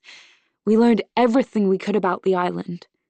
We tried to find the guy Jacinta had been dating on social media, but the only information she had given us was that he was an expat and totally gorgeous. Alani stops, a sad smile playing at her lips, thinking of Jacinta's words. She usually took a few days to post pictures on Instagram, so we had no photos of him. They didn't really give us much to work with. We'd gotten as far as we could through our online investigation, so Lucy decided we needed to come here and figure it out ourselves. Alani shivers now, and I remember that despite everything she's done, all the risks she's taken, she's just a girl. Lucy and I had taken a year off between high school and college, Alani continues. And we'd been working for a few months, so we put together all the money we had saved and bought the cheapest flights we could find. We told our parents we were road tripping through New Zealand's North Island, a way to break through the grief. Alani trails off, and when she looks up at me, tears well in her eyes. Once we got here, we decided to retrace Jacinta's steps. We came prepared. We'd researched everyone at the dive shop. I think of all the printouts Cass and I found in Lucy's room. and how Lucy was following all the permanents and me on Instagram. Lucy signed up for the dive class. She got a free room like Jacinta stayed in, and I snuck in. It was awful. I thought summer was bad in New Zealand. But a room without air conditioning in Thailand, with the two of us in that little bed, it was torture. Alani laughs, a throaty noise that seems to surprise her. She sniffs it away. We split up the morning after Lucy checked in. She went to her dive class, and I walked around the island, trying to get as familiar with the place as I could. I found the dive bar where Jacinta had said all the expats hang out. Frangipani, I guess they call it. Lucy and I met down at the Tiki Palms that evening after she was done with the class. She was with a couple of other people, including that guy Daniel. I stuck in my breath at the mention of his name. But she pulled me away so that we could debrief. She said she'd met someone who remembered her sister. The woman told Lucy that she knew something, and they agreed to meet that night during the full moon party to talk about it further. Lucy and I agreed that I would go with her, that we would confront this woman together. Regret seemed to seep into her words. When the party started, it was so crazy down at the beach, so chaotic, Alani explains. I think back to that night, the bodies grinding against each other, the heat from the fire dancers close enough to singe flesh. I saw you at one point too, Alani says. At the party? I ask cautiously. The thought is jarring. Alani nods solemnly. I recognized you from Instagram. Lucy had followed your profile. I think she might have even sent you a message or something. Hot shame floods every inch of my body as I remember Lucy's innocent plea for help sitting in my inbox, ignored. But when I saw you at the party, Alani continues, you didn't look like you wanted to be bothered. She diverts her eyes away as if she's embarrassed. I think back to the night of the full moon party, when we arrived as a group from Frangipani. My memory flashes to Neil's hand, warm and safe in mine, as we wandered onto the beach. And I force it away. It's too painful. As he and the others had gone to get drinks, I'd headed to the bathroom. But amid the flashing lights and the painted camouflaged skin and the bone-shaking bass of the speakers, my body returned to that night 3 years ago. I stumbled to a secluded area, far away enough from the party so that no one would see me. Or so I thought. Trying to get as much distance from the writhing bodies as possible, just as the feeling hit. It felt like fingers reaching into my core, strangling me from the inside out. My heart beating so fast it seemed like it would detach itself and rip out my chest at any moment. My breathing so jagged that more air was rushing out than coming in. And the memories coming in spurts. The smell of Eric's pillow. A mix of cheap hair gel and chlorine. The pain reverberating through my scalp. The shame. I had a panic attack, I admit. I get them sometimes. I didn't think anyone saw me. I hadn't told any of the permanents about it. I didn't want them to know how easy it was for me to lose control. Alani nods. I thought so. I find him holding my breath, silently begging for her to continue. Somehow I'd lost track of Lucy. I don't know how. I turned around for 1 second, and when I turned back, she wasn't there. I looked everywhere, but with all the people pushing against me, I couldn't find her. A sob sneaks out of Alani's throat, and she clasps a hand around her mouth to prevent another from following. I hold her other hand in silence for a minute until she recovers enough to continue the story. I found Daniel. He'd been following Lucy and I for most of the party. He kept trying to get Lucy to dance with him, although it was clear she was not at all interested. She smiles, a sad, slight upturn to her mouth as she remembers. And suddenly Daniel's video makes sense. He had been following Lucy in a desperate, drunken ploy to get her attention. It wasn't anything sinister. It was just annoying and a tad creepy. Daniel being Daniel. But by that time in the night, Daniel had become distracted by some other girl. Alani continues. My thoughts go to the redhead I saw in the dozens of selfies he had taken that night. It was a bit difficult to get anything coherent out of him, but he eventually said that he'd seen Lucy talking to Doug, that Australian guy from the dive shop, and later to one of the other expats. And I knew instantly it was the expat Lucy had mentioned, the woman she planned to meet at the party. She wasn't supposed to meet her alone. I was supposed to be there to protect her. She sobs again, and instinctively I shuffle closer to her. I finally spotted two figures, way down on the far side of the beach, barely visible. And I just knew something was wrong. I had this feeling in my gut that Lucy wasn't safe, that the woman was going to do something to her. I sent Lucy a few messages, trying to get her to come back to the party, but she didn't respond. I remember the messages I'd found on Lucy's burner phone. They were from Alani. I started running as fast as I could, but by the time I got close enough, it was too late. She falls quiet, as if she can't bear to finish the story. Alani, I say her name gently. What happened? She responds without a pause. She killed her. Her voice is clear and convinced, absent of the emotion in which it was wrapped mere seconds ago. Who did? She ignores the question. They're not who they say they are. They are all in on it. Her words lose their meaning, tumbled together among all the questions racing through my mind. It was the woman Lucy met that night who killed her. Alani continues, and the sound of it turns my bones to ice. The blonde one. Cass? The name shoots out of my mouth.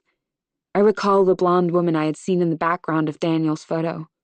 The woman talking to Lucy, who I was sure was Cass. If it was Cass, then my instincts were right. Everything I've done would have been worth it. But I know before her name is out of my mouth that I'm wrong. No, Alani says, and my shoulders slump. The other blonde, the Swedish one. I stare at her, processing, before the name bubbles to my lips. Greta. Chapter 34. Cass. I can hear Greta rustling around the kitchen as I thread my arms through the zip-up hoodie she's lent me, knocking my elbow against the wall of her tiny bathroom in the process. Then the rustling stops. Like most of the island's apartments, the walls are thin, and after a moment of silence, I hear Greta's voice, too quiet for me to make out what she's saying. Curious, I lean my ear against the door, straining to hear. Is someone else here? Is it Logan? Carefully, I depress the handle to the bathroom door and push. It opens with a squeak that echoes off the tiled walls of the bathroom. I freeze, waiting for Greta to turn down the hallway to come check on me, but she doesn't. It's silent, and I consider returning to the bathroom. But then Greta's voice starts again, faint, as if she's intentionally trying to shield her conversation from me. Slowly, I take a step down the hallway towards the kitchen. I feel a bit ridiculous spying on Greta, the one person who I can turn to in a time like this, but why is she being so quiet? I continue walking until I'm almost at the kitchen. But as I take another tiptoed step, the floorboard beneath me lets out a betraying squeak. Greta's head whips around. In the light of the candles around the kitchen, she looks unfamiliar, and for a moment, I feel as though I'm standing with a stranger. Sorry, I mouth, thinking fast. I'm done changing, and I heard you on the phone. I didn't want to interrupt. Greta shoos my apology away, smiling now. And just like that, the old Greta is back. "That's great," she says into the phone, her voice now a normal volume. "We'll be right there. She'll be happy to see you." She hangs up, walks over to me. "That was Logan. I hope you don't mind that I called him, but I wanted to help make this right." She rubs my arm, and my face grows warm, a mixture of gratitude and shame commingling in my chest. What was I doing spying on one of my closest friends? "Come on, love," she says, already heading towards the door. I follow her, still lost in thought. Greta pauses at the door to slip on her rain jacket. As I wait, I look around the tiny living room, my eyes landing back on the coffee table and the yearbook I'd seen earlier. That same thought from earlier niggles at the back of my mind, an idea just out of reach. "Greta." She asks, head down as she zips her jacket. "What does engelskalörer mean in Swedish?" I ask, my tongue tripping awkwardly over the unfamiliar consonants. "English teacher," she responds distractedly. "Why?" And then it all clicks. The connection that's been nudging at me since I saw her yearbook. I remember the conversation I had with Greta when I first got to the island. How she told me that she'd fallen in love with Alice at school, and how Alice's parents had disapproved. They couldn't imagine their daughter dating another woman. Greta wasn't Alice's classmate. She was her teacher. I think about how unhappy Alice always seemed, constantly reminiscing about Sweden. She never wanted to come here. That was Greta. What Greta did, having or forcing a relationship with Alice, was illegal. Greta didn't bring Alice here because she wanted to get away. She did it because it was the only way they could be together. I realize I never answered Greta's question, and she's eyeing me curiously. "No reason," I say, but my lie comes out stiff. If Greta lied about her relationship with Alice, what else did she lie about? I think back to the mumbled conversation I overheard Greta having on the phone. If she was talking to Logan like she said, then why was she being so quiet? What didn't she want me to overhear? Unless she wasn't talking to Logan. I think of Brooke's post, how it didn't just expose me, but everyone else on the island, how Logan was so concerned about it. It puts us all at risk. Especially Greta. I watch as Greta's eyes follow the path of my own to the yearbook on the coffee table, the smile slowly fading from her face. When she looks back at me, her features are painted with a coldness that tightens my throat. Chapter 35. Brooke. "I saw it from down the beach as I ran towards them," Alani explains. "By the time I got close enough, I could see that blonde woman, Greta, knock Lucy down, and then she wrapped her hands around Lucy's neck and held her head under the water. I think of the blue marks Cass had seen on Lucy's neck, and I think of Greta's thin, sinewy muscles hardened from years of yoga practice. I don't doubt she would have had the strength to kill Lucy. I just never expected she would. I wanted to scream, to attack Greta, but it was like I couldn't move." Alani turns to me, her eyes filled with tears, her face awash in guilt. "You were in shock," I tell her, remembering my inability to remove myself from Eric's bed 3 years ago. "It's not your fault." Alani looks away, and I can tell she doesn't believe me. "By the time I tried to run back to the party and get help, there were more people headed our way. I guess Greta called them. When I realized who they were, I ducked behind a line of trees so they wouldn't see me. It was 3 guides I recognized from our research. Logan, Doug, and..." Alani ticks off the names on her fingers. "Neil." I breathe out his name, finishing her thought. The realization that he's involved in all of this drops the ground out from beneath me. I thought he was different, the complete opposite of Eric. But under all the charm, he was just the same. "Right, the English one," Alani continues. "Once he figured out what had happened, he jogged back to the dive shop and came out a few minutes later with his arms full of scuba equipment. He handed it over to the other two guys and they put it on. They picked Lucy up, one grabbing her by her feet and the other by her shoulders, and carried her into the water. I don't know what they were doing down there, I guess hiding her body. But they didn't resurface for like 20 minutes. The whole time Neil and Greta kept watch on the beach. Greta kept saying, "No, no, no," over and over, like she couldn't believe what she'd done. She was pretty loud. I'm surprised no one heard her.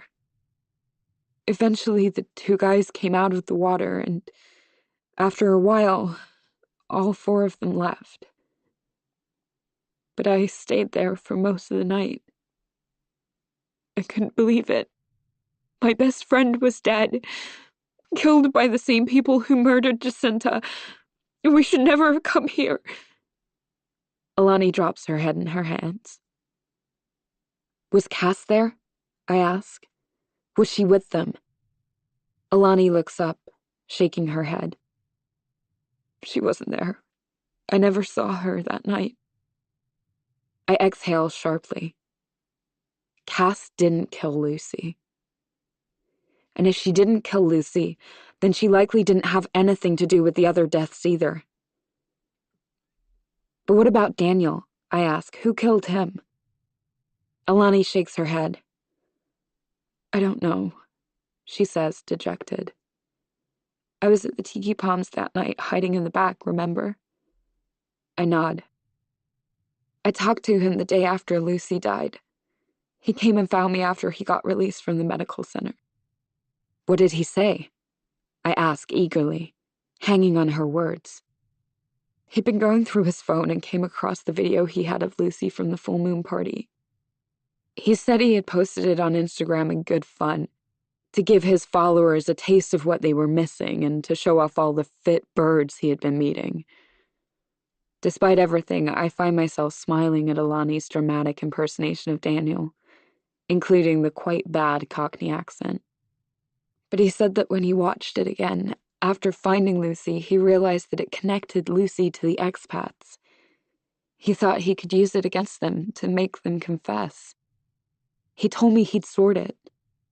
But the next thing I knew, he was dead. Another person lost this goddamn island. There's a flash in Alani's eyes as she says it. The first time I've noticed her anger.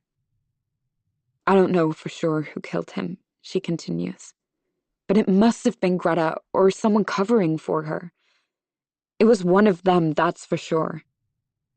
I let what she says sink in, as I rearrange the pieces of the story in my mind. But there are still some things that don't make sense. Why would Lucy check in under a fake name and write on her scuba form that she was from Australia? And what about you? Why is there no record of you ever staying at the hotel? I feel bad interrogating this girl after everything she's gone through, but I need to be sure she's telling the truth. I guess we got a little too into it, Alani says sheepishly.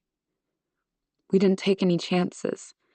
Lucy didn't want anyone on the island to recognize her connection to Jacinta, so she used her mother's maiden name and pretended she was from a different country. She lied about losing her passport to the receptionist at check-in so they wouldn't double-check. Lucy's room was free with the dive course, and we knew that if the resort was aware I was staying there too, they would make me sign up for the course or pay for the room, and she shrugs. We didn't have that much money to spare. And what was with the burner phones? I ask, remembering Lucy's old-school Nokia and Alani's text messages. Lucy's parents paid her phone bill, Alani said. If they saw international charges, they would have suspected what we were up to, and they'd have been on the first plane here to stop us. So we bought burner phones at the local shop before we left New Zealand. We loaded them with prepaid travel minutes and used them when we got here. I don't know what happened to Lucy's phone the night she...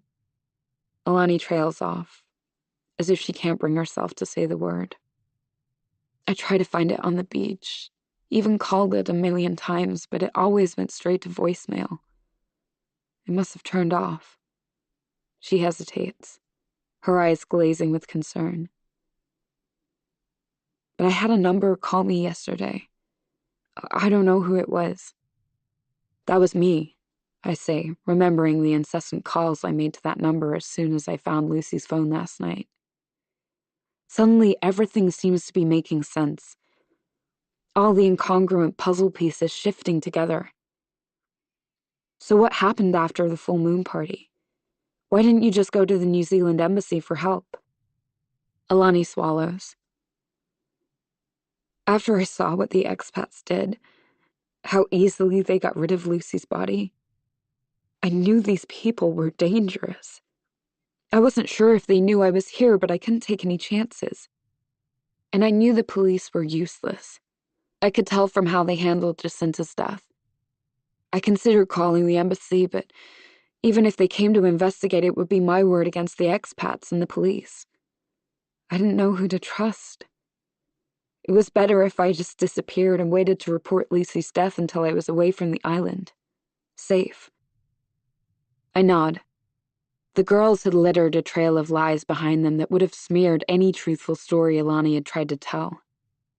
Later that night, Alani continued, I snuck back to our room. I tried to get rid of anything that would suggest who we were. I packed up all the stuff I could carry and tossed the rest. I couldn't find Lucy's ID, though.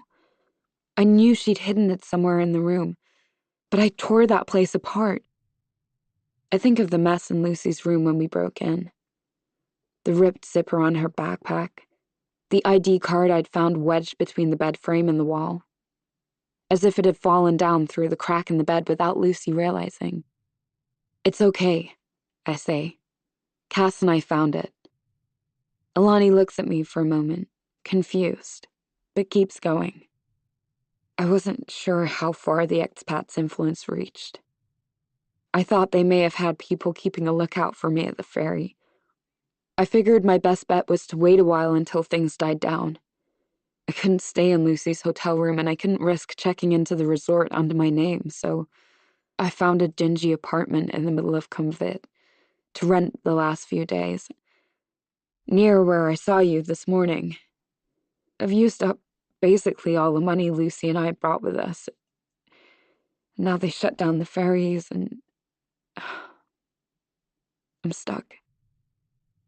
I sit there for a minute, taking in the similarity of our predicaments and piecing it all together, until one thought springs out above all the rest. Cass is innocent, and I exposed her and this entire island. I think of how far the permanents have gone to protect themselves, and what they would do to stop us from exposing any more of their secrets. Cass could so easily be caught in the crossfire. I consider calling the American embassy, but as soon as I pull out my phone, it notifies me that I have no connection. I watch Alani do the same. Despite the awful service on the island, I usually manage to get at least one bar. The storm must have knocked out the signal on the entire island. I check the time, alarmed to see that an hour has passed as I've listened to Alani. I look around, noticing that the darkness sifting through the cracks in the canopy is from more than just the storm. Whatever weak sunlight had managed to poke through the clouds earlier is now long gone. We need to find Cass, I decide. Alani recoils in surprise. Cass? She's innocent in all of this. She didn't know about Lucy or Jacinta. By exposing her, I've put her in danger. Alani's eyes are full of questions, but I don't have time to explain. Please, I have to make this right. I can almost see the thoughts whir through her head. I understand her hesitation. She saw these people murder her friend and cover it up. She's been hiding from them for days, alone. You've got me now, I tell her. I won't let anything happen to you. Eventually, she gives me one short nod. And within seconds, we have a plan. We'll find Cass, and we'll hide out at the apartment where Alani's been staying. We'll wait until cell phone service is back up and running on the island, and then we'll call the American embassy and get help. I pull Alani up from the rock, and we begin to run. After a few minutes, we emerge from the dense jungle cover and back out onto Cass's street. As soon as we reach the break in the trees, it's clear the storm is in full force. The wind pummels us from both sides, and the rain beats down furiously, attacking our arms like needles. But I barely feel it. We run past where my motorcycle is parked by the edge of the jungle and head straight for Cass's house. My heart sinks when I see how dark it is. But then I realize the whole street is pitch black. The power must have gone out on the whole island. I bang on the door several times, praying Cass is alone, that I won't need to confront Logan. But there's no response. No one is here. She's gone, I say to Alani as we huddle under the narrow cover of Cass's doorway. She either left or they've already got to her, Alani says, finishing my thought. I try to think logically about where she might go, or where they might take her, but my thoughts swarm like insects. Should we check the bar? Alani proposes. You mean Frangipani? I ask. Alani nods. I think there's little chance they'd be there in this weather, but it's worth checking. Plus, Frangipani is close enough to Greta's apartment, and in the vicinity of where Neil and Doug live. If we're right, and she really is in danger, there's a solid chance she's in that area. Let's go. We head back to my motorcycle. Alani climbs on behind me and I shove my key in the ignition. The ripple of the engine rises above the din of the rain, shaking the seat beneath us. With each turn, I pray there's no one else on the road. Between the darkness of the night and the sheets of rain, I can barely see more than a few feet ahead. The rented motorcycle, that has come to feel so comfortable over the last few weeks, now feels dangerous beneath me. The raindrops have merged into a wall of water, and my tires slip over the mud as Alani tightens her grip around my waist. Despite the conditions, I take the long way to Frangipani, using the beach road to check for any signs of life at the dive shop, in case Cass has found her way there. The weak light from my headlight illuminates a small part of the beach, and the unfamiliarity of the sight takes my breath away. Dark clouds hover over the usually meticulous sand, which is now littered with palm tree limbs and seaweed that the ocean has coughed up.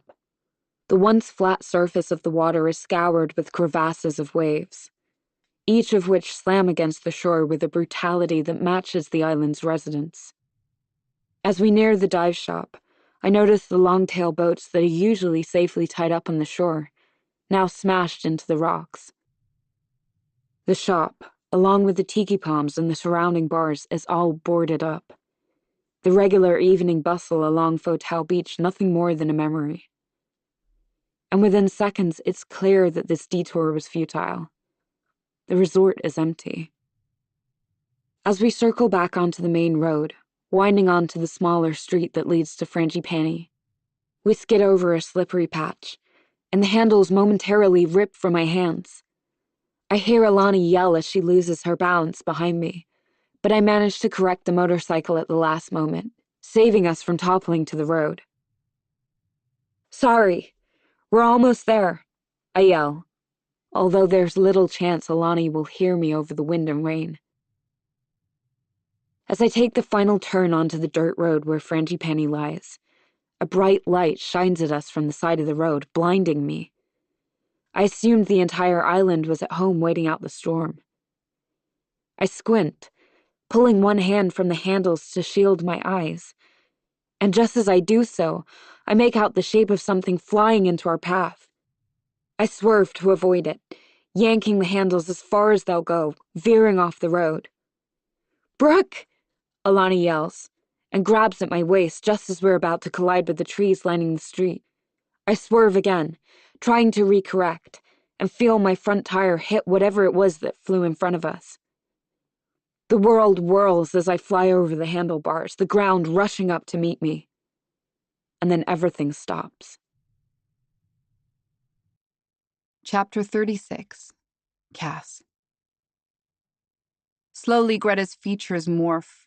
Her face washes clean of emotion, her eyes hardening into two beads, focused like an animal ready to pounce.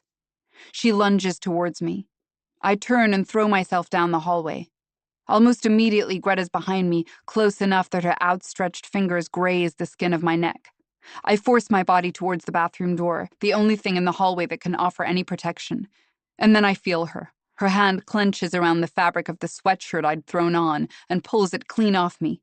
In my haste to eavesdrop on her phone conversation, I never zipped it. The unexpected movement is enough to propel Greta backwards, and I reach the door a step before her, whirling myself around and back into the confined bathroom. I pull the door towards me to close it, but she gets to it first. She yanks the door back, her fingers grasped around its side, and I pull, as hard as I possibly can. I channel the anger that has been piling up in me throughout the day, first at Brooke, then at Logan, and now at Greta. All people I trusted completely, only to have them betray me. My biceps flush with pain, and it feels as though my tendons might rip from the strain, but I keep at it, until I feel the door press against Greta's fingers. And when she rips them out amid a shout of pain, I slam the door so hard that the whole house seems to vibrate. The lock turns quickly in my hand, cheap and light, easily breakable. I don't have much time. I hear Greta's footsteps retreat, but I know she'll be back. I search feverishly for anything in the minuscule bathroom that I can use to defend myself. My wet clothes strewn across the floor, a plastic soap dispenser and toothbrush holder that rest on the sink beside a candle that throws shadows across the tiled walls. And then I see it. A window in the upper edge of the wall just above the toilet. My only means of getting out of here. Suddenly, a banging comes from behind me, forceful enough to shake the entire bathroom. It sounds as if Greta is throwing her body against the door. With each slam, it creaks, the wood bending beneath her weight. The candle teeters precariously on the edge of the sink before crashing to the floor, plunging the bathroom into darkness. It's now or never. As my eyes adjust, I grab my soaking wet t-shirt off the floor and wrap it around my elbow as many times as the fabric allows. I try to clear my mind, but as usual, it returns to her. Robin. With the pressure bearing down on me from all sides, the memory forms like a diamond rushing back in one forceful shot. The beach during the full moon party. Making some excuse to the others, walking far enough away from the crowd so that the music was nothing more than a distant memory. Allowing the Xanax to bathe me in a sentimental haze. Finding a spot up near the trees that separate the beach from the road. Digging my toes in the sand and pretending that Robin was there with me, living out the life she'd always dreamed of, the one she deserved. Before I fell into sleep, I remember a woman's voice drifting past me, riding on the faint night breeze. No, no, no. It wasn't me who made that sound, and it wasn't Lucy. Or if it was, I didn't cause her to say it. I remember waking up, disorientated and dry-mouthed, walking back to my bike and tripping over something left on the beach. A phone. Slipping it in my shorts pocket to bring to the dive shops lost and found the next morning. It must have fallen out when I changed into my pajamas that night, and by the time I woke the next morning, the memory had been completely erased. All that remained was the fragmented feeling of carrying something home in my pocket. That must be how Brooke found Lucy's phone under my bed. Despite everything happening outside the bathroom door, I feel a small release. I didn't kill Lucy. I flip down the toilet seat and step on top of it, praying it will hold. And before I can think about what I'm doing, I throw all my weight into my elbow as it connects with the glass in the window. It doesn't budge, and I propel backward, pain coursing up my arm. The memory of Robin urging me on in that faded home video of us running behind our mother at the beach comes rushing back to me. You're my big sister. You can do anything. I ignore the pain and pull my elbow back again. My fingers coiled around themselves, nails digging into my palm. And I throw all the force I have against that window. This time the impact is immediate. Shards fly around me, and I instinctively squeeze my eyes shut. Splinters of glass land on my face and naked arms, and when I finally open my eyes, slivers fall from my eyelashes. I shift the bundled t-shirt around my hand and run it around the border of the window, trying to clear as much glass as I can. This is it. The toilet teeters under my weight, but I have no choice. My fingers grip the side of the window, and the remaining shards clinging to the window pane dig into the flesh on my palms. I begin to hoist myself up with my biceps. thankful for the days I've spent hauling tanks from the dive shop to the pool. And then I realized just how quiet it's been. I haven't heard anything from Greta in nearly a minute. As if on cue, a crack echoes throughout the bathroom. I'm perched on the edge of the window like a gymnast preparing to start her uneven bars routine, but I steal a glance back towards the door. A slice runs through the middle of it, broken wood splintering from each side. And then the sound comes again. This time the gap appears almost directly next to the first slice, creating a wider hole. I notice a flash of metal before it retreats, a knife, inches away from my calf. Greta is cutting through the door. I'm only halfway out of the window, trying to ignore the shards of glass digging into my torso when she gets in. I don't dare turn around. Even if I tried, I wouldn't be able to position myself to see. Instead, I shoot my leg back. It meets only air. I swear under my breath, clawing my fingernails into the window pane to try to steady myself when I hear the clatter of metal on tile. My kick didn't connect, but it must have surprised Greta enough to make her drop the knife. My relief doesn't last long. Almost immediately, her hands are around my ankle, and Greta yanks. The force pulls me back, and the shards scrape against my stomach, digging deeper into my flesh. She pulls again. I'm not getting out of here. I'm hurt, bleeding, lying on broken glass halfway out of a window positioned a meter or so off the ground. And then I think of Lucy, abandoned at the bottom of the ocean, and Jacinta, her body broken on those rocks beneath Krumyai, and Daniel, his throat slit, never able to make another joke again. And of course, I think of Robin on that hotel bed, and I kick again. For them, for me. This time, I hear a crunch as my foot connects with Greta's face, followed by a small yelp. Her hands are no longer on my ankle. I take advantage and continue scrambling. The glass cuts through my torso, then my hips, and finally down my upper thighs. And then I'm free, falling, tumbling to the ground. I crash on the pavement with a sickening crunch. I lie still for a minute, gauging the extent of my injuries.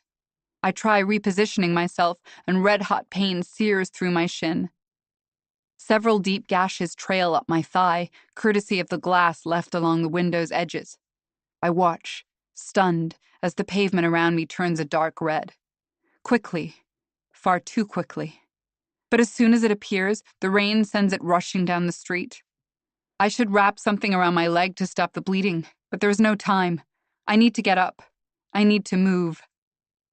It won't take Greta long to recover, and she can make it from the bathroom to the road outside her door in a matter of seconds. I crane my neck both ways. It's hard to tell with the constant stream of water, but it doesn't look like there's anyone else out here, which means no witnesses. The thought alone is enough to get me up. Every movement feels as though I'm being sliced, pulled apart at the seams, but I move anyway. After what feels like an eternity, I'm upright, just in time to hear a noise, something slamming open. The front door.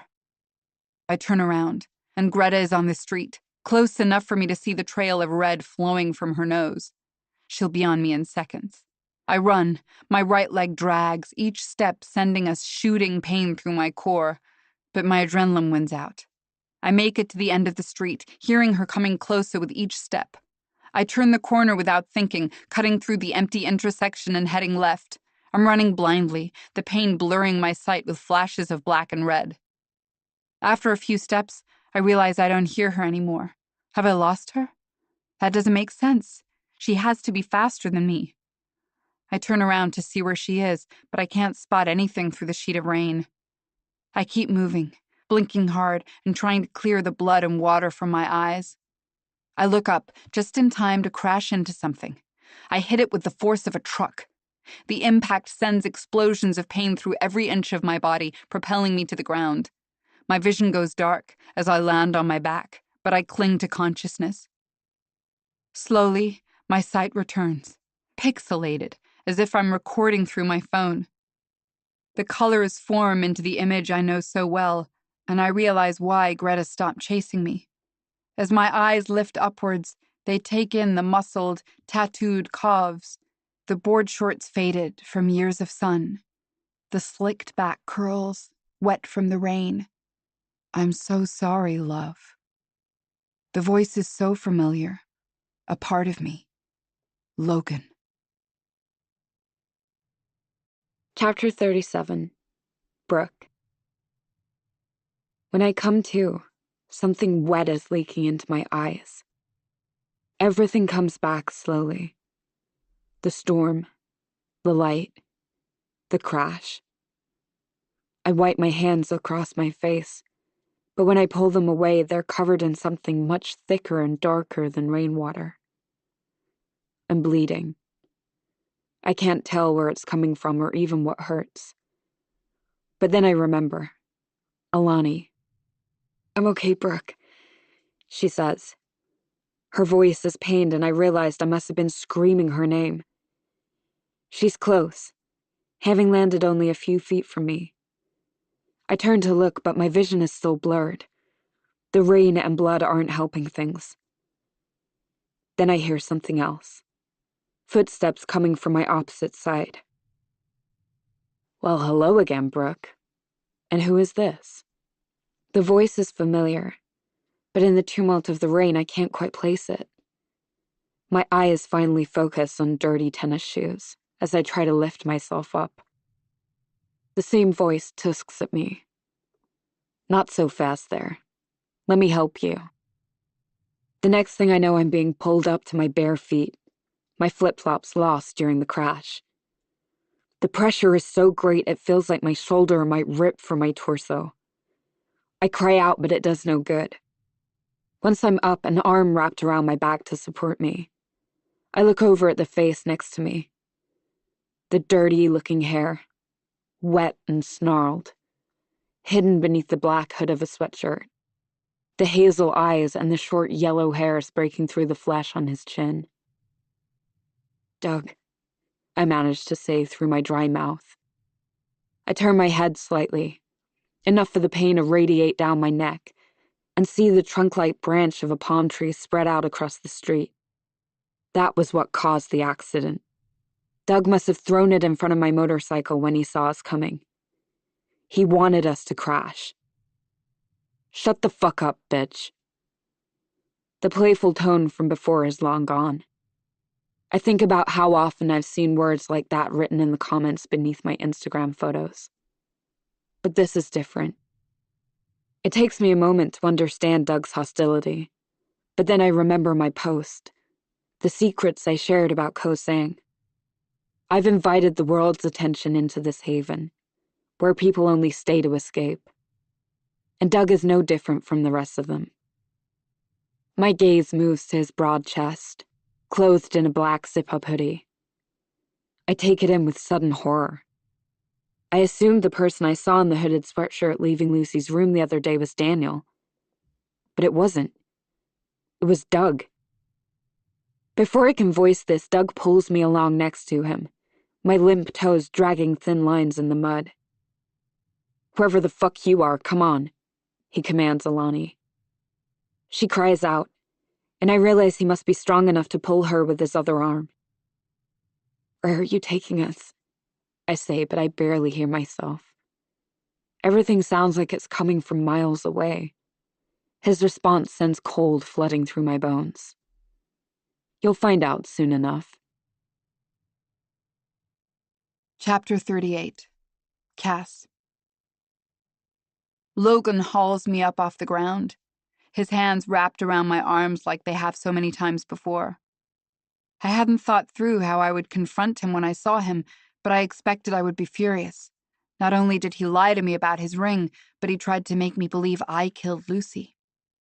But when I realize it's him who I've run into, I can't help but feel rescued. He's saving me from Greta, just like he saved me from the life I had ruined back in Hudson. This is Logan, my fiancé, the man I love. A flash of panic strikes me as I remember Greta behind me, but when I turn, she's nowhere in sight. Logan props me up against him and I cling there, my hands grasping onto his shirt. "Logan, what's going on?" I can hear the desperation in my voice, how much I need the same reassurance he gave me the other night, promising me that everything would be okay. But my question is loaded, and his response answers nothing. "I'm sorry. I didn't want this to happen." My mind is awash with confusion, but before he can try to explain, I rush to defend myself. "Logan, I remembered where I was the night Lucy died. I was on the beach, but I didn't kill her, and I didn't kill the others. My voice sounds weak. I know, Logan says. His tone is gentle, but something about his words pricks at my skin. But you said... I plead for it not to be true. He stares at me for a moment, not responding, his eyes tracing my face, and suddenly I feel like a child, urging their parents to explain how they could lie about something like Santa Claus for so long. But Logan's lies are different. He's made me think I've committed murder. He readjusts, propping me against him, and my anger begins to build as the shock of escaping Greta wears off. Everything starts to click together. I can see our entire relationship through new eyes. He was so furious at me for lying to him about my past, but what about him? Everything he's told me has been a lie. You killed Lucy and Jacinta, didn't you? How could you? My voice is cold, unrecognizable, and Logan flinches. I didn't kill them, he says, eyes flashing. Then what was your ring doing where Lucy's body was found? He opens his mouth to protest, but I stop him before he has the chance to. I know it was your ring. I know you swapped mine with yours. I know you killed them. Because I do now. I think a part of me has known ever since I heard about Jacinta's death. But I wouldn't allow myself to believe it. I ate up his lies in heaping spoonfuls, always the patient girlfriend, the easily deceived partner. He sighs. I didn't kill them, he repeats resignedly. But I did help get rid of Lucy's body. That's why my ring was there. The chain must have come unclasped at some point. I found it that night in my clothes, but the ring was long gone, and later I switched our rings to make it seem like it was yours. None of this seems real.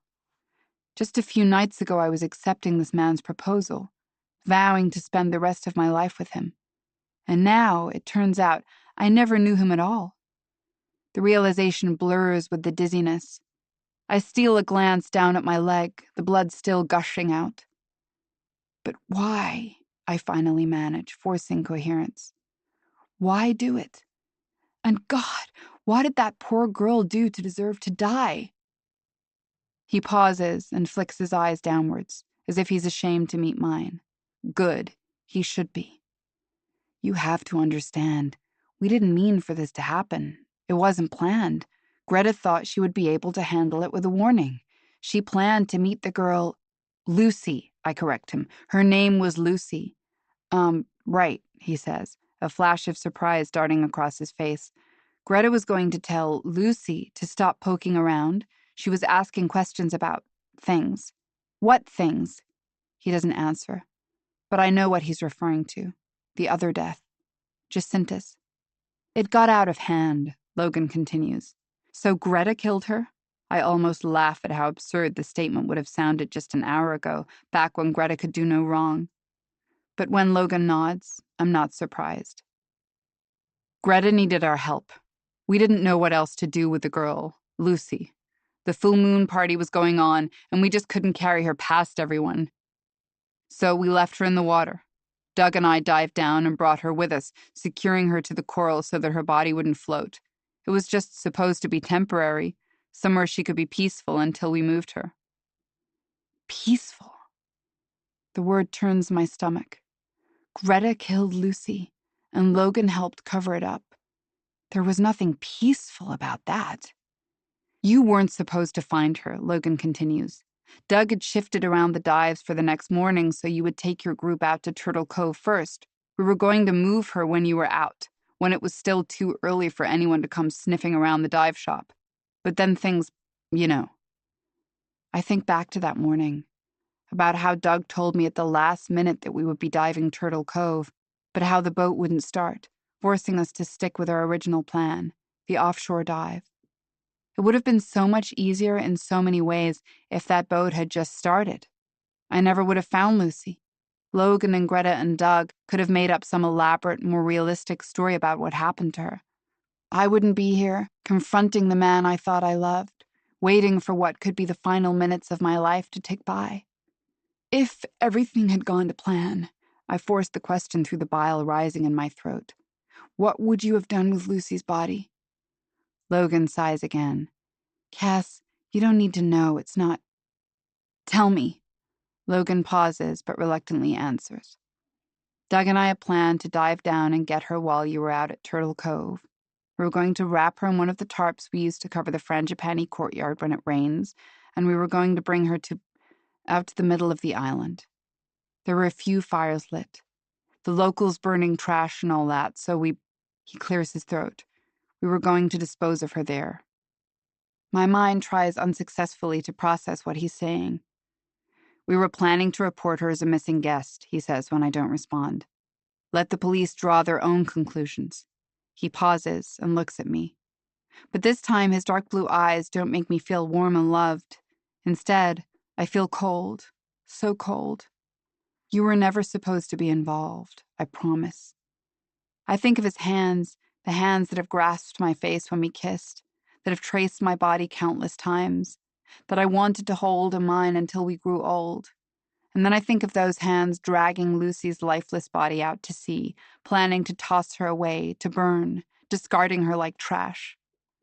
There are so many things I want to say to him. I want to yell and scream and tear him limb from limb, not only for what he did to Lucy, but for how he's treated me. He cheated on me, gaslit me, lied to me. But when I finally open my mouth to speak, there's only one thing I can think of to say, one statement that encompasses everything I'm feeling. I don't know you at all. His face contorts as if he's been wounded. You don't understand. I did this for you, for us, so that we could continue our lives together. I didn't want you to have to play a part in all this. I protected you so that you would never have to be involved. And I was hurt, Cass, really, when I saw Brooke's post. All those lies, you've got to understand, he trails off. And I wonder whether he notices the hypocrisy in his statement. All I've ever wanted was you, to live a peaceful life on this island with you. No, I say, the rage bubbling in my chest, a strength returning to my muscles despite all the blood rushing from my leg. You didn't do this for me. You never even thought of me. You did all this for yourself. Believe what you want, he says, the pain in his face hardening, his jeweled eyes turning to stone. You shouldn't have gone digging into things you have no business knowing. Why couldn't you just let it be? And then you befriended that girl, Brooke. He says her name like a curse word. If you hadn't brought her around, maybe she would never have published that post. Maybe things would still be the same. No, I say, you are not going to pin this on me again, and it's not Brooke's fault either. I feel the ground shift beneath me, and I realize Logan's arm is still looped around my waist. If he wasn't supporting me, I would collapse to the ground. But isn't that how it's always been with him? I've relied on him for everything since I first moved here. I set out to try to figure out who I was and find a life of my own. Instead, I found Logan. Part of me wants to keep asking him questions, wants to understand why these 3 people had to die. But another part wants to run, to get away from this place and never have to see Logan or Greta or any of them again. Logan begins walking, pulling me towards the end of the street. I try to stop him, using all my body weight to resist, but it has no effect. He drags me along as if I'm nothing, and I notice the faint line of red left in my wake. I look up at him. His chin is clenched, his jaw set in a rigid line, and I realize he doesn't know me either. He only saw my weakness, my complacency. That's what all of them have always seen. Greta, Brooke, my father. None of them have ever known who I really am, who I could be if I just gave myself the chance. Ever since Jacinta's fall, I've been too scared to confront Logan about the deaths. I didn't want to know, and I didn't want to upset anyone or draw unnecessary attention. So I stayed quiet. I kept my suspicions to myself. I was the good girl this island family expected me to be, the quiet one. But I'm done with that. That girl is dead. I open my mouth wide, drawing on whatever little energy I have left, and I scream. Chapter 39. Brooke. My bones mashed together as Doug drops me in the mud. I hear Alani crumple beside me and I reach out my hand to her. She grabs it and gives it a small squeeze. I blink several times, trying to clarify the familiar sights through my blurred eyes. Logan has draped a tarp above the wooden posts in Frangipane's courtyard, providing a covering, but the wind forces rain in from all sides. I look around at the ramshackle bar, which now looks like nothing more than a piece of abandoned waste ground. The storm has tossed over leaves and branches from the jungle across the street, littering the area with detritus, and the wind has toppled over the lone picnic table. The fairy lights that are usually lit this late at night remain dark, and a harsh fluorescent glow comes from generator-operated industrial lamps I've never noticed, situated at all four corners of the courtyard. They illuminate the two people standing in front of us, Doug and Greta. Blood cakes her nose, and the makings of a bruise bloom along her cheekbone. Doug walks over to me, and seconds later I feel his hands on me, making me stifle a cringe. The scruffiness of rope burns my skin as he draws my ankles together and my wrists behind my back. I try to kick as he does this, but he holds me down easily with one hand. I watch as he does the same to Alani, who is only a few meters away, seated in the mud. Guilt forces its way through my skin. I should have driven her back to her apartment and gone to find Cass myself.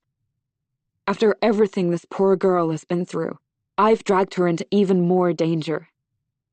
I think of the promise I made to keep her safe and my stomach turns. I want to throw Doug off her, to run over and protect her. But tied up like this, there's no way for me to reach her. I worry for a second that he may gag us to stop us from screaming. But then I realize that's not necessary. No one will be out in the storm. And even if they are, they wouldn't hear anything through the rain. A moment later, I see a third person arrive, scurrying in as if he's late. I recognize his bulky build from behind. But when he whips off the hood of his windbreaker to reveal a mop of reddish hair resting above his freckles, I feel myself sink further into the mud. The sense of disappointment that washes over me is unrivaled. The only thing that comes close is how I felt after Eric. But Neil's betrayal bothers me more. I thought he was different. That I was finally safe to have feelings for someone. But I was wrong. He stands there next to Greta, his head down, refusing to meet my eye. I hear a scream, a piercing wail that comes from mere feet away. I turn to see Logan deposit a broken hulk on the ground, next to the overturned picnic table, and it takes me a moment to realize it's Cass. Blood stains the ground around her and leaves Logan's shirt streaked with red. Her clothes are drenched from the rain, suctioned to her skin. She looks so small and beaten. I wonder how I could ever have thought she was behind all of this. I watch uselessly as Doug ties her arms behind her just like he did to me and Alani. But with Cass, he forgoes tying her ankles, apparently concluding, as I did, that she won't get far with the amount of blood seeping from her leg. I stare at her. Her face is paler than I've ever seen. As if sensing my gaze, she turns her head, taking me in. Despite the blood loss, her eyes are clear and lucid. I'm sorry, I say quietly, for all of it. Me too, she says, her eyes never leaving mine. And I know more than anything I've ever known that we both mean it. I want to say more, but before I can formulate the words, my attention is drawn to the others. They've moved away from us to talk. The rain's percussive beat against the tarp drowns out their words, but Greta is waving her arms in anger. I watch Doug cut a sharp glance at Alani. What are they planning? I don't have to wait long for the answer. I see Logan reach behind him as he pulls something from his waistband. As he shifts his arm back in front of him, the object in his hand gleams, the silver refracting off the harsh generator-fueled lights. Logan has a gun. I have no idea where he got it from, but by now I'm not surprised by any of the shady shit these people get into. Doug reaches for the gun, as if he has a sense of ownership, and Logan hands it to him easily. Doug starts talking again, animatedly, and as the wind blows in our direction, I make out 2 words over the din of the rain that stick in my gut with alarming sharpness. Murder-suicide. And it all makes sense. They're planning to blame this on Cass, to make it look like she took revenge on me and then killed herself. They just hadn't planned for Alani. Every muscle in my body clenches. I can't die here because of these people. I won't. And I won't let Cass and Alani either. I shift, inching the thumb of my right hand up so that it connects with the rope looped around my wrists. Over the course of the last 3 days, my perfectly self-manicured fingernails have become jagged. My right thumb worse than all of them. I start to work it against the rope, realizing as I do that it's much less substantial than I originally thought. Closer to string than rope, really. Doug probably thought that through as well. Stronger rope could leave marks on our wrists, evidence that would make it hard for even the Koh Sang police to conclude that our deaths were a murder-suicide. Plus, even if we did escape, it's not like we would make it far with 4 people barreling after us. I can already feel several threads of the rope break off under my fingernail. But it's not enough. Apparently reaching some resolution, the others turn to face us. I see Doug's fingers tighten around the gun, and I know I have to buy time. We called the American Embassy. I bluff. We told them everything. If you kill us, they'll know it was you. Greta's laugh cuts through the night, a crude bark. The storm has knocked everything out. The phones have been down for hours. No one is coming for you. I pause for a moment, desperation making me change tactics. You don't have to do this. I say it to all of them, but the statement is directed to one person in particular. Neil. Despite him standing in front of me now and all the evidence pointing to the contrary, something tells me he wasn't involved in this. I can't believe that after the conversations we've had, the time we've spent together, the intimate kiss we shared just yesterday, that he would have helped kill Lucy or Jacinta or Daniel. And something about the way he's standing now, shoulders hunched, eyes downcast as if he's ashamed or scared, makes me cling to that belief. But I suppose Cass thought the same thing about Logan. She wouldn't have promised her future to him if she really believed he was a murderer. I will kneel to raise his head, to look me in the eyes. But he refuses, his neck steadfastly craned down. You really haven't left us much choice, Doug says. You should have kept your pretty little nose out of things. If you just minded your own bloody business, I reckon you could have moved on. Kept posting all your sweet titty pics for the world to see. Stupid girls, Greta says, a wisp of sadness in her voice. You brought this on yourselves. We told you to stop, but you kept prodding, including you. She points dismissively towards Alani. How the hell are you tied up in this? Lucy was my best friend. Alani's voice is cold, with no hint of fear. A swell of pride rises in me. Lucy knew what she was getting into, Doug says. She came here to expose us. She knew the risks. And you should have too. So that's why Greta killed her? I ask, forcing my voice to be stronger than I feel, although I already know the answer. At this, Greta's eyes dart to me. I feel a thrill thrum through my abdomen. Oh yeah, Greta. I know all about what you did. You met Lucy at the full moon party and convinced her to take a walk down the beach with you. And when you tried to talk to her, to explain that Jacinta's death was an accident, she didn't buy it. She wasn't going to stop asking questions, and you couldn't have that. Because you all have something to hide, don't you? So what's your secret? Greta's cold eyes stay on me, but she remains silent.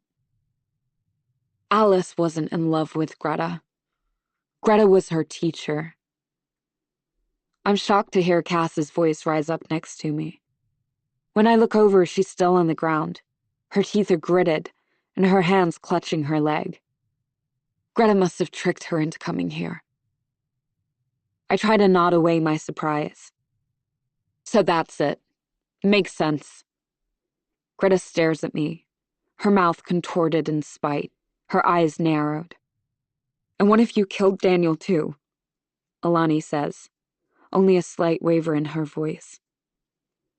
None of them bothers to correct her, and I see Neil's eyes flick to Doug.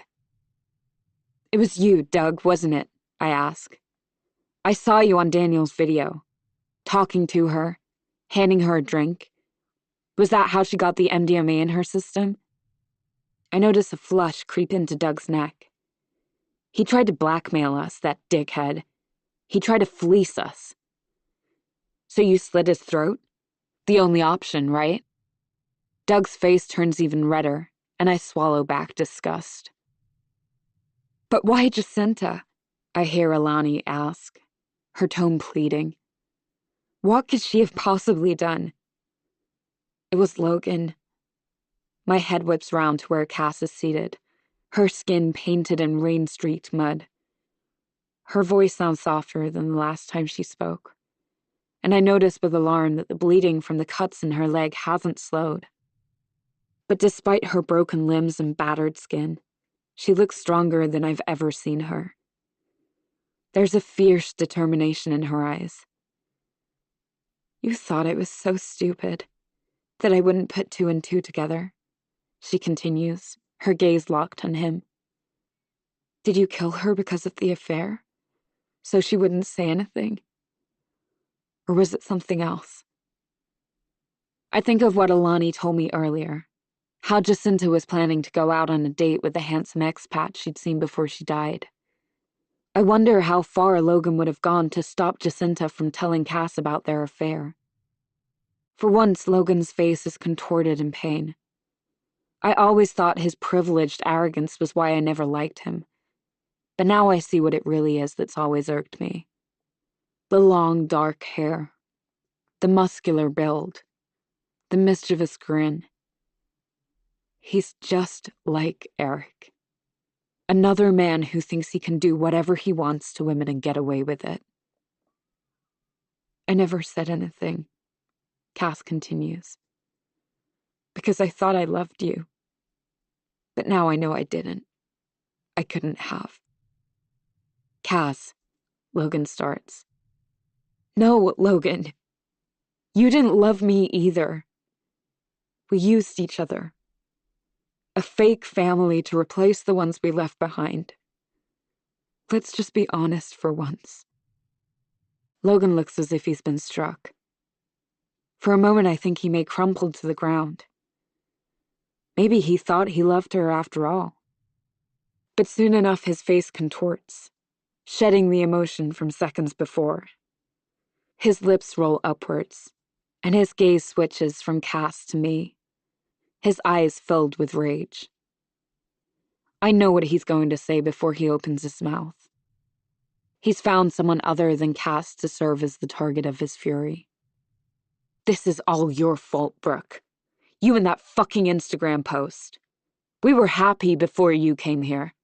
This was our home, and you destroyed it. I could tell there was something off about you from the first day you got here. Always there, always watching. Turns out I was right. You were sneaking around behind our backs the entire time, trying to ruin us. Logan grabs the gun back from Doug's hand in one quick motion. Well, it's about time we return the favor, he says.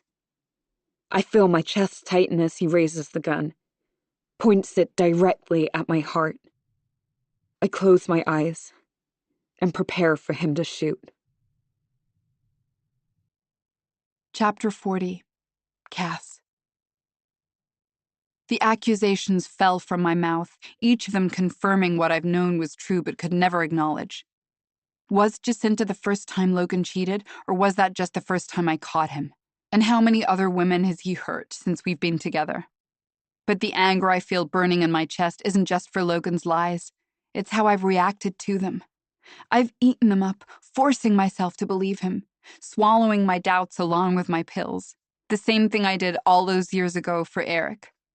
Brooke was right. How many lives have I ruined by failing to stand up for myself? No more. I watch Logan raise his arms out in front of him, his fingers firm around the gun, aimed steadfastly at Brooke. A threatening growl escapes from his lips, a sound I've never heard from his mouth before. I look briefly down at my leg, the blood leaking from several deep cuts, and feel another wave of dizziness. I know what's coming. Even if they let me live, I wouldn't make it far in this state.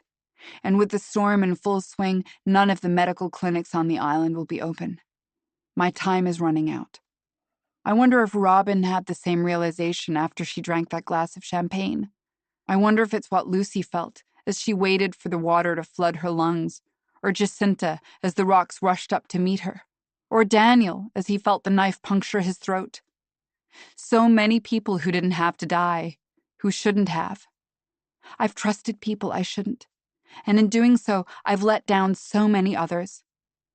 But maybe there's a way I can fix some of this, a way that I can prevent these people, my so-called family, from taking another person's life, a way that I can make up for letting Brooke down all those years ago. I bend my palms flat against the muddy ground, giving me just enough support to work myself up to standing. Doug hadn't even bothered tying my legs, underestimating me yet again. I conjure up my last ounce of energy, and before my mind can fully acknowledge what I'm doing, my legs are moving. I no longer feel the pain that accompanied each step before. It's as if my body is functioning on its own. I don't hear the noise, the screams that come at me from all sides as the gun fires from Logan's hands. I don't feel the pain that I've prepared myself for as I throw myself in front of Brooke. Instead, I spiral towards the darkness before I can even register the bullet that slices through my chest. Chapter 41. Brooke. I squeeze my eyes shut as I hear the gun erupt and brace for the hot pain that's about to flood my body. But after a moment, there's nothing apart from a terrible ringing in my ears and the distant sounds of screams. I must be in shock, I realize. My body's method of protecting me from Logan's bullet. The first thing I see when I lift my eyelids is the crumpled mass in front of me, dark liquid pooling around her. The blonde hair. The skinny legs. How did Cass get here? She was tied up over by the picnic table just moments before. But through the confusion, the thought comes at me half-formed and abstract. Her untied legs. She must have run towards me when Logan raised the gun. The bullet hit her, not me. And then I hear it. A wail, guttural and garbled, as if rising from the depths. I try to focus my blurred eyes, and when I finally do, I find its source. Logan running directly at me. I watch Greta try to stop him, but he easily breaks free from her grasp. Within seconds, he's dropped to the ground, inches from Cass's lifeless body. He pulls her head into his lap, heaving sobs shaking his entire body. A red plume blossoms across Cass's pink tank top, the rainwater blurring it at the edges, like some grotesque watercolor painting. Her eyes stare up at the sky, registering nothing. Her chest is still. In that moment, I know, just as Logan does, that Cass is gone. She threw herself in front of a bullet meant for me. It was for us. It was all for us, he mumbles over and over into Cass's ear. And that's when I finally feel the rope break free beneath my fingers. I shimmy my hands out of it, going to work on loosening the rope around my legs while everyone is distracted. I need to get to Alani, to help her. But before I can stand, Logan's eyes shoot to me, as if he's only just remembered that I'm here. You. Vines of emotion crawl around the word like ivy. The menace of it solidifies in my bones, nailing my feet to the muddied ground. One thought pierces my skull. A phrase my brain sounds out backwards and forwards in the split second it takes Logan to get to his feet. The gun. The thought ricochets through my brain. Logan still has the gun in his hands. I'm running across the courtyard before he can raise it, and then I'm diving, flying through the air. As the pistol blasts so close to me that I can feel the vibration from the barrel, I fall to the ground behind the picnic table. The bullet lands just to my left, exploding the mud around me like a firework. I duck behind the table, bracing myself for him to fire again, but the gun is silent. All I hear are yells and groans. When I open my eyes, the chaos in the courtyard pauses in freeze frame. I see Logan with the gun, but it's no longer pointed at me. And he's not standing, but lying in the mud, just meters away from his dead fiancée. I blink, forcing my eyes to come into focus. When they do, I see a man standing over Logan. I take in his reddish hair, his freckled skin. I see the blood covering his hand. And that's when I notice the small knife sticking from the side of Logan's neck. My brain registers it in flashes. Neil stabbed Logan to protect me. I watch as Doug and Greta rush towards them. Greta dropping to the ground next to Logan, Doug attacking Neil, fists flying. I want to do something to stop Doug, to protect Neil just like he did me. But I know it's futile. I know I can't fend off Doug, especially when he's in such close proximity to the gun. Instead, I run back to Alani, frantically trying to loosen the rope around her hands. Just as the knot comes free, I hear her scream. "Brooke!" My name comes out garbled from her mouth, and when I lift my head to process why, I see Greta running towards us, her hair, almost white in the light, flying behind her witch-like. And then she's on me. The force knocks me to the ground, the air exploding out of me, leaving me gasping. One of her hands is on my throat, crushing my esophagus.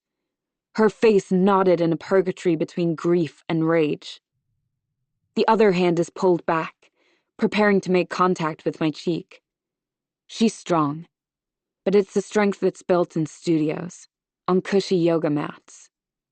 She's never had to fight.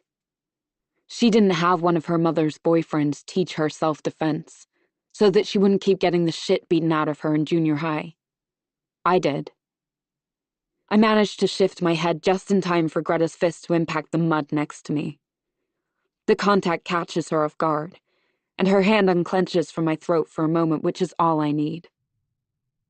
I flip her easily and crawl atop her so she's pinned face down. I pull her wrists back behind her, securing them with my left hand, and I wrap my other hand around her hair. Then, as hard as I can, I shove her head down as far as possible into the mud. And I hold it there, just like she held Lucy's head under the water. Her body squirms and shudders beneath me, but I don't let go. I grasp her hair tight in my hands, channeling all the anger that's flooded my body for years. I don't know how much time passes. 2 seconds, 5, 10. I imagine the dirt invading her mouth, clinging in clumps to her tongue. I picture her swallowing it, filling up her trachea like an earthy grave. Time seems to stop in that moment. Nothing is real other than the feel of Greta's hair wrapped around my fingers.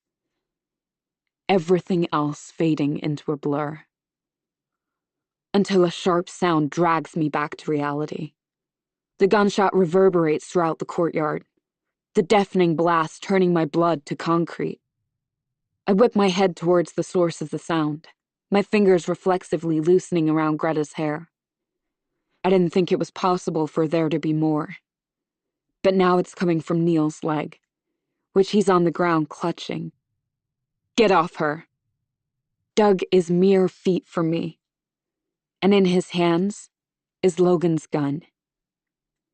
He shot Neil. And again, the gun is pointed at me. This time at close enough range to blow my head clean off my neck. I drop Greta, feeling her body clench beneath me as she lifts up, desperate for air. Slowly, I raise my dirt-encrusted hands above my head, facing towards Doug. I surrender. I look to Neil, who's still on the ground. His one free hand, the one that's not clutched around his wounded leg, is also raised. "Get on the ground," Doug commands. "You too." He nods towards Alani. And I know it's over. For real this time. I drop, my knees hitting the ground with a wet thwomp. The sound of defeat. I hear Alani do the same, joining Neil and me in the mud. A trio of victims lined up before the firing squad. I try to prepare myself for what's coming. Scenes from the last few weeks flash before my eyes. I expect them to be filled with anger, the rage that's been following me for the last 3 years. But to my surprise, I see Cass. My arm wrapped around her on the summit of Krumyai, and Neil and me laughing into our drinks in the tiki palms. "Drop it!" This time I'm sure it's a voice I don't recognize. My eyes flick back and forth, ultimately realizing the command didn't come from any of us. "Drop the gun now!" I watch the indecision play out on Doug's face as he weighs his options. I'm too nervous to risk taking my eyes off him for the second it will take to identify the source of the voice. After an interminable pause, Doug obeys, bending down to deposit the gun in the mud. Within seconds, a swarm of black is on him and Greta.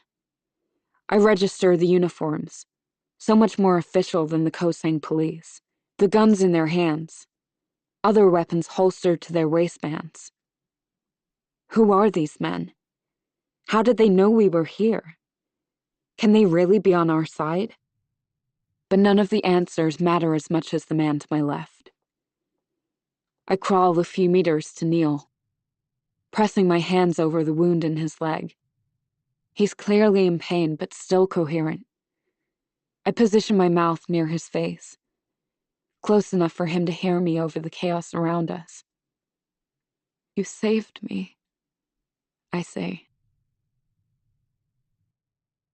Chapter 42. 2 weeks later. Brooke. My hands grasp the wooden bar as my body jolts. The impact catches me unprepared, and I'm barely able to maintain my balance as the whirring of the engine cuts through the island air. I watch from the deck of the ferry as the mountains slowly recede, their imposing stature diminishing as we pull further from the shore. Away from Kosang. Away from the island that has claimed so much. The last 2 weeks have been a blur of police officers, reporters, and hospital rooms. And one visit to the island's morgue. 2 dead. Cass was pronounced dead on sight. Logan died from blood loss in the makeshift ICU that had been established in the rickety Kosang hospital. And I would have joined them had it not been for the police. When I had checked the statistics on the Instagram post the afternoon it had been posted, it was clear that it would do well. But just how well I had no idea. It was reposted by a number of my followers and other travel influencers, some of them with pretty sizable followings. And it ultimately managed to attract the attention of the British consulate in Bangkok, which threatened political action should the Thai police choose not to properly investigate Daniel's murder and bring his body home. Despite skipping parole, at the end of the day, Daniel was still a British citizen, and the UK government wouldn't stand for his murder to go unpunished. The Thai police were left with no option but to send a team of trained officers from Bangkok to Kosang to investigate. Had the team waited even a few more minutes to fly out, they would never have made it. They landed their helicopter on Lampham Beach just minutes before the storm rendered air traffic impossible. When they arrived, the team split up. 2 officers heading to question Frederick at the resort, the other 2 deployed to the police station. But when the latter cohort found the station without power and abandoned, all Kosang police having left long before to join their families for the storm, they decided to patrol the island. When they heard the gunshots coming from Frangipani, it took the officers only minutes to descend on the courtyard. The police arrested Doug and Greta on sight. Doug resisted, of course, surrendering only after being struck unconscious by the butt of an officer's gun. Greta went much more willingly. She admitted to everything, starting with her relationship with Alice, which Cass had somehow discovered. I reached out to Alice again on Instagram after everything happened, and she filled in the gaps that had been missing. Greta, 23, freshly graduated with a master's degree in education, had been one of Alice's secondary school teachers when she was only 14. Alice explained how Greta had groomed her, ultimately blackmailing Alice by threatening to report the relationship to her parents, until Alice agreed to accompany her on a trip out of town. Greta never told Alice where they were going, and once they'd left the country, it was too late for Alice to get away. Greta kept her passport under lock and key, forcing Alice to play house with her on this island thousands of miles from home. But last month, in the chaos following Jacinta's murder, Greta must have become less vigilant, giving Alice the opportunity to find her passport and escape. Alice told me that she never reported Greta once she returned to Sweden. Despite everything that Greta had done to her, Alice couldn't bring herself to hate her. In fact, in some strange way, despite working extensively with a therapist on this point, Alice still loved Greta. But Alice knew her silence could cost others. So she kept tabs on the permanents, and the other individuals joining them, like me. When she saw the photos I was posting with the group, she sent me those Instagram messages as a sort of warning. She wanted me to know of the connection between Jacinta and the permanents. But as soon as she did it, she felt conflicted, as if she had betrayed Greta. So she didn't respond to my subsequent messages, and tried to ignore the guilt that gnawed at her, until she saw the news of what happened at Frangipani. When the police confronted Greta with Alice's account of what had happened, she confessed. To all of it. To taking Alice, murdering Lucy, and helping to cover up the other deaths. But Greta and Cass weren't the only ones who came here to get away from what they'd done. Kosang is, or was, a place people go to hide after all. Logan was a prime example. After his death, the Scottish media tripped over themselves to be the first to expose the information they had dug up on him. Logan's brother, Alec, had died in Logan's car, but only after Logan rammed it into a tree while driving drunk. Most of Aberdeen believed the crash was deliberate, intended by Logan to kill, or at least injure, his brother, who had been hooking up with a girl Logan was interested in. Logan skipped town without a word to anyone, while his charges for drink driving and Alec's death remained pending. And Doug. Doug of the small town of Bendigo, Australia, whose real name was actually Michael Williams, who had an outstanding warrant for the rape of an underage girl, and was suspected of having been involved in several other sexual assaults. Doug refused to admit it, of course, just as he denied his involvement in covering up the murders of Jacinta and Lucy. He denied murdering Daniel, too, even when the police found the burner phone with messages to Daniel requesting that meeting under Doug's mattress. Doug was quick to shove the blame on everyone else. Logan, Greta, even Neil. But after days of beatings and God knows what else at the hands of the Thai police, he finally confessed to killing Daniel. And he explained how this all started. He told the police about Logan and Jacinta's affair. When Jacinta found out that Logan was in a relationship, she threatened to out Logan to Cass. Somehow Logan calmed her down and convinced her to take a morning hike with him up to Krum Yai. Just as the sun began to rise above the gulf of Thailand's glittering surface, he pushed her and watched her body tumble to the rocks hundreds of feet below. When people began to question Jacinta's death, Logan recruited the other permanents to help him. They were each willing to do whatever was needed to avoid unnecessary attention. Doug confirmed that Greta took care of Lucy by drowning her at the full moon party.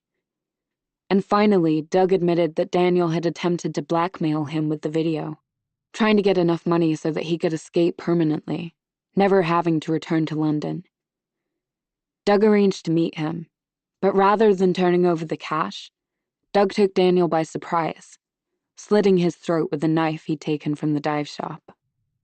The saddest part was that Daniel was innocent of the sexual assault crime he'd been convicted of in London.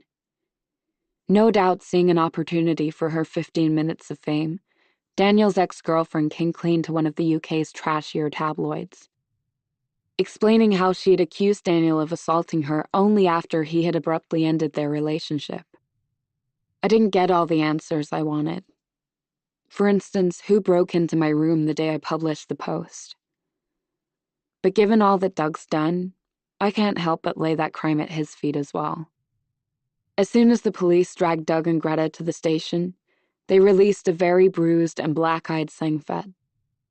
In exchange for the mishap, and in return for Sengfed's agreement not to report his predicament to the media, the Thai government agreed to transport his wife and young son to Thailand, with the requisite immigration papers, and to relocate all of them to Koh Phi Phi, an island a few hours away. Doug and Greta weren't the only ones to be arrested on the night of the storm. By the time they arrived at the Koh Sang police station, Frederick was already there. He eventually admitted to doing everything in his power to cover up what was happening on the island. But the police also recently released a statement, revealing that Frederick had been involved in a long list of financial crimes, on Koh Sang and in Bangkok, where he was in the process of opening a second resort. Always one to save himself at others' expense, Frederick was quick to hand over to the Thai National Anti-Corruption Commission a list of the Koh Sang police whom he had routinely bribed.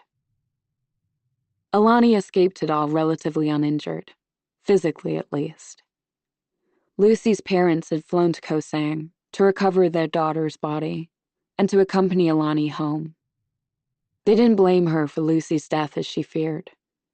Instead, they told her how indebted they were to her, for finding out the truth behind what had happened to Jacinta, and for trying to protect their younger daughter. I met them too. The four of us, Lucy's parents, Alani, and myself, spent several nights together on the beach, as well as a few sunrise mornings on the summit of Krum Yai, paying tribute to their daughters in the way they would have wanted. I was released from the Koh Sang hospital 10 days ago. My physical wounds are still healing. The doctors promised the stitches holding together the cut on my head would dissolve in time, and the bruises covering my legs have already begun to fade. But a minute hasn't passed since Cass's death that I haven't thought about her. I cling to our moment in the mud of Frangipani, her apology. I'm struggling to come to terms with the guilt I have for exposing her, and the fact that she gave her life for mine. I'm not sure I ever will. On the day I was released, I was able to see Cass one final time.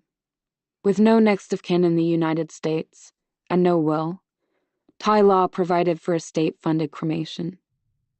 Given the circumstances, the police made an exception and let me visit her the day before. Lying on the gurney, with her eyes closed and her hair pulled back from her face, she looked like a child. Remarkably like the photographs of Robin in the newspapers years ago. I stood beside her for several minutes, telling her everything I'd never had the chance to while she was alive. The apologies, the explanations, how much I got wrong about her. Because there was quite a lot. Ever since I had arrived on Koh Sang, there had been a part of me, deep down, that knew Cass was a good person, even if I had tried my hardest to ignore it. In the days following the showdown at Frangipani, a tenacious reporter broke the emotional story of what really happened in that hotel room in upstate New York, correcting the years of lies painting Cass as the Hudson Massacre killer. That reporter somehow got her hands on the statement Cass had made to the police back then, detailing the real story about what happened. The switched glasses, her sister's heart condition, Cass's self-defense. And despite all the news stations villainizing her as a murderer in the wake of the incident, Cass never corrected them. She endured the claims, the ostracization, the pain, all by herself, as if she assumed she deserved it. She was stronger than I could have ever known. As I stood there next to her body, between tearful sobs, I forgave her again for that night at the swim house, and for everything that happened afterwards. I realized I'd been using her as a vessel for my rage, whenever the hatred I held for Eric overflowed. But she was just a girl back then, a girl with struggles I never knew about, and she more than made up for it in the end. The sight of Koh Sang fades in front of me now.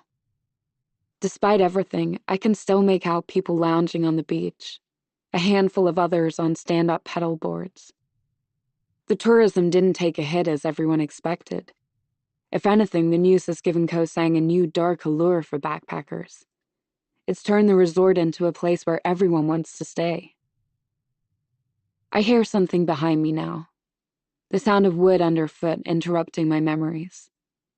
I feel the grasp of a hand on my waist and clench instinctively, before my fleeting panic is replaced with pleasure from the touch of light kisses on my shoulder.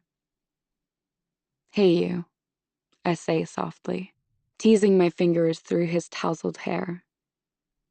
Neil snuggles closer, the scratchiness of his cast brushing against the side of my leg.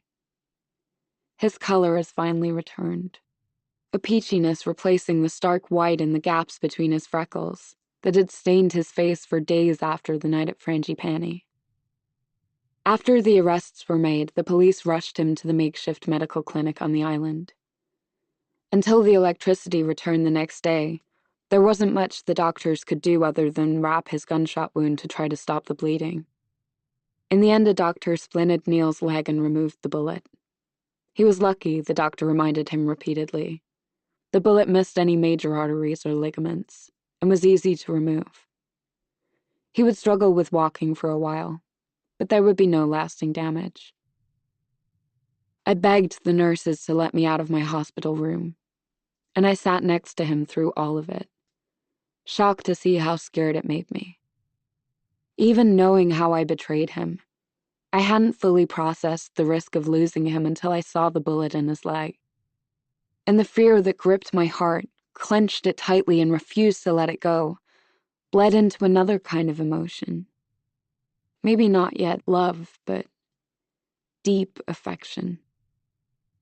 When Neil's doctor finally broke the news that he would be okay, I pulled my chair as close as the bulky hospital bed would allow, and I listened to Neil tell me the whole story of his time on the island. "Everything I told you before about my past was true," he explained. "About my rough upbringing, the attempted suicides, and about finding my family on the island. I was scared to give it all up, but I tried over and over. I told Logan, Doug, and Greta that I was planning on reporting the first murder, that I wanted to tell the police exactly what happened to Jacinta. But they swore that if I did, they would frame me for it. And when the bodies kept piling up, I repeated my threats, but they wouldn't let me say anything. You saw what they tried to do to you at Frangipani. I had been in that position with no one else to protect me. They knew what they could do to me, and they reminded me often. I could never leave. Greta even took my passport and hid it somewhere in her house, exactly like she did with Alice. But even after everything, I still loved them." He choked through tears. "It's hard to explain, but they were still my family." I can only imagine how hard this has been for him. Losing 2 of his best friends to death, 2 to prison, realizing he never really knew any of them. I watched him call Greta's name at Frangipani as he lay waiting for his stretcher to be hauled into the ambulance. The police allowed her to go to his side, the rest of us giving them privacy. I was several steps away, too far to hear what they said over the rush of the rain, but I watched their short exchange. Saw the glint of tears in Neil's eye as Greta walked away from him forever. I had been terrified that he would never be able to forgive me for publishing my post. But as we sat there in the hospital, he looked clearly into my eyes and squeezed my hand. If you hadn't done what you did, I never would have left. You saved me, and every piece of me believed him. He'll be okay, and so will I. We can move forward now, no longer surrounded by ghosts. We can travel, work, live, together. The police questioned him extensively, pulling up a chair to his hospital bed just like I did, and ordering me out of the room for hours at a time. After several anxiety-ridden days, the police finally explained that they wouldn't be pressing charges. Because he had provided so much information, implicating Greta, Doug, and Frederick, Neil was free to go. He and I both cried that night, my arms wrapped around his, until his lips touched mine again. And in that moment, it felt like everything we had been through had been worth it. Neil and I agreed that we would take things slow. I knew I wanted to keep moving, and so did he. After all the media attention around the island, offers from outlets flooded my email, and I decided to take a position with an American magazine that offered me a semi-permanent post specializing in travel. The only catch was that my beat would be Southeast Asia. But even so, I found myself excited. Something about this place had burrowed under my skin. I felt like I owed myself more time to explore. And Neil agreed. We would travel and room together, saving money as we went. But our relationship would otherwise move at its own pace. It isn't conventional, but neither are we. We watch in silence as the mountains retreat further. I feel a prick at the back of my eyes as I think of all the lives I'm leaving here, and the women who will never be able to move on. But I feel a warmth radiating from the Ziploc bag inside my pocket. Cass's ashes. The police had reluctantly turned them over to me when they realized they had no legal relatives or next of kin to contact. I promised Cass I would bring her on my adventures.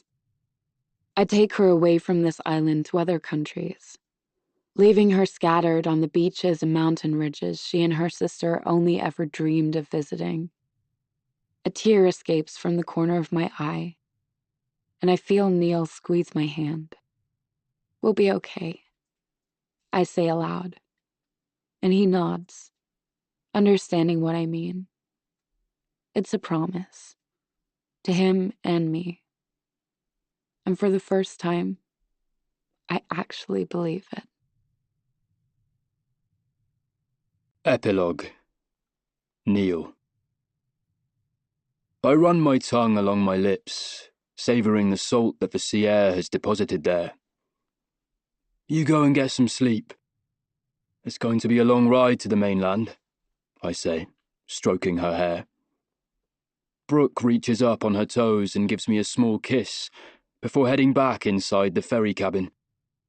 A small spark shoots through me as I watch her. Not happiness, exactly, but something close. Victory. Even in my wildest dreams, I couldn't have asked for a better outcome. Everything wrapped up so tight and perfect, all leaking holes damned. The police bought it, hook, line, and sinker, and so did the doctors. So did Brooke. I had told Doug and Greta to take the lead that night at Frangipani.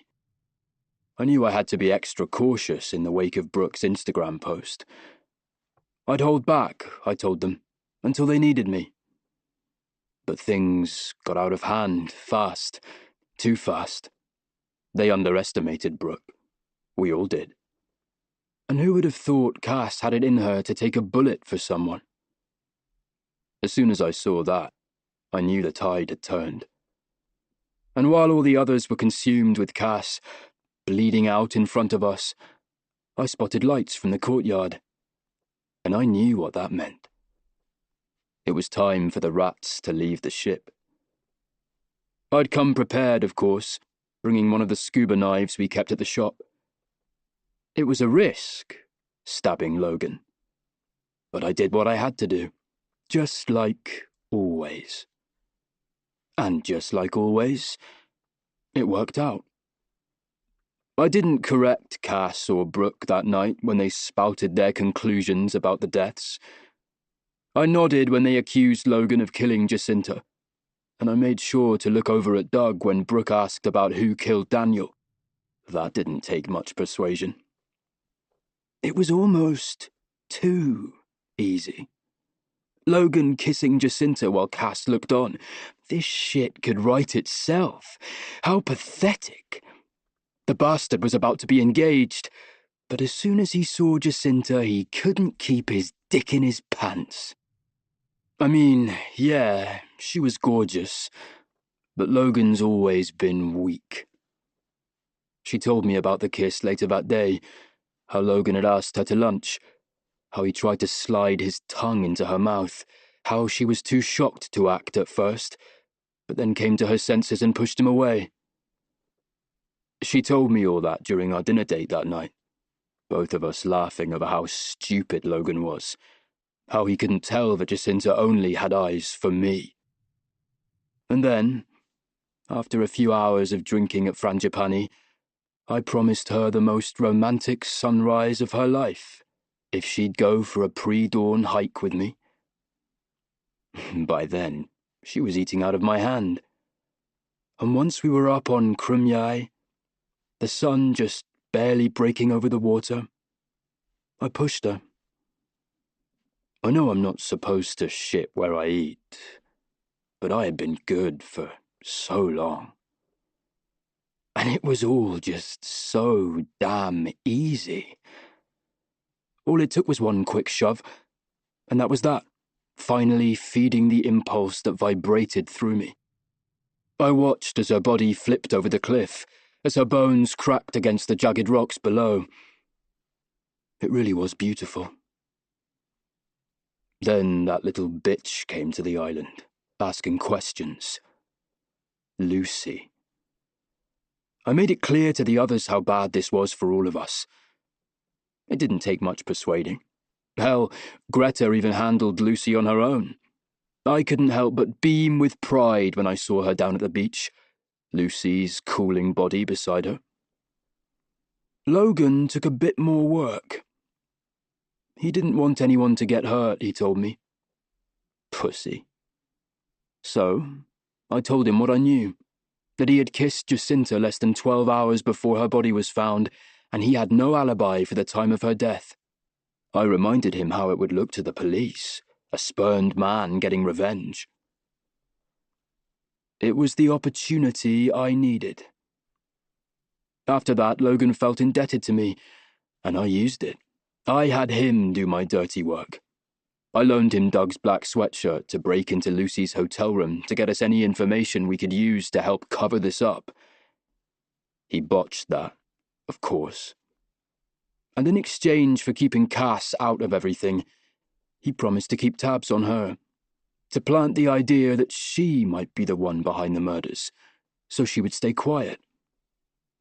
And when I realized Brooke was poking around, asking questions even when she promised me she wouldn't, I had him break into her room too.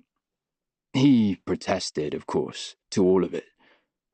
But all it took was a gentle reminder of what I held over him.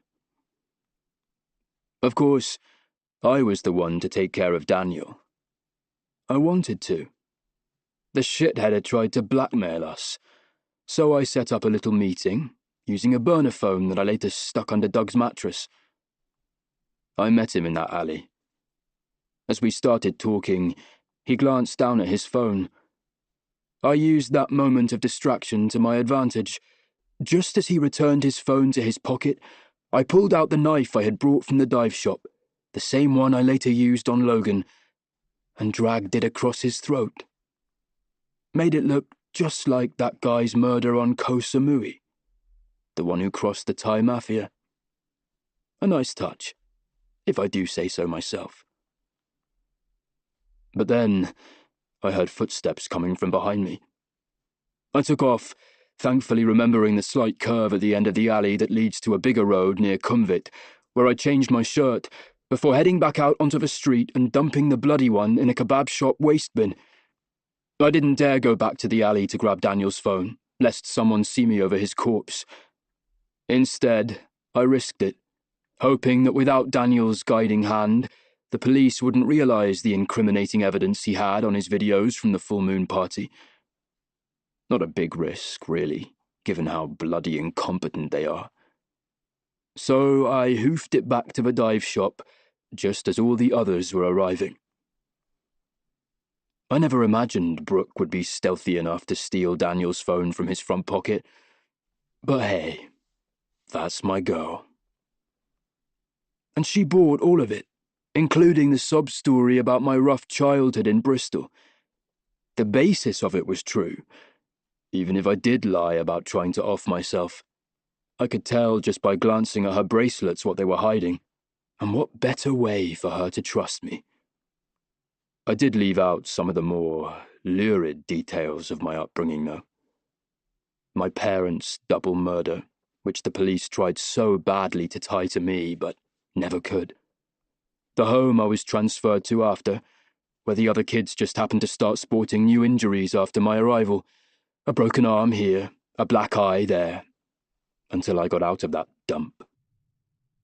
I forced the tears to come the night everything happened at Frangipani, but I really didn't have to try much.